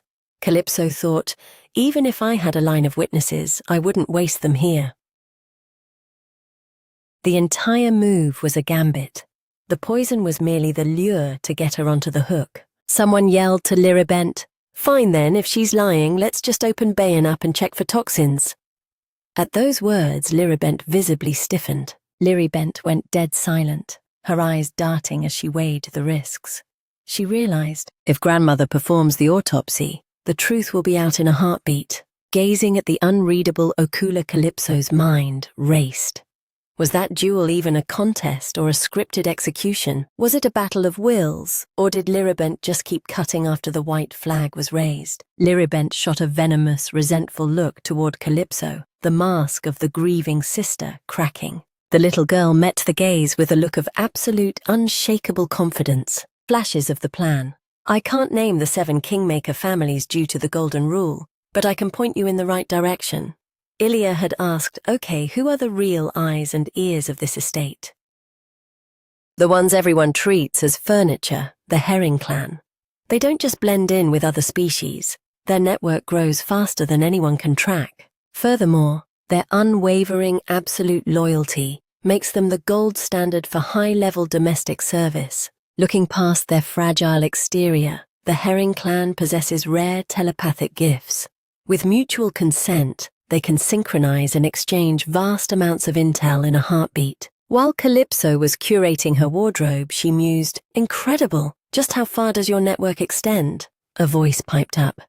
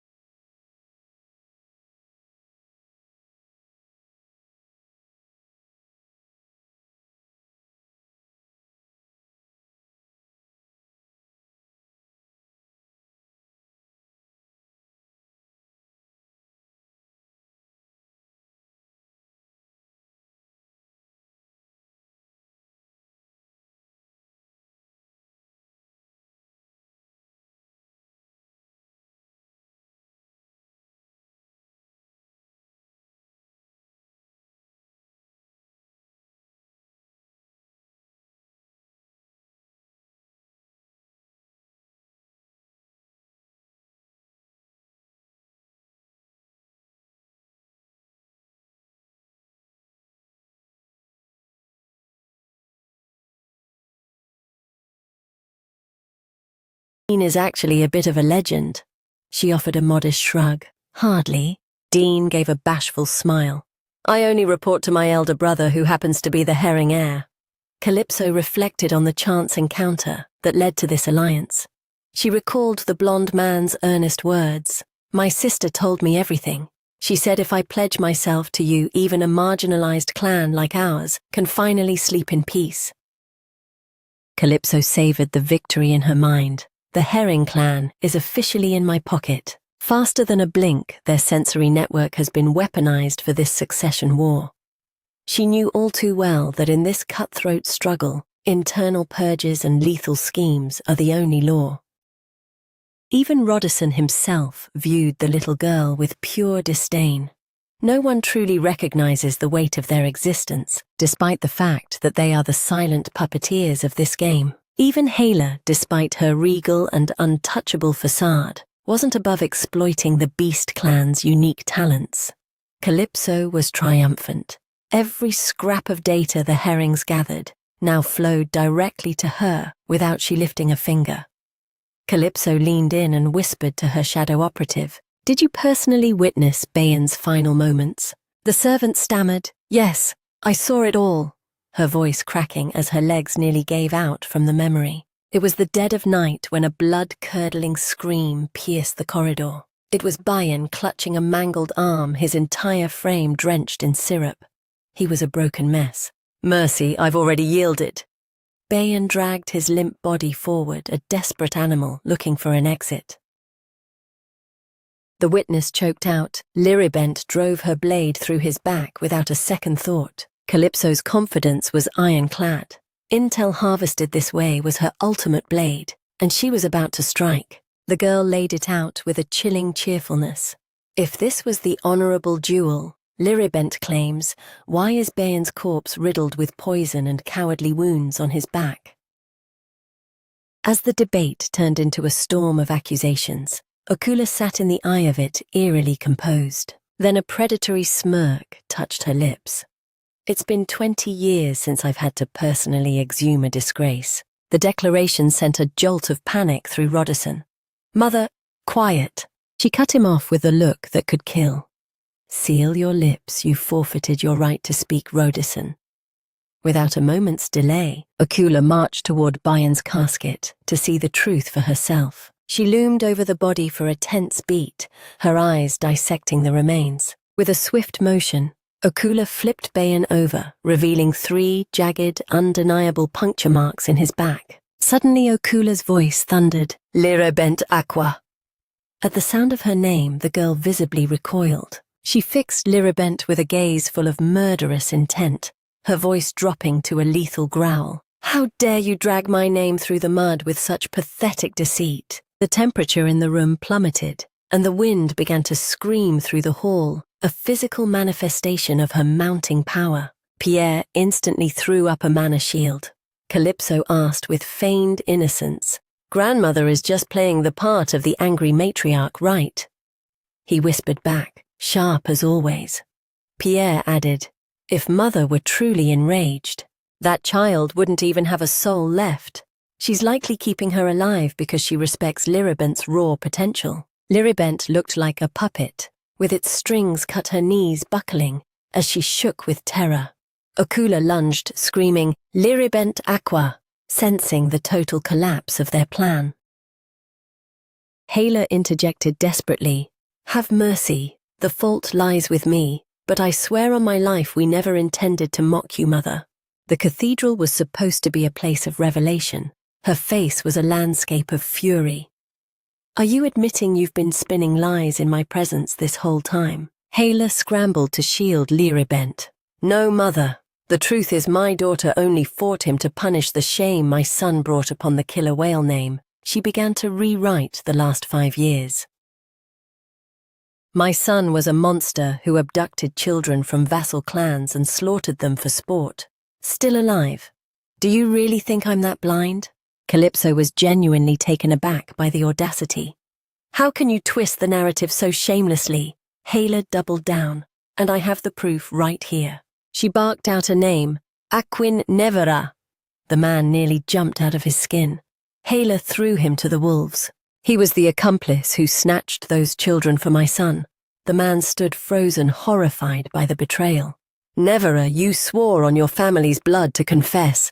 Now speak the truth as you promised." Nevera stammered, I... Yahello's patience snapped. "Out with it."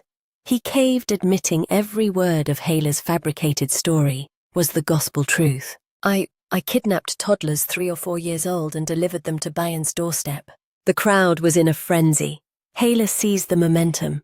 "Once Liribent triumphed, you realized your crimes with Bayan would be brought to light. So you stabbed Bayan in the back to silence him forever. Then you begged for our mercy and promised a full confession. Isn't that right, Mother?" Nevera choked out. "Yes, exactly." It was a total fabrication, sacrificing a pawn to save the queen. Calypso scoffed. Your head will be next on the block. Yahello poured on the charm to sway Okula. Mother, my daughter only sought to end the horror, but she is young and lacked the words to explain. I beg for your forgiveness on her behalf. Calypso clung to Pierre, annoyed. She's going to let them off with a slap on the wrist. Grandmother won't throw away a weapon as sharp as Lirabent without a better reason. He noted, For an 8-year-old, you read grandmother like an open book, don't you? Calypso reflected on the old woman's nature. The matriarch, who lives by the survival of the fittest, had some very cryptic criteria for selecting the 8 families. 7 families were promised immense spoils if they backed the winning horse. Calypso wondered, why is a bottom-tier clan like the Herrings even on that elite list? A moment later, the pews were alive with frantic whispers. Man, look at them tossing that coffin aside. The master is livid, we should stay out of it. Honestly, if Lirabent walks away unscathed, isn't that a win for everyone? Calypso's expression was a mix of gloom and frustration. Just as she feared grandmother didn't lay a finger on Lirabent, the girl stood tall before Calypso, her eyes burning with hatred. But the damage was done. Lirabent's big debut was a total train wreck. That small victory was enough for now. Father Agent N, we're done here. Pierre watched Calypso with a heavy gaze, then offered a stern protective warning. I never lose sight of where you are. If you sense even a shadow of danger, you call for me instantly. The girl felt a bit flustered. Dad, I'm 8. I can handle my own business, stop worrying. But in the silence there was only Lirabent and Calypso. Lirabent. She whipped her head around, seizing the initiative. You're the ghost in the machine, aren't you, Calypso Aqua? The girl smirked, her tone dripping with casual mockery. I expected a grander struggle, but honestly, this is almost disappointing. Calypso leaned in. In a way, I owe you one. Bayan was a total eyesore. Lirabent's expression soured at the jab. I wonder if his ghost is thanking me. After all, I'm the one who dragged the truth of his pathetic end into the light. Lirabent hissed. How did you even dig that up? Just how long have you been obsessing over this? Calypso let out a delighted, airy laugh. Careful, Lirabent. If you keep flapping your gums, you're going to leak your own master plan. The little girl threw down the gauntlet. In this game, you've got to be thick-skinned. You act like you've still got a hidden ace even when you're holding air. Calypso sized her up. Lirabent is still a cub, but a prime talent like hers can't be wasted. I learned that lesson in blood in my past life. She replayed the old battlefield. If she hadn't burnt out in the Succession War, we would have steamrolled the land beastmen. In this timeline, preserving her is priority 1. Calypso pressed on. I bet your head is spinning with questions. The girl was now the absolute apex, completely outmaneuvering Lirabent. How did I read your debut? When did I set the trap and the big one? How did I sniff out your terminal secret? Let's cut the small talk, Lirabent. Calypso went straight for the jugular. You're gunning for the head of the family seat, right? The little girl giggled, the sound echoing with pure amusement. But let's be real, you don't stand a chance against me. The insult sparked a flash of feral rage. Don't test me. You might be a monster, but that doesn't mean I'm just a doormat for you to step on. Calypso's grin widened. Perfect. Now that's the Spitfire I remember. In the old days, you'd have chosen a coffin over a leash. Calypso noted that this girl only bows when the power gap is a literal abyss. The little girl flashed a shark-like smile and made a bold demand. Lirabent. Kneel. Lirabent's knuckles turned white as she fiercely spat back. You might be the bigger predator today, but don't think for a second that raw power buys my loyalty. Suddenly, Lirabent's eyes widened in sheer disbelief, her pupils shrinking as she witnessed the impossible. She hadn't imagined that with a mere flick of her wrist, Calypso could pulverize the very foundation of the courtyard into dust. For the first time, Lirabent felt the cold, paralyzing grip of true terror. Calypso's voice dropped, the playfulness replaced by a suffocating, killing intent. Fine. Let me rephrase the question so even you can understand. Calypso fixed her with a gaze as sharp as a guillotine and smirked. Be my ally or become a memory. The pressure was too much. Liribent's legs gave out and she collapsed, gasping for air in total horror. The two locked eyes in a heavy, suffocating silence. Seeing her so shaken, Calypso thought, it's not like I'd actually delete her. But crushing Liribent's spirit was a necessary step in her grand design. She looked at the trembling girl and felt the weight of history. My deepest regret was not having Liribent's blade at my side. People might wonder why I'm bothering with her of all people. True to form, Agent N was a salt mine constantly whining, why her? Why am I not your first pick? The girl kept her strategic reasons locked away in her mind. In the fractured memories of the past, a hand reached out. Welcome home, Calypso. Back in the third round, when I had crawled back from the brink of death, Liribent was the only one waiting there. They had shared a strange bond. Liribent was the one who broke the ice. Given the body count, shouldn't we just call ourselves friends? Calypso felt that because of Liribent, she could actually taste a glimpse of a normal life again, however fleeting it was. She wondered, if she had a real friend in the human world, would they be like this? But then, the fantasy shattered. Liribent's warmth had been a total facade. You actually bought that. The girl, drenched in syrup, let out a mocking sneer. Calypso, you were just a tool, you idiot. Even now, that betrayal felt heavier than lead-stained boots. Calypso felt a genuine pang of grief. Even after that knife in the back, watching Liribent die had left a hollow ache in her chest. Back in the present, Liribent wasn't folding. She spat out her refusal. I'm not insane. Why would I ever walk into your shadow? Calypso locked onto Liribent's biggest vulnerability. Don't you want to stop dying? The girl leaned in her voice, a tempting whisper. Think, Liribent. Do the math. Follow me and you might lose the crown, but you'll keep your life. Calypso flashed a radiant smile, painting a golden picture of a future without a deadline. You can finally live for yourself without the clock ticking in your veins. The girl remembered that in her past life, this was the moment she saw the fire for survival ignite. You think I want to die, but being forgotten is a fate worse than death. Back then she just wanted her existence to matter. Liribent shot back, confused. If that's the play, why recruit a defective asset like me? The world is full of soldiers who aren't broken. Calypso laughed with effortless charm. Don't overthink it. I just have a feeling you're going to love being on my team. I like my odds. The girl blinked. The odds? Calypso explained the bigger picture. Liribent, if we tear each other apart, grandmother is the only one who wins. You can chase your parents' approval and the title, but then what, you die for a throne you can't sit in. Liribent shifted uncomfortably, clutching her dress. You talk a big game. What's the real end goal? Calypso had been waiting for that opening. She smiled with the absolute confidence of a conqueror. The little girl made a declaration that shook the room. I'm going to dismantle grandmother. Liribent was floored. She stammered, What, you're actually delusional enough to think you can topple her? Calypso just beamed, her response simple and terrifying. Watch me.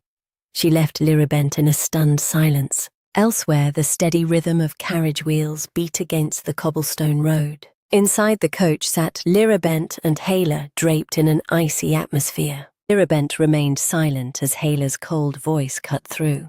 You promised to prove your worth at the funeral. Yahello stared out the window, indifferent. My protection was your only saving grace today. Your father tolerated your presence only because of your display of force. Yahello added a final chilling barb. He hates your flaw, and nothing changes that. Enduring those razor-sharp words, the girl immediately replayed Calypso's siren song in her head. Join me, Liribent. Let's fix your broken body and take grandmother down together. Mull over my proposal, Liribent. The girl offered no reply. A heavy silence anchored between them. 1 week later, within the heart of the magnificent palace, Pierre observed her with a faint smirk. You're practically radiating joy today. Calypso sat perched with the morning paper, a satisfied grin on her face. Naturally. Today is a rare, flawless masterpiece of a day. He raised an eyebrow. Care to share the occasion? The girl beamed. A long-held wish finally bore fruit. Calypso recalled that Liribent's probation had expired this morning, along with her official response. She couldn't suppress her glee after scanning the parchment. I'm ecstatic. I've just secured a top-tier subordinate. Suddenly, Calypso reached out both arms to Pierre and chirped, "Dad, pick me up." The girl's mind raced with anticipation. Now the real challenge, getting an answer from father himself. Calypso leaned in her eyes fixed on his. "There's a grave matter we need to settle. I need your final word today." Pierre let out a pained groan. "Must you pinch my cheeks while delivering an ultimatum?" Settling into his arms, Calypso looked Pierre dead in the eye. "Dad, have you ever actually desired a longer life?" Golden rays of sunlight pierced the room's shadows. A sudden thick blanket of silence descended upon them. Finally his gaze sharpened as he broke the quiet with a soft, steady voice. Every single day, Pierre gently unclasped the little girl's hands from his face and added, "Ever since you walked into my world." Calypso felt a surge of triumph. "What a relief. Now I can save your life without any pesky hesitation." A few hours later, the world outside was swallowed by the ink of night. The room was bathed in pale moonlight. As Calypso packed her belongings, Pierre's voice cut through the dark. "I know your mind is racing, but don't drown in the what-ifs." He offered a gentle, grounding reassurance. "The fallout from purging those family branches, it won't touch you." Calypso shot back with a cheeky smirk. "Sharp as a razor, Dad. But since I'm done playing hide-and-seek, you need to hoard your mana too." Pierre reminded her. "Didn't you make your point loud and clear when you shattered the courtyard last week?" The girl winced. "You didn't have to be so brutally honest about my outburst, Dad." Returning to the gravity of the situation, Pierre asked, "If you're coming out of the shadows, what's your opening move?" At that, the girl's smile widened. Calypso's inner voice whispered, "Step 1, find the miracle that cures father." Strictly speaking, the savior father needs hasn't stepped onto the stage yet. Some prophesied hero type perhaps, but I'm done playing by those rules. Calypso tightened her grip on her bag straps, shifting into a determined stance, and chirped, "I'm just waiting for a certain someone." Soft morning light spilled across the palace grounds. Deep within the shadows of the ancient corridor, a finger traced the rim of a porcelain teacup. Must we resort to these secret rendezvous? Liribent lifted the cup with practiced grace. Calypso's heart hummed with confidence. "At last, Liribent is officially under my thumb." She dropped a sugar cube into her tea and asked, "You weren't shadowed, were you?" The girl replied flatly, "Clean as a whistle." They continued their hushed back and forth. "We swept our perimeter. No tails. Are you actually questioning my expertise?" The girl countered. "It's not doubt, I just think you underestimate." Exactly how many surveillance tricks the Water Tribe masters have up their sleeves. Liribent let out an irritated scoff. "You're a real piece of work, aren't you?" The girl shrugged it off, her mind turning. "So what's our play? You're going to keep playing the role of the eager successor?" Liribent blinked, her eyes widening in realization. "You mean I have to keep up the charade of being a hungry contender for the top spot?" The answer was instant precisely. Setting her cup down, Liribent sighed. "All to keep grandmother and my mother in the dark, right?" "Spot on. I love how quickly you catch on." Calypso gave an approving nod. "That's the efficiency I need." She knew Hayla's hunger for power was a bottomless pit. Hayla was a veteran who knew every nuance of the Water Tribe's arsenal, a formidable branch member who could wield tide magic. In the main line, she'd be a nightmare. Obviously, a head-on collision is suicide right now, so for the moment, Liribent needs to be the shiny distraction for Hayla. Skeptical Liribent pressed, "Do you honestly believe you can dethrone grandmother at the peak of her power?" Calypso chuckled. "That suspicious streak is exactly why I hired you." Liribent bristled, snapping back. "Why do you talk to me like we're childhood besties?" The girl's hand froze mid-air. "Because I genuinely want us to be on good terms. Liribent looked lost, unable to pass the girl's true intentions. Calypso struck a nerve. "You've never had a real friend your own age, have you?" Flushing with embarrassment, Liribent put up a front. Friends are a useless luxury. Sensing she had the upper hand, the girl teased, "Let's see. Even your brother has a squad, but you're just a solo act." This provoked a shout. "Who are you calling a loner?" Okay, I'll drop it." Calypso grinned. "Tell you what, I'll be your first friend," before breaking into a laugh. Liribent stood there speechless and pouting like a disgruntled child. She finally huffed a refusal. "I don't make friends with people who stalk me for sport. If our business is concluded, I'm leaving," she said, bolting upright. She hadn't cleared 3 paces before the girl's voice caught her. "Not so fast, Liribent." Calypso tapped the table, her tone shifting. "Before you go, you owe the sea an oath." The girl's gaze turned predatory. "You did pledge your loyalty to me after all." Liribent sighed and gave in, though the girl felt a slight sting of guilt. "Did you really think I'd take you at your word? And just like that, I've got a mole in Rodderson's inner circle." But just as I thought it was time to focus on the cure, a new threat made Calypso's blood boil. A variable I hadn't accounted for suddenly reared its head. Ever since that funeral, Atlan has been glued to me like a shadow. His gaze was like a targeting laser locked onto the little girl, with relentless intensity. Agent N caught wind of the commotion and looked utterly baffled. "What's the play here, is that, Atlan? What is that block-headed whale plotting now?" While Calypso crossed her arms, drifting into a deep reverie. He seized the moment, clasping his hands together as he proposed. "Sis, it's the perfect time to settle the score. Let's just erase him." The suggestion made the girl freeze. "You're seriously still harping on that?" Brushing the bloodlust aside, Calypso gestured forward. "Forget it. Let's just get to class." Agent N pouted with visible disappointment, feeling totally let down. The scene shifts to the classroom where Luca and Luba, deskmates since last term, were buzzing with excitement. "My lady over here, my lady." "Oh, he's back." Spotting the familiar pest, Agent N let out a tired groan. "Not Totolon again." Calypso settled into her seat, absent-mindedly patting a child's head. It's been over a week. Don't you think it's time to actually pull the trigger on a plan?" The girl replied, non-committally. "And what exactly do you expect me to do?" "All Atlan does is burn holes in me with his gaze, so the instructors have no grounds to kick him out. And since he isn't bothering the other kids, we can't even snitch on him." Calypso slumped back, completely drained. "The worst part is I can't settle this behind the scenes." Agent N pressed for an update regarding Atlan. "He's closing the distance and stalking you more frequently, yet you're still playing the ignore card. Why?" With no immediate answer, the girl remained stoic, lost in her own reflections. A fragment of memory surged to the surface. "What's your endgame once this war finally goes cold?" "First off, do you even realize what you just said?" Calypso snapped. "You just triggered a massive death flag." This left Atlan looking totally lost. "What are you yapping about? I just asked about your post-war plans." He was still clueless, so the girl gave him a blunt reality check. "That is the literal textbook definition of a death flag." Atlan offered a tender smile. "You'll stay with us. No more going rogue. You won't discard the blade you picked up for my sake, right?" He flashed a reassuring grin, addressing her as lady.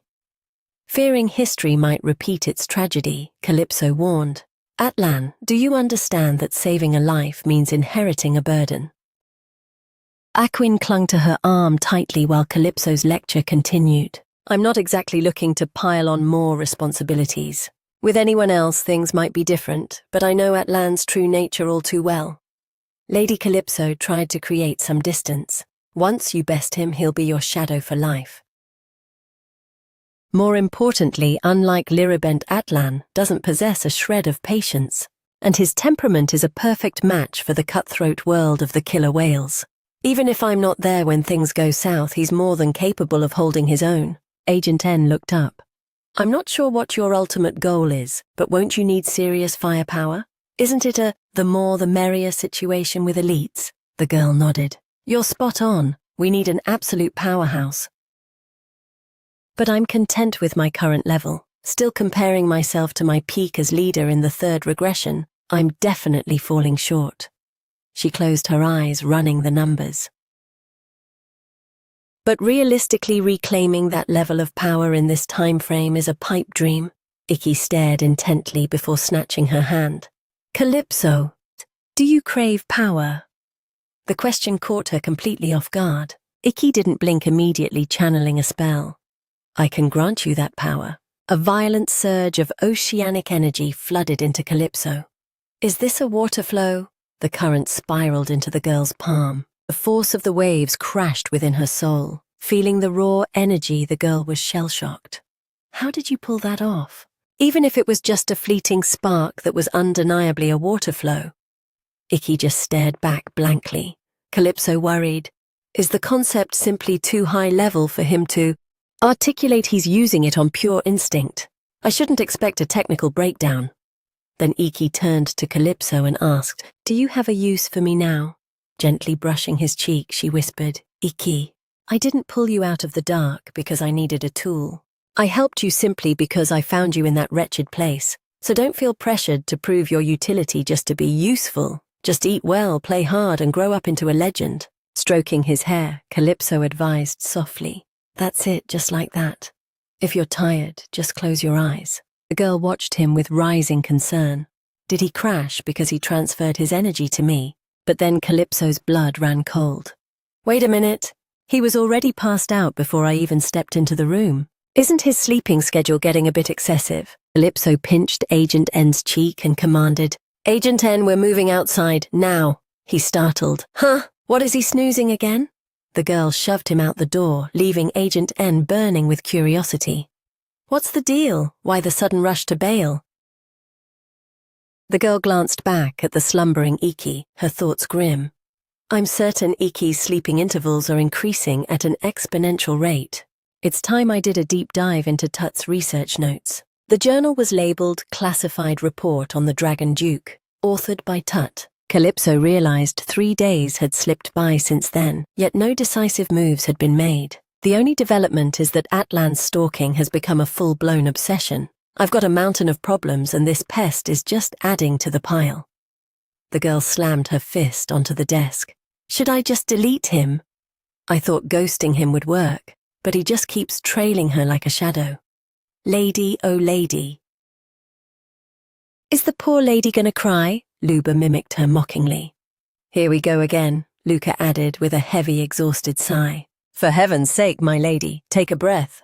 Calypso was absolutely seething. Not you guys too, stop picking up Agent N's cringy habits. Luba interjected. By the way, my lady, there's a visitor at the front gate requesting an audience. The girl questioned, the front entrance, not the servants' quarters. Calypso's brow furrowed in suspicion. A warm, melodic voice drifted in. Greetings, my lady. The girl crossed her arms defiantly and barked, And who the hell are you supposed to be? The stranger chuckled. Wow, you really are as prickly as the rumors say. He bowed with a flourish. I am Levin Monoceros of the Narwhal clan, and I happen to be Atlan's closest comrade. The girl fell into a stunned silence following that revelation. The figure standing before her stirred a buried memory of a certain someone. A man who once insisted that no matter how bleak life gets, you must find a reason to smile. I must be getting on your last nerve, aren't I, my lady? That man had claimed his dying brother's final wish was for him to never stop smiling. Following the flashback, the first thing that greeted her was Levin's beaming face. Calypso prodded, So your younger brother is laid as correct? He was visibly jolted. Wait, you actually know my baby brother? The girl ignored his question, instead laying down a cold ultimatum. You have exactly 60 seconds to state your business. He flinched, the words momentarily dying in his throat. Finally, he managed to blur out, Please, you have to help Atlan. The girl was taken aback, musing, Of all the things he could have asked for, I didn't see this coming. Throughout the third timeline, Atlan's existence was brutally simple slaughter recover, rinse and repeat. The girl flashed back to the moment she had interrogated the second son. Is there literally no one else on this planet you can talk to? He shot back instantly. Why would I need anyone else? The girl reflected. It's almost touching that a guy who lived as a lone wolf finally found a friend. Calypso pressed. Exactly what kind of help are we talking about here? He stammered. Well, it's about Atlan's attitude. Levin balled his fists and wailed. He's a total nightmare. He won't contribute a single thing to our group project. The girl was floored. Seriously, you're dumping your college group chat drama on an 8-year-old, he explained in a frantic panic. Listen, I'm the lead and this grade determines my entire career, but Atlan keeps ghosting our meetings just to shadow you like a lost puppy. The girl let out a heavy sigh. Wow, what an absolute train wreck, Levin pleaded. Could you at least pretend to care? The girl repeated with zero energy. Oh boy, Levin grumbled. An exclamation point doesn't fix your total lack of empathy. Levin once claimed, our killer whales don't bite. Now he spoke with a crushed spirit. At least before Atlan would go through the motions of listening. The girl countered. If he's just faking it, he's not actually working, right? She offered a blunt solution. If he's a no-show, just kick him from the group. Cut your losses and move on. He looked horrified. That's out of the question. The girl was baffled. Why is he blackmailing you, forcing you to carry him for an easy grade? Levin rushed to clear the air. No. It's actually quite the opposite. At that exact moment, Atlan was lurking in the shadows nearby. Levin admitted. He actually looked out for me. The girl's eyes widened. He helped you. Atlan, eavesdropping from the periphery, wondered, why does she sound so shocked? Levin offered a small smile. Turns out the guy Atlan wanted to pulverize was the same prick who used to bully me. In the end, he basically saved my skin. The girl pondered, how bizarre. The second son playing hero compared to his past self. He's starting to crack that killer whale exterior, ever so slightly. Levin pressed on. Anyway, I need this promotion. It's my only shot at being accepted by the clan. So please, just this once, throw me a bone. The girl thought, accepted. The narwhal clan doesn't exactly vibe with the killer whale lifestyle. Calypso realized that even setting aside pity, if she helped Levin now, she could cash in that favor later. His specialty, surprisingly, was high-tier invention. The girl asked, so what's the play? What do you need from me? Levin stated his terms. Atlan is obsessed with you because he's dying for a fight, right? So just once, give him a real battle. The girl smirked. Perfect timing. I was planning to settle our score soon enough anyway.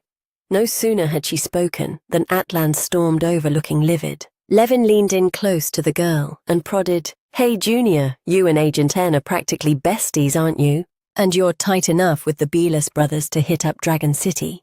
So why the cold shoulder for Atlan? The girl fell into a pensive silence. She had convinced herself he'd thrive without her. She silently confessed, truth is I was avoiding the thought of Atlan, because every time I see him dying. Calypso told herself she couldn't keep drowning in the past. She remembered Atlan once saying, My lady, if there's a next life, I hope we can just exist without the war and the bloodshed. At the time, Calypso had mocked, What are you, some noble-hearted lion?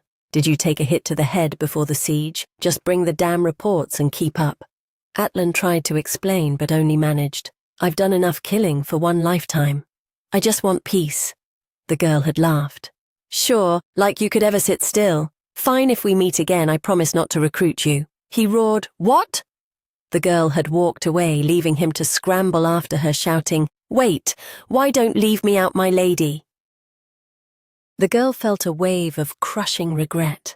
If she had known those would be their final words, she wouldn't have been so flippant. She had desperately hoped everyone would make it through this loop.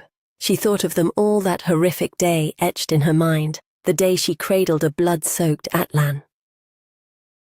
In that moment he had gasped out, My lady, you're still breathing, thank God.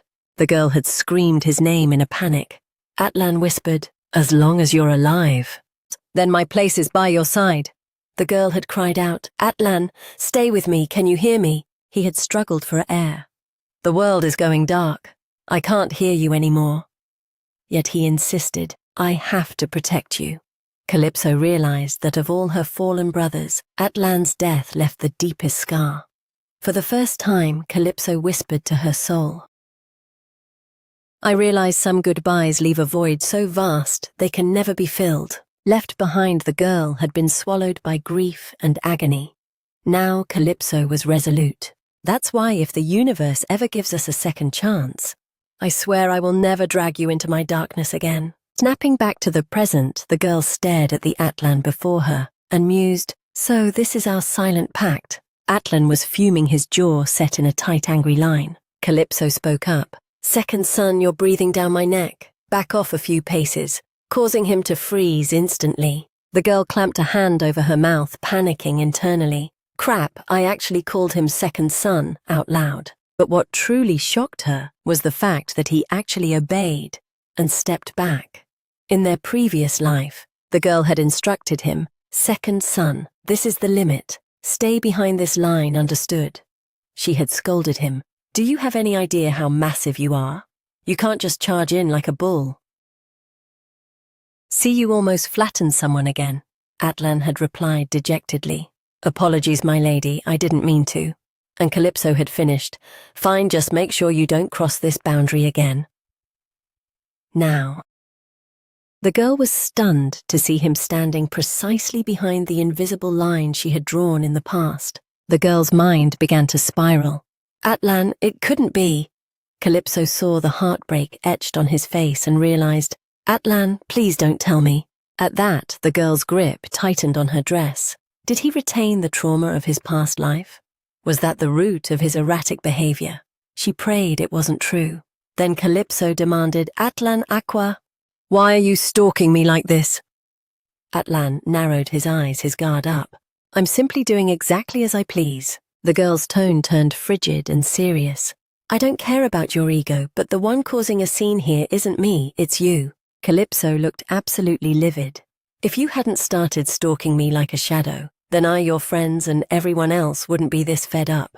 Evan lingered in the distance, his ears perked up as he shamelessly eavesdropped on the unfolding drama. Upon absorbing Calypso's harsh words, Atlan fell into a heavy, prolonged silence. He locked his gaze onto the girl.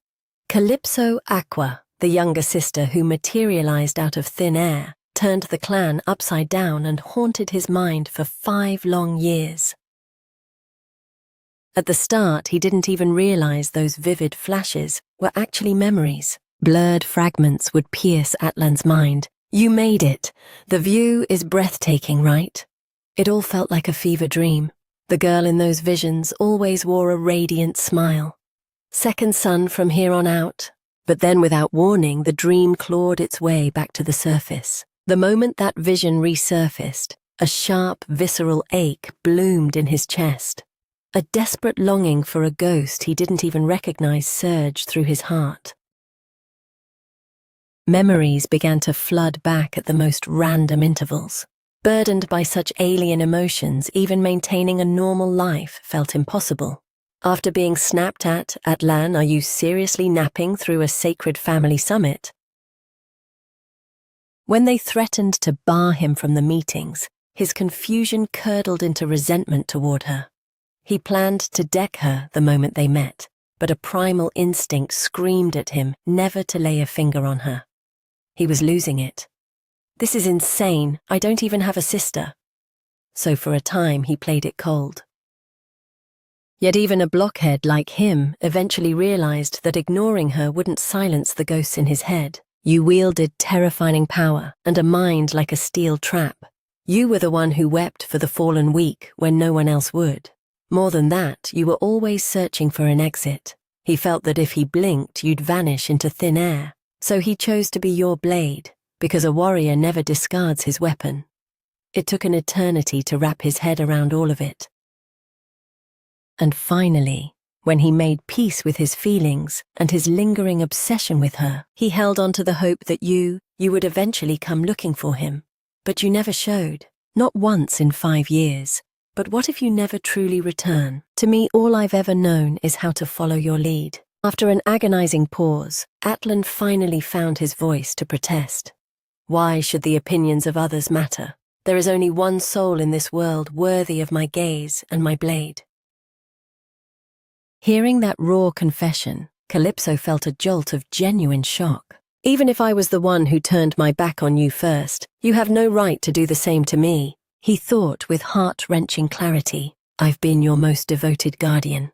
Tears began to spill uncontrollably, his voice cracking with pure agony. Calypso, my lady, I've given you everything I am. He reproached her with helpless desperation. How could you cast me aside like this? The girl stood there stunned by the sight of Atlan before awkwardly stammering, Hey, second son. Calypso took a tentative step forward, reaching up to ask in a hushed tone, Are those actual tears? Then she pulled him into a hug, trying to soothe him. You're a grown man. Why are you sobbing like a toddler? Atlan just clung to Calypso even tighter, weeping like his heart was breaking. Don't be so cold to me, little sister. I've been living solely for the moment you'd notice me. Much later, the heavy sobbing finally began to taper off. Even then, Calypso remained in a state of shock. She never imagined she'd live to see the day the stoic Atlan shed a single tear. This sight dragged her back to their past life. You moron! How can you grin at a time like this? As long as we're breathing, we're winning, right? Even when his arm was hanging by a thread, he hadn't blinked. Atlan muttered sulkily. You really shouldn't be that heartless. The girl offered a comforting pat on his back. Deep down, Calypso finally understood. He's clearly been through the ringer. I've moved past it now, but I was a total mess when I first regressed. I can only imagine the chaos inside a first-timer like Atlan. The realization hit her, but the setting was all wrong. Second son.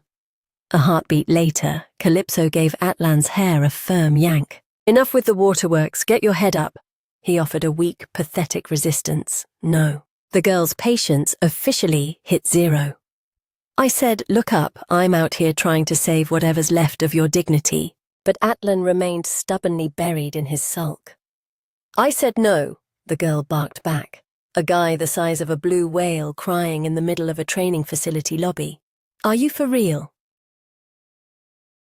He let out a final sniffle and replied hesitantly, I just don't want you to see me looking this pathetic. Calypso let out a weary sigh. What are you even on about? That ship sailed a long time ago, you know. As she spoke, her gaze softened into something somber. Calypso whispered to reassure him, You matter to me, second son. So much that even when you act like a total weirdo, I don't mind one bit. The girl gave him a gentle nudge of encouragement. So drop the act and the shame. Let me see your face. The moment those words hit him, Atlan stood tall. When Calypso caught sight of his flushed, tear-stained face, she couldn't help but be impressed. This guy actually has some serious visual game. With that thought, the girl let out a radiant smile. Damn it all. Calypso stepped closer and reached up to pat Atlan's head. I really can't bring myself to abandon him now. He gazed down at the girl through misty red-rimmed eyes. Calypso was officially defeated by Atlan's puppy dog look. Once you're on the receiving end of those eyes, there's no going back. The girl let out a genuine laugh and pinched his cheeks. Done crying. You look absolutely ridiculous. Atlan pouted. Don't mock me. This is entirely your fault. Calypso nodded, taking the hit. Fine, it's my fault. Strangely, that made him even angrier. Why are you caving so easily? Atlan shielded his face in embarrassment. A second later, he did a total 180. No, my lady, there's no way you're wrong. Forsaking a killer whale like me was the only logical move. Exactly. You definitely had your reasons. Calypso felt a flush of awkwardness. You really don't need to simp for me that hard. Unlike Agent N or Belos, there was something about Atlan the more they talked, the more he felt like the brother she had lost in another life. It's almost like a haunting déjà vu back to the era when I reigned at the absolute pinnacle of this family. Suddenly he broke the silence with a desperate plea. You're taking me under your wing, right? The girl locked eyes with Atlan, then let out a radiant, mocking smile before dropping a cold, hard no. An indignant roar shook the walls. What do you mean? Why am I being rejected? You're the one who whined about wanting a normal life first, she retorted with lethal precision. Think it over until you're an adult. I'll weigh my options too. But Atlan, still on his knees, hollered at Calypso with escalating desperation. No, forget that. The girl pivoted her expression a mask of wide-eyed innocence. Or perhaps I should just erase you from my mind entirely, Atlan huffed like a spoiled brat. Like I'd let you if you try. I'll haunt you until my name is branded onto your soul. Calypso maintained a stone-cold poker face. I'm fresh out of scripts for this drama, she deadpanned, leaving Atlan paralyzed. A heartbeat later, he erupted into a manic, nonsensical laugh. Beating his chest like a gorilla, he stammered out, My lady, I see through the act. You're talking tough now, but we both know you can't resist a talent like me, right? The girl let out a sharp giggle and flashed 5 fingers. Hate to break it to you, but my recruitment standards have hit an all-time high in this life. Atlan's bravado wilted into a sorrowful pout as he tapped his fingers together nervously. There's someone stronger than me, Calypso pointed toward the heavens. The metrics for success have shifted. Utterly lost, he blurted, Then what's the catch?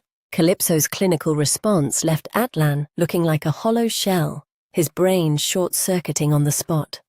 I need a mind with razor-sharp surgical intellect. Slumping from his knees into a full-blown prostration, he wailed toward the girl. I was skipped when they handed those out. Calypso merely tucked her hands behind her back. She leaned down, looming over her distraught older brother with a predator's grace. Second son, you truly possess a god-tier talent for failing every test I set. Her voice suddenly dropped an octave, turning gravelly and serious. Listen close, Atlan. I have one real question for you. Calypso pressed her lips to his ear, her whisper a chilling draft. Do you still feel the sting of the day you died? The world seemed to freeze as they stared into each other's souls. After an eternal silence, Atlan finally exhaled.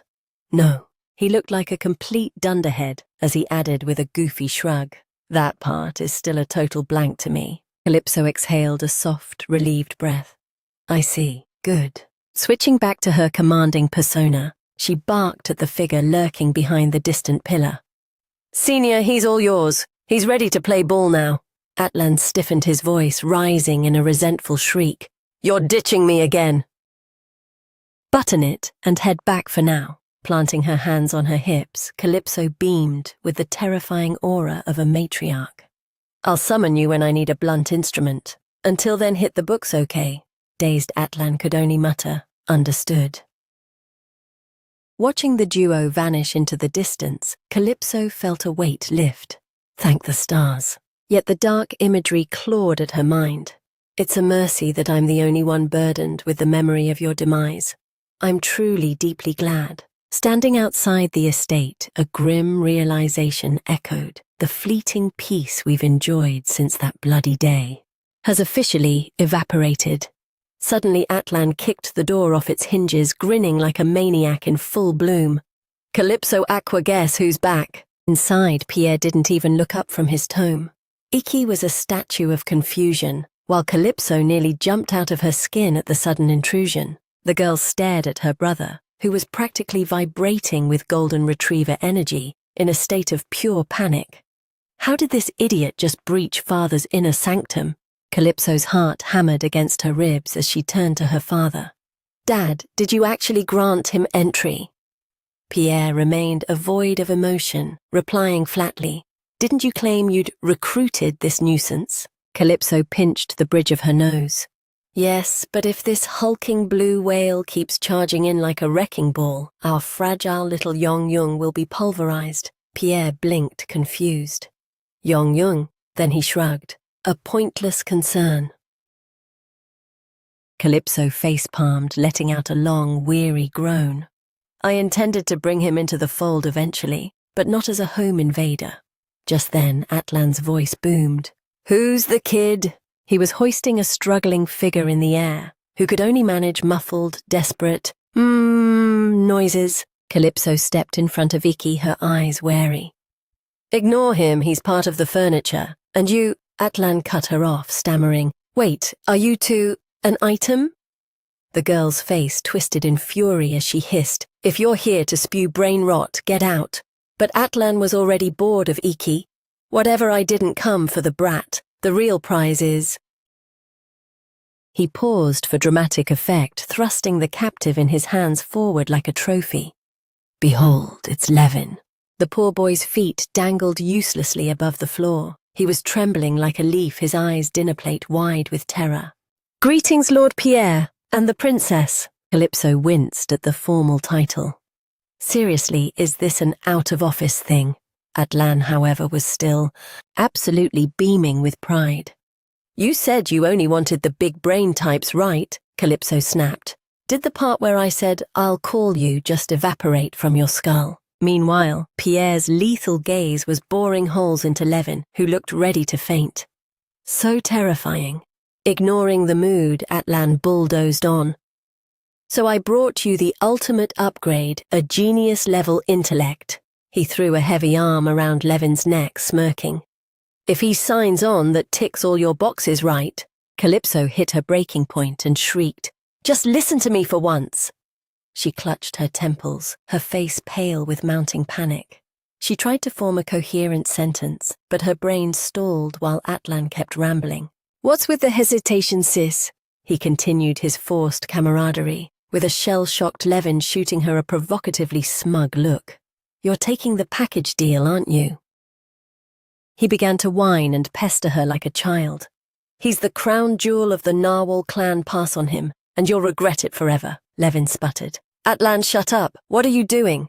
Calypso stood in a dark cloud of silence. "Can anyone give me a rational explanation?" Atlan's eyes sparkled as he explained that in the Narwhal clan, seniority usually dictates the heir. But this kid's talent was so monstrous, it was rewriting their laws. His kin are betting on him, but he has to survive the academy first. Recalling his earlier plea, "I need this promotion. It's the only way my clan will truly see me. Help me just this once." Calypso paused. "So that was the subtext. I thought he was just being bullied." The girl finally spoke up. "Fine. What exactly did Levin invent that earns him the genius label?" Atlan practically vibrated with excitement. "What was it again? Some crazy ballista, Yoba?" Suddenly a voice of absolute authority cut through the noise. "It is called the Tugumba." The sound made Calypso's heart skip a beat. A memory flickered. A hand slammed onto a table as a voice echoed. "This is the masterwork of my kin. Back then fools asked why we built weapons of slaughter during a time of peace." As the memory faded, Calypso whispered, "But thanks to that slaughter weapon, we crushed the land beastmen. You have my eternal gratitude." Leaders, her old comrade, had given a ghost of a smile. If that boy had only held on to life a bit longer, the war and our clan would have seen a different dawn. Calypso had asked the haunting question, how did he perish? The gruesome image of Levin being butchered by Bayan seared through her mind. Leaders had answered, he was snuffed out by a corrupted successor. In the present, Calypso's gaze turned pensive. "So this is the legendary younger brother leaders couldn't stop talking about," Levin grumbled. "I've told you the name 1,000 times, you musclehead." Atlan scratched his ear unfazed. "With a name that weird, how am I supposed to keep it straight?" Suddenly Calypso commanded, "Enough. Go home for now." Levin blinked in confusion while Atlan bristled. "That's it. That's all we get," the girl added. "I never said the door was closed. I said I'd call when the board is set." Atlan scratched his head, the memory clicking. "Oh, right, you did." Then Calypso turned to Levin. "And you, Levin, do you actually stand by Atlan's wild claims?" He stiffened, a few non-committal hums escaping his throat. A beat later, he sighed. "My clan has hitched their wagon to Atlan, so I suppose I don't have much of a choice." Calypso's gaze turned razor-sharp as she asked, "What if I handed you the reins to your own destiny?" In that heartbeat, she became more formidable than ever. Levin, you are destined to seize the headship of your house. She leaned in. To pull that off, I need a devotee who moves without a second thought. Go home and weigh your soul. I'll expect your answer next time. Gazing up at the man before her, the girl murmured, Father. To Pierre's shock, Calypso didn't stop there. What must I sacrifice to ensure these waking nightmares never repeat themselves? The girl's mind drifted. Seeing Atlan storm into the parlor like a whirlwind had triggered a specific haunting memory. He was the one orchestrating the final stand. She replayed his parting words, I'll be the shield. I'll buy us time. Calypso slumped, buried her face in her palms and whispered, I never should have let him go that day. She knew buying time was just a poetic way of saying he'd face a gruesome end on the front lines. Behind her, Pierre's voice cut through the gloom. If I lend you my strength. It stopped her cold. His face was still a mask, but his tone had softened. Would it finally quiet the ghosts in your head? At those words, Calypso's face lit up with a radiant smile. If only someone had offered me that comfort in my first life. She remained motionless as Pierre ruffled her hair and Iki squeezed her hand. She thought, then perhaps I could have finally known peace. A few days later at the academy, Atlan stood like a dark cloud, watching Luca and Luba bicker over trivialities. Red is the vibe. No way black is the only choice for the lady. He snapped, You two are doing too much. Did she even ask for your trash opinions? The twins just snickered, exchanging looks. I'm positive I told him to keep his cool at least twice. Suddenly a sharp voice rang out. You again? Don't you have a life? Observing the students scramble to avoid Atlan's path, Calypso mused. No wonder they're terrified. He's radiating that same apex predator energy as before. The rumor mill was working overtime. Look, the stories are true. Word is Calypso put Atlan in his place, and now he's basically her lackey. The girl was floored. Great, now they're cooking up even more delusional fanfic. Just days ago, while she was strolling with the Beluga twins, a shout erupted nearby. Calypso! It was Atlan, arms crossed, looking incredibly suspicious. So what, you've got a 3-man harem now? His next comment made her blood boil before her mind went totally blank. Wait, didn't I see you with that dark-haired kid earlier? What followed was a blur of motion as Calypso launched a flying, direct kick straight into Atlan's ego. Now the girl slumped in her chair, lost in thought. All I did was give Atlan a much-needed reality check. She caught herself, and yet the guy who acted like a total hermit is somehow vibing with the twins. Meanwhile, Atlan was lecturing the duo. Can you runts go 5 seconds without making a scene? They fired back instantly. Pot calling the kettle black, Atlan. You're the loudest one here. Calypso finally had enough. Why is the entire squad losing it over a bookmark for me? Atlan said we're supposed to be sharing. Atlan held up 2 options with a rare, faint smirk. Dealer's choice. Pick one. The twins shot each other a look of pure rivalry. They immediately swarmed Calypso, turning on the charm. Lady Calypso, tell us red is the winner, right? Black, it has to be black, the girl groaned. Oh, fine. I'll take both. I'll just have Levin draft a new one. Dust motes danced in the afternoon sun as Calypso spoke. You're really getting a kick out of this, aren't you, Luca? He grinned, resting his face in his palms like a smitten protagonist. Absolutely, Luca added. Honestly, I wish you'd let me micromanage your entire life. Lady Calypso just blinked at him, completely deadpan. She quickly reverted to her innocent child facade and chirped, I'm not picky. If it works, it works. Luca stood there, eyes wide, completely baffled by her lack of vanity. He tried again, his voice dropping to a tender low. But that's the problem. Sometimes it feels like you've completely forgotten how to care about yourself. The atmosphere turned cozy at his sweet words. Let me handle all those tiny details for you. He flashed a heart-stopping grin. But the girl didn't flinch, offering only a polite, hollow smile. I appreciate the sentiment, but I'm focused on the grand design, not the window dressing. Luca let out a hollow laugh. I guess the lady is still playing hard to get. which left Calypso totally lost. She raised her notebook, hiding her face behind text that read, "The Duke's Instinct. Only through raw intuition can one truly understand." She couldn't decode it. Instinct like a gut feeling, and what's with the cryptic "until then"? Lately, she'd been obsessing over Iki's potential. Tut's notes were thorough, but this one section was annoyingly vague.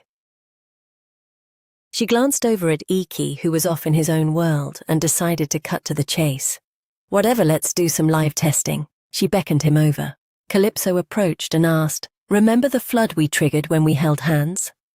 He didn't flinch, simply whispering a yes. She promptly plopped down right beside him. "So what was going through your head in that moment?" Iki reached out his hands. "I just wanted to hold you, more than anything." His eyes were like stars. "Specifically, you."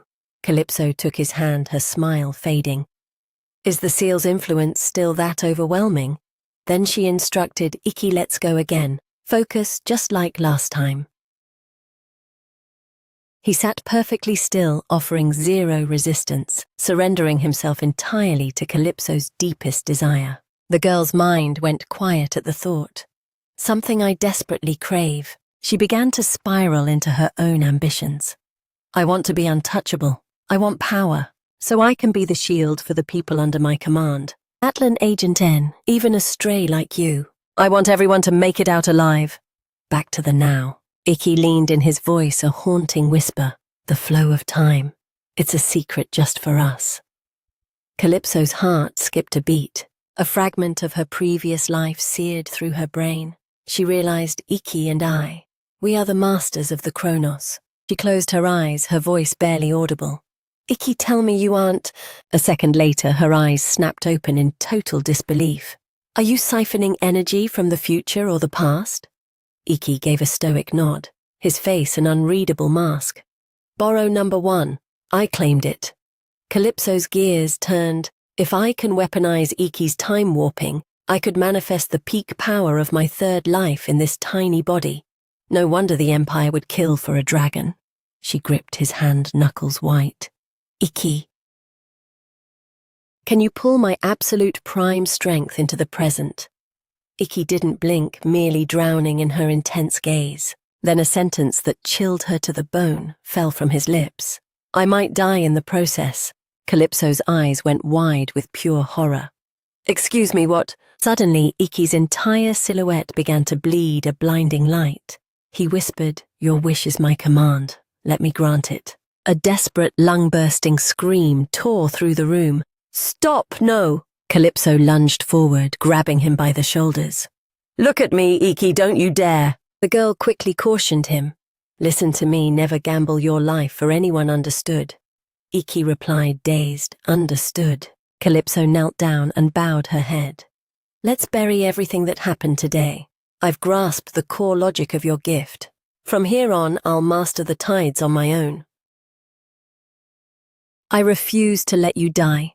She told herself her current strength was sufficient. She wouldn't harvest more power at the cost of this boy's soul.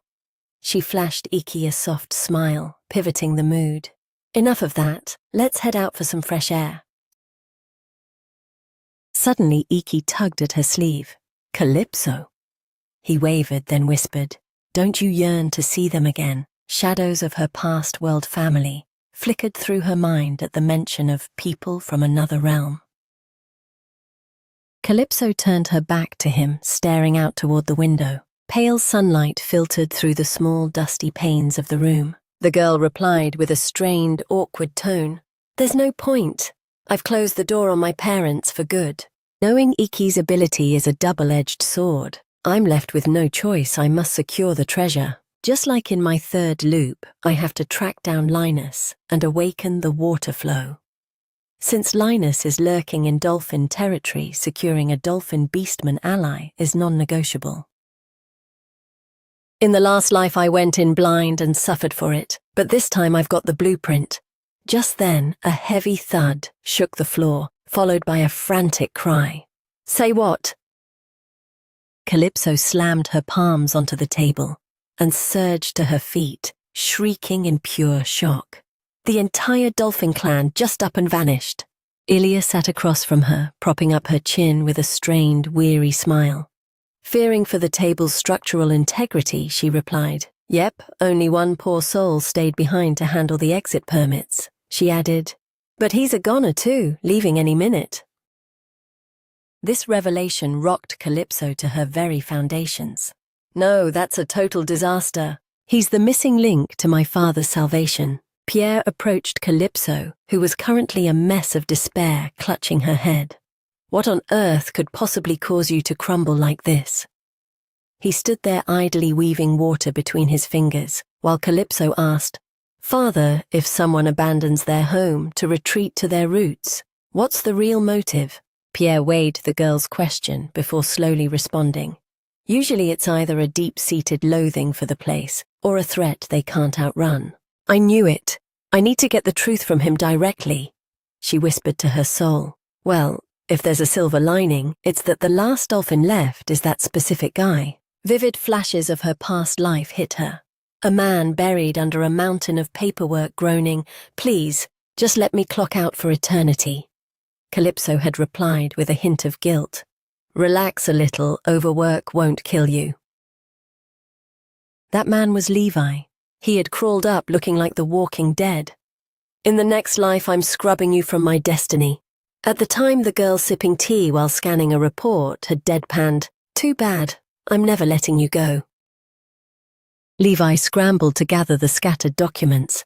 Without even looking at Calypso, he muttered, "Take that obsession and find a boyfriend." She turned to him. "I just really like your cooking." The girl had flashed a sly grin and dropped a bombshell. "Why not just move in with me? Back to the reality of the present," Pierre asked. "Calypso, who is this person you're so desperate to meet?" Calypso twirled a lock of her hair and let the words drift out slowly. "My ex-boyfriend."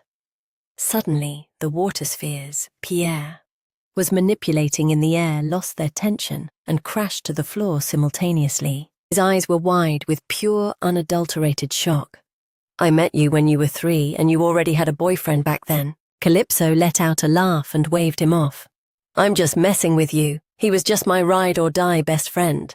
"Is that the whole story?" Pierre's expression clouded over his voice, turning glacial. "Really, a close male friend." He trailed off for a few tense seconds. He forced a bizarre, unsettling smile, his gaze sharpening with icy intent. "I'm dying to know who this little brat thinks he is." Pierre's knuckles turned white. "I believe an introduction is in order." Calypso stood there, utterly baffled. Why is Dad suddenly in final boss mode? Outside the manor at the garden table, a sharp voice cut through the air. "Dolphins!" Atlan stabbed his food with aggressive precision, his face like stone. "You mean your little goldfish poop? Is he the only straggler left?" Calypso clicked her tongue and grumbled. "You know that's the one nickname he absolutely loathes, right?" Atlan ignored her, shoving an apple slice into his mouth and chewing like a beast. "Not my problem." The girl rested her chin on her hand, scowling at the reckless Atlan. She thought, "He's the only one who shares my memories, so I tried to strategize. But why did I think this meathead would be useful?" Ilya's warning echoed in her mind. "I heard Bayan met his end early, and now the shark beastmen from the slums are running wild. Now there isn't a single dolphin left in sight." Calypso began to speculate. Maybe the dolphins fled because they couldn't handle the shark takeover. If Ilya's right, then by taking out Bayan too soon, I've inadvertently endangered the dolphins. Suddenly, Atlan's voice snapped her back to reality. "What if Goldfish Poop remembers you too, and went into hiding to avoid your exploitation?" The girl froze, then let out a sharp giggle. Now that's actually a hilarious thought. They locked eyes as the atmosphere became suffocatingly tense. A moment later, a confused Calypso spoke up. Atlan, still unfazed, replied, "I was just playing. Has life been so rough that you've lost your sense of humor?" He stared her down. "Anyway, you're tracking him down after school, right?" Calypso smiled innocently. "Yeah." He paused, dropped his cutlery and asked, "Are you trying to rebuild your old squad?" Calypso replied flatly, "No, they're better off never crossing paths with me." Recalling the carnage of her past, she added, My old subordinates were fueled by spite. If I bring peace to Aquarius Dell this time, maybe they won't have to suffer. Atlan's face went grim. He spoke with cold detachment. I don't see the difference between that and just throwing them away. Calypso sat with her arms crossed, a small knowing smile playing on her lips. Unlike you, they're unburdened by memories. I just want them to taste actual happiness for once. After speaking, she pondered, this timeline is a complete anomaly compared to the others. Why is Atlan the only one who remembers? Is it tied to that power of time Ikki was talking about? Atlan sat there studying her with a thoughtful gaze. After a long beat of silence, he finally broke the quiet. You're bringing me along when you go to confront goldfish poop, right? Calypso looked up. Yes, I have a feeling he's hurting because of my choices. So I have to pull him out of the fire. Atlan rubbed his eyes and asked, just the two of us? The girl smiled. Yes? Decided on taking the only person who understood her past.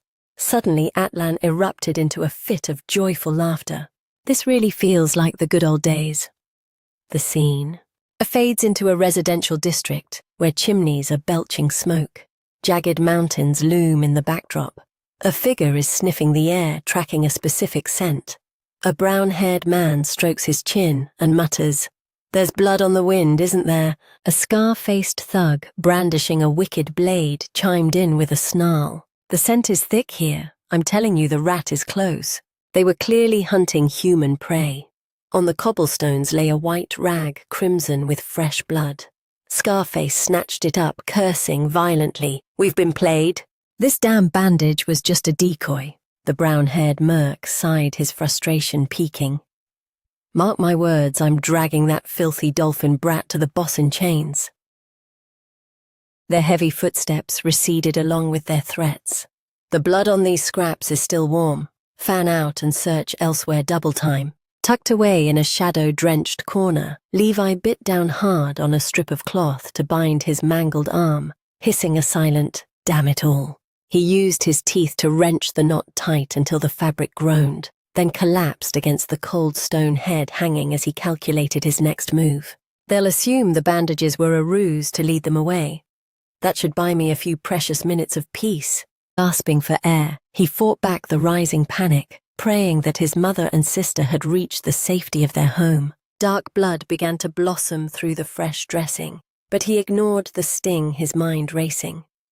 I can't afford to pass out now, not if I want to reach them. He desperately needed to make it back to the manor, to extract his family and flee this hellhole.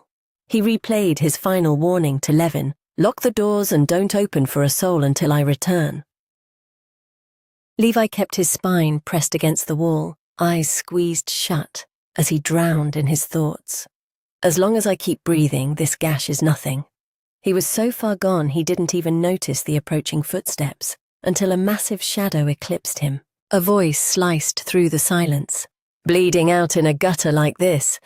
That's a pretty pathetic look for you, Levi." His heart hammered against his ribs as his eyes snapped open in absolute terror. A cloaked figure let out a low, mocking chuckle. "You were always a cockroach that refused to die. Is that famous spite of yours finally running dry?" Looming behind the speaker was a much taller, more imposing silhouette that simply uttered a calm, "Greetings." Levi scrambled to his feet, staring at the two intruders with a volatile cocktail of suspicion and raw fear. Sweat beaded on his brow as he stammered, Just who the hell are you people?" The smaller figure stepped forward, the hood shifting. Forgive me. Since this is our first official meeting, I should probably mind my manners." The duo was none other than Calypso and Atlan. The girl beamed at Levi with a smile that didn't match the gloom. "I am Calypso of House Aquasia Dell, and I've come to make all your problems disappear." Levi's face was a mask of cold sweat as he ground his teeth together, his hand trembling over his bloodied arm. Locking eyes with Calypso, he wheezed out a skeptical, You'd solve it, just like that." The girl offered no answer, instead turning a playful gaze toward Atlan. "Well, dear brother, are you just going to stand there?" In that moment, she was the spitting image of the ruthless adult Calypso from his memories. "Do your job." Atlan, clearly annoyed, let out a petulant pout. Hey, you dragged me all the way here just to treat me like a common servant. The girl flipped her innocent switch. Did you honestly think you had a choice in the matter? Have you gotten a bit too soft lately? Atlan stood there grumbling under his breath. And you? Don't you realize you're slipping back into your old bossy self? Calypso didn't waste time arguing. She just clicked her tongue and barked, "Move it, we're burning daylight." Meanwhile, the world was beginning to spin for Levi. He swayed on his feet, his consciousness fading as a thought sparked. Wait, if that's the second son, then that must be the legendary Atlan Aquasiadel. Before he could finish the thought, a sudden surge of gravity hit him. Atlan had unceremoniously hoisted Levi over his shoulder. Levi shrieked, "What do you think you're doing?" Atlan shot him a deadpan look. "Pipe down. You think I'm enjoying this?" Levi was in a full-blown panic. "Put me down, damn it. You're crushing my internal organs," Atlan growled back. "You've got a lot of lip for a guy half dead. Want me to just drop you?" Calypso, looking utterly done, sighed softly. "Brother, the guy is clearly a mess. Try to be somewhat gentle." Atlan's brow furrowed as he bellowed, "That's exactly why I'm lugging him around like a sack of potatoes. If he were healthy, I'd make him crawl." This outburst left Calypso momentarily stunned into silence. Levi, dangling precariously from Atlan's shoulder, hissed through the pain. "Seriously, just let me walk," Atlan snorted. "You really have the nerve to reject my charity." That simple question sent Levi into a spiral of anxiety. No, that's not what I'm saying at all." Calypso's mind was a whirlwind of strategy. Levi, the once-in-a-generation prodigy of the dolphins, the man who served as her brilliant grandmaster in the third life, which meant a vision of Levi choking for air flashed before her, blood bubbling from his lips as he weakly croaked out her name, Calypso. She knew exactly how it ended. Levi had breathed his last in her very arms. In her memory, his weight was heavy, his breath a ragged rattle. "If there is a next life, please let us meet when you're finally smiling." Back then, Calypso had been a shell of herself, lost in the carnage. "What are you rambling about? There is no next life for us." Despite the gore coating his chest, he had managed to force a faint, beautiful smile. "Funny enough, I think your smile is the one thing I'll miss." And then, without a word of warning, his hand had slipped from hers and hit the dirt. Calypso had sat there in the mud, cradling Levi's cooling corpse, her world narrowing to a point, while the deafening roar of war thundered behind her. Back in the present, the very same Levi was currently engaged in a petty squabble with her brother Atlan. Suddenly, Levi felt the weight of a gaze and turned toward the silent girl. Seeing her watching him with such a hauntingly beautiful smile, he froze, a chill running down his spine. "Why is she looking at me like that? It's as if she's been mourning me for an eternity." Suddenly, Atlan's roar broke the spell. "Hey, goldfish poop earth to the moron!" Levi jumped, startled. "Goldfish poop? And wait, what do you mean you're going to my house?" Calypso raised a delicate hand, her voice carrying an air of absolute authority. "Allow me to clarify." The girl pressed a slender finger to her lips, tilting her head as if deep in thought. A heartbeat later, she pointed to the sky and laughed with such genuine, eye-crinkling joy, it was almost terrifying. "We're kidnapping you, obviously." A short time later, inside Levi's cramped hideout, the boy was sprawled across a cot. He looked like a ghost, his face drained of color, as he panted like he'd been through a centrifuge. Who treats a patient like Cargo 0 stars for Killer Whale Express? Absolute trash service. Calypso, hovering nearby, dismissed his whining with a wave. "Relax. A little motion sickness won't be what kills you." He bolted upright, eyes bulging. "Excuse me?" The girl turned to him, her voice suddenly dropping to a bone-chilling coldness. "I see your wound, but you'll need to lose a lot more blood than that before I'll let you die." Levi was utterly bewildered. Who says that to someone they just saved? The real problem, however, was that these two had just made themselves entirely at home. Atlan wore a mischievous smirk as he yanked up the tablecloth. "This looks like a pricey piece of furniture." Calypso immediately swatted his hand, barking, "Drop it and behave." Levi's mind raced as he evaluated his captors. At least Calypso Aquasiadel has a reputation for not bullying the weak. Despite the chaotic extraction, she brought me to safety. More importantly, it seems they haven't sniffed out the child's presence yet. Levi tightened his grip and spoke up, catching the high-profile siblings off guard. "I owe you both a debt of gratitude for the rescue." Levi prepared to offer a formal repayment, but before he could finish, Calypso cut him off.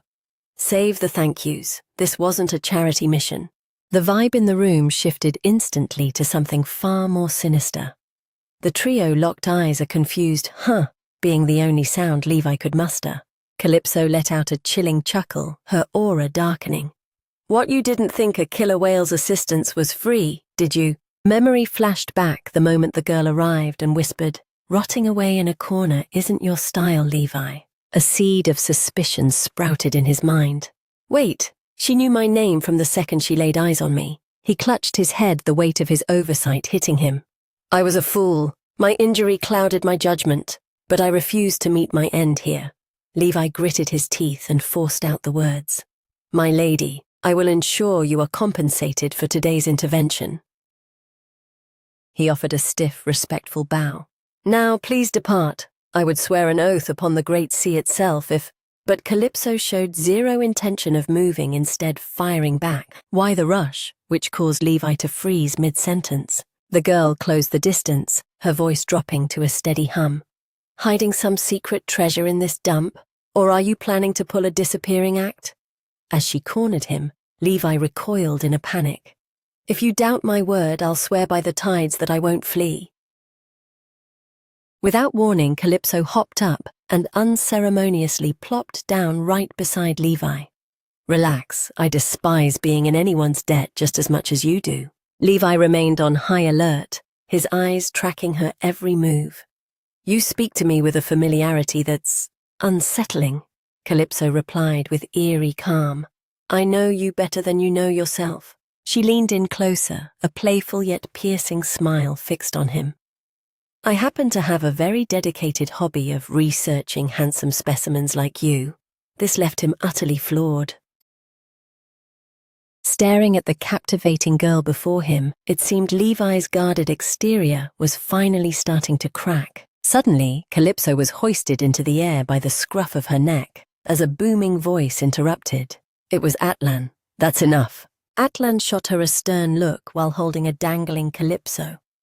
"Can't you tell he's on the verge of a breakdown? You're slipping right back into your old, twisted habits." The comment triggered a vivid flash of the Levi she knew from her past life. She mused, "His terrified expression is a perfect match for the third timeline." I started teasing him without even thinking. It was honestly too nostalgic to resist. Levi pressed a hand over his heart and squeezed his eyes shut. "If you two have demands, make them quickly and leave. My strength is failing. I feel the darkness closing in." Atlan nodded quickly. "Fine." But then a maliciously sweet voice echoed, making Levi's skin crawl. "It's quite all right, Levi." Standing over him was Calypso. She loomed there, her gaze narrowing into a sharp, predatory glint. "Tell me, where exactly is the living curse hiding?" Panic surged through Levi, his eyes betraying a soul-deep terror he couldn't mask. I haven't the slightest clue what you're implying." Calypso ignored his denial, reciting smoothly. "The blue whales, the legendary white-bearded titans, famed for their silver hair, colossal presence, and those distinct grey eyes." She stopped mid-sentence. Abruptly, a series of heavy thuds vibrated from the floorboards. Silence fell over the room as the girl's eyes widened with realization. With a haunting, doll-like smile, she purred. "Levi, didn't you claim to be living here all by yourself?" Looking visibly shaken, Levi desperately tried to pivot. "This place is a mess, things fall over. You're reading too much into a little noise." But Calypso's suspicious smirk only deepened. "Reading too much into it, that was clearly the sound of a living soul unless your house is haunted." As the words left her mouth, the frantic sound of scurrying erupted behind her. Atlan moved like a blur, spinning around and snagging a moving target with one hand. Calypso didn't even flinch, watching the scene unfold with terrifying composure. Then with a mock-sweet tone she sang out, "A literal knight in shining armor. Thanks for the save." Atlan scoffed. "Cut the act. You knew exactly what was coming." Standing at the base of the stairs was a boy clutching a jagged short sword. "Wait, what?" Looking at the child, he seemed to radiate a brilliance as bright as a miniature sun. Calypso rubbed her chin, her mind whirling. How is this kid so massive? He's practically Levi's size. It made sense, though. White dolphins were naturally built like tanks compared to other species. Suddenly, the boy broke into a desperate sprint, moving with startling speed. The boy lunged forward to form a human shield for Levi, catching Calypso off guard. Levi yelled out in a panic, "Quan, no, lower the weapon." Calypso gestured for Atlan to stand down. Quan glared at them with icy resolve. "You're the ones who came to drag me away, aren't you?" With trembling hands, the boy hoisted the small blade and pressed the sharp edge directly against his own throat. Quan's agitation reached a fever pitch. He screamed, the steel biting into his skin. "If you try to take me by force, I'll end it right here." The balance of power between land and sea beastmen is a delicate scale. For instance, killer whales command the tides while lions and panthers draw their strength from the earth. That duality extends to the gift of healing. The squirrel clan leaders, for example, possess potent restorative powers. Logic dictates that a counterpart must exist among the sea dwellers.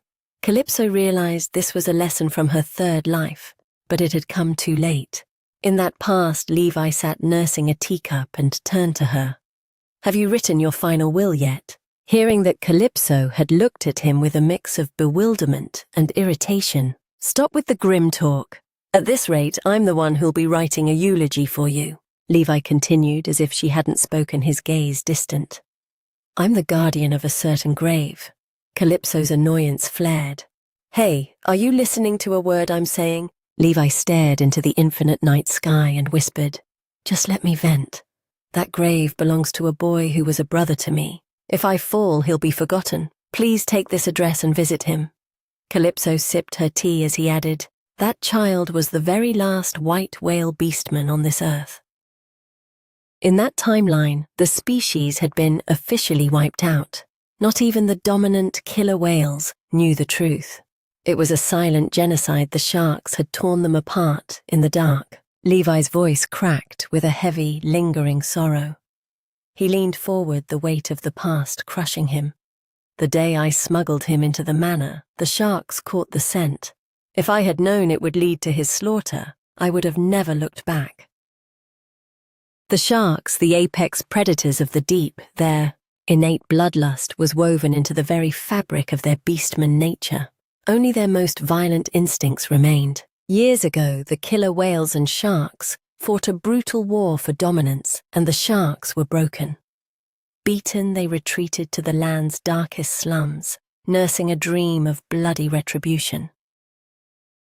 To execute that coup, the shark beastmen employed every foul deception to snatch rare ability kin, press-ganging them into their violent ranks. Quan's cold tombstone flickered in Levi's mind as he spoke.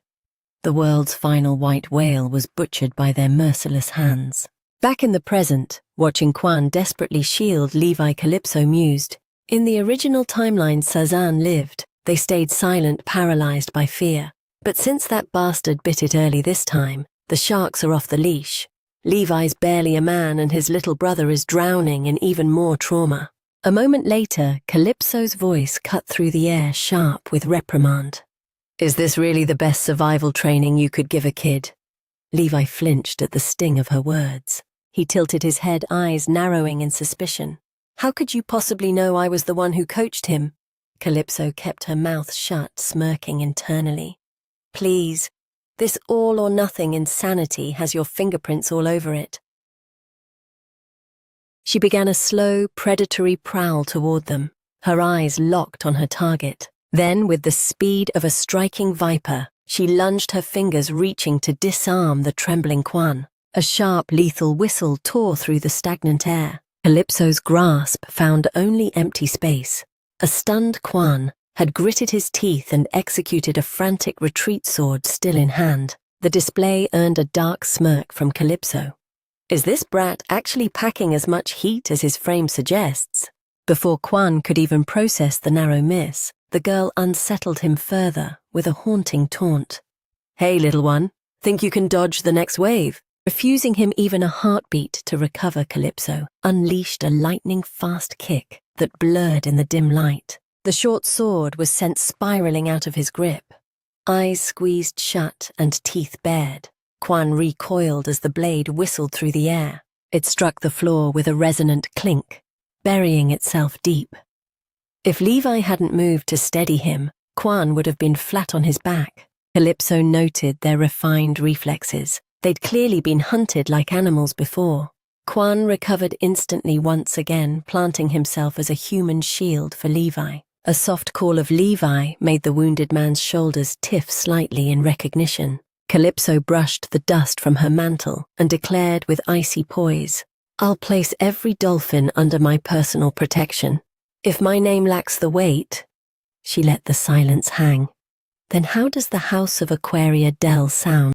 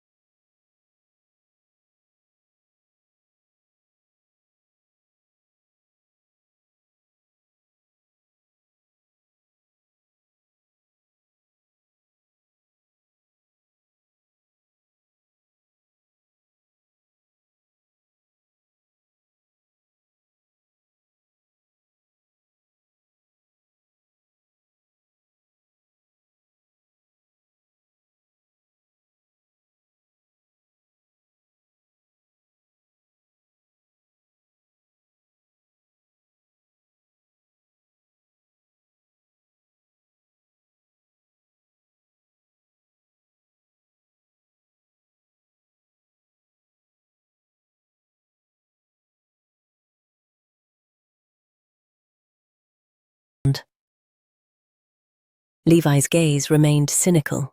A high-tier family doesn't offer sanctuary for free. What's the catch? He rested a protective hand on Quan's shoulder. I don't care how you tracked us down, but are you just here to bleed this child dry for his gift? Calypso looked him in the eye and extended an open palm. Precisely, but call it a contract, not exploitation. We provide the muscle to keep him breathing, and he mends my father. Simple. As she spoke, Quan's face morphed into a mask of pure, wide-eyed shock. The boy's voice trembled. That's all you want? Calypso raised 2 fingers. Wait, my bad. There's one more soul in the same boat, so make it 2. Quan was still reeling, but that's a total loss for you. Calypso's gaze softened. You really think it's a bad trade? 2 healings in exchange for the survival of an entire clan? A heartbeat later, her aura shifted to pure mischief as she winked. Fine, if you're so worried about my profits, the charity discount ends now. She took 2 bold steps forward. You're still wet behind the ears, so I'll ignore your total lack of negotiation skills. Levi let out a sharp, cynical exhale that broke into a mocking laugh. I knew it. The mask finally slips. All right, your ladyship, what's the real price?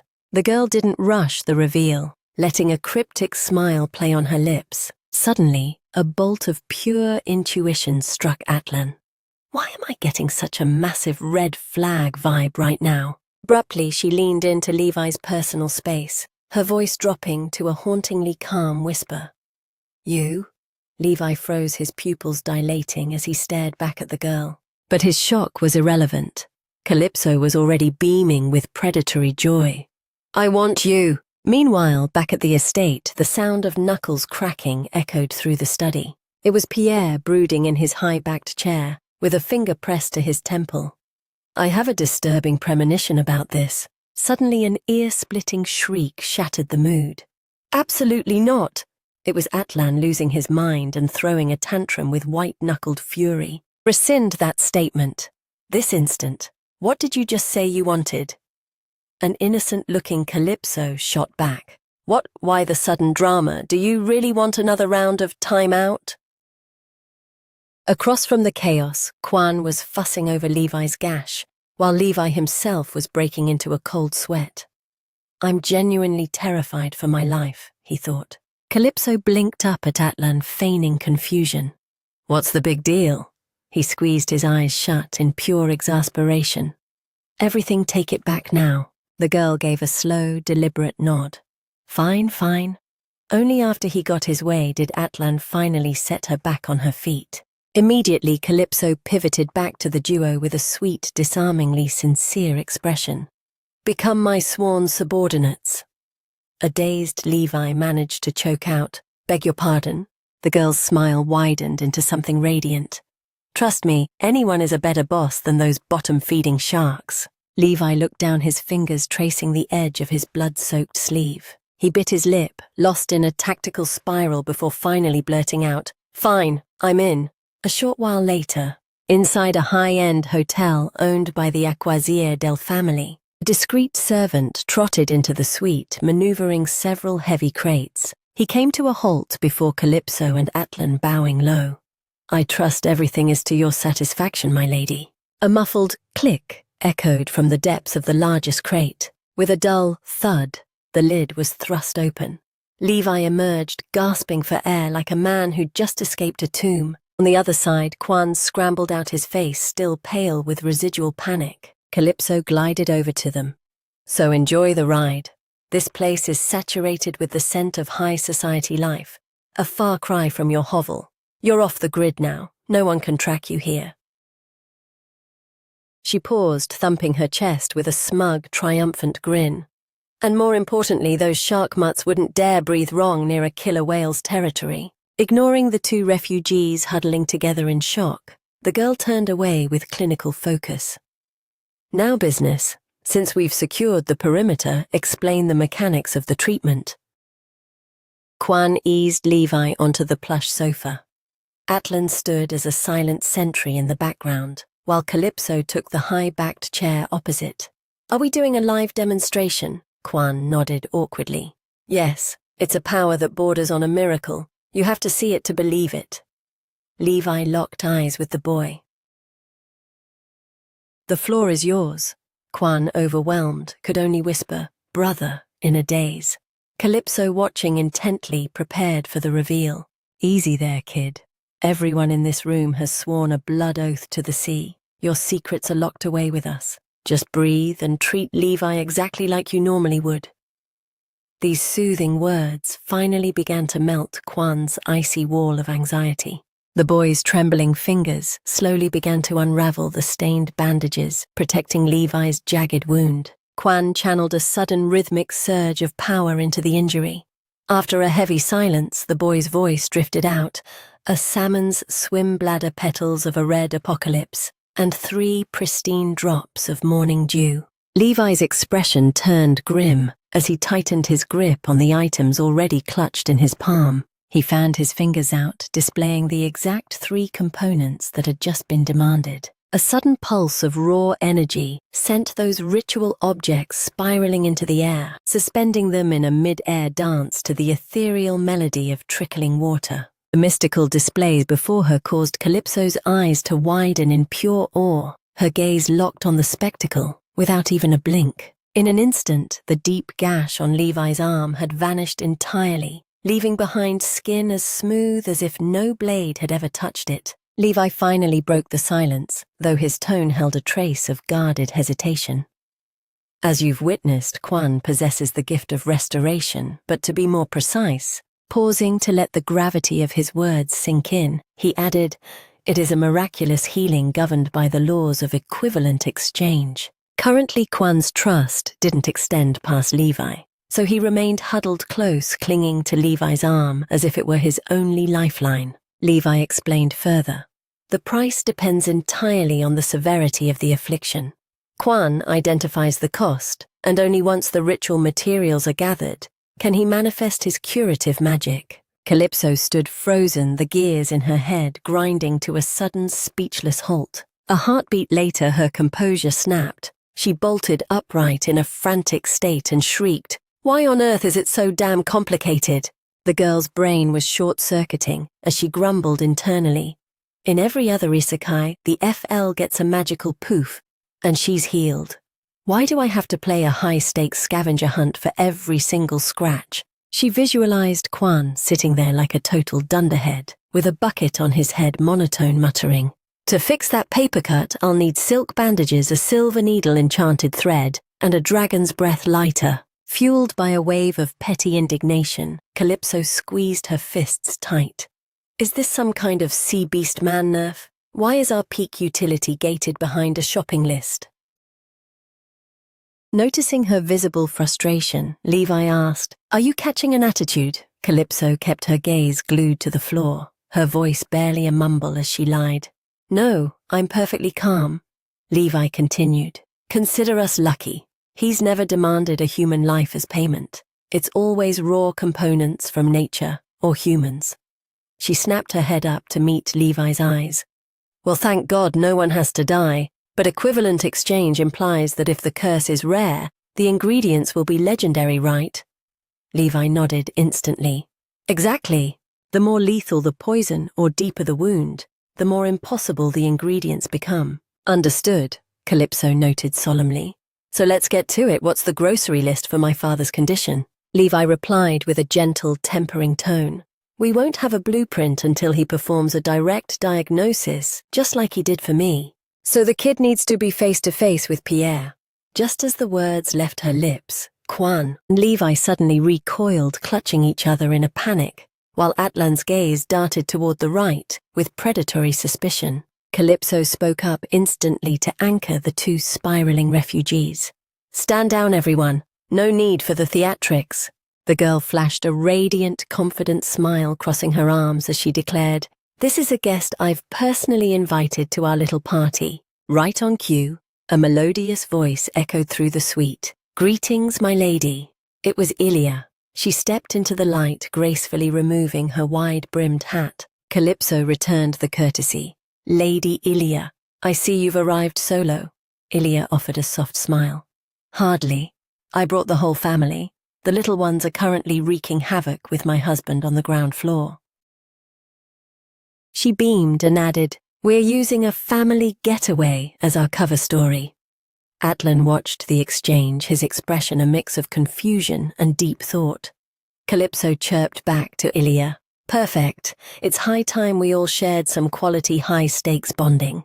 The package I need you to inspect is right over there." For some inexplicable reason, Levi was currently trying to merge with the upholstery behind the sofa. The moment her eyes landed on him, Ilya let out a gasp of genuine shock.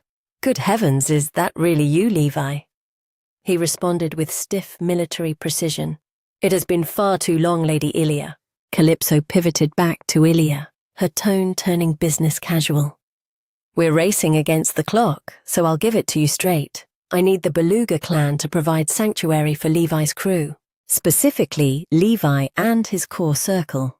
She paused, gesturing toward the back room before adding, Levi will fill you in on the grim details in private, us.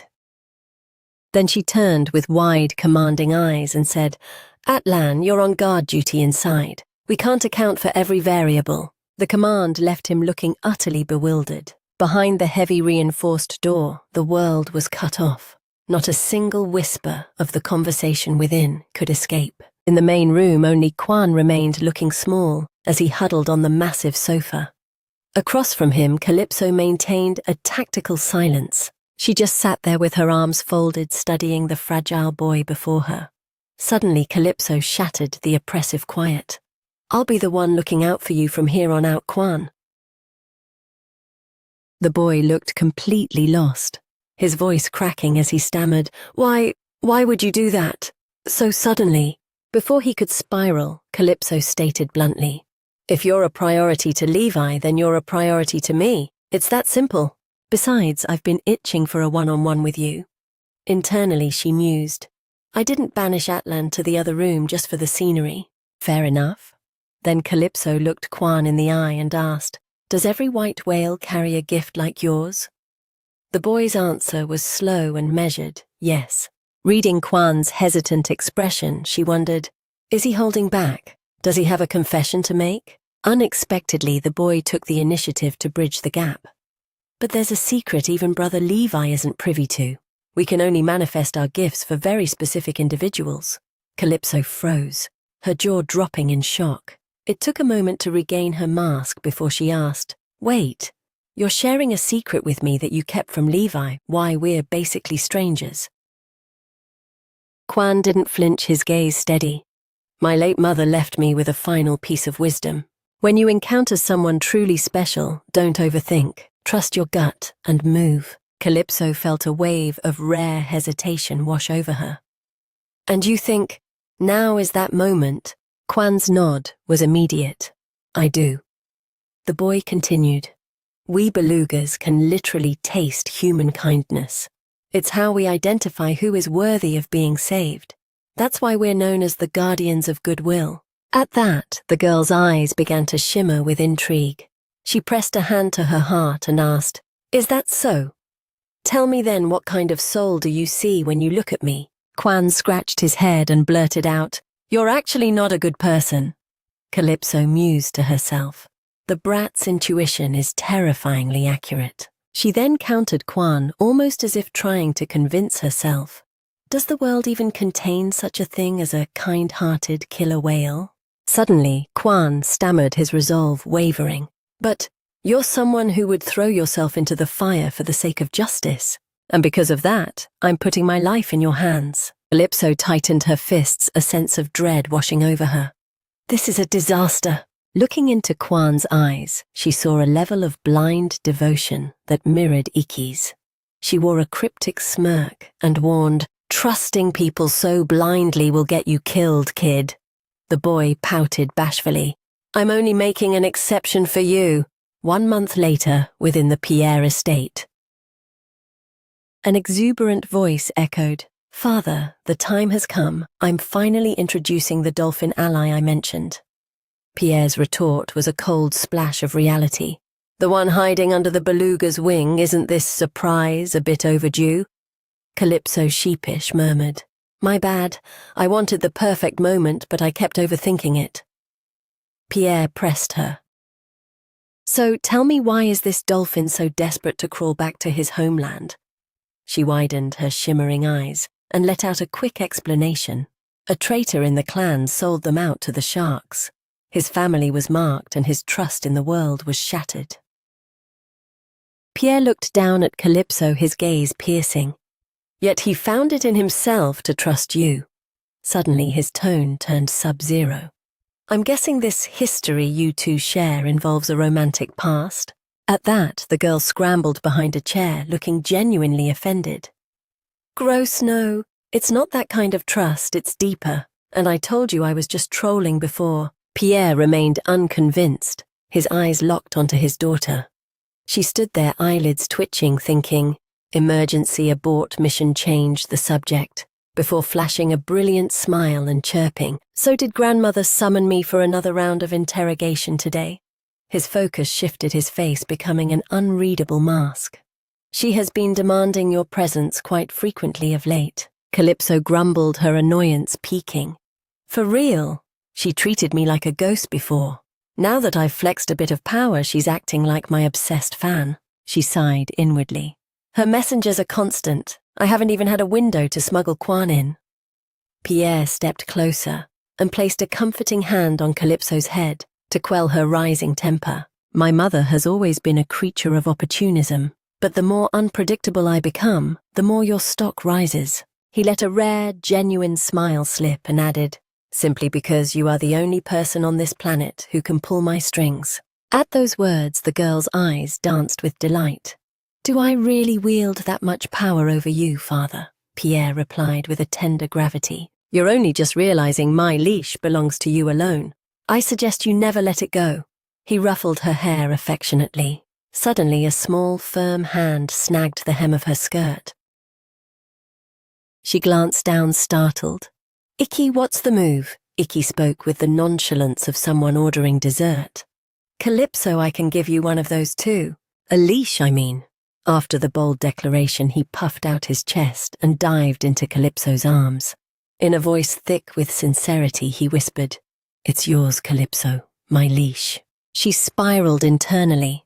Now she understood the warning about not drinking cold water in front of kids. They mirror everything. Meanwhile, Pierre's aura was turning pitch black in the background. Calypso shot a panicked look at her father for backup. Father, SOS, he's picking up some incredibly dangerous vocabulary. Seeing Icky looking like a radiant flower in her embrace, she felt the situation devolving. This is bad. We have to pivot. A child's first impressions of the world are permanent, you know. Pierre, his face a shadow of pure malice, hissed. Your dim-witted lizard, I mean the Dragon Duke, must be eavesdropping.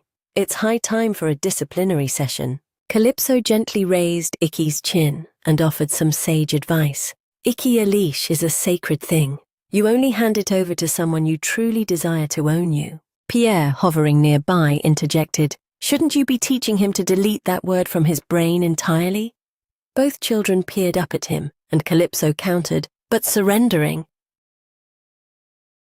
Your leash to your chosen one is the ultimate power move.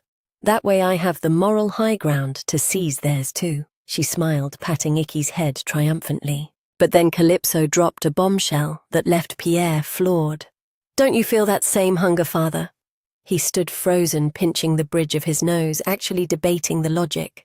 After a beat, he confessed, Truthfully, I've rarely craved anyone to that degree, except for you. He paused. Well, there was one other.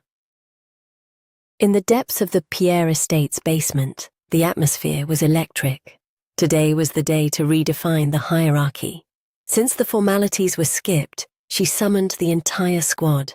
Suddenly, Atlan's lung-bursting feral scream shattered the peace. Get over here right now. Liriben snatched a handful of his cloak and snapped. Do you have to treat every sentence like a battlefield? Your volume is obnoxious.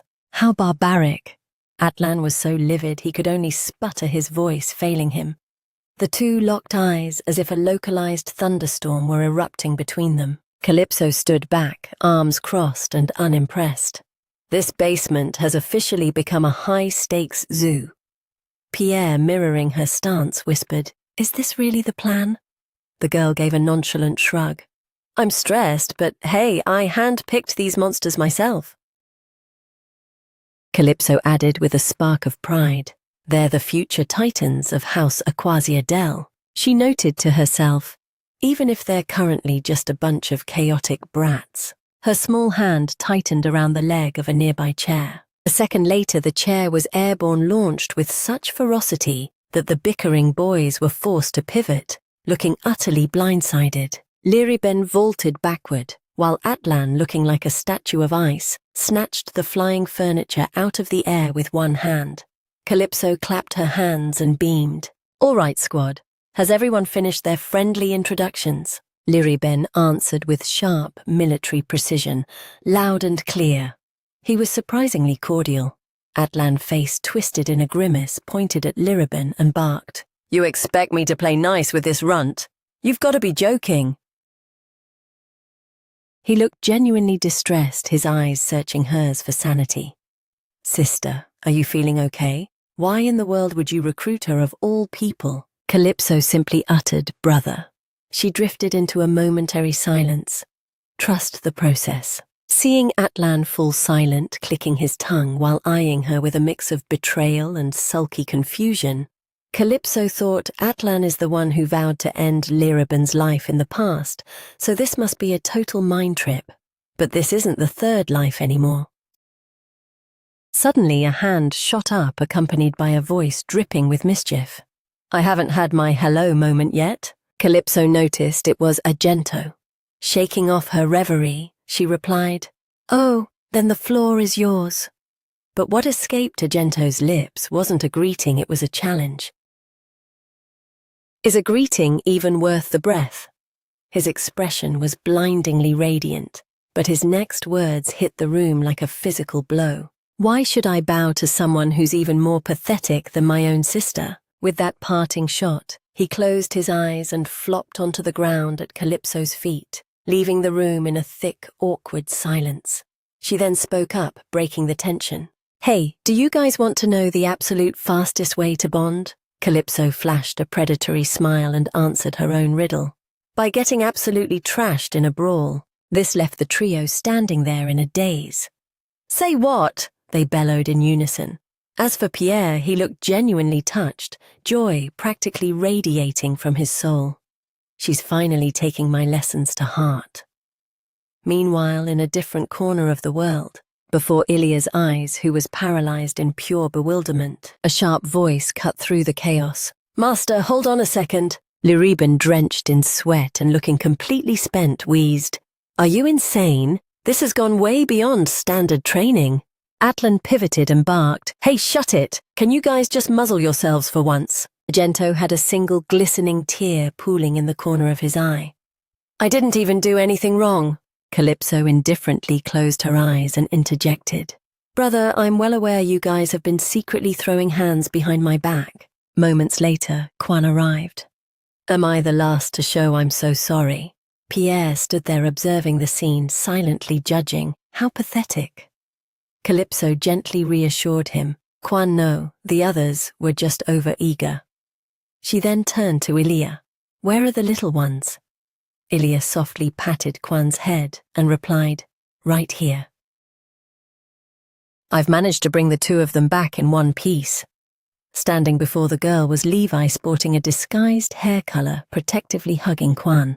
Ilya closed her eyes and let out a long sigh of relief. Beast men with the trait to suppress their mana are notoriously skittish. It was a nightmare to win them over. Calypso replied, "You've gone above and beyond, Milia." A second later, Ilya produced a small shimmering vial from her robes. The solution inside reacted instantly, returning Levi's hair to its signature deep blue hue. Calypso locked eyes with him. "Welcome. I'm glad you made it." Levi lightly brushed a few stray droplets from his lashes and spoke low. "It's an honor to serve you again, my lady." Calypso then shifted her focus, turning dead serious toward Quan. "Now it's time to settle our pact. Effective immediately, you'll be residing in this manor. I have a companion upstairs, so make an effort to bond." Having delivered her decree, she turned to depart. Quan didn't offer a snap response. He hesitated for a beat. "I understand. Understood, ma'am." Calypso glanced back, feeling a wave of awkwardness. "If the etiquette is too stifling, you can drop the formalities." The boy looked dazed, as if he'd just heard a myth. "For real?" "No cap. Now allow me to introduce my father." Her reveal caused Quan's pupils to dilate in shock, his face going pale with terror. While Calypso was radiantly and enthusiastically introducing Pierre Aquasier Del, the titan bearing that name maintained a frigid, predatory aura, casting a bone-chilling glance their way. Immediately, a flustered Levi called out, "Quan!" The boy was now vibrating with pure dread, ducking behind Levi and clutching him like a lifeline. "He's terrifying, brother." He studied the boy, pondering, Is this a reaction to Kwan's ability to sniff out raw intent? Calypso frantically waved her hands to de-escalate. It's fine, my father he'll… She fumbled for a defense before snapping at her father. You'll mind your manners, right? Pierre replied with a chilling detachment. As long as you remain a useful asset. Then Kwan stood before him. Though his knees were knocking, he found the courage to reach out his small hand. This left Pierre visibly perplexed. Calypso chimed in with a sharp nudge. Father, don't leave him hanging. A massive scarred palm and a tiny hand clasped.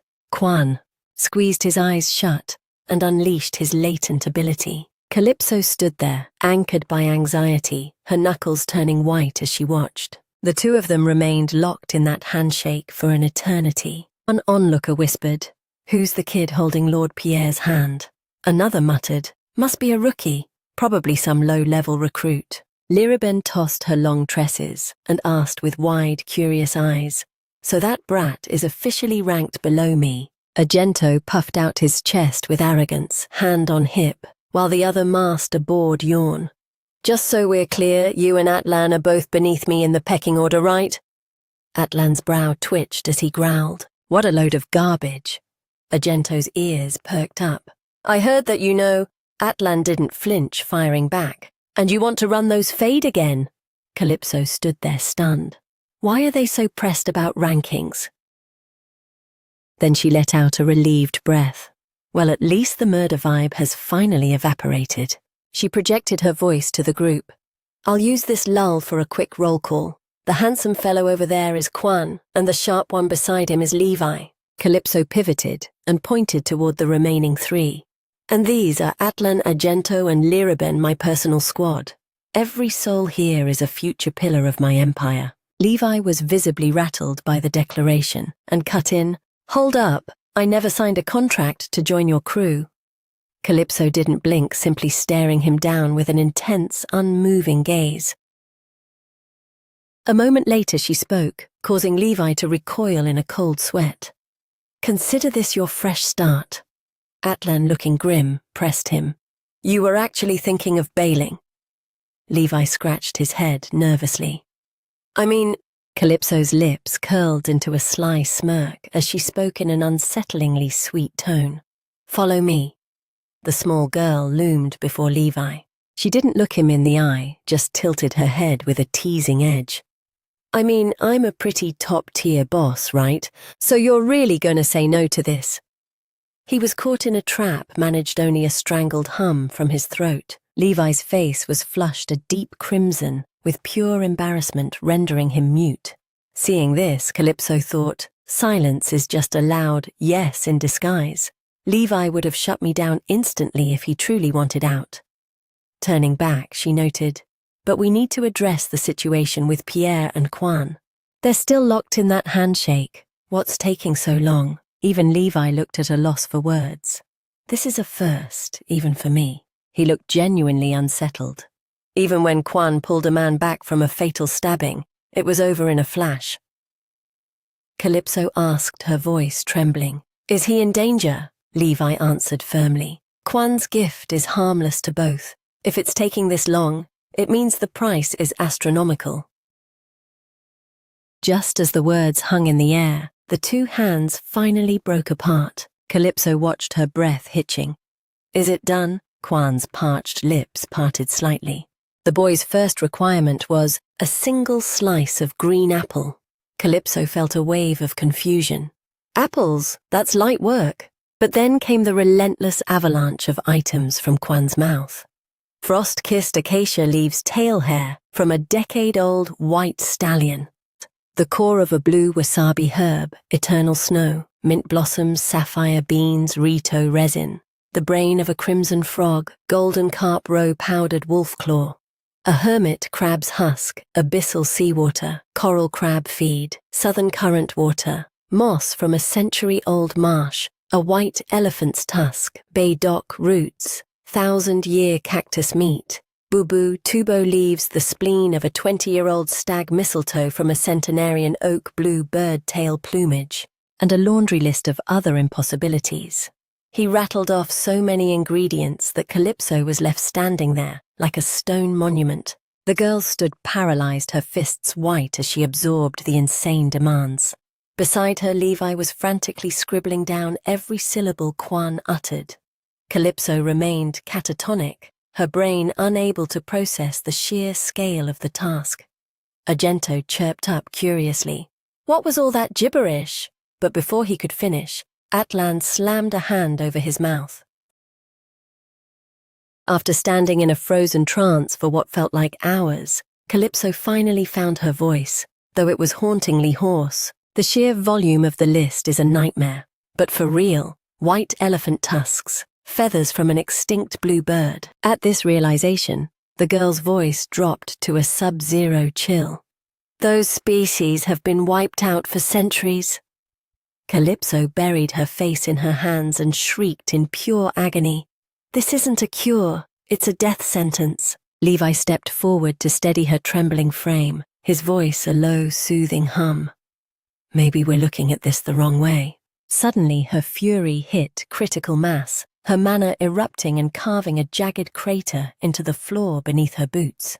If it's not a death sentence, then what the hell is it? The shockwave sent Levi reeling back, desperately shielding Quan to keep the terrified boy from being crushed. Atlan, anchored nearby, felt the raw pressure of the aftershock rattling his very bones. Meanwhile, Argento and Liriban watched the carnage in stunned silence. A suffocating gloom swallowed Calypso's heart. I know Levi isn't the villain here, and neither is Quan. She grew more frantic, her gaze snapping to her father, who remained a statue of perfect, maddening indifference. It was as if he were a mere spectator in his own tragedy, utterly detached from whether he lived or rotted. A volatile cocktail of rage and terror softened her gaze into something glass-like, her jaw locked in a painful clench. Is fixing father's broken body harder than resurrecting the dead? If I knew I'd be met with this wall, I never would have let anyone in. I never would have called you father. Suddenly Pierre's voice sliced through the tension like a blade. We're done. Take 5. With slow, rhythmic strides, he closed the distance. Pierre scooped Calypso up, allowing the shattered, desperate girl to bury herself in his chest. He looked up, his tone an absolute command that brooked no defiance. Everyone out now. Pierre strode from the room, while Calypso, losing her battle with composure, began to soak his shoulder with silent, bitter tears. The chamber fell into a hollow, haunting silence. Those left behind stood frozen like ghosts. Only Levi remained anchored by Quan's side. The boy, trembling and lost in the aftermath, whispered to Levi, "Brother, did I break something? Did I do something bad?" Levi caught his gaze, offering a quick, firm reassurance. "No, kid. You did exactly what was asked. This isn't on you." Ilya stepped in, her voice a gentle balm. A sudden world-ending shock can make even the kindest soul lash out. Even Levi would breathe fire if he were told you were beyond saving. Levi nodded firmly. Lady Melia is right, Quan. This is just grief talking. He gathered the scattered notes, his mind spinning with possibilities. But Quan's gift doesn't demand the impossible. If his power asked for them, maybe those extinct beasts are still breathing somewhere in the shadows. Liriban stood with her arms locked, her sharp mind clearly tracing the same dangerous path. The girl bit her lip until it nearly bled. She mused darkly. I thought it was just a minor hurdle, a small gap to bridge. Recalling Calypso's raw breakdown, the storm in her own heart intensified, yet she kept her lips sealed tight. Atlan, propped against the far wall, was buried in his own labyrinth of heavy thoughts. Calypso. Flashes of their previous life flickered like a dying film in his mind. He thought, she's a juggernaut. She never stops charging toward the path she believes is righteous. But because her spirit is so ironclad, the moment she hits an unbreakable wall, her despair is twice as agonizing as any mortal's. In their past life, when Calypso faced the abyss alone, Atlan was nothing but a silent witness. He realized now how pathetic he had been. And even now the words to comfort her felt like sand in his mouth. Suddenly, a jolt of pure electricity shot through his senses. Snapping his head toward the source, he confirmed the impossible. Wait, this overwhelming pressure. This is unmistakably a dragon's aura. He looked up to find Iki standing there, his expression as lethal as a glacier. Atlan's internal monologue went into overdrive. There's no mistake. Is this the same soul-crushing energy I felt before my previous death? Why is it radiating from this brat? A frantic warning tore through the air. Calypso, watch out! The five gathered behind Atlan were simultaneously paralyzed by the sudden suffocating weight of Iki's presence. The boy spoke with a voice forged in cold, murderous intent. Who was it? Who made her cry? Atlan could only stare at Iki in shock. Internally, he was spiraling with worry. Damn it, what kind of hornet's nest has my sister kicked over this time? In that instant, Iki's cloak fluttered to the floor. He looked ready to massacre everyone in the room. Just what kind of monster is she domesticating? In the private wing, Pierre moved in silence, cradling a still shuddering Calypso. Tears still clung to her lashes, but she ground her teeth together, her mind racing. When will this pathetic embarrassment stop, so I can finally look him in the eye again? She screamed at her own reflection internally. Why did I lose my cool like that? Why did I snap? It was that agonizing post-tantrum clarity, the shame of exploding over a setback, and then having to awkwardly stand your ground, especially in front of your entire squad. Pierre's hand moved in a soothing rhythm against her back. Are the engines finally cooling down? He closed his eyes, his voice a warm sanctuary. You can hide here forever if you want, so just let it go. Calypso's voice cracked thick with shame. Father, stop looking at me, just don't. Pierre let out a soft hum of amusement. Are we feeling shy now? She squeezed her eyes shut, pouting like a wounded cub. Of course I am, you idiot. Calypso buried her face deeper into Pierre's chest, her voice a mere ghost of a whisper. I completely lost my composure.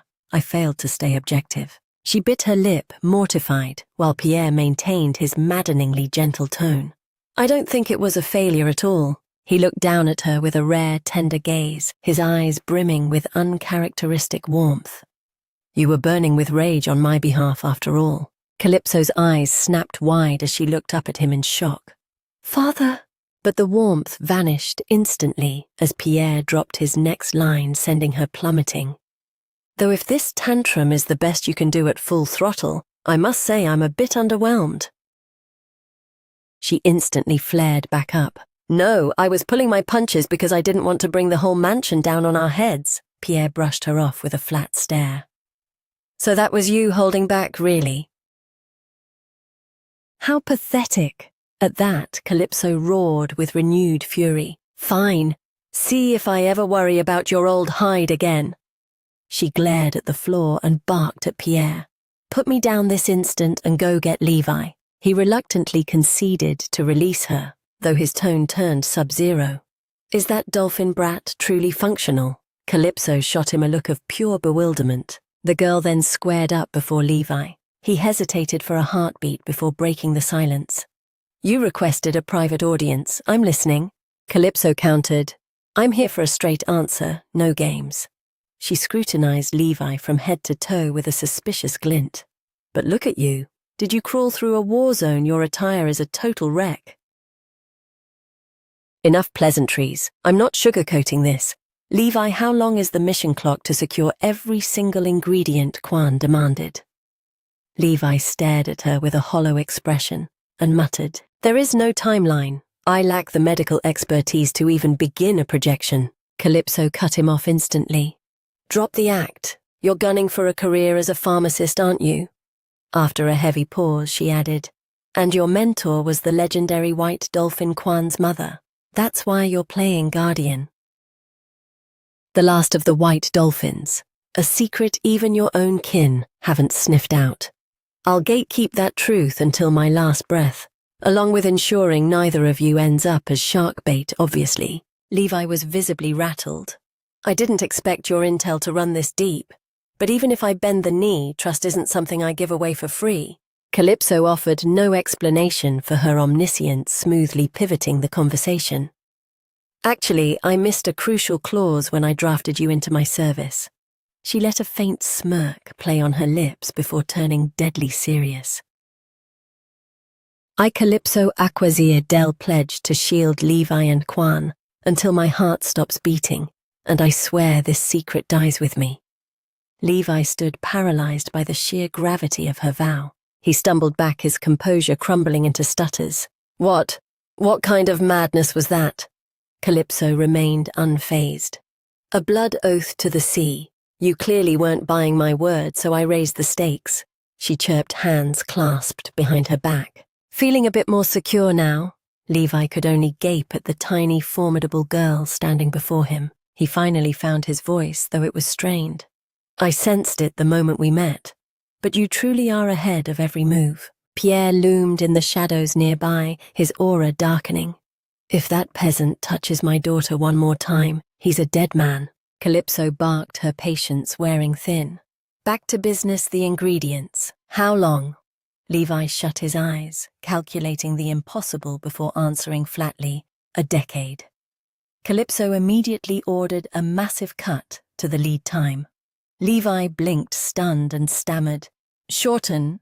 What exactly? Calypso locked eyes with him, her gaze unwavering.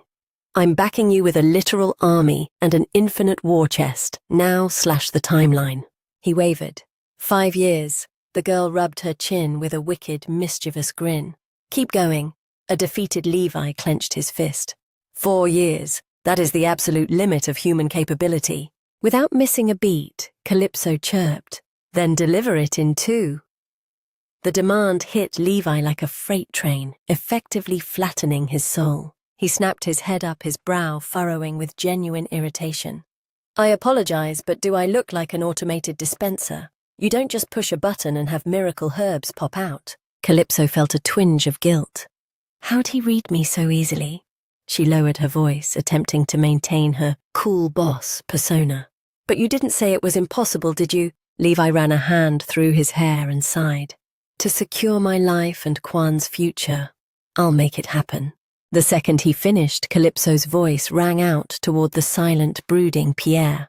Did you catch that, father? You'll be 100% cured in just 2 years. She spun around, her smile blindingly bright.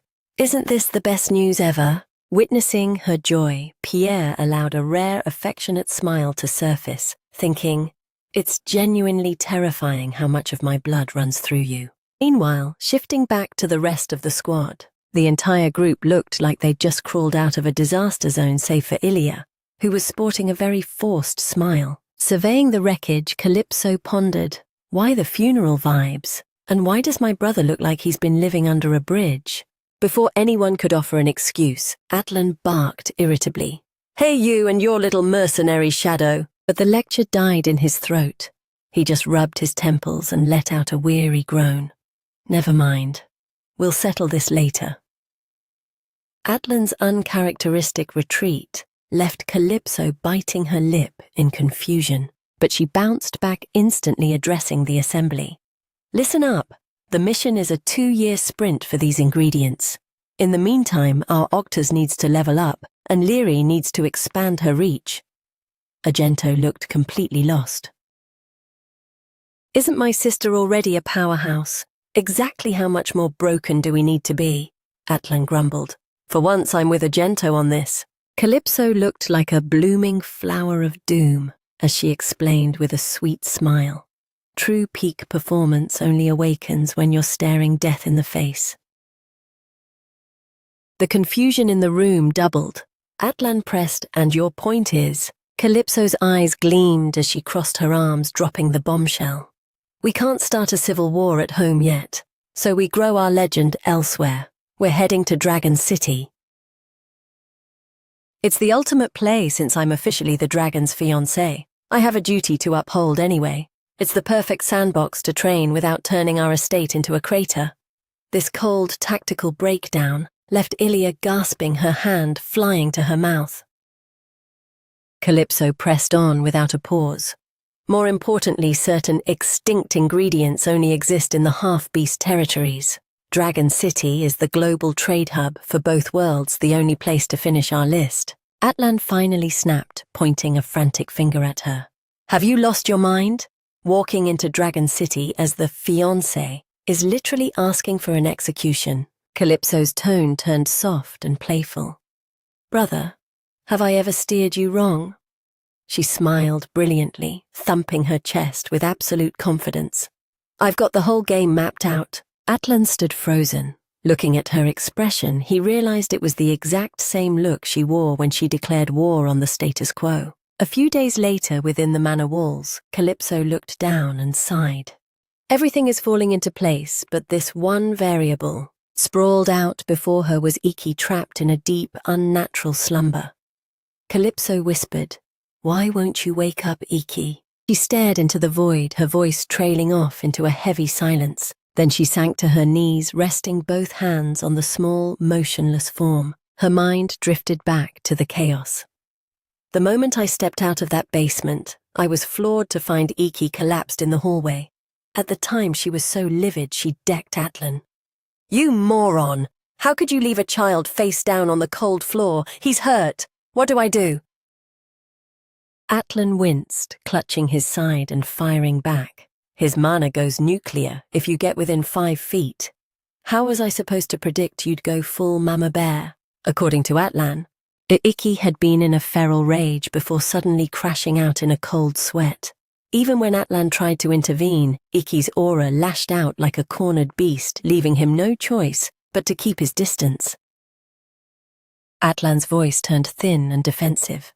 "Do you have any idea how terrifying that was? You call that thing a baby dragon?" Recalling the scene, she realized the terrifying reality: Iki wouldn't wake up.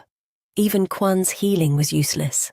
At the time, Kwan had confessed, "Calypso, I can't explain the biology, but this boy's constitution is alien."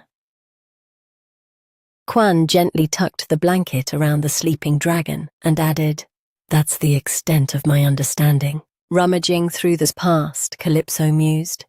He had these sudden bouts of narcolepsy back then too. There's got to be a deeper trigger for this excessive slumber. Gazing at Iki, lost in his deep trance, the girl made a silent, ironclad vow to infiltrate Dragon City much sooner than the original timeline. Mercifully, a few days later, Iki's eyelids finally fluttered open. Calypso locked eyes with the boy and breathed out his name, Iki. Watching Iki mutely clutch his blanket, she blinked in surprise. "Wait, did you hit a growth spurt?" She moved closer, excitedly measuring him with her hands. "I knew it. Last time I hugged you, your shoulder barely reached my chest." Iki stared at her with a hollow gaze before softly whispering her name, Calypso. Then a radiant smile broke across his face. "I missed you with every fiber of my being." Calypso couldn't help but beam back at him. She reached out and affectionately ruffled Iki's hair, her grin widening. "I missed you too, you little rascal." She stood there momentarily paralyzed by a sudden realization. This isn't an outcome I can simply outrun. This is a primal instinct etched into the very core of dragon DNA. It's a force impossible to defy. Dragons are inherently solitary predators, destined for isolation until their final breath. Since they never coexist with their own kind, they are driven to claim something that belongs solely to them. In Iki's vision, the world narrowed down to only Calypso and her animated chatter. "Iki, keep resting. I've got an appointment with grandmother." But in his mind, the gears were turning. If I want to mark what's mine, I must transcend my limits. I need to be powerful enough to grant Calypso's every whim without a drop of blood being spilled. Iki recalled her warning. "Don't you dare throw your life away for anyone, understand?" He thought, "That's how I'll keep her bound to me, even as my power swells." While he spiraled, Calypso had already skipped several paces away, waving cheerfully. "Later, Iki, don't miss me too much." Iki's internal monologue refused to quiet, echoing like a haunting refrain. But what if Calypso abandons me anyway? Later, Okula sat enthroned in her chair, her voice flat and freezing. "So what pressing matter brought you to my doorstep?" She leaned in. "You should choose your words carefully. I haven't scrubbed that funeral fiasco from my memory yet. Pierre sat stoically beside her, his hand a steady presence behind Calypso's back. The girl remained quiet, her mind a whirlwind of confusion. Seriously, you're still hung up on that? That was practically a lifetime ago. Suddenly, for no apparent reason, a sly smirk tugged at the corners of Calypso's lips. She pressed a hand over her heart and announced with a confident grin, "Grandmother, I want you to deploy me to Dragon City." The request left Okula speechless, her eyes nearly popping out of her head. "Excuse me," she barked. Internally, Calypso cackled. "Watching this old hag lose her composure, honestly, I've seen it all now." She immediately pivoted to a mask of wide-eyed innocence. "Grandmother, as the dragon's betrothed, isn't it only fitting that I take my place in Dragon City?" Okula's eyes narrowed into slits, her voice dripping with venomous sarcasm. "Preposterous. You're asking me to hand over the heir I personally groomed as a sacrificial lamb." Her tone dropped into a gravelly, menacing rasp. "Lest you forget, I am the one who branded you as the dragon's fiancé." Calypso didn't show a flicker of intimidation or shame. Instead, her smile brightened with a predatory edge as she replied, "I've simply decided to expedite the itinerary." In the sanctuary of her mind, she hissed, "Oh, please. You were the one who orchestrated this nightmare. In all 3 of my past lives, she's the one who banished me to that god-forsaken wasteland every single time. She never looked back, and she certainly never sent a search party when I vanished into thin air. But now, even with her prize heir walking straight into a slaughterhouse, she won't rescind the order. No, she physically can't." At this, Okula fell into a pensive silence, propping her chin on her hand. Calypso's thoughts continued to race. My dear fiancé would never permit a cancellation. Maintaining her fragile, innocent facade, she mused. 3 lives taught me that she's a formidable warrior, but a pathetic excuse for a head of house. Then she added playfully, "Grandmother, just view this as me heading out to make some waves." Okula blinked, baffled. "Make waves, explain." Calypso's aura shifted, her voice grounding itself in absolute gravity. "This time, I'm going to ensure those land dwellers stop treating sea beastmen like dirt. My status as the dragon's fiancé is merely a golden ticket to infiltrate the mainland's heart." Internally, she fine-tuned her strategy. "This journey will be the talk of the continent.